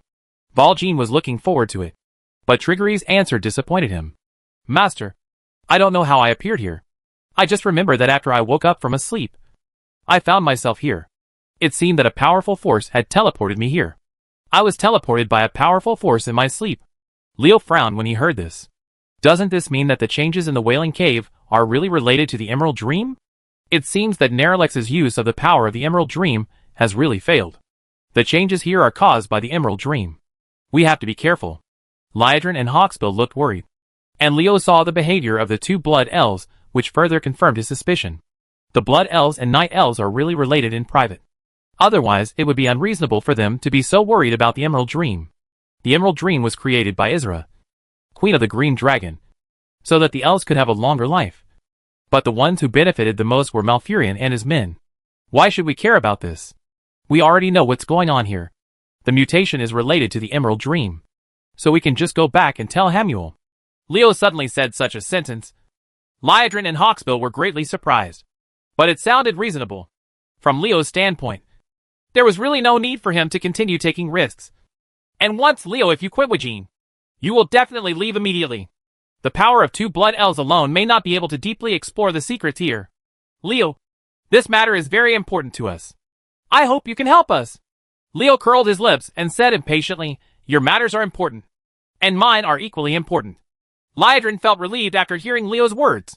She knew that Leo was expressing his dissatisfaction to the Blood Elves in a subtle way, because the Blood Elves' promises to Leo had never been fulfilled. It seems that this trip to the Outer Lands cannot avoid Leo. But this is not bad. If he can help, he can share some of the pressure. His Highness the Prince will probably not object to us bringing a human as a helper. Chapter 427 Two Druids. After asking Liadrin to let her know that he was a little dissatisfied with the Blood Elf's procrastination, Leo, who had received assurances from the Blood Elf Countess, was on the road again. Valjean heard from the conversation between the two that there must be something fishy. However, he didn't know the contents of the transaction between the two and had no way of guessing. He just despised Leo in his heart for saying, I don't want to venture further into the Wailing Cave. As a result, Liadrin said a few words and then agreed without any position. Leo and Liadrin are a pair of bad guys. One of them pretends to seduce me because I am weak-willed and I will definitely take the bait. The other is very charming and takes the initiative to hook up. Anyone who is not a fool can see that there is something wrong with them. The leader of the Dark Spear clan, who was forcibly pulled to do coolies, was full of complaints. Before meeting Leo, Woking had never suffered such a big loss. Especially not long ago, with the incident of Seuss's the Lasher. It seemed that because of conquering Trigger, The people who continued to go deep into the Wailing Cave did not encounter monster attacks during the next section of the journey, with Triggly clearing the way in front. The beasts such as wind snakes all retreated. See, come on. This three-headed sea snake is also a cave tyrant in the Wailing Cave? This word made Leo feel messy. But when facing the beast in the cave, Triggly was indeed more effective than Gale. Beasts are beasts. The wind snakes are afraid of Triggly, who only has epic level strength, and take the initiative to retreat, but dare to attack Gailai, who has legendary combat power. Is this because they are too slow to react? Or are they ignorant and fearless? After scratching his face, Leo realized that now was not the time to pursue this issue, because he heard the sound of fighting ahead. Is there anyone else exploring the secrets of the Wailing Caverns? The four of them quickened their pace and rushed towards the direction where the sound of fighting came from. A Tauren and a Night Elf are working together to resist the siege of a group of monsters. There are many monsters attacking the two, including a 2-meter-long crocodile, a several-meter-long python as thick as a human thigh, and a velociraptor with blue-black and reddish-brown skin, and the slime monster that makes people feel disgusted at first sight. A big black cow and a Night Elf girl with long braids. This combination is really exciting. Leo suddenly thought of Gamer. Aren't the parents of a half-Tauren a Tauren and a Night Elf? Is this how love that transcends races comes about? Don't come here. It's dangerous here. Seeing Leo and the others appearing, the first thing the Tauren and Night Elves thought of was not to ask for help but to remind them of the danger here. This approach made Leo have a good impression of them. We are here to investigate this place on the commission of Archdruid Hamuel Rune Totem. Do you need help? Lydrin first revealed her identity, and then asked the other party if she wanted to intervene. In many cases, it does not mean that you will be grateful if you kindly rescue the other party when you see them under siege. It is very impolite to intervene in other people's battles without the other party's consent, especially when others are not in danger. Although there are many monsters besieging the Tauren and Night Elves, you might think that their situation is very dangerous. In fact, this is not the case. The Tauren and Night Elves are not weak. Although there are many monsters besieging them, they do not pose any threat to them. At most, they are just bring some trouble. This can be seen from the fact that the Tauren and Night Elves still have the energy to pay attention to their surroundings when fighting monsters. After hearing Lydrin say that they came to the Wailing Cave after being entrusted by Archdruid Hamuel, the faces of the Tauren and Night Elves showed joy. And they heard the Tauren say, "The Archdruid, finally someone has been sent here. I am Narpak and she is Urbru. We are all believers of Lord Nerlex. Please let us clean up these monsters and discuss in detail what happened here." After speaking, Narpak cast a protective spell on himself. Under the action of this spell, his skin became like bark. The Tauren druid blessed himself with the bark spell. Then he stood on the spot and channeled the spell. And a hurricane blew past with thunder and lightning. And the monsters surrounding the two people were instantly killed and wounded. Bark spell plus hurricane spell. The classic combination of druid group killing. Needless to say, the role of bark spell is to increase defense, while hurricane spell is a group attack spell. But a druid who is not strong enough needs to stand on the spot to guide the spell when casting it. At this time, he is a fixed target. It is easy to be killed without bark protection. When Narpak was casting a spell, the Night Elf Abru turned around gracefully, and a curvy and sexy cheetah appeared. She was guarding Narpak, scratching and biting her teeth, trying to take advantage of the Tauren druid to cast a spell. The monsters that attacked him were killed one by one. Beauty of the night. Are you two involved? I can accept the bites of velociraptors, crocodiles, and pythons, but you can also accept the disgusting ooze monster with fur. Leo was confused when he saw the battle scene after Urbra transformed into a cheetah. A beauty in the dark night uses her mouth to chew a disgusting mud wrapped in the carcass of an unknown animal. She is completely unfeeling. I'd better stay away from druid beauties. Leo secretly wiped a cold sweat and made a decision in his heart, determined not to get too close to the druid who loved to play with animal transformation, such as a kiss or something. The scene before him really hurt Leo's heart. Well, let us pay tribute to Urbru. She saved the druid girl. In order not to see the scene where Abru transformed into a cheetah to eat the ooze monster, Leo cast a trap totem. The monsters that besieged Narpak and Abru were trapped in place, unable to move forward or retreat. Abru saw this and jumped from the cheetah. After changing back in form, she applied bark surgery to herself and also used the hurricane spell. The two druids joined forces to double the efficiency of using group attack magic to kill monsters. With Leo's trap, Tutinal Park and Urbro were so relaxed and comfortable when clearing monsters. The two druids didn't need to calculate the running speed and avoidance direction of monsters at all. They only needed to control the hurricane wherever there were monsters. It's okay to move wherever they want, but all the monsters surrounding them will be killed within a dozen breaths. Thank you. Shaman, you're human? After clearing away the monsters that besieged him, Narpak and Urbra came forward to thank them. Only then did the Tauren realize that the person who helped him was actually a human. Human shaman. Narpak was very surprised. Could it be that he had stayed in the Wailing Cave for too long and the world outside had changed dramatically? This is Leo. Liadrin got stuck at this point, saying that Leo is a warlock, mage, shaman, or a druid. This guy's ability can no longer be explained by a single combat position. Prophet. Baljean intervened at this time. But this also solved Liadrin's siege. Although the Dark Spear leader's original intention was to defeat Leo. A human prophet? Nalpak and Urbro were in disbelief at first, and then were shocked, because they discovered that the troll who spoke was a legendary strongman, and there was no need for such a strongman to deceive them. Why didn't you say I was a paladin? Leo rolled his eyes at Baljean, feeling unhappy that the leader of the Dark Spear clan had revealed his true identity. A human prophet has appeared among humans, and he will immediately attract the real attention of the Cenarian Council. It will not be so easy to fish in troubled waters in the Quicksand War. Now is not the time to discuss whether I am a prophet or not. I want to know what is going on here. Leo, who was not prepared to dwell on his career, changed the subject. He asked the question that needed most attention at the moment: why such changes had occurred in the Wailing Cave. After hearing Leo asking about business, Narpak and Urbra immediately put aside their doubts. Solving the changes in the Wailing Cave is the most important thing now. We don't know what happened. Lord Neralex just said that he wanted to enter the Emerald Dream and guide the energy in the dream to change the current situation of the Barrens. But soon after the Lord fell into a deep sleep. An evil force, the power of the cave, has eroded the place. The originally docile animals in the cave have become ferocious, and many monsters have appeared in the cave without warning. But we have failed. Even our companions. I also fell under this evil force, although only Abru and I escaped in time. Lord Neralex is still sleeping inside. Hearing this, Liadrin and Hawksbill breathed a sigh of relief. They heard what Nalpak said, and what he meant was that Neralex was not dead yet, but was trapped in the Emerald Dream and could not wake up.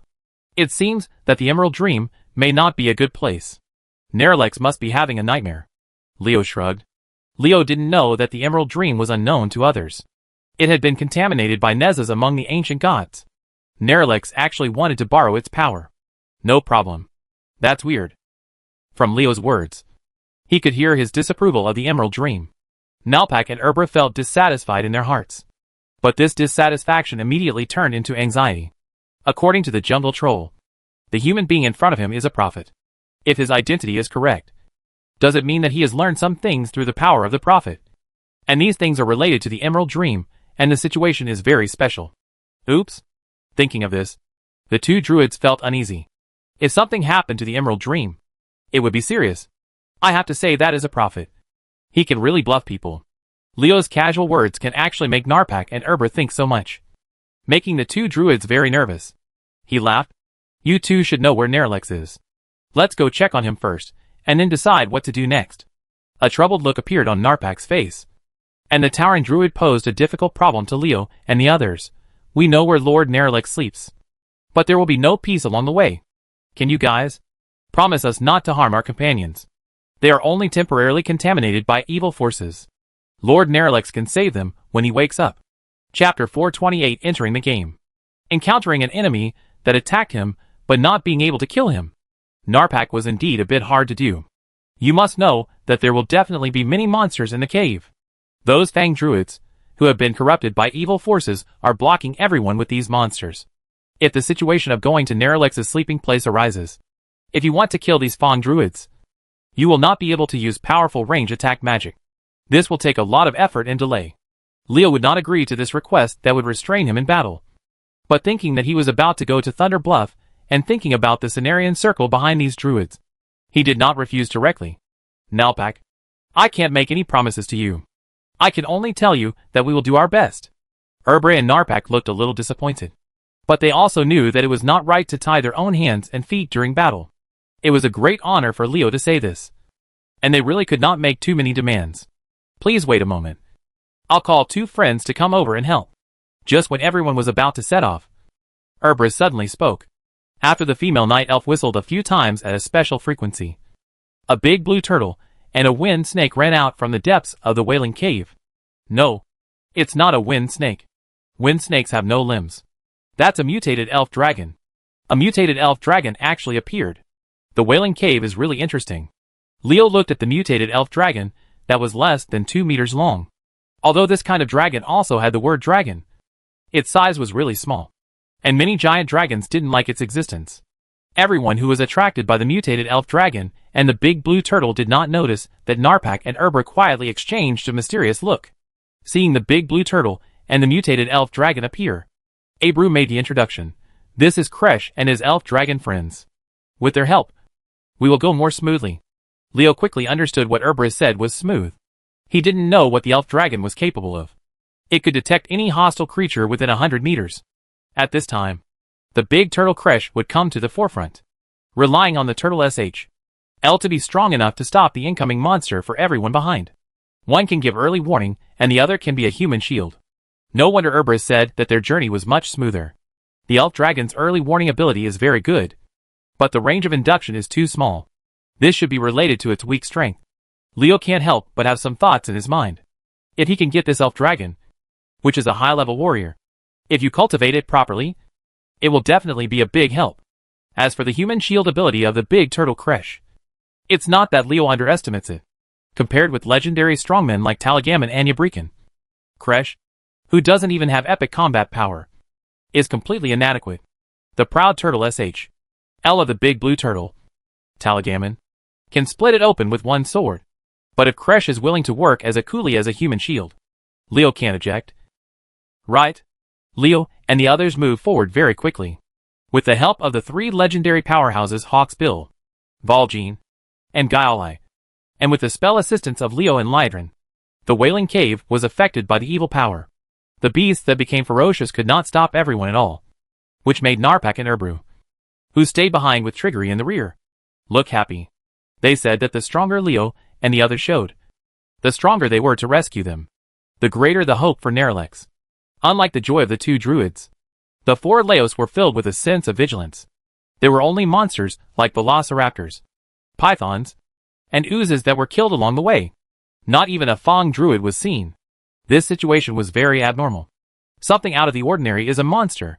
Leo secretly exchanged glances with Lydron, secretly on guard. That's where Lord Nerlex sleeps. Erebus pointed forward and said that with the night elf's vision, the darkness in the hole could not affect her.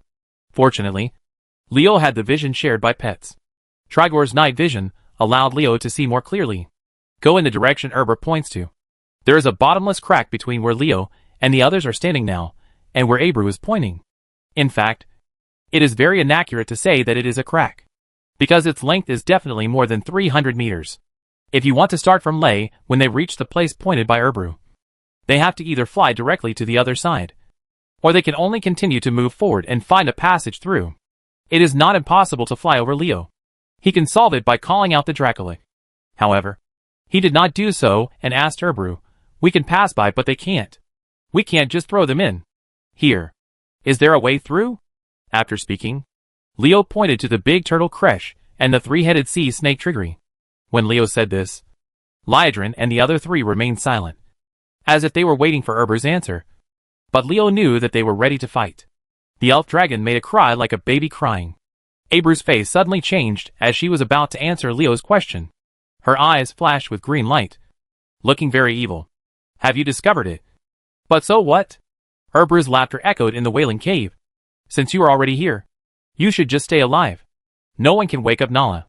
Rex. Anyone who plans this will die.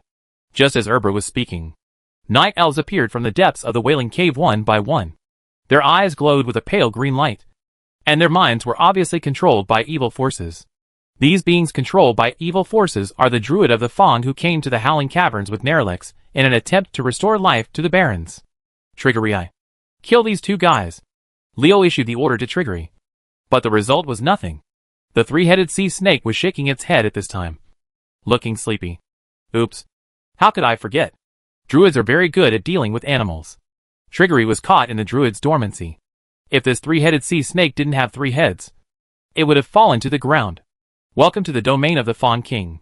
May you enter eternal sleep. For night elves, 1 woman and 3 men stood up. The female elf seemed to be the leader. She spoke to the 4 Leos as if she were treating prey. Eternal sleep? This greeting is really special. Is it going to kill us directly or make us become vegetative? Leo sneered. And the silver chain wrapped around his body shook with his movements. The crystal round mirror and small crystal clock wrapped around the chain swayed. And the clear and sweet bells echoed in the wailing cave. This is not the only arrangement that brought us in. Let us see what other means are available. While speaking, Leo suddenly hit Shadow Burn. But his Shadow Burn was not directed at the Druid of the Fawn, but at Trigor, who was made sleepy by the sleep of Urbru and Nalpak. Triggery suddenly woke up after his soul was burned. The 3-headed sea serpent, freed from the influence of dormancy, naturally did not dare to make trouble against Leo, and directed its anger at Urbru and Narpak. These 2 guys are causing trouble. Otherwise, why would the master beat me? The angry 3-headed sea snake screamed sharply, and its 3 heads quickly bit the 2 fallen druids while spraying poisonous arrows. What a cunning human being. But do you think you can still run away? The female night elf who took the lead whistled. And amid the rustling sounds, Leo discovered that the path they came from had been blocked by countless monsters such as velociraptors, pythons, wind snakes, and ooze monsters. Judging from the momentum, there were 8,000, if not 10,000, ferocious beasts. There were fawn druids in front of them, and nearly 10,000 beasts behind them. On the left was a thick mountain wall, and on the right was an unknown depth of crack in the ground. The surrounded Leo, and his party seemed to be in despair. Leo curled his lips with disdain. The lightning in his hand flashed, and the dazzling lightning chain struck the ground crack on the right with a snapping sound, causing a strange scream. They actually ambushed the fishmen. Wajin was very familiar with this strange cry. It was the cry of the Murlocs, who almost wiped out the Dark Spear tribe when they were at their weakest. You actually discovered it. Mutinous is really useless. The female night elf's tone was full of disdain when she mentioned Mutinous. Even as a fellow fishman, he was a low-level existence that she looked down upon. As if in response to the lightning chain thrown down by Leo, dozens of lightning arrows shot out from the cracks in the dark ground, targeting Leo. With the help of the light of the lightning arrow, Wajin could clearly see the situation in the ground crack. This ground crack was not as deep and unfathomable as it appeared from the outside. Its height was only 500 or 600 meters at most, and below it was a seemingly calm underground river. Groups of white fishmen were jumping out of the river and climbing rapidly up the steep rock wall. Murloc climbs the mountain.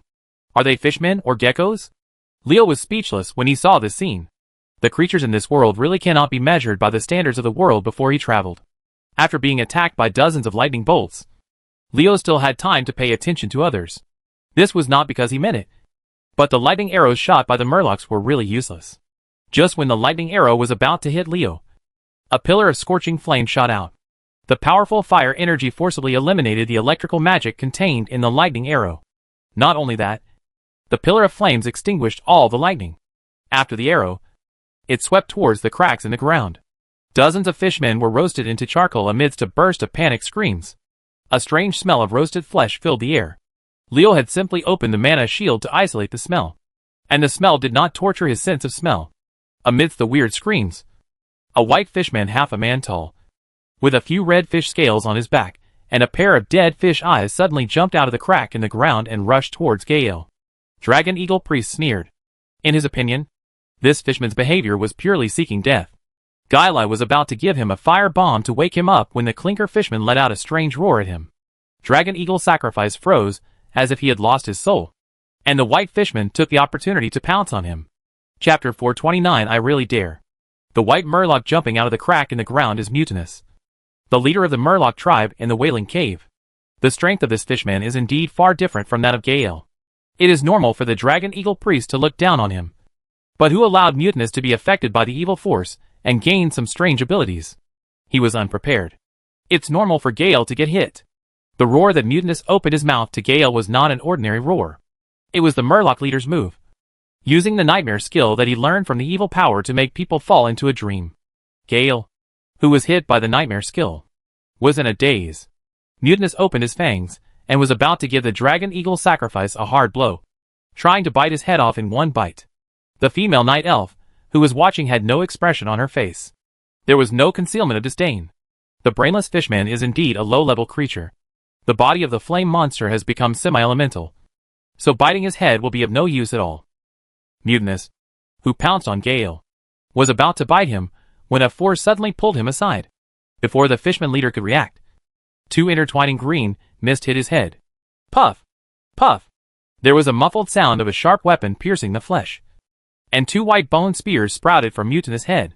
The force holding it was released at this moment, and the Murloc leader kicked his legs and opened his eyes. The dead fish eyes will not move anymore, so dead that they can no longer die. The host killed Mutinous, the extraction of magic equipment failed, the ability to absorb was successful, and the host gained a transferable ability, Thunder Shock. Do you want to absorb it? What it feels like to win the jackpot is how Leo feels now. Just a little white fishman, who was killed instantly with one blow. Mutinous actually brought Leo an unexpected surprise. To lend my hand to kill your companions is indeed a depraved existence. After confirming that he had absorbed Mutinous' thunder crack, Leo curled his lips and started provoking the Fang druids on the opposite side. The female night elf, who took the lead in Leo's provocation, didn't care at all. She just heard her say, "Is a fool like Mutinous worthy of being with us? For the sake of helping us solve this problem, the King of Venomous Fangs will let you die in pain. Because I helped you solve the problem, you let me die in pain. This logic is very good and strong. But it is not certain which of us will die. Nalarak, kill them for me." A huge bearman appeared next to Leo. After hearing his master's order, Narlac rushed forward quickly and rammed into the Fang druids like a large tank with full power. A Fang druid holding two axes rushed towards Narlac. As he stepped forward, the Fang druid waved his hands continuously, and two dazzling lightning arrows hit Narlac one step ahead of him. The instant lightning bolt shows the extraordinary strength of this Fang druid. He is one of the three male night elves leading the Fang druid. Warbear, you don't have to be big to fight. Let me, Pizzas, teach you. When Pizzas was about to fight with Narlac, his feet suddenly exerted force. He stepped hard on the ground, and there was a loud bang like thunder on the ground. With Pizzas as the center in a radius of nearly 10 meters, the electric element is running wild. Affected by this, Narlac's body jerked twice, and his movement slowed down a lot. Seeing this scene, Leo blinked speechlessly. Is this Pizzas a Fang druid or a warrior? He actually imitated the warrior and stepped on the floor with a thunder strike? The warrior's thunder strike is jokingly called stomp on the floor because it has to stomp the ground hard. However, the effect of this move is good. First, he can attack in groups, and secondly, it is a magic attack. These two small things make up for it. In addition to the shortcomings of group killing and monotonous attack methods of warriors, the final thunder blow can also slow down the attack speed of the affected person when taking action and the action speed when moving. It is a perfect example of one skill with multiple functions. Two lightning bolts hitting him on the body were no different than scratching an itch for Narlac. The thick-skinned and fleshy bear spirit priest was not easily injured. Only Pizzas' thunder blow caused serious damage to him. A minor annoyance, because Narlac's attack speed was not fast to begin with, and now it has been reduced a lot. It is not that easy to hit the target. Pizzas had a good idea. He saw that Narlac was definitely not as flexible as him because of his huge size. At the beginning of the battle, he used a thunder blow to slow down his opponent. In this way, he only needed to use his flexible skills to defeat him. He could hold back this giant bear who was stronger than himself, and then help him after others took care of Leo and the others. Pizzas' calculation was correct. Narlac was indeed unable to do anything to him in a short time under the influence of thunder blow. But he ignored Leo's ability. What's the saying? The ideal is very full, but the reality is very skinny. After seeing Pizzas' intention, the death bell on Leo's body rang several times. The Fang druid who heard the bell was shocked to find that his body suddenly felt powerless, as if it was very weak just a moment ago. A young body suddenly becomes decrepit. Leo had already cast the curse spell when the Fang druids appeared. Since the silver chain had the effect of covering up the magic power fluctuations, he used actions to demonstrate it, and the Fang druids didn't notice it. You must know that curse spells are good at being secretive. Many people will not notice it at all after being cursed, unless it is a curse spell with a very obvious effect such as aging, damage aggravation, weakening, life stealing, resistance reduction. Aging and other curses have been imposed on you. How much strength do you have left? provoking the Fang druid across from him with a disdainful look. Leo quietly turned on the concentration aura and energy aura. Under Pisa's horrified eyes, Nerlak's speed suddenly increased. His own speed slowed down, while his opponent's speed became faster. Pisa's knew that his calculation was in vain, and he was about to retreat. Nerlak suddenly roared, and the power contained in the roar made Pisa's feel tight in his chest. After a moment's delay, Nerlak seized this opportunity, and knocked Pisa's to the ground with a savage sweep. Before the Fang druid could get up, Nerlak sat down. With Nerlak's weight and strength, this sitting was extremely powerful. How could Pisa's withstand such a sitting? The druid of the Fang had his bones broken and his muscles broken, and he lay on the ground vomiting blood. Unexpectedly, Pisa's was defeated so quickly. The Fang druids failed to rescue him in time due to an accident. However, these druids were quite strong after all. They were preparing to give Pisa's a second blow in Nerlak. They rushed up while crouching. The battle between the four Leos and the Fang druid officially started. The Fang druid swarmed forward, and Leo suddenly discovered a big problem. Why did my companion suddenly become transparent? Where's Hawksbill's arrow? Where's Valjean's dark spear? What about Lydron's holy light spell? The fire support from his teammates that Leo imagined did not appear at all. Hawksbill's fingers trembled, and he shot out arrows like a rain. However, the target of his attack was not the Fang druid coming from the front, but blocked the four sides. A group of wild beasts were retreating. Valjean threw the dark spear in his hand repeatedly, and the sharp blades pierced the air. And each Murloc was pierced to death by the spear. Lydron chanted a spell unhurriedly, giving everyone people were blessing one by one. And it seemed that there was nothing wrong with the Blood Elf Countess. However, with her strength, she could clearly bless everyone instantly. But she had to pretend to sing spells to bless a single person. This was the biggest problem. Seeing the performance of his teammates, Leo instantly realized that these guys were clearly unwilling to take action against the Fang druid. If you don't want to offend Archdruid Hamuel Rintotem and the Cenarian Circle, just take me out to top the tank. You are really cheating. Leo wasn't even in the mood to criticize his three cunning teammates. He admitted that he had overlooked something. He also has some concerns about the Cenarian Council and Emilio. But it is definitely not his character to not fight back when the enemy comes to kill him. Aren't they just some night elves controlled by evil forces? Regardless of whether you are a member of the Cenarian Circle or not, as long as you are my enemy, you must be mentally prepared to be killed by me. Leo was very unhappy when the three men from Valjean took out the cylinder to deal with the Fang druid. His eyes flashed with murderous intent. Lydron's heart trembled when he saw this. This kid is too unscrupulous in his actions. Senna, the Leo Council is not so easy to offend. Amid several high-pitched dragon roars, Ectoraz, Polition and two Twilight Bone dragons appeared. The Dragon Lich's dragon power and the Twilight Bone dragon's undead dragon power spread out, blocking Leo and the others. The group of retreating beasts cowered under the shock of the dragon's power, and some of the weaker ones even turned around and ran away. Gale, leave no one behind. The consequences of irritating Leo were serious. Just when the beasts were panicking due to the appearance of the four bone dragons, Leo issued another order to the Dragon Eagle sacrifice. Your will is the direction of my efforts. Respected master. Dragon Eagle sacrifice Jia flew into the sky above the seam in the ground with strange laughter, and shook his body vigorously.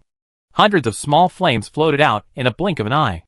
There was no one around Gailai, but he used the fire bomb with all his strength. Is the Dragon Eagle priest's brain broken? Under the strange gazes of Lydron and the other three, the Fang druids running forward were pulled to Gayali's side by a strong force, and the fire bomb took shape at this moment. Seeing this scene, Lydron, Hawksbill, and Valjean were shocked. Did Leo really dare to kill so many druids? Bang bang bang. The Fang druid, who was forcibly pulled to Gayali's side, had no time to struggle before the fire bomb expanded to the limit and exploded. The sound like firecrackers being lit echoed throughout the Wailing Cave, and lives were disappearing one by one in the brilliant flames that filled the sky. Being kind to the enemy is being cruel to yourself. So don't doubt whether I dare to kill. Leo looked at his three teammates and said seriously, I dare. I really dare. Chapter 434 People Who Self-Destruct. Lydron and the others knew that Leo was very courageous and did things unscrupulously. But killing nearly 400 druids without hesitation was too much. Although a large part of these druids are actually just trainee druids, who know one or two druid skills. They have the potential to become druids after all. As long as the evil power controlling their minds is removed, they can still recover. But who would have thought that Leo would kill all the 400 people he wanted without any mercy? No. It cannot be said that they were all killed, and there were still a few left alive. After Gailai's fire bombs wreaked havoc, several figures appeared in confusion. In addition to the leader, 1 woman, 3 men and 4 night elves who claimed to be the king of vipers. There were also Erbra, Narpak and another man holding a war hammer. Night elf. As expected, these Fang druids hid a leader among the ordinary minions. They were really treacherous. But no matter how evil you are, you still have to drink my foot-washing water. I asked Gale to use a fire bomb to blow you out. Leo fired a fury of shadow and knocked out several druids, who turned around and wanted to run away when the flame barrier disappeared. What would happen if they were knocked unconscious in midair? Naturally, it is a free fall, and it falls directly. There was a splashing sound, and 7 druids fell into the water. Entering the water is a good thing for the 7 druids, because the druids can transform. They can easily dive, as long as they transform into water creatures. Leo and other land creatures cannot easily catch up even if they want to. But things can't be so simple. Leo can't make such a stupid mistake. Just when the 7 Fang druids, who had recovered from the influence of the Shadow Fury, were secretly happy, a muscular kobold holding a scepter entered their field of vision. A thunderstorm is coming to the Wailing Caves. Boom! Boom! Violent thunder and lightning fell on the heads of the 7 Fang druids without any warning. The roaring thunder rolled past. Hundreds of lightning bolts as thick as a person shrouded the water area where the Fang druids were located. And the dazzling electric light, the originally dark Wailing Cave, was completely illuminated. No! A shrill scream rang out, and was immediately covered up by the deafening thunder. The 7 Fang druids were drowned in the thunderstorm of the kobold geomancer Flintag. Killed 7 more. The 3 Lydrons were completely silent. They felt that they had underestimated Leo too much. This kid would not show mercy at all when killing people. As he said, he would dare to kill anyone who was his enemy regardless of their identity. Really dare to kill. If you don't have the consciousness to be killed, don't mess with me. Leo looked at the underground river where the lightning was raging, his face filled with murderous intent, and his words had something to say. The 3 of Lydron knew that Leo was talking to them. He was very dissatisfied with the 3 of them pushing him to deal with the druid of the Fang. If this happened again, he couldn't guarantee what he would do. Excessive behavior comes. Leo is warning us. The feelings in the hearts of Lydron, and the 3 of them, were quite complicated. With Leo's strength that had not even broken through the pseudo-legends, he actually dared to warn 3 powerful legendary masters face to face. And he was also the top 3 masters among the legendary masters. Anyone else would only get 4 words. I don't know whether to live or die. But when these words come from Leo's mouth, it's completely different. Because Leo has the strength to say these words. In a world where the strong are respected, the one with the big fist speaks. Leo is strong enough that even characters like Lydron, Hawksbill and Valjean have to face his warning. Leo, if they were ordinary fallen druids, you would kill them. But the identities of these 7 people are obviously extraordinary. I'm afraid you will be in trouble. Lydron moved her lips. As a blood elf countess, a human warlock who had never broken through a single false legend dared to speak to her like this. She had already purified the opponent with holy light. But facing Leo Lydron, what he said ended up being like this. When did I say I killed those 7 guys? Leo gave Lydron a look that said, do you think I'm a fool? He was not someone who thought about nothing when his brain got hot. An ordinary minion, no matter how big a person was, might not even take a look at him. But if you are not an ordinary person, even losing a hair will attract some level of attention. The life of a commoner is as low as a piece of grass. But even a watchdog in a big shot's family is of noble blood. This is a fact that is disgusting but has to be admitted. Having said that, Lydron is really poisonous. And as soon as she opened her mouth, she labeled the 400 Fang druids, who were killed by fire bombs, as sexual depravity. Since they have fallen, killing them is not only irresponsible, but also doing our part to protect the world. Those 7 Fang druids are not dead.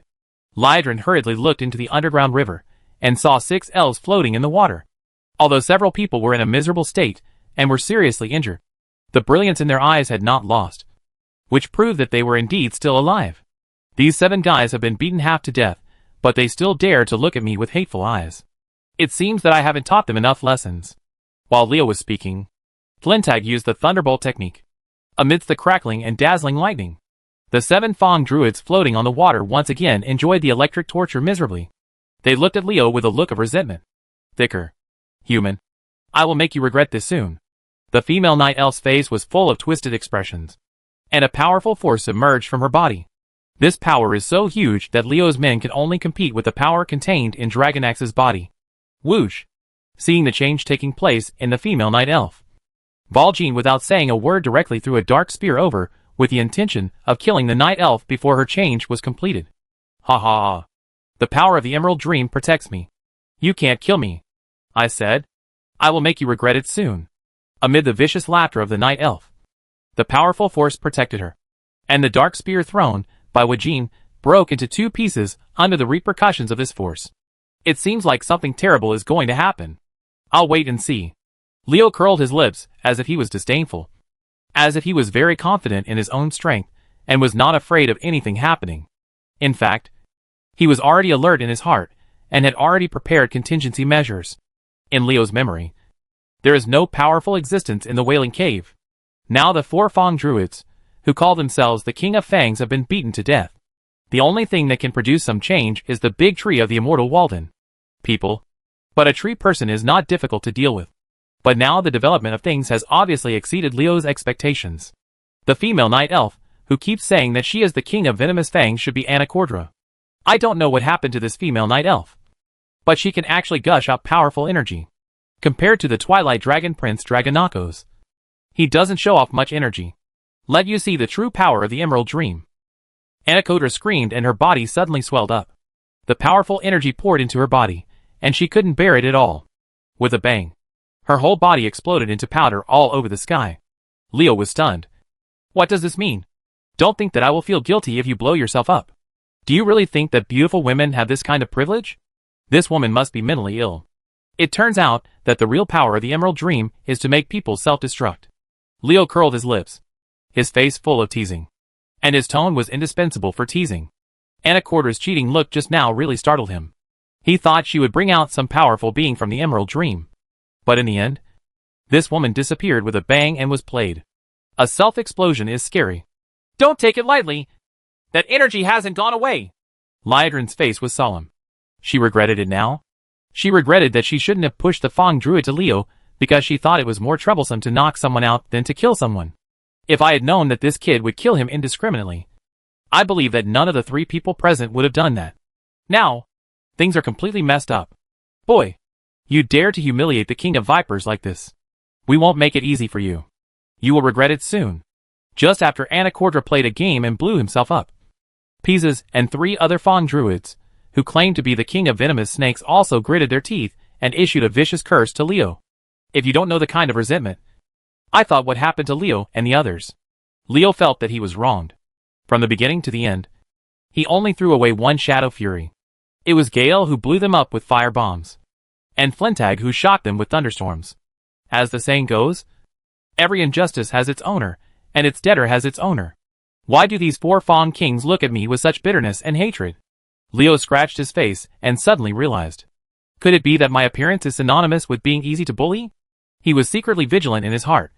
But Leo had a nonchalant look on his face. You three also want to play self-destruction? Just show it if you have any skills. I will take over.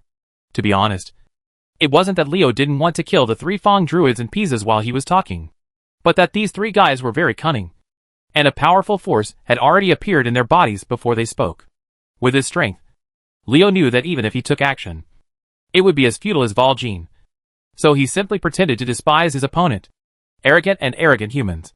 You will soon see the true power of the Emerald Dream. After the three Pisces finished speaking, their bodies quickly expanded like Anacordra's, and then exploded into powder with a bang. Three more people who blew themselves up. Leo rolled his eyes. He was a little impatient. The four Fang Druids, who called themselves the King of Poisonous Fangs, made a big talk, and then blew themselves up in a cool manner, leaving him waiting here. It's really not interesting to think about what will happen next. If you have anything to say, just say it clearly. What's the point of hiding it? Roar! A deafening roar echoed in the Wailing Cave, and the energy left behind by Anacordra's self-destruction finally responded after a few breaths. Leo picked his ears. Is the cheating thing that Anacordra said will make him regret finally come out? By the way, this roar sounds so familiar. It should be a dragon roaring. Wait, a dragon? Chapter 431 Imaris. The figure of a giant dragon. not much smaller than Dragonako's, was gradually becoming clearer. The green dragon scales that were supposed to represent vitality were stained with an aura of corruption, making it look like it was seriously ill. Who dares to covet the secrets of the Emerald Dream? I will give you the punishment you deserve. Human being. The green dragon's words made Leo confused for a moment. There are several targets standing here. Why are they targeting me?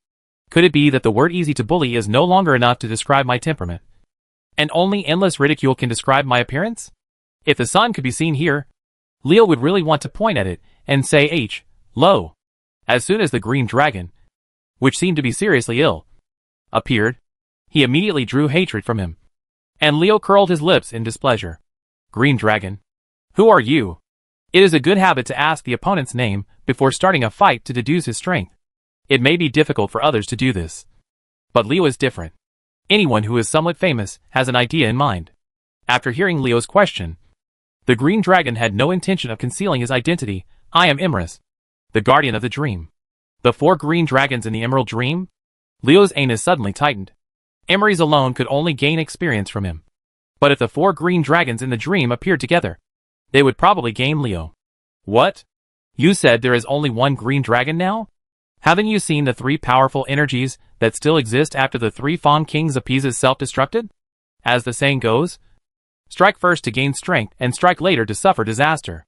After hearing that the opponent was Imrys, Leo already knew what kind of opponents the 3 upcoming opponents were. No wonder he had a hunch that this time would not go well when he entered the Wailing Cave. No wonder Anacordra and the others said they would make themselves regret it. That's why Imrys, one of the 4 green dragons guarding the dream, has actually fallen. It seems that something terrible has happened in the Emerald Dream. Leo smiled coldly, with murderous intent in his eyes. I will take care of you first, Imrys, before the other 3-headed dragons show up. As a guardian dragon, you actually bowed to evil. In the name of the holy light, Imrys, I will purify you. As soon as Leo finished speaking, and before Imrys could retort, a large metal beetle jumped out of the mountain wall next to her with a roar. And its target was Imrys, who had been corrupted by the dark power. Speaking of which, I have to mention the terrain where Anacordra summoned Imrys. Although the seam in the ground was wide enough, Imrys was still very crowded with a length of about 800 meters. And the green dragon appeared. It made another mistake at that time. It actually relied on its own strength to think that it was sure to defeat Leo. It did not come out of the crack in the ground in time, and instead wasted a lot of time talking to Leo. This gave Leo a chance to get through. A Nubricon dug a hole in the ground for a sneak attack. Even a small mechanical puppet dares to attack me. Imrys turned her head and spat out a green dragon's breath towards a Nubricon, which was its poisonous breath. Since a Nubricon tried his best to hide his aura under Leo's order, and because it now looked very much like an engineering puppet made of metal, Imrys didn't even notice that it was a creature with legendary combat power. A strong man.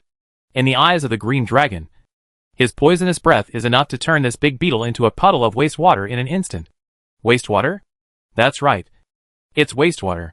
Judging from the poison contained in the breath of Imrys. If a Nubricon is really just a mechanical puppet made of metal, it will be corroded into wastewater immediately after being sprayed by the poisonous breath. Unfortunately, this is nothing more than a mechanical puppet. It's just Imrys' wishful thinking. A Nubricon did not dodge when the poisonous breath sprayed out. With his strength as the leader of the Crypt Demon, one breath of poisonous breath was not enough to cause serious harm to him. He could just take advantage of Imrys to reveal his identity. The misjudgment gave this green dragon a hard blow. Kong! A Nubricon, who was sprayed by the poisonous breath, looked at Imrys' surprised eyes and threw himself on the green dragon as if nothing happened. His ferocious mouthparts made an intimate encounter with Imrys' dragon scales. When the two came into contact, sparks of passion burst out with a crisp sound. Puff!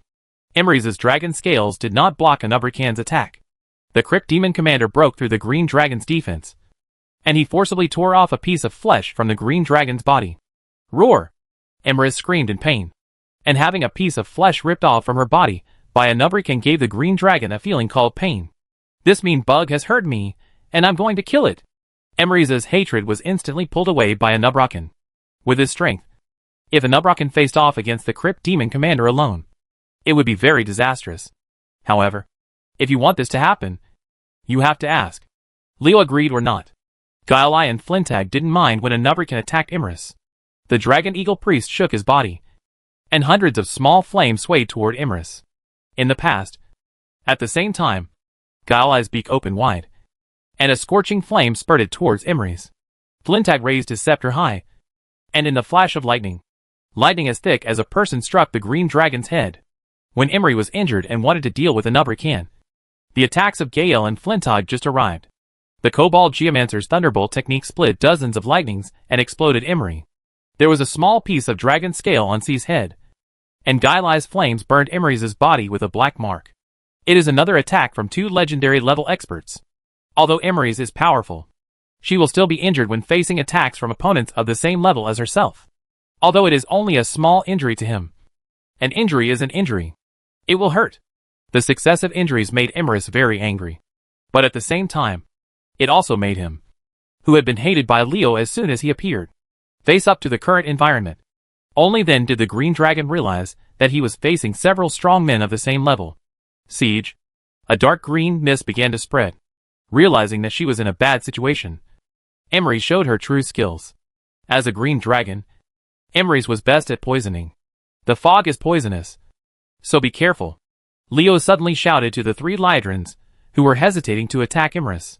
As one of the 4 guardian dragons of the Emerald Dream, Imris would be too implicated in attacking him. Although Leo kept saying that this green dragon had fallen. But what about the evidence? What they needed was evidence. Who knew if Leo was lying?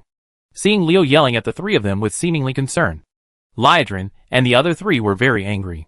Leo's indifference clearly meant to drag them into the water. When he shouted like this, Imris didn't regard them as enemies. That's weird. Coming here with this kid is really bad luck for 8 lifetimes. Wajin was extremely depressed. He really wanted to shout that I was just passing by. But unfortunately Imris did not give him such a chance. The green mist began to expand in the direction where he was. The green dragon expressed his thoughts with practical actions. He had regarded Valjean as one of the enemies that needed to be killed. Lydron and Hawksbill were also very depressed. They originally just wanted to ask Leo to help them explore what happened in the Wailing Cave. But they didn't expect that something like this would happen. They are not stupid people. They already know what will happen after the 4 Fang druids, who call themselves the King of Poisonous Fangs, explode themselves. They already know what will happen after Imris said her name. Facing the 4 green dragons guarding the Emerald Dream, the pressure is really great. And there are too many things to worry about. Lydron and Hawksbill knew that this trip to the Wailing Caves was really in big trouble. Leo is a troublemaker. The 2 blood elves complained in their hearts. But they were not slow at all in their actions. Lydron cast the Great Dispersion spell to disperse all the poisonous mist that spread, while Hawksbill drew his Skyfire Eagle bow and aimed it at Imris. Since this green dragon regarded itself as an enemy and launched an attack. No matter what, it had to be fought first. The 2 blood elves were not the kind of beings who couldn't fight back. Imris's indiscriminate poisonous mist attack gave the reason for their action, with 3 legendary powerhouses joining them, including top-ranked masters like Lydron, Hawksbill, and Valjean. Imri Stern felt a great deal of pressure. Valjean, who was holding a dark spear, was constantly looking for its weakness. And the green dragon had to be careful. Hawksbill, who had drawn the Skyfire Eagle bow, was looking at her. And Imri's had to divert some of her energy at all times. Pay attention to him, Lydron. The priest does not seem to be a threat. But Imri's, who is corrupted by the power of darkness, did not dare to take her lightly. Because after being corrupted by the darkness, he was restrained by the power of the holy light. Seeing the 3 Lydron who were watching being dragged into the water by him, Leo smiled proudly. He wanted to stay out and watch the party. How could it be so cheap? Besides, I'm not lying to you. Something is really wrong with the Emerald Dream. As the 4 green dragons who protect the dream, Imri's and the others have been corrupted by the power of darkness and become corrupted existences. With Lydron and the 3 taking action, the pressure on Leo was immediately reduced a lot. Although Imri's was powerful.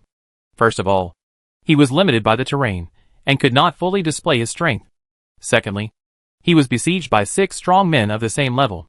It is common to fall behind in a one-to-many situation. Although the situation is unfavorable to her, Imri's is one of the 4 guardian dragons of the dream. Even if she is at a disadvantage, she still has the power to protect herself.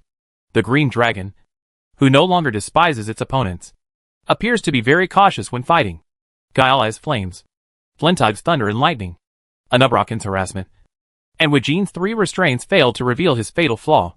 Although Leo wanted to catch up before the other 3 green dragons appeared, he severely injured or even killed Imries. But there was no chance at all. They say people become treacherous as they live longer. And this dragon is the same. Imris has seen the current situation clearly. As long as he delays the time for a while, and waits for the other 3 green dragons to appear, the situation of the entire battle will be reversed. Therefore, he is not seeking merit, but seeking no faults. He just wants to do well. Defense means not taking the initiative to attack so as not to expose flaws. It is really cunning.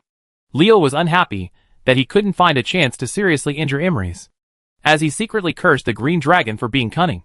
The ear-splitting dragon's roar echoed in the Wailing Cave again. Chapter 432 Confusion and Attraction. Who is spying on the secrets of the Emerald Dream? I will punish you. Human. The second Dream Guardian Green Dragon appeared, and his opening remarks were very unoriginal, and made Leo very depressed. There are so many targets here. Why are they focusing their hatred on me again? Leo scratched his face depressedly. He felt very unhappy. So Yulong was going to be in trouble. A turtle L the size of a millstone suddenly hit the newly appeared green dragon, targeting the green dragon's eyes. Seeing something coming, the green dragon spit out a stream of poisonous dragon's breath, as Leo expected. The turtle L that was hit by the sound of objects being corroded rapidly was turned into a piece of poisonous dragon's breath in half a breath. Even the big blue turtle huddled in its I was not spared. That was the end of poor big turtle Kresh. A dragon's breath easily eliminated the big turtle green dragon that hit his eyes.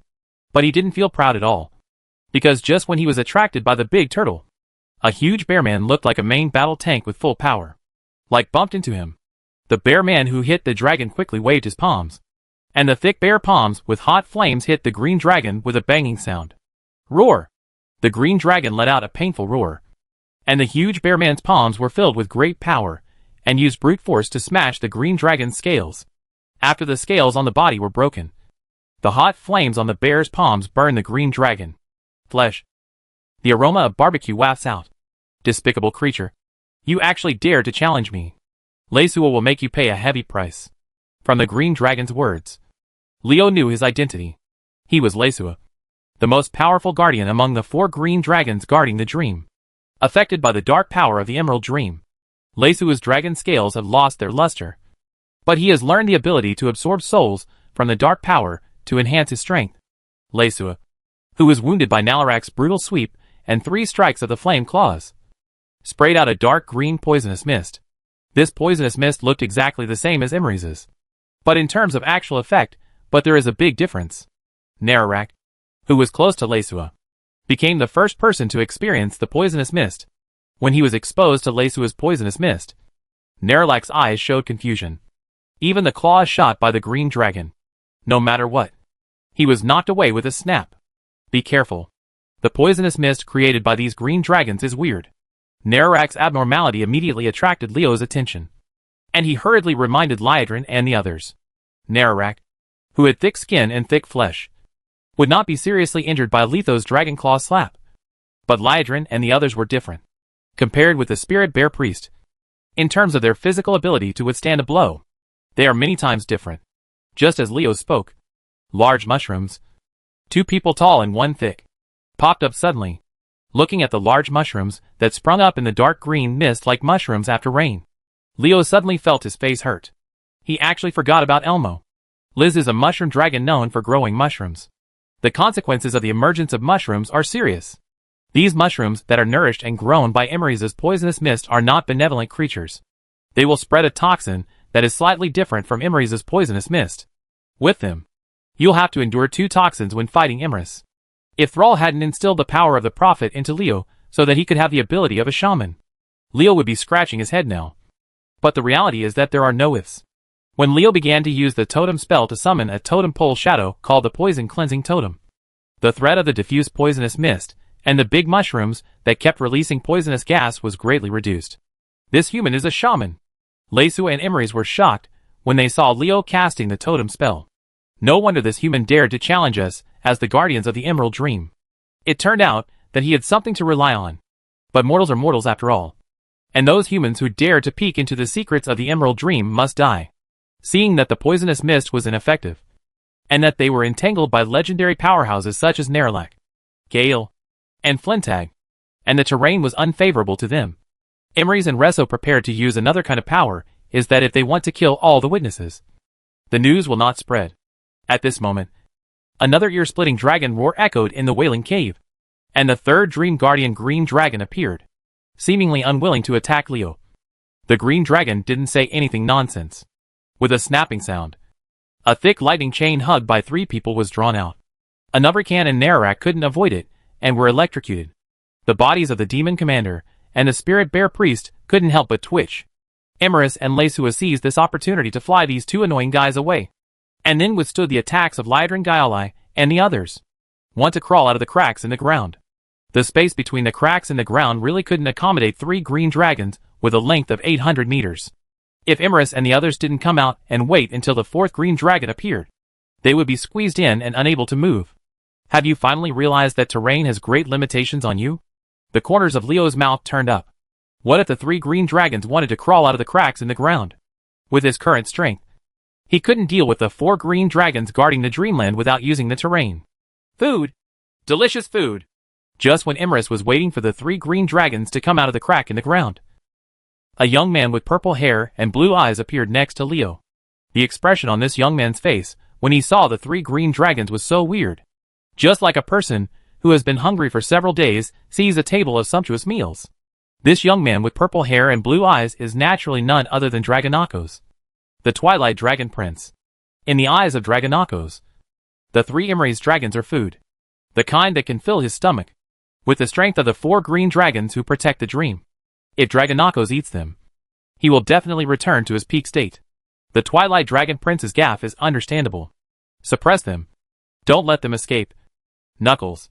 Leo gave an order, and Dragonicus, who received his master's order amidst the rapid clanging of the death bell, flew into the sky, and 1,000-meter-long dragon's roar shook the entire Howling Cave. The purple dragon appeared in front of everyone. Seeing the appearance of Dragonakos, Liadrin and Hawksbill thought to themselves that Leo had finally revealed his ability to keep the bottom of the box. With this purple dragon, he could not defeat the 4 green dragons guarding the dream. They could also escape intact. You have such great power, but are willing to obey a despicable human being. It is a shame to the dragon family.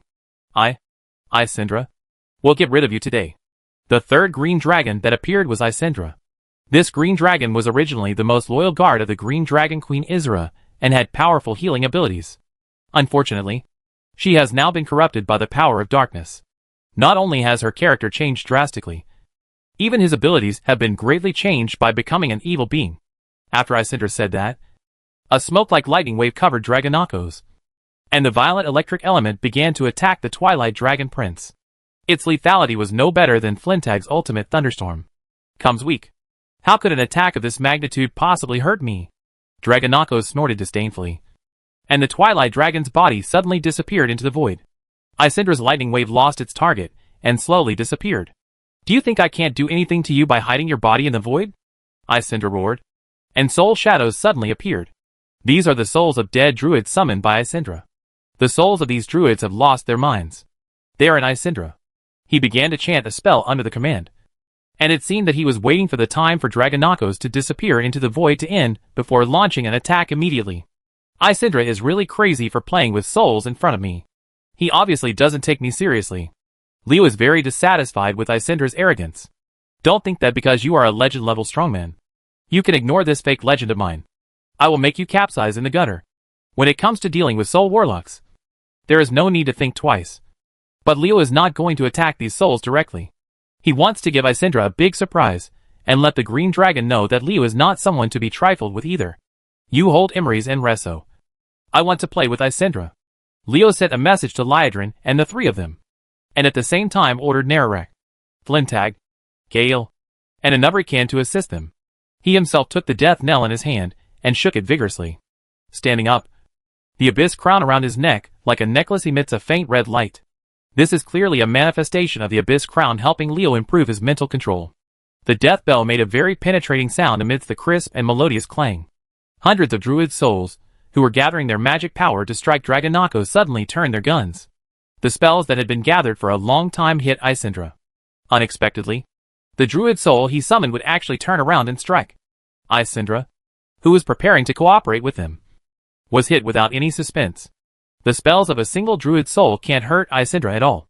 But if they are gathered together to form a tower, and hundreds of spells are bombarded together, even the powerful Dream Guardian 4 Green Dragon will be injured. The druid soul's counterattack caused many of the dragon scales on Isindra's body to shatter. Although the Green Dragon was not seriously injured, it successfully reduced his protective power. After the scales were shattered, the Green Dragon's defense was reduced by more than half. The Necromancer's confusion and curse of attraction are really good for using against people. Leo chuckled. Isindra would pay the price for underestimating him. This Green Dragon with greatly reduced defense was his first target to kill. Injured by the druid soul he summoned, Isindra was furious. He was about to kill all these rebellious guys when Dragonako's figure reappeared. Chapter 433 Tyrell. With Leo's guidance, the Twilight Dragon Prince sprayed Isindra with the Twilight Dragon breath without saying a word. It's just dragon breath. We are all dragons. So how can you do anything to me? Isindra did not panic at all. He raised his head and sprayed out a poisonous dragon breath to offset Dragonako's Twilight Dragon breath. Before he could take a breath, a thick dragon tail suddenly hit the clinker. Boom! Isindra's head was whipped. Dragonako's dragon tail swipe was done with all his strength. The broken dragon scales flew with a powerful and heavy sweep, and Isindra's head was hit. His body was bloody, and a stream of dragon's blood with a putrid smell flowed out, turning Isindra into a blood dragon. Isindra, who was attacked by the druid soul he summoned and his defense was greatly reduced, was a typical self-inflicted person in Leo's eyes. He actually dared to play with his soul in front of a powerful warlock. Isn't this asking for abuse? Well, Leo is narcissistic. With Isindra's strength, it's normal for him to look down on him as a pseudo-legend. If Isindra really takes Leo as a pseudo-legend seriously, he won't have such a good chance.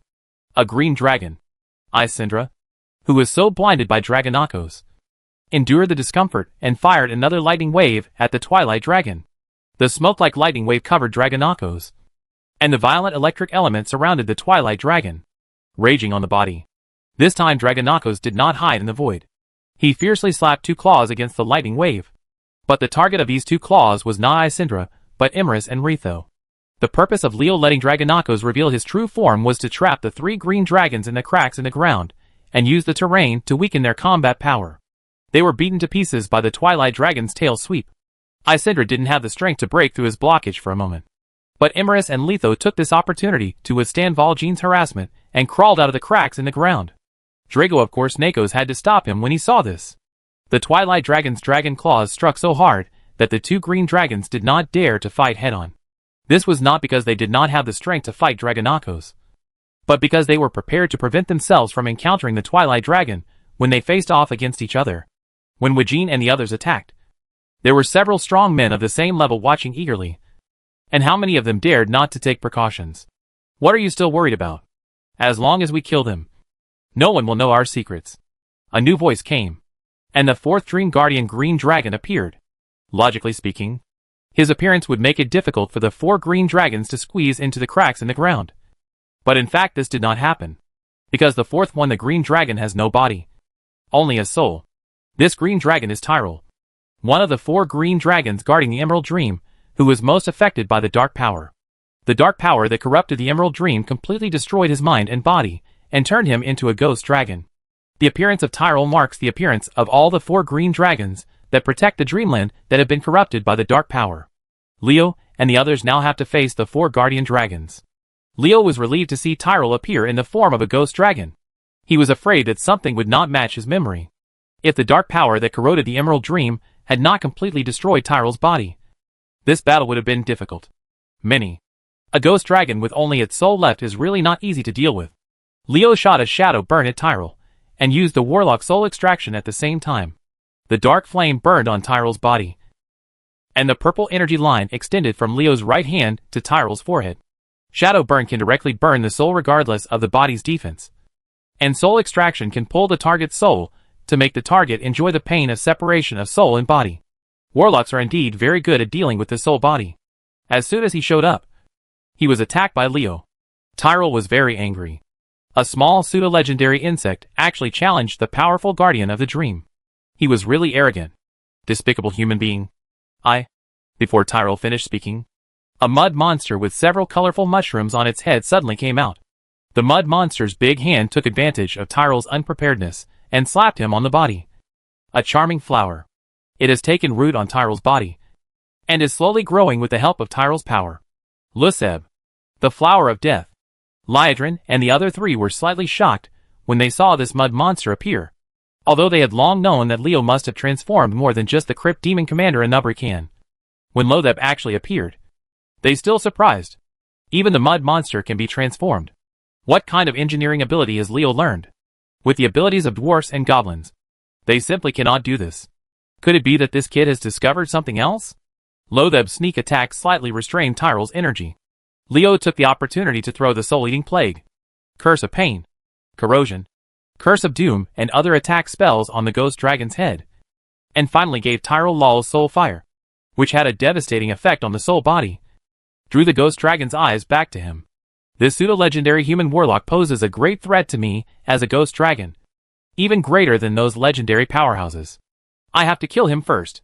After seeing Leo blessing himself with detonation and firing 3 soul fires to attack him in a very short period of time, Tyrell made up his mind to kill Leo, who was the most threatening to him. At all costs, use all your strength and kill the warlock first. Tyrell has been inciting the other 3 dragons since he appeared. Leo was moved when he saw this. Could Tyrell's so-called all-out effort be to let the 3 dragons of Imries use the power of darkness? Once the power of darkness is used in front of others, AI Morris and the others have no room for change. The ghost dragon has ulterior motives. He is indeed the Dream Guardian green dragon that has been most corrupted by the power of darkness.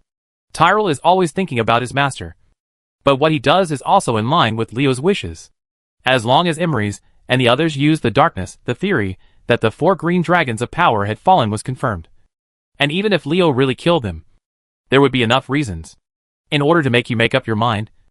I will put more pressure on you. Leo let go of the death knell with his left hand and made a crisp snap of his thumb and middle finger. 2 figures wearing heavy armor appeared behind him. It was Uxie Shading and Faltola. For fallen green dragons, how dare you be enemies with your master? Yukaz roared angrily, and with a battle roar that blessed everyone, he quickly rushed towards Isindra. Isindra, whose dragon scale shattering protection was greatly weakened, was a good target. Unlike Yukozi, who strikes purely physically, Faltola, as a death knight, goes straight to Tyrell to kill, and using magic to deal with the ghost dragon is naturally more lethal. The Faltola people arrived before the spell could be cast. A layer of magnificent dark red covered Tyrell, and the dark element was eroding the ghost dragon. What can mere death and decay do to me? After all, the spells cast by the Death Knight are not as good as those of the Lich. Faltola's spell is not so much used to kill the opponent as it is to make the enemy's flower of life wither, and wither under the erosion of the dark element. It is more appropriate to weaken the combat effectiveness. This is death, and decay is a copycat version of decay and decay. Faltola turned a deaf ear to Tyrell's provocation. Just when he was about to rush to the ghost dragon, a green skull suddenly appeared on the rune sword. This was the Death Knight's withering coil. Well, it was actually a copycat version of Death Coil. Tyrell spewed out a poisonous dragon's breath. Faltola's withering entanglement disappeared without a trace. But Tyrell did not take the opportunity to attack Faltola, because just when the Death Knight was entangled with him, Goddic appeared. Goddic's title is Soul Reaper. From this title, you can see what his best ability is in dealing with soul bodies. As a ghost dragon, Tyrell's biggest headache is encountering an opponent who has profound knowledge in soul science. He has to be careful when facing the enemy head-on. Not to mention Goddic's sneak attack. He used Faltola to attract Tyrell's attention, and then suddenly summoned Soul Reaper Goddic for a sneak attack. Leo took this opportunity to increase the intensity of soul absorption. The ghost dragon Tyrell was severely injured in an instant. It's just that the presence of his translucent body has become weaker and weaker. It's just a soul body. You dare to be arrogant in front of me. You really don't know whether to live or die. The soul extraction spell on Leo's right hand was getting stronger and stronger. Tyrell, who originally didn't care too much about it, felt like he was about to be pulled over by the opponent. The ghost dragon knew that this was a sign of his weakening strength after being injured. Damn warlock. You cunning human being. I'm going to kill you. Tyrell, who knew that he had been tricked by his opponent, was extremely angry. He really didn't expect that there was a legendary great warlock who was proficient in soul attacks, watching from the side. When he was dealing with Valtola, he seized the opportunity to carry out a sneak attack. Cooperating with that little pseudo-legendary warlock, he inflicted heavy damage on himself. Am I cunning? Leo snorted and curled his lips in disdain. It's a joke to blame others for being too smart when you are stupid. Am I stupid? How dare a despicable human being call me stupid? Tyrell has never encountered a human who dared to speak of himself like this. The black-haired human warlock in front of him actually dared to insult a giant dragon like this. He must be torn into pieces. The ghost dragon roared angrily. And Valtola, who rushed to him, had a look of fear on his face. Although the Death Knight tried his best to restrain himself, Tyrell's low roar that awakened the deepest nightmare in the enemy's heart was still affected. Damn Thessarian. Valtola, ugh! Valtola murmured, as the deepest nightmare in his heart was aroused.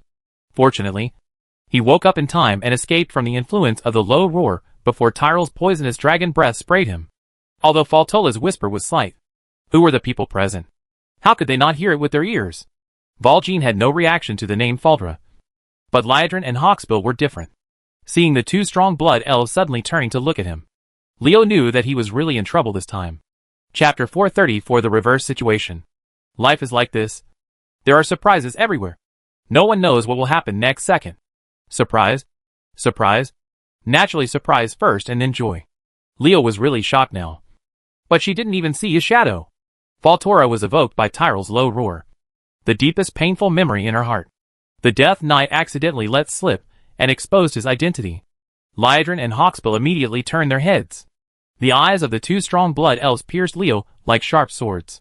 In the memories of Liadrin and Hawksbill, as the younger brother of Temple General Kaltira, Valtola was killed in the Battle of Naxxramas after becoming a Death Knight of the Scourge. I remember that his body seemed to have been restrained by Leo's men. But this Death Knight in heavy armor just said that he was Valtola. Is this a coincidence of the same name? Both are elves. Both are Death Knights. And are also called Valtola. This is too much of a coincidence. Is there really such a coincidence? Not to mention that Liadrin and Hawksbill didn't believe this. Even Leo himself didn't believe it. Even if you make up an excuse, you have to make it decent. Otherwise it would be too insulting to other people's intelligence. Damn mortals. You forced me to do this. When Leo kept spinning his thoughts and making up reasons, Isindra suddenly went berserk. This green dragon, whose protective power was greatly reduced, was Leo's key target. Most of the attacks from Yukozi and Dragonakos failed when it came to him, and Gael and Flintag deliberately shifted the focus of their attacks. Isindra's body was already scarred. A strong dark aura suddenly surged from the green dragon's body. The original dark green poisonous mist became as thick as ink under the influence of the rich dark power. It was so dark that it was difficult to see what was going on inside. What a powerful dark force. Isindra's sudden outburst diverted the attention of Liadrin and Hawksbill. What does this green dragon's use of dark power mean? Doesn't this just confirm what Leo said, that the 4 green dragons guarding the dream world have fallen? Isindra and the others who protect the Emerald Dream have been corrupted by the dark power. Is it true that something big has happened in the Emerald Dream as Leo said? This speculation not only shocked Hawksbill and Liadrin, but also made Valjean feel horrified. The problems involved in the Emerald Dream are too big. And what's even more surprising is who has such power to actually corrode the Emerald Dream created by Isra. Queen of the Green Dragon? The accident that happened to Isindra saved Leo. He couldn't help but feel grateful that the Green Dragon had the right timing to get angry. It was really a good move. Kill these 4 fallen green dragons first, and I will give you an explanation after the battle. Leo, who couldn't think of a good thing to say, immediately used the delaying tactic. Under the current situation, Liadrin and Valtola had to temporarily put aside their thoughts of pursuing the case and concentrate on dealing with the green dragon. Seeing that Isindra took the lead in using the dark power, Emeries and Leisua no longer had any scruples. The 2 green dragons also had a strong dark aura on their bodies. The original dark green poisonous mist turned into ink under their influence. It greatly hindered Hawksbill's view. Fortunately, although their sight was obstructed, as legendary experts, they could still sense the surrounding situation through their mental power, which did not hinder their battle with the 4 green dragons. What Leisua gained from the dark power that corrupted him was the ability of the Shadow Tornado, which could shoot out an almost endless rain of shadow arrows, like a rampaging whirlwind raging across the sky, using the fog as thick as ink to launch continuous attacks. Offensive. Each successive hit from the shadow arrows was equivalent to a full blow from a pseudo-legendary expert. forcing everyone to deal with it with all their strength. Just when everyone was overwhelmed by Leisua's shadow whirlwind, the land under their feet became extremely dark under the erosion of Imri's dark power. The dark earth exuded dark power that could corrupt people. When they realized that the range of their mental induction was filled with dark power. This kind of power that can make people corrupt. After discovering everyone's mental power, they rushed up like sharks that smelled fishy smell, trying to follow this trend. The power of psychopathy corrupts people's minds and assimilates them into dark existences, also eroded by the power of darkness. The abilities obtained by Imri's are also very different from those of Leisua. Leisua's is the shadow whirlwind, while Imri's is the fall of the earth. However, this is not over yet. Shadow tornado and earth corruption are only the power of Leisua and Imri's. As the first person to activate the dark power, Isindra has no reason not to make some achievements. Just when Leo and the others were confused by Leisua and Imri's, everyone suddenly felt dizzy. It seemed that something was corroding their souls and slowing down their reactions. For people were almost injured because of this. I immediately realized the problem. There is something wrong with the black mist. The mana shield cannot isolate it. Liadrin quickly dispels it. The reason why Leo and the others felt dizzy and their reaction speed dropped was because of Isindra. After being corrupted by the dark power, the ability that this green dragon gained was the sleeping poison cloud. This ability is not as good as Imri and Lei. The rope is conspicuous, but it is more insidious and secretive. And it works very quickly. 4 people, including Leo, were accidentally hit by it. And even Dragonakos was affected. Come to me quickly. Under this situation, Liadrin no longer cared about using holy light spells to attack the green dragon. The Blood Elf Countess used all her strength to cast spells, and finally cleared away the dark power around her. In this place shrouded in dark power, the holy light the power gave Leo and the others a temporary refuge. We hid in. But what about Nerlac and the others? Unexpectedly, after the 3-headed green dragons used dark power, their good situation was suddenly reversed. Leo was given a headache. It didn't matter that he could carry out long-range attacks. But people like Nerlac and Yukozi relied on close combat to kill the enemy. I was scratching my head. They were no threat to the green dragon unless they rushed forward. There is a word called adding insult to injury. Just when Leo and the others were anxious about dealing with the 3 dragons of Imri's, another problem arose on Tyrell's side.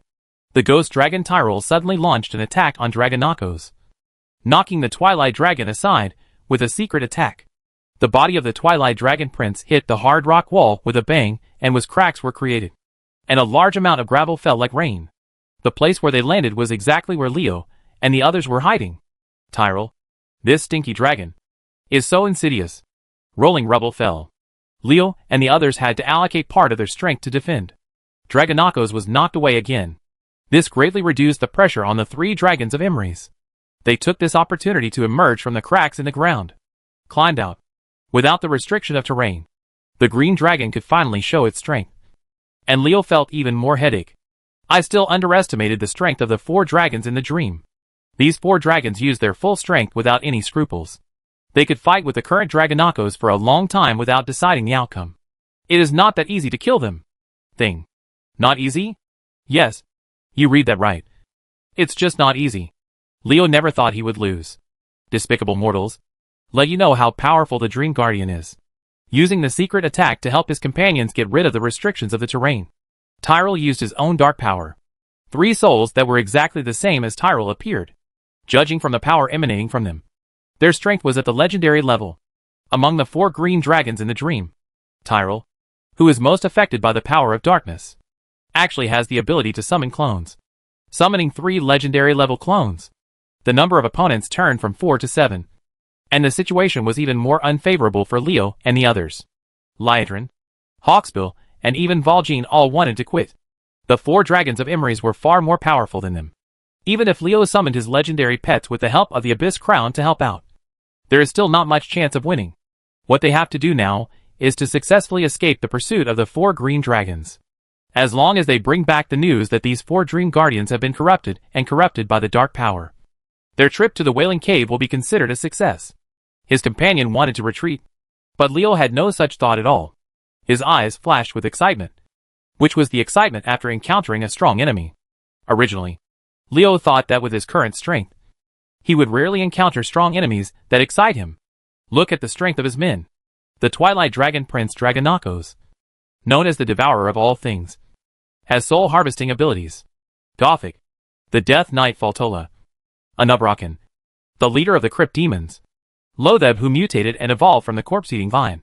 Maxner, the mutated giant wolf spider. Flintag, the kobold geomagician. The bear spirit priest Nerelak. The dragon eagle priest Gailai. And a large group of powerful thugs with legendary combat power. This lineup can only be described as luxurious. With so many thugs at his disposal, how many of them can give Leo the feeling of encountering a powerful enemy? Valjean, Hawksbill, hold down Tyrell's 3 clones, and leave the rest to me. Just when the Woking trio wanted to hint Leo to evacuate the Wailing Cave, he suddenly spoke, and even a deaf person could hear the fierce fighting spirit in his words. The 4 fallen dream dragons are so powerful, and the situation is so unfavorable to us. Leo still wants to continue fighting. Does he have any backup plan? The 2 blood elves and a jungle troll were surprised, but they didn't say much. Liadrin continued to use the holy light to create a space for everyone in the cave that had been shrouded in dark power.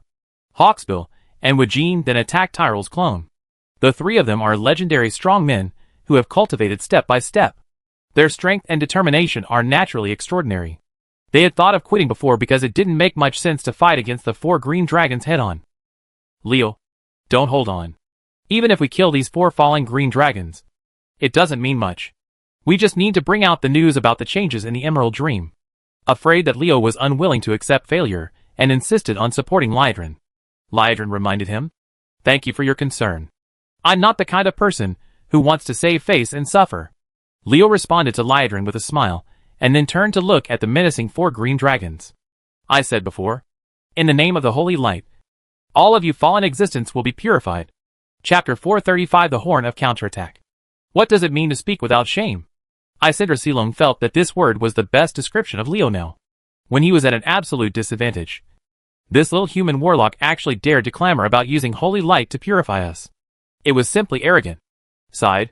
The 4 green dragons in the dream couldn't help but have sarcastic looks on their faces. Even Tyrell, whose clones were entangled by Valjean and Hawksbill, were no exception. Anyway, our side already has an absolute advantage. Even if the jungle troll and the elf ranger can fight 2 against 3, they will not be able to regain their disadvantage, since it will not affect the outcome. There is nothing to worry about. The 4 green dragons in the dream were not worried about themselves at all. But Liadrin and the other 3 were different. After hearing Leo's words, they knew that this human warlock was going to reveal his true methods. A skull with a rich dark aura floated out from between Leo's eyebrows.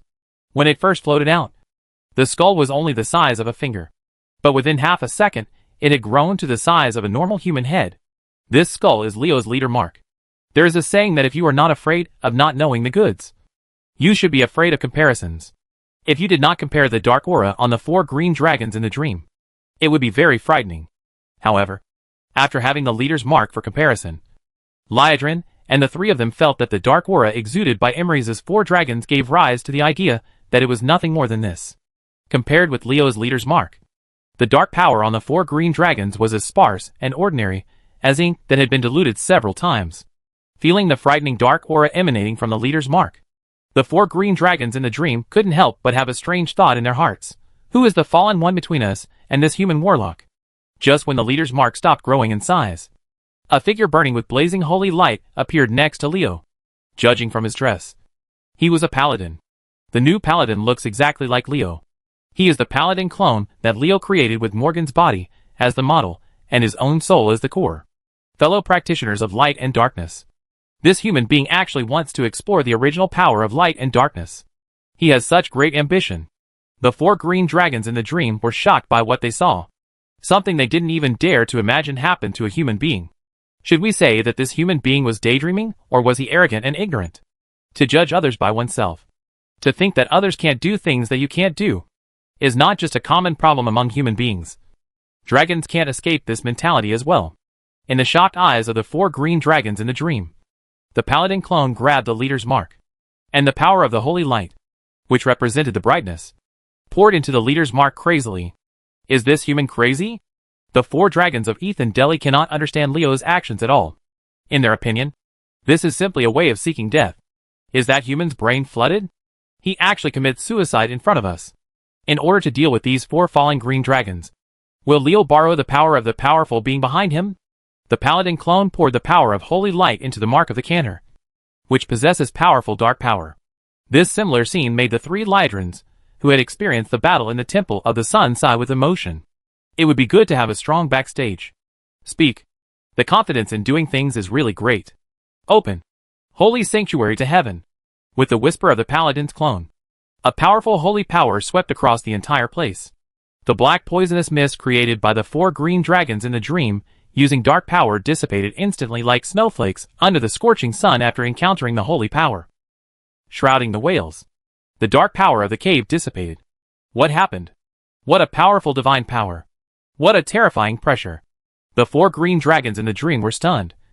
Their brains were stunned as if someone had slapped them with a sap. What did that paladin do?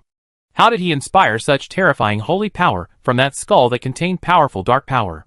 Also, who is the owner of the half-closed eyes behind him? Why do these fleeting eyes make us feel such powerful pressure? Like facing a majestic god? It's now. Seeing the 4 green dragons in the dream, being attracted by the holy sanctuary cast by the paladin's clone. Leo's mind turned, and the war fortress quietly appeared. After appearing, this giant robot did not rush towards the green dragon fiercely but stood quietly. On the spot, thousands of thick cannon barrels appeared on his body, and the light on the muzzle flickered, clearly condensing magic power to prepare for a salvo of thousands of cannons. Ghost Dragon, I will show you how awesome you are. Dragonakos roared angrily. The Twilight Dragon, which was hit by Tyrell's secret magic and hit a wall, felt that he had lost face. Naturally, he wanted to regain his place, facing the menacing Dragonakos clone who was entangled by Hawksbill and Valjean. Tyrell had to fight alone. Godic soul harvesting curse was quietly imposed on him at this time, and he unknowingly Tyrell's strength has been weakened a lot. The roar of Dragonakos sounded the clarion call for attack. The pets, who had been ordered by their masters, used all their strength to launch a counterattack against the 4 green dragons in the dreamland. Under the fierce offensive, the 3 dragons of Imries had to deal with it with all their strength. They temporarily ignored not on the side of Tyrell and Dragonakos. Leo held the death bell in his left hand and kept shaking it. Various curse spells were lingering on the 4 green dragons all the time, keeping the 4 green dragons in a weakened state. At the same time, the soul-eating plague, the curse of pain, the curse of doom, offensive spells such as corrosion are also assisting your pets. It's not that Leo is unwilling to attack directly, but because he only has pseudo-legendary level strength. Even if he attacks, it won't cause much damage to the 4 green dragons. Instead, it is better to use curse spells to weaken their strength and let the 4 green dragons fight against the enemy. Can't stay in peak condition. Dragonakos was originally stronger than Tyrell, and now with the help of Leo and Godic spells, the Twilight Dragon easily suppressed Tyrell. As far as the entire battle is concerned, suppressing just one Tyrell will not play a decisive role. At the same time that Dragonakos rushed towards Tyrell, Flintag raised his scepter high, and a powerful thunderstorm spell came to the Wailing Cave again in a flash of lightning, causing the entire cave to roar with thunder and a raging storm. Thunder shrouded Imris, Letso and Isindra. Flintag did not hesitate when Gailai took action. The Dragon Eagle Priest shook his body vigorously. Hundreds of flames floated towards the 3 green dragons, and the banging explosion sounded amidst the roaring thunder. Thunderstorms and fire bombs are group attacks. Although they can bring damage to the green dragon, they cannot prevent them from rescuing Tyrell. At this time, powerful melee attacks like Nerelak are needed. Anubrikon was still pestering Imris. The Crypt Demon Commander, who was only good at sneak attacks, suddenly became hardened. With his body strengthened, he actually fought Imris head-on and killed the latter. Hold on for dear life. Wearing heavy armor, Uxie Shading was fighting with Isindra by relying on his abnormally strong recovery ability. The battle between a green dragon and a troll could only be described as pure men. They actually stood still, fighting against each other. Cracks appeared in the armor on Yukozi's body under Isindra's dragon claws, and blood continued to ooze from the troll's body. While beating his opponent to a bloody pulp, Isindra did not fare well either. Yuka's heavy sword cut through his already broken dragon scales. Every time the King of Sand Fury swung his sword, Isindra would have more wounds. A wound appeared. Lesua faced off against Nerarek. Although the green dragon was huge, the Spirit Bear Priest was not someone to be trifled with. There was a huge difference in size between the two, but they were similar in terms of strength. He was famous for his strength. The Bear Spirit Priest and Lesua used brute force to fight. And the battle between the two was a giant bear man and a dragon wrestling. The 3 green dragons and 3 clones were held back. Tyrell could not count on help for a short time. However, although he could not defeat Dragonakos with his ability, self-protection was not a problem. Of course, this was without Dragonakos having any more help. Green Dragon, sister is here to play with you. A bone whip with barbs suddenly shot out and struck Tyrell with a snap. And a charming figure appeared from the void. Who else could it be if it wasn't Ilsa? The succubus? Generally speaking, even if the succubus's bone whip hits the dragon, it will have no effect. With the dragon's powerful succubus's sharp whip, the pain of the whip on their bodies is less severe than being bitten by a mosquito. But this is a general situation. If the situation is special, it will be completely different. Just like Tyrell now. After being hit by Ilsa's bone whip, he howled in pain, and his translucent body began to tremble, as if he had suffered great torture. Little succubus, what did you do to me? While resisting Dragonax's attack, Tyrell gave Ilsa a poisonous dragon's breath. His angry roar only received a sweet smile from the succubus. Did I touch you? I didn't touch you. Ilsa looked innocent, but her hand did not stop moving. The bone whip with barbs struck Tyrell again with a crackling sound, and the ghost dragon let out another painful howl. Did I touch you? The crack sounded again. Tyrell was whipped for the 3rd time, and another howl of pain came from the mouth of the ghost dragon. I didn't meet you. Before she finished speaking, Ilsa flipped her wrist and whipped the bone whip around before pulling it out again. Crack! Ouch! Damn succubus. Ilsa is just a little succubus. This weak demon Tyrell can be crushed to death with one claw. Now she actually dares to attack her powerful self again and again. Tyrell, you are extremely angry. If the hateful purple dragon in front of me hadn't suppressed me, how could a little succubus be so arrogant? No matter how angry he was, Dragonakis suppressed him until he had no temper. Tyrell was so angry that he could only seek to protect himself at this time. Bang bang bang. Ilsa flipped her wrist repeatedly and swung dozens of phantoms with the barbed bone whip to hit Tyrell. In the blink of an eye, she gave dozens of lashes to the ghost dragon. The succubus' painful whipping made the ghost dragon tremble. Ilsa, who whipped Tyrell hard, chuckled, "Are you very irritable now?" Chapter 436 New Way. It's true that Ilsa is a succubus, but she is not an ordinary succubus. Ilsa, who signed a master-servant contract with Leo, is a succubus inherited from Anariel, the queen of torment and depression. How can she be ordinary? When Tyrell met Ilsa, I could only say that the ghost dragon was unlucky, as the strongest opponent that Ilsa encountered after accepting the inheritance of Anariel. The ghost dragon, who was used as a test subject for new abilities by the succubus, could only say misfortune. 2 words to describe it. Every blow of Ilsa's barbed bone whip would bring pain deep into Tyrell's soul, making the ghost dragon couldn't help but howl in pain. Unexpectedly, the ghost dragon was huge in size, and Ilsa struck again. Quick! There are Dragonakos, Leo, and Godic as accomplices. Tyrell, who has no support from the other 3 dragons, is beaten or whipped under the siege of Leo's master and servants. The ghost dragon is in pain. The howl resounded throughout the cave, making this place a veritable howling cave. The rabbit died, and the fox was saddened by its own kind. The pain of Tyrell's howl ignited their anger in the ears of the 3 dragons of Imris. At this time, the holy sanctuary exerted by the paladin's clone had ended, and the power that made them tremble with fear. The pressure disappeared, and the 3 dragons roared, and the dark power showed again. Letho's shadow whirlwind casts endless shadow arrows. Imris's fall of the earth spreads darkness throughout the wailing cave. Isendra's poisonous cloud of sleep spreads rapidly, and he sees that he is about to fall into the previous predicament again under Leo's murder. The recruitment broke out. Faltola, who had been wandering around the edge after Dragonakos blew the counterattack horn, suddenly turned to mana, and the Death Knight and the ghoul he summoned with legendary combat power attacked Isendra.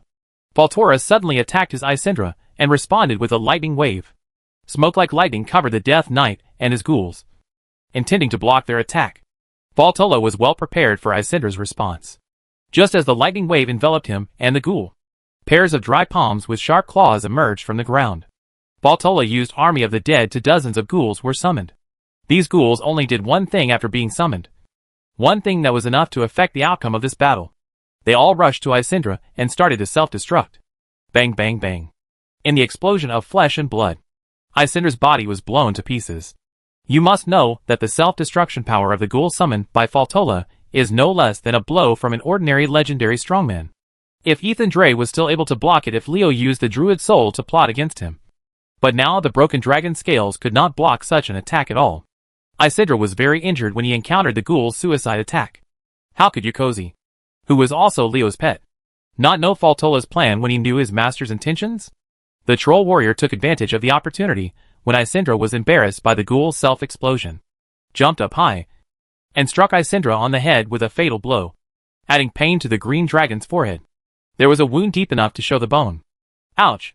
This time it was Isidra who howled in pain. Yukozi's fatal blow successfully injured Isidra. But the green dragon was not easy to mess with. Yukozi, who was in midair, was swatted into the ground by the green dragon's claws, and could not crawl out for a long time. Out. Even after being slapped by Isidra's angry dragon claw with Yukozi's abnormal recovery power, he was still able to recover his fighting power for a moment and a half. Isidra retorted Ux's blow and let out a small sigh of anger. However, before he could retract the dragon claw that he shot out, a ghoul with legendary combat power jumped out from the lightning wave at a speed of it was so fast that Isidra had no time to react. Boom! Explode! Another self-destruction. The ghoul blew himself up after jumping on Isidra's head. Ouch! The painful howl came out of Isidra's mouth again, and the rancid dragon's blood dyed the green dragon into a blood dragon. It turned out that the place where the ghoul self-destructed was cut out by Yukozi with a fatal blow. Wound. A ghoul with legendary combat power exploded. Its lethality was unparalleled by ordinary ghouls. The dragon scale muscles on Isidra's forehead were completely torn apart, and even the hard-keeled bones had fine cracks. The poor green dragon was suffering from severe injuries when a figure holding a rune sword high came out of the lightning wave. Who was it if it wasn't the Death Knight Faltola? Natural disaster strike. Faltola struck hard as soon as he came up, and the natural disaster strike with all his strength hit Isidra's forehead bone, which had already cracked. Boom! This was the sound of the rune sword striking Isidra's forehead. Click!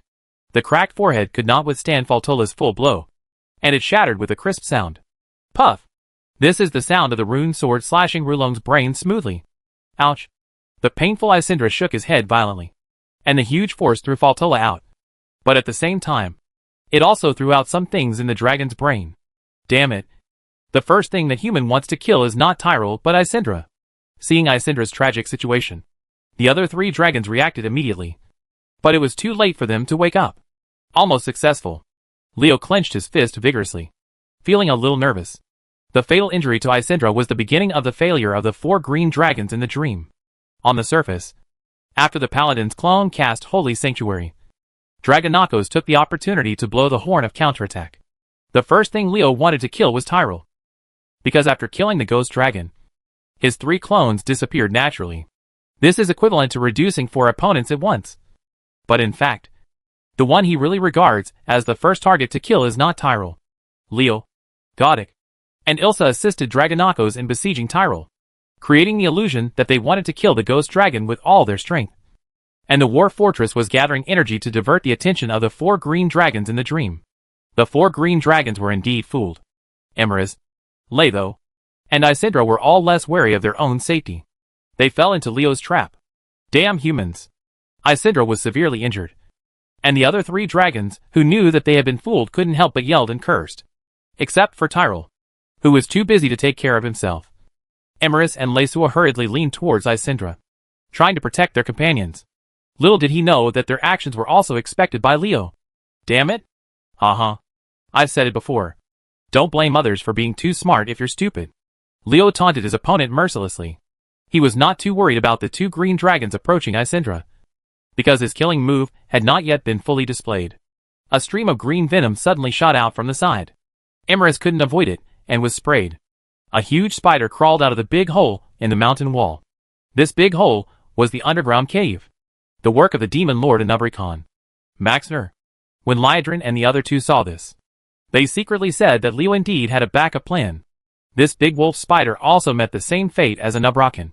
Leo's thugs with legendary level combat power were becoming more and more numerous, even though there was no sign of Maxner being transformed into an engineering puppet on the surface. After Anubricon gave Lydrin their preconceived notions, the mutant giant tarantula also became a puppet in their eyes. One of Leo's modifications. Emrys felt very bad when she was sprayed by the venom. Because this was not as simple as ordinary venom. This venom was actually very sticky. After being stained by it, Emery's was unable to shake it off for a while. Lose. How can Maxer's venom mixed with spider silk be easily shaken off? This is its 1 month supply. It would be strange if it doesn't stick to you to death. Leo snapped his fingers on his right hand, and the war fortress, which had been charged with energy, took action at this time. Boom! Boom! Boom! The scene of thousands of cannons firing in unison appeared again. The light beams fired from thousands of magic cannons illuminated the entire Wailing Cave. The dazzling light made even legendary strongmen like Liadrin close their eyes. The host kills Emery's. The magic equipment is extracted successfully. The host obtains Breathless Ring, Polished Ironwood Crossbow. The ability is absorbed successfully. The host obtains the transferable ability, Poisonous Breath. Do you want to absorb it? Heal 1. Leo, who closed his eyes to avoid the bright light, was very excited. The joy of successfully killing Emery's made him extremely happy. Even Emery's, one of the guardians of the dream, couldn't resist the thousands of cannons fired by the war fortress. The killing move that could only be used once a month really had the final say. The Breathless Ring and the Polished Ironwood Crossbow are not items suitable for Leo to use. But since they have been drawn, they can only make do with getting them. Anyway, they are extra rewards, so don't waste them. Just as Leo was thinking about this, a thought suddenly appeared in his mind. Why does Goldfinger remind him whether to draw equipment every time? What happens if he chooses not to? Thinking of this, Leo's curiosity was suddenly piqued. Otherwise, why would he choose not to draw this time? Anyway, the Breathless Ring and the Polished Ironwood Crossbow are not suitable for me. It's a good habit to just do it when you think of it. Since it's a good habit, Leo doesn't feel the need to change it. So when choosing whether to extract magic equipment, Leo chooses no. The host refuses to extract the magic equipment, and the Breathless Ring and Polished Ironwood Crossbow are being recovered. The host obtains the magic equipment to recover energy. Useless magic equipment can be recycled and exchanged for energy. Goldfinger once again gave Leo a surprise. At his current level, the demand for energy is huge. Relatively speaking, equipment is secondary, unless there are some special objects and equipment with powerful power. Leo's eye won't be tempted. If you could exchange useless equipment into energy, wouldn't you have one more way to obtain energy? And wouldn't it be possible to increase your strength faster? Leo, who saw the hope of accelerating his strength improvement, looked at the 3 green dragons who were frightened and angry because of Emery's death with a smile on his face, and said in a solemn tone, Imalik has been purified. Who of you is willing to go down? Accompany her? Lesu? Or Tyrell? In the name of the Holy Light, I will give you a pleasure. Chapter 437 Variable Lesu. Boom! Emery's was blasted by thousands of cannons from the war fortress. Her body, which had most of its head cut off, hit the ground heavily. A tall mud monster stood near the body. This was the mutated Liseb of the corpse-eating vine. Maxer alone couldn't hold back the struggling Emery's. If Leo hadn't arranged for Liseb to assist him, Emery's would have been seriously injured and wouldn't have died at all. The death of their companion caused panic in Lesua and Tyrell. The 2 green dragons never expected that Leo's ultimate target was Emery's. This human's behavior was really difficult to guess. Originally they thought Leo was going to concentrate his efforts to kill Tyrell, but later they discovered that his target was actually Isindra. In the end, it was Emery's who died. How could the green dragon not understand that he was being killed by this human being? Playing around. Cunning human being. I really don't know how many conspiracies he has in his heart. Lesua and Tyrell felt secretly in their hearts. The 2 green dragons originally wanted to scold him, but they couldn't help but hold back when they thought that if they called the other person mean and cunning, they would probably be ridiculed by the human. The green dragon, who is accustomed to speaking with his fists, is not good at bickering. Unlike the situation of his 2 companions, Isidra was in such a bad state that he had no time to care. Just when Emery's died in a salvo of thousands of artillery fire from the war fortress, he was already severely injured and was attacked by a sneak attack. A catman somehow sneaked up next to Isindra, taking advantage of the war fortress's salvo of thousands of cannons to attract the attention of the green dragon. He jumped up and went straight for the big hole in Isindra's head. Puff! Saber thrust! The catman's claws penetrated Isindra's unprotected brain at wrist level, and he stirred it hard while the green dragon wailed in pain. The blood spurted out mixed with the white brains, drenching the catman's body all over. The cat spirit sacrifices Haraz. This was what Liadrin and the others saw when they opened their eyes. Haraz, the cat spirit priest who had merged with Huma, was indeed the best at sneak attack and assassination among the 4 spirit priests. He was like a man hiding in the dark. As long as the killer seizes the opportunity, he will deliver a fatal blow to the target.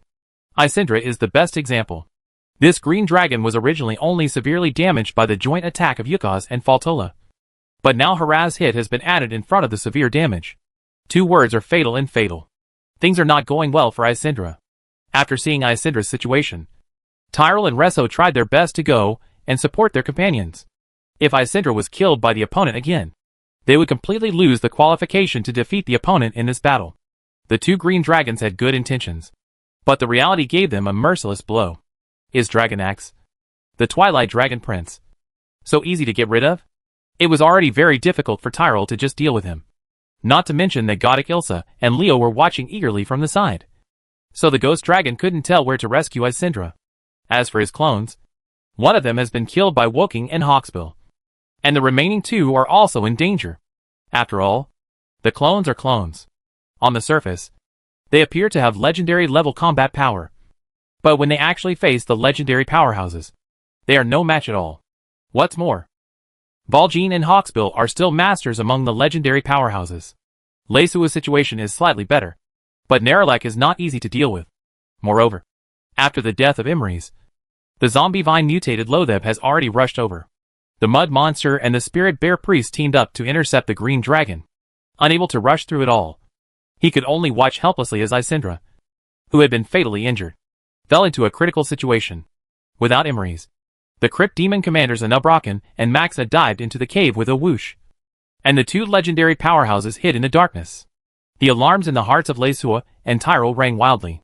They don't want to become Imries' second. The enemy appearing in the light is not scary.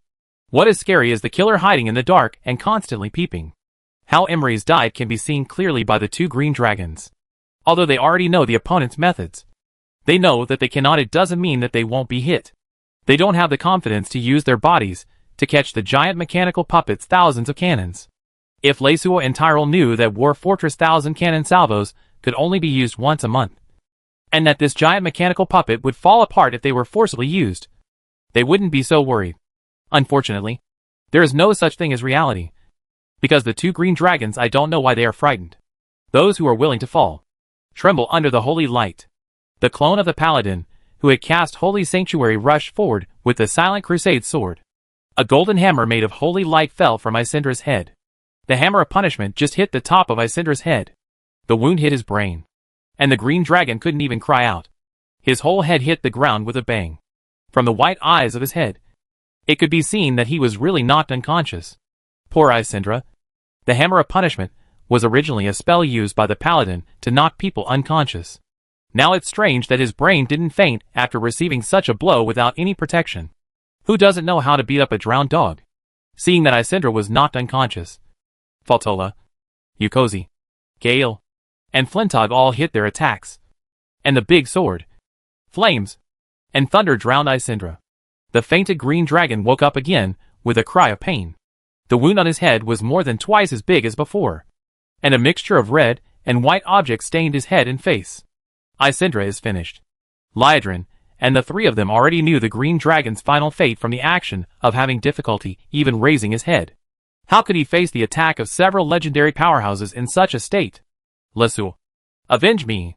Knowing that his life was not long, Isindra let out his last roar. And he actually summoned hundreds of druid souls again. What does Isindra want to do? Isn't he afraid that I will control the druid soul again and give him a counterattack? Or is he now beaten to a point of confusion? Leo was very surprised. But soon the questions in his mind were answered. After hundreds of druid souls appeared, Lesu suddenly gave up his defense and allowed Narlarak and Lotheb to attack him. This falling green the dragon took a deep breath, and the hundreds of druid souls summoned by Isindra with his last mana turned into streaks of mist and were inhaled by Lesua. It's soul extraction. Leo understood what the 2 green dragons were playing. Isindra clearly used his last bit of power to summon the druid soul for Lesua to absorb. Lesua had learned the ability from the dark power that corrupted him. One of them is soul extraction, which extracts souls to enhance strength. Kill Isindra. Knowing that he had made a mistake, Leo immediately killed him. Isindra, who had exhausted his last bit of mana, fell to the ground under the attack of Faltola and others. The host kills Isindra, the magic equipment is successfully extracted. And the host obtains the dormant crystal, the ability is successfully absorbed. And the host obtains the transferable ability, Lightning Wave. Do you want to absorb it? He killed another opponent, Leo. But there was no joy at all. Because he extracted hundreds of druid souls to enhance his Lyso's strength. The green dragon became second only to Dragonako's existence. At least in the short term. After all, the time for extracting souls to enhance strength is limited. If Lyso's strength is further enhanced, there will be great changes in this battle that is already certain to win. Variables are what Leo dislikes the most. Especially variables that are unfavorable to him. In order to nip the variables in the bud, Faltola and others who killed Isindra immediately went to kill Resso. The digital legend Strong the attackers frantically beat the green dragon. Even though Lyso's strength had increased, he still felt overwhelmed by the siege of many strong men of the same level. Scars soon appeared on his body, and the green dragon's blood continued to flow, covering the ground. A large area stained red. Tell her, Lyso, who was beaten by Faltola and other powerful men of the same level and could only parry, roared, and he took a deep breath again. And the remaining 2 clones of Tyrell turned into 2.5. The transparent mist entered his body, and Retho's strength increased again. He was now on par with Dragonako's. Can we still do this? The scene of Lyso absorbing Tyrell's clone gave Leo a sense of crisis. Now that he is absorbing the clone, will he also absorb Tyrell? This idea is not impossible. If the ghost dragon feels that there is no hope of victory and becomes ruthless like Isindra, Leo really can't say what will happen. I just wanted to kill the fallen Dream Guardian 4 green dragons. And I was doing justice to God. So why did I get into so much trouble? If I had known that Lyso's soul extraction would be the first priority for killing the pervert, he should be on him. Leo shouted that he had made a mistake. He had not paid attention to Lyso's soul extraction before. Because with Godic's presence, Leo believed that even if he could not hurt Lyso with soul attacks, he could guarantee that he could not extract souls from his own side to strengthen himself. The development of Clinker was completely different from what Leo thought. Lyso did use soul extraction. But the target was not his enemy, but his companions. Empiricism kills people. Why did I forget that soul extraction can be used on friendly forces, since it can extract the soul of the opponent? If the companion is willing to cooperate, extracting the soul of the friendly army is easier and more effective than extracting the enemy's soul. Leo originally planned to kill Tyrell as the third target. But the change of Lyso in the Clinker forced him to make changes. Lyso's current ability is still under control. If Tyrell gives his soul to him again, it's hard to say to what extent his extraction of this green dragon's strength will increase. But here comes the problem. Leo wants to kill Resso and Tyrell will not fail to see it. The ghost dragon is not a fool. He is a dragon with wisdom.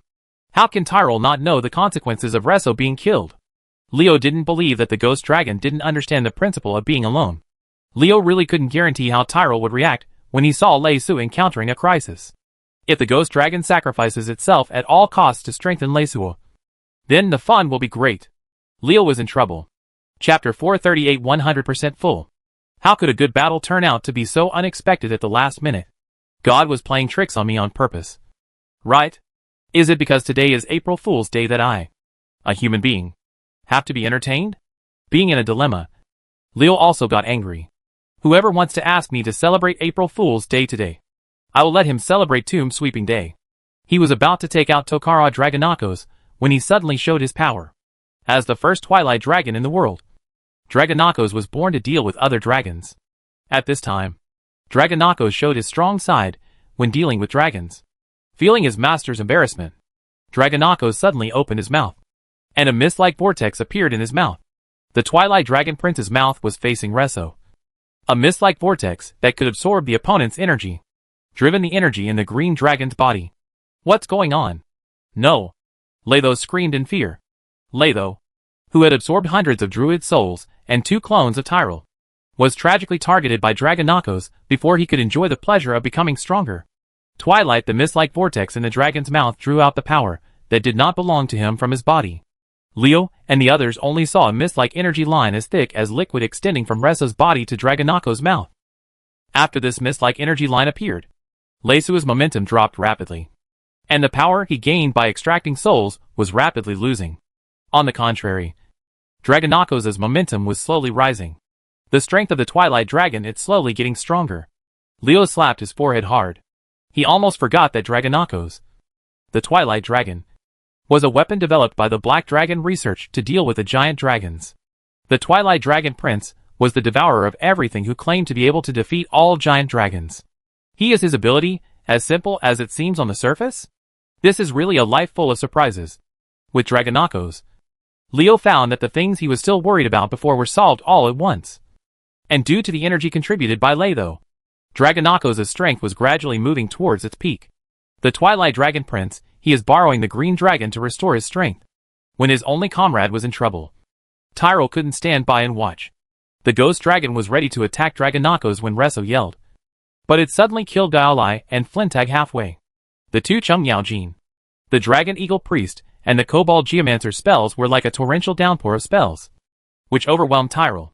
Together with Godok and Ilsa, the Ghost Dragon was beaten by 4 strong men of the same level. If self-protection is not enough, how can you still have the energy to help Lei Suo? The Wailing Cave echoed with the clanging bells of the death knell. The outcome of this battle between the legendary warriors reaching double digits was very obvious. Resso, whose energy was quickly devoured by Dragonakos, had become a useless dragon. Even if the Ghost Dragon Tyrell was willing to sacrifice himself to strengthen Lei Suo, it would be useless. The Green Dragon's defeat was already certain, as Dragonakos crazily devoured Lei Suo. He felt that his power was getting weaker and weaker. As his power weakened, he actually had the illusion that his whole body was floating towards the purple dragon. Q. Knuckles, you did a great job. Of course, he was happy that Dragonicus had solved a big problem for Leo. And Leo never hesitated to praise his capable subordinate. Master, your satisfaction is the best compliment to me. The bodies of these 3 green dragons have been mixed with other powers. The master of this power is too powerful. I can't devour them now. Their bodies can only remain. Let the master handle it. And the Ghost Dragon will be very delicious. Dragonakos' words did not hide his grief for Tyrell. The Twilight Dragon was preparing to eat Tyrell whole into his stomach.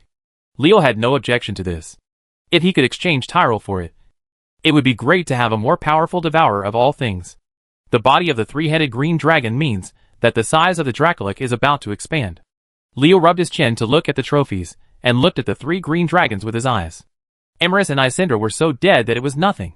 But Lei Suo was still alive, and was killed by a pseudo-legendary human. Looking at the green dragon with such eyes made him so angry that he really wanted to tear Leo into pieces.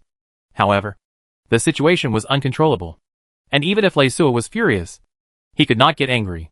After being devoured by Dragonakos, most of his strength has been lost, and he can barely maintain his soul from being sucked out of his body. However, this situation is gradually changing as his strength weakens. Lei Suo knows that if he does not change, he can't hold on for long at all. But it is not that easy to change the situation of the battle. His Lei Suo's strength is weakening, while Dragonakos' strength is gradually increasing.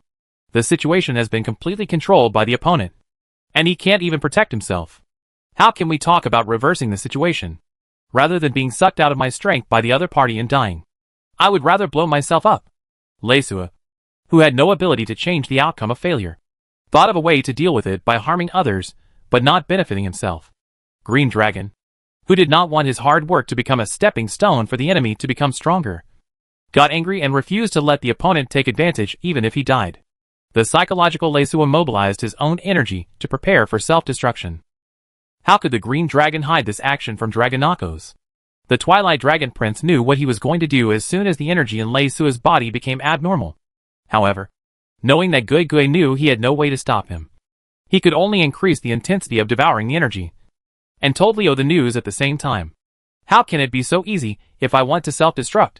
Leo smiled coldly, and a white light shot into Lei Suo's body. This white light was the bone soul strengthened with darkened soul. In terms of soul strength, Dalkin was far behind Lei Suo, one of the 4 green dragons who stood up to protect the dream.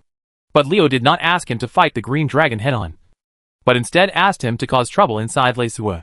It would be much easier to prevent the green dragon from gathering energy to self-destruct smoothly. The Soul of Bones didn't have the ability to fight head-on with the green dragon for control of the body, but he could still do it by being a stick to prevent the green dragon from gathering energy smoothly. The Soul of Bones entered Lei Suo's body, and he immediately tasted his power. The green dragon felt that a foreign object suddenly broke into his body. This foreign object was scurrying around in his body, and messed up the energy he was gathering. It was gathering smoothly. The act of self-destruction of energy was actually delayed like this, making Lei Suo anxious. Soul attack. It must be a soul attack. Lei Suo was not confused. He knew that the other party must have tampered with him. And the white light that the human warlock penetrated into his body was the culprit. This troublemaker must be found out. Otherwise, I won't even be able to self-destruct. Lei Suo understood his situation very well. He began to comb his body and vowed to catch the troublemaker in the body in the shortest possible time. But things would never be as easy as he thought.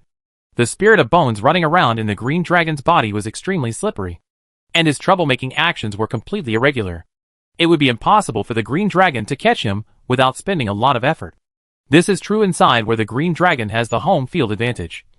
Not to mention the outside, where the green dragon doesn't have the advantage. Naralak, Yukaz, Lotheb are attacking the green dragon crazily. And even a Nubricon and Max after Nia gained an absolute advantage. He came out to kill him. Several of Leo's legendary thugs surrounded Lei Suo and beat him wildly, beating the green dragon's body until it was bruised and bloody. After Lei Suo captured the soul of bones and destroyed it, he already had hundreds of wounds, with bone-deep wounds on his body. At this time, Lei Suo found with great sadness that his strength had actually fallen to the bottom. In terms of being able to mobilize, he is not even as powerful as a pseudo-legend. If it were not for the realm of the legendary powerhouse, he would still be inferior to an ordinary giant dragon that has just grown up. Having fallen into such a situation, Lei Suo completely gave up. With his current strength, even if he self-destructed, he wouldn't be able to hurt anyone. What's more, would Dragonakos and the others just watch him self-destruct and do nothing? There is a saying that the greatest sorrow is death of the heart. As soon as Lei Suo relaxed his mind, his psychological protection suddenly decreased. Dragonakos' mist-like vortex that could swallow all things took advantage of this opportunity to spin rapidly. And the green dragon, his soul was ripped out of his body by a strong pulling force and flew straight into the mouth of the Twilight Dragon Prince. The host kills Lei Suo. The extraction of magic equipment is successful. And the host obtains the sleeping stone. The absorption ability is successful. And the host obtains a transferable ability. Extract the soul. Do you want to absorb it? Hearing Goldfinger's voice ringing in his mind, Leo knew that there was another green dragon named Lei Suo in his record. The sleeping stone, Leo didn't know what it was, but judging from the name, it might have special abilities. He was not willing to exchange it for upgrade energy. Leo was very excited to get the ability to extract souls from Lei Suo. With this ability in hand, he could greatly improve his abilities within a certain period of time when needed. And he could achieve leapfrog challenges even if he was singled out with others. Ha ha ha. I'm 90% full after eating. After devouring Reso's soul, Dragonakos felt very happy. He felt that his strength was very close to its peak. As long as he ate the ghost dragon again, he would be able to regain his full strength. With this thought, Dragonakos turned his attention to Tyrell. Seeing Ritho's soul being swallowed by Dragonakos and his body falling to the ground, Tyrell knew that they had completely failed in this battle. The three companions Emery's, Isindra, and Ritho were all dead, and it was Tyrell's turn next. Human, I won't let you succeed. Knowing that he would not be spared, Tyrell was very bachelor and stubborn. He imitated Lyso's method and was about to self-destruct when Dragonakos, the clinker, opened his mouth and bit it down. Tyrell's body swallowed up the ghost dragon in an instant, leaving not even a single residue. Phew, after eating, my strength has finally fully recovered. Chapter 439. Isn't it just resurrection from the dead? Dragonakos is known as the devourer of all things. He can devour the opponent's power to enhance his own strength. The Twilight Dragon Prince relies on his good teeth. Although Dragonakos claims to be able to eat anything, there is a difference in how fast he eats. Because everything he swallows will eventually be turned into energy to enhance his strength. And the conversion of energy is destined to be faster or slower. If Tyrell were a green dragon with a body, Dragonakos would have to spend a lot of effort to devour him. But he is a ghost dragon with only a soul, in Dragonakos in his eyes. This is a piece of mobile energy that can be directly converted into his own strength without going through it. He can directly swallow Tyrell into his stomach and digest it slowly. The advantage of this approach is that even if the ghost dragon wants to self-destruct, it cannot do so. The only thing Tyrell can do is to rely on its own will to survive in Dragonax's body for a longer time. The disadvantage is that Dragonakos is still in the body. Before the ghost dragon is completely digested, his strength will be greatly reduced. Because of this disadvantage, the Twilight Dragon Prince was not in a hurry to eat Tyrell in the previous battle. But now Emery's, Letho, and Isindra have all been killed. And Dragonikos no longer had any worries, and started to swallow the big cake of Tyrol, which he had been coveting for a long time. Knowing the situation of the Twilight Dragon, Leo didn't say much. He let Dragonakos enter his private space and let him have a good rest inside. Although Leo wanted to know what kind of extras he would get after killing Tyrol. Reward. But he is not unable to wait. Compared with additional rewards, what Leo values more is the improvement of the Twilight Dragon Prince's strength. Dragonakos' previous strength was already the top among the legendary strong men. After digesting Tyrol, his strength returned to its peak state. I don't know how strong it will be. Thinking of this, Leo was full of expectations. Dragonakos deserves the title of his strongest fighter. Dream Guardian 4 green dragons just died like this? Lydran's slightly questioning voice reached Leo's ears. He turned around and saw 2 blood elves and Valjean looking at the corpses of Imri's 3 dragons, wondering what they were thinking. As the guardian dragons, they actually bowed to the darkness. The existence of self-destruction is destined to be purified. What the paladin clone said was so righteous. Lydran looked at Leo with her eyes. The blood elf countess clearly meant Leo, a warlock, also uses dark power. Should he also be purified? Leo glared at the paladin clone bitterly. I know you like to pretend to be cheating, but you have to have a limit. Listen to what you just said. Didn't this involve me too? Knowing that he had said the wrong thing, the clone of the Holy Knight turned into a golden light and penetrated into Leo's body. Is this kid shy or avoiding the problem? Speaking of problems, Leo really had a big problem in front of him. After the battle, Lydran and Hawksbill intentionally or unintentionally stood beside Faltola, apparently preparing to meet the Death Knight. As true face, I actually forgot that there is still this problem. How can I get over it? The 2 strong blood elves gave Leo a big headache, but he knew in his heart that such problems would come sooner or later. So it was better to let it go now instead of getting into trouble in the future. With this idea, Leo didn't feel that Lydran's actions were any hindrance to him. Instead, he thought that Faltola's exposure this time was actually a good thing for him. While thinking, Leo gave Falter an order, and the Death Knight lifted up the visor that had been pulled down on his helmet, revealing his true face. Faltola, it's really you, Lydran and Hawksbill exclaimed. Although the 2 strong blood elves were prepared, they still couldn't control their emotions when they actually saw Faltola. A smile appeared on Faltola's face, and the Death Knight looked at Lydran and Hawksbill as if they were friends reunited after a long absence. Feeling extremely happy, Lord Lydran, General Hawksbill, long time no see. Watching the 3 blood elves reminiscing about old times, Leo took the opportunity to collect the bodies of Imri's 3 dragons. Although Valjean saw his actions, he didn't say a word. Originally, after the battle, the bodies of the 3 green dragons were the corpses were trophies shared by the 4 of them. But Valjean and Lydran knew that Leo would never give up the corpses of the 3 dragons to others. So it was better to sell him a favor than to make things unpleasant with him. It should be noted that for experts of their level, although a dragon corpse is precious, it is not worth a favor. Especially when a person like Leo gives him a favor. The effect can be much greater than that of a dragon corpse. Faltola spent a lot of time reminiscing with Lydran Hawksbill, and this time was enough for Leo to come up with some words. Leo, I want to know what's going on. Lydran and Faltola walked to Leo's side, although Hawksbill did not move. The Ranger King's ears had already perked up. He also wanted to know what was going on. As the younger brother of Temple General Kaltira, Faltora had already been killed once by Thessarian during the Scourge invasion. He later became a Death Knight and appeared in Naxxramas. But in that battle the Blood Elf who became the Death Knight was killed again, and his bones were collected by Leo. It stands to reason that Faltola is already dead. But why does he appear alive and kicking again? This left Lydran and Hawksbill puzzled. What method did Leo use? Lydran and Hawksbill had taken advantage of the opportunity for the 3 of them to reminisce about old times to observe Faltola. The 2 strong blood elves had confirmed that Faltola standing in front of them was a big living person. It's not a mechanical puppet transformed by Leo's engineering ability like a Nubrakan. Faltola was obviously dead, but he appeared as a living person again.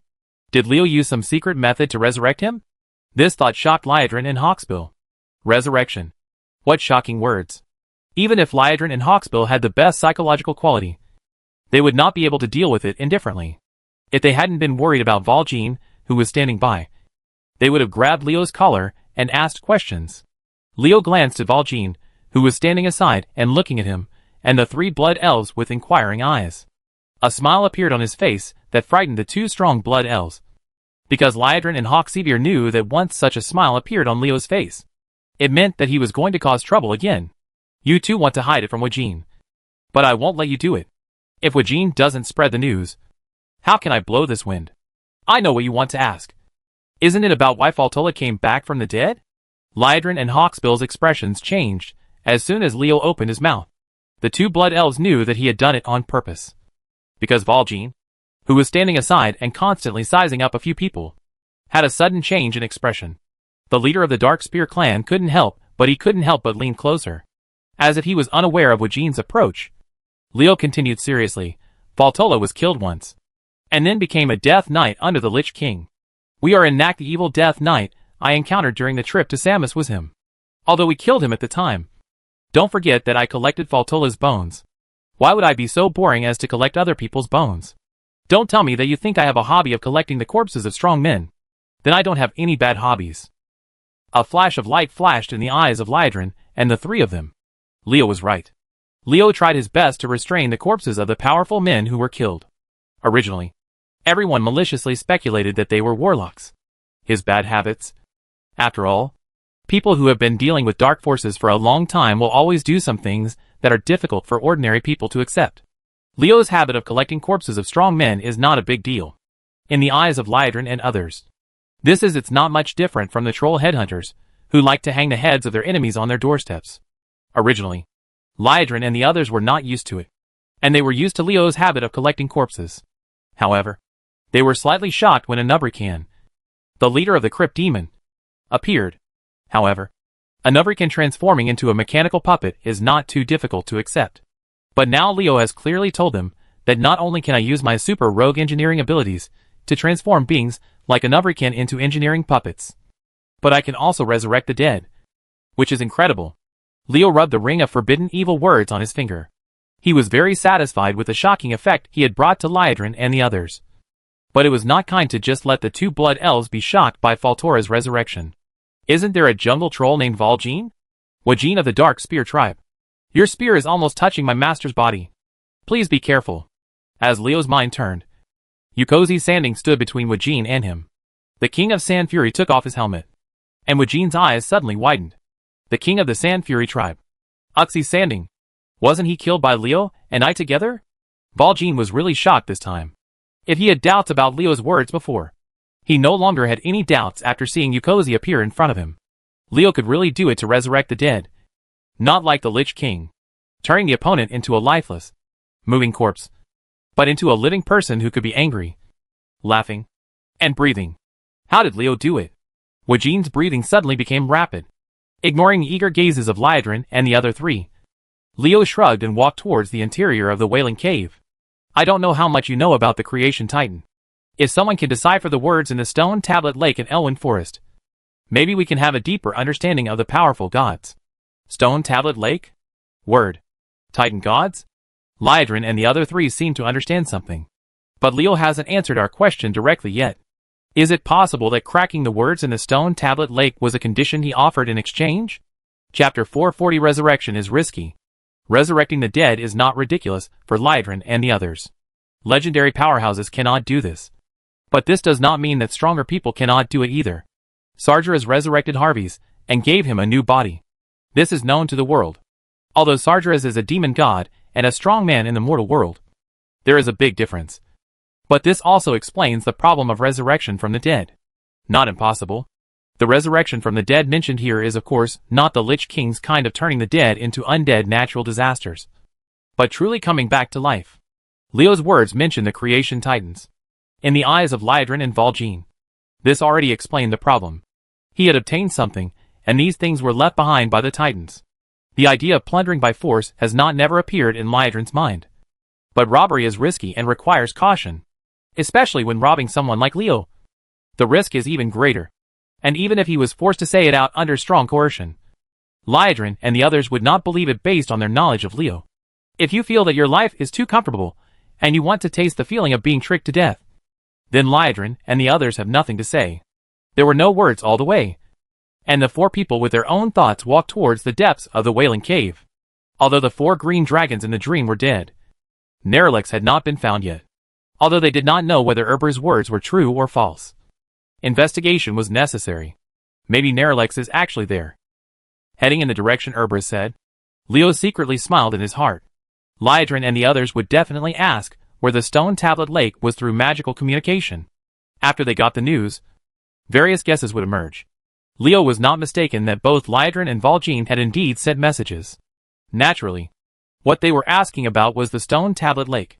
As for Leo, he might have received news about some things left by the Titans. The Blood Elves and Giants, the Magic City consciously kept it secret.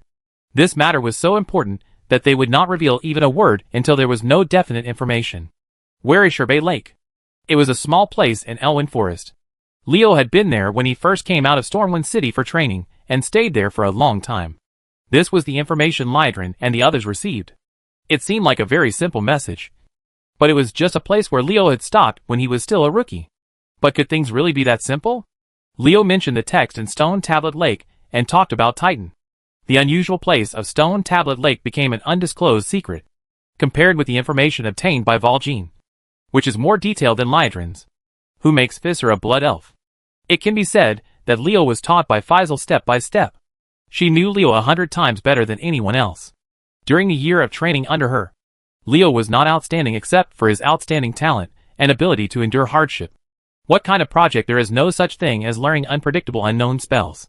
It can be said that although Leo had great potential at that time, it was absolutely impossible to reach the heights he is now. However, the fact is that there is a huge difference between Leo's current achievements and Visser's judgment at the time. Liedrin would not be stupid enough to think that Visser had lied to her. In this case, things would be very complicated.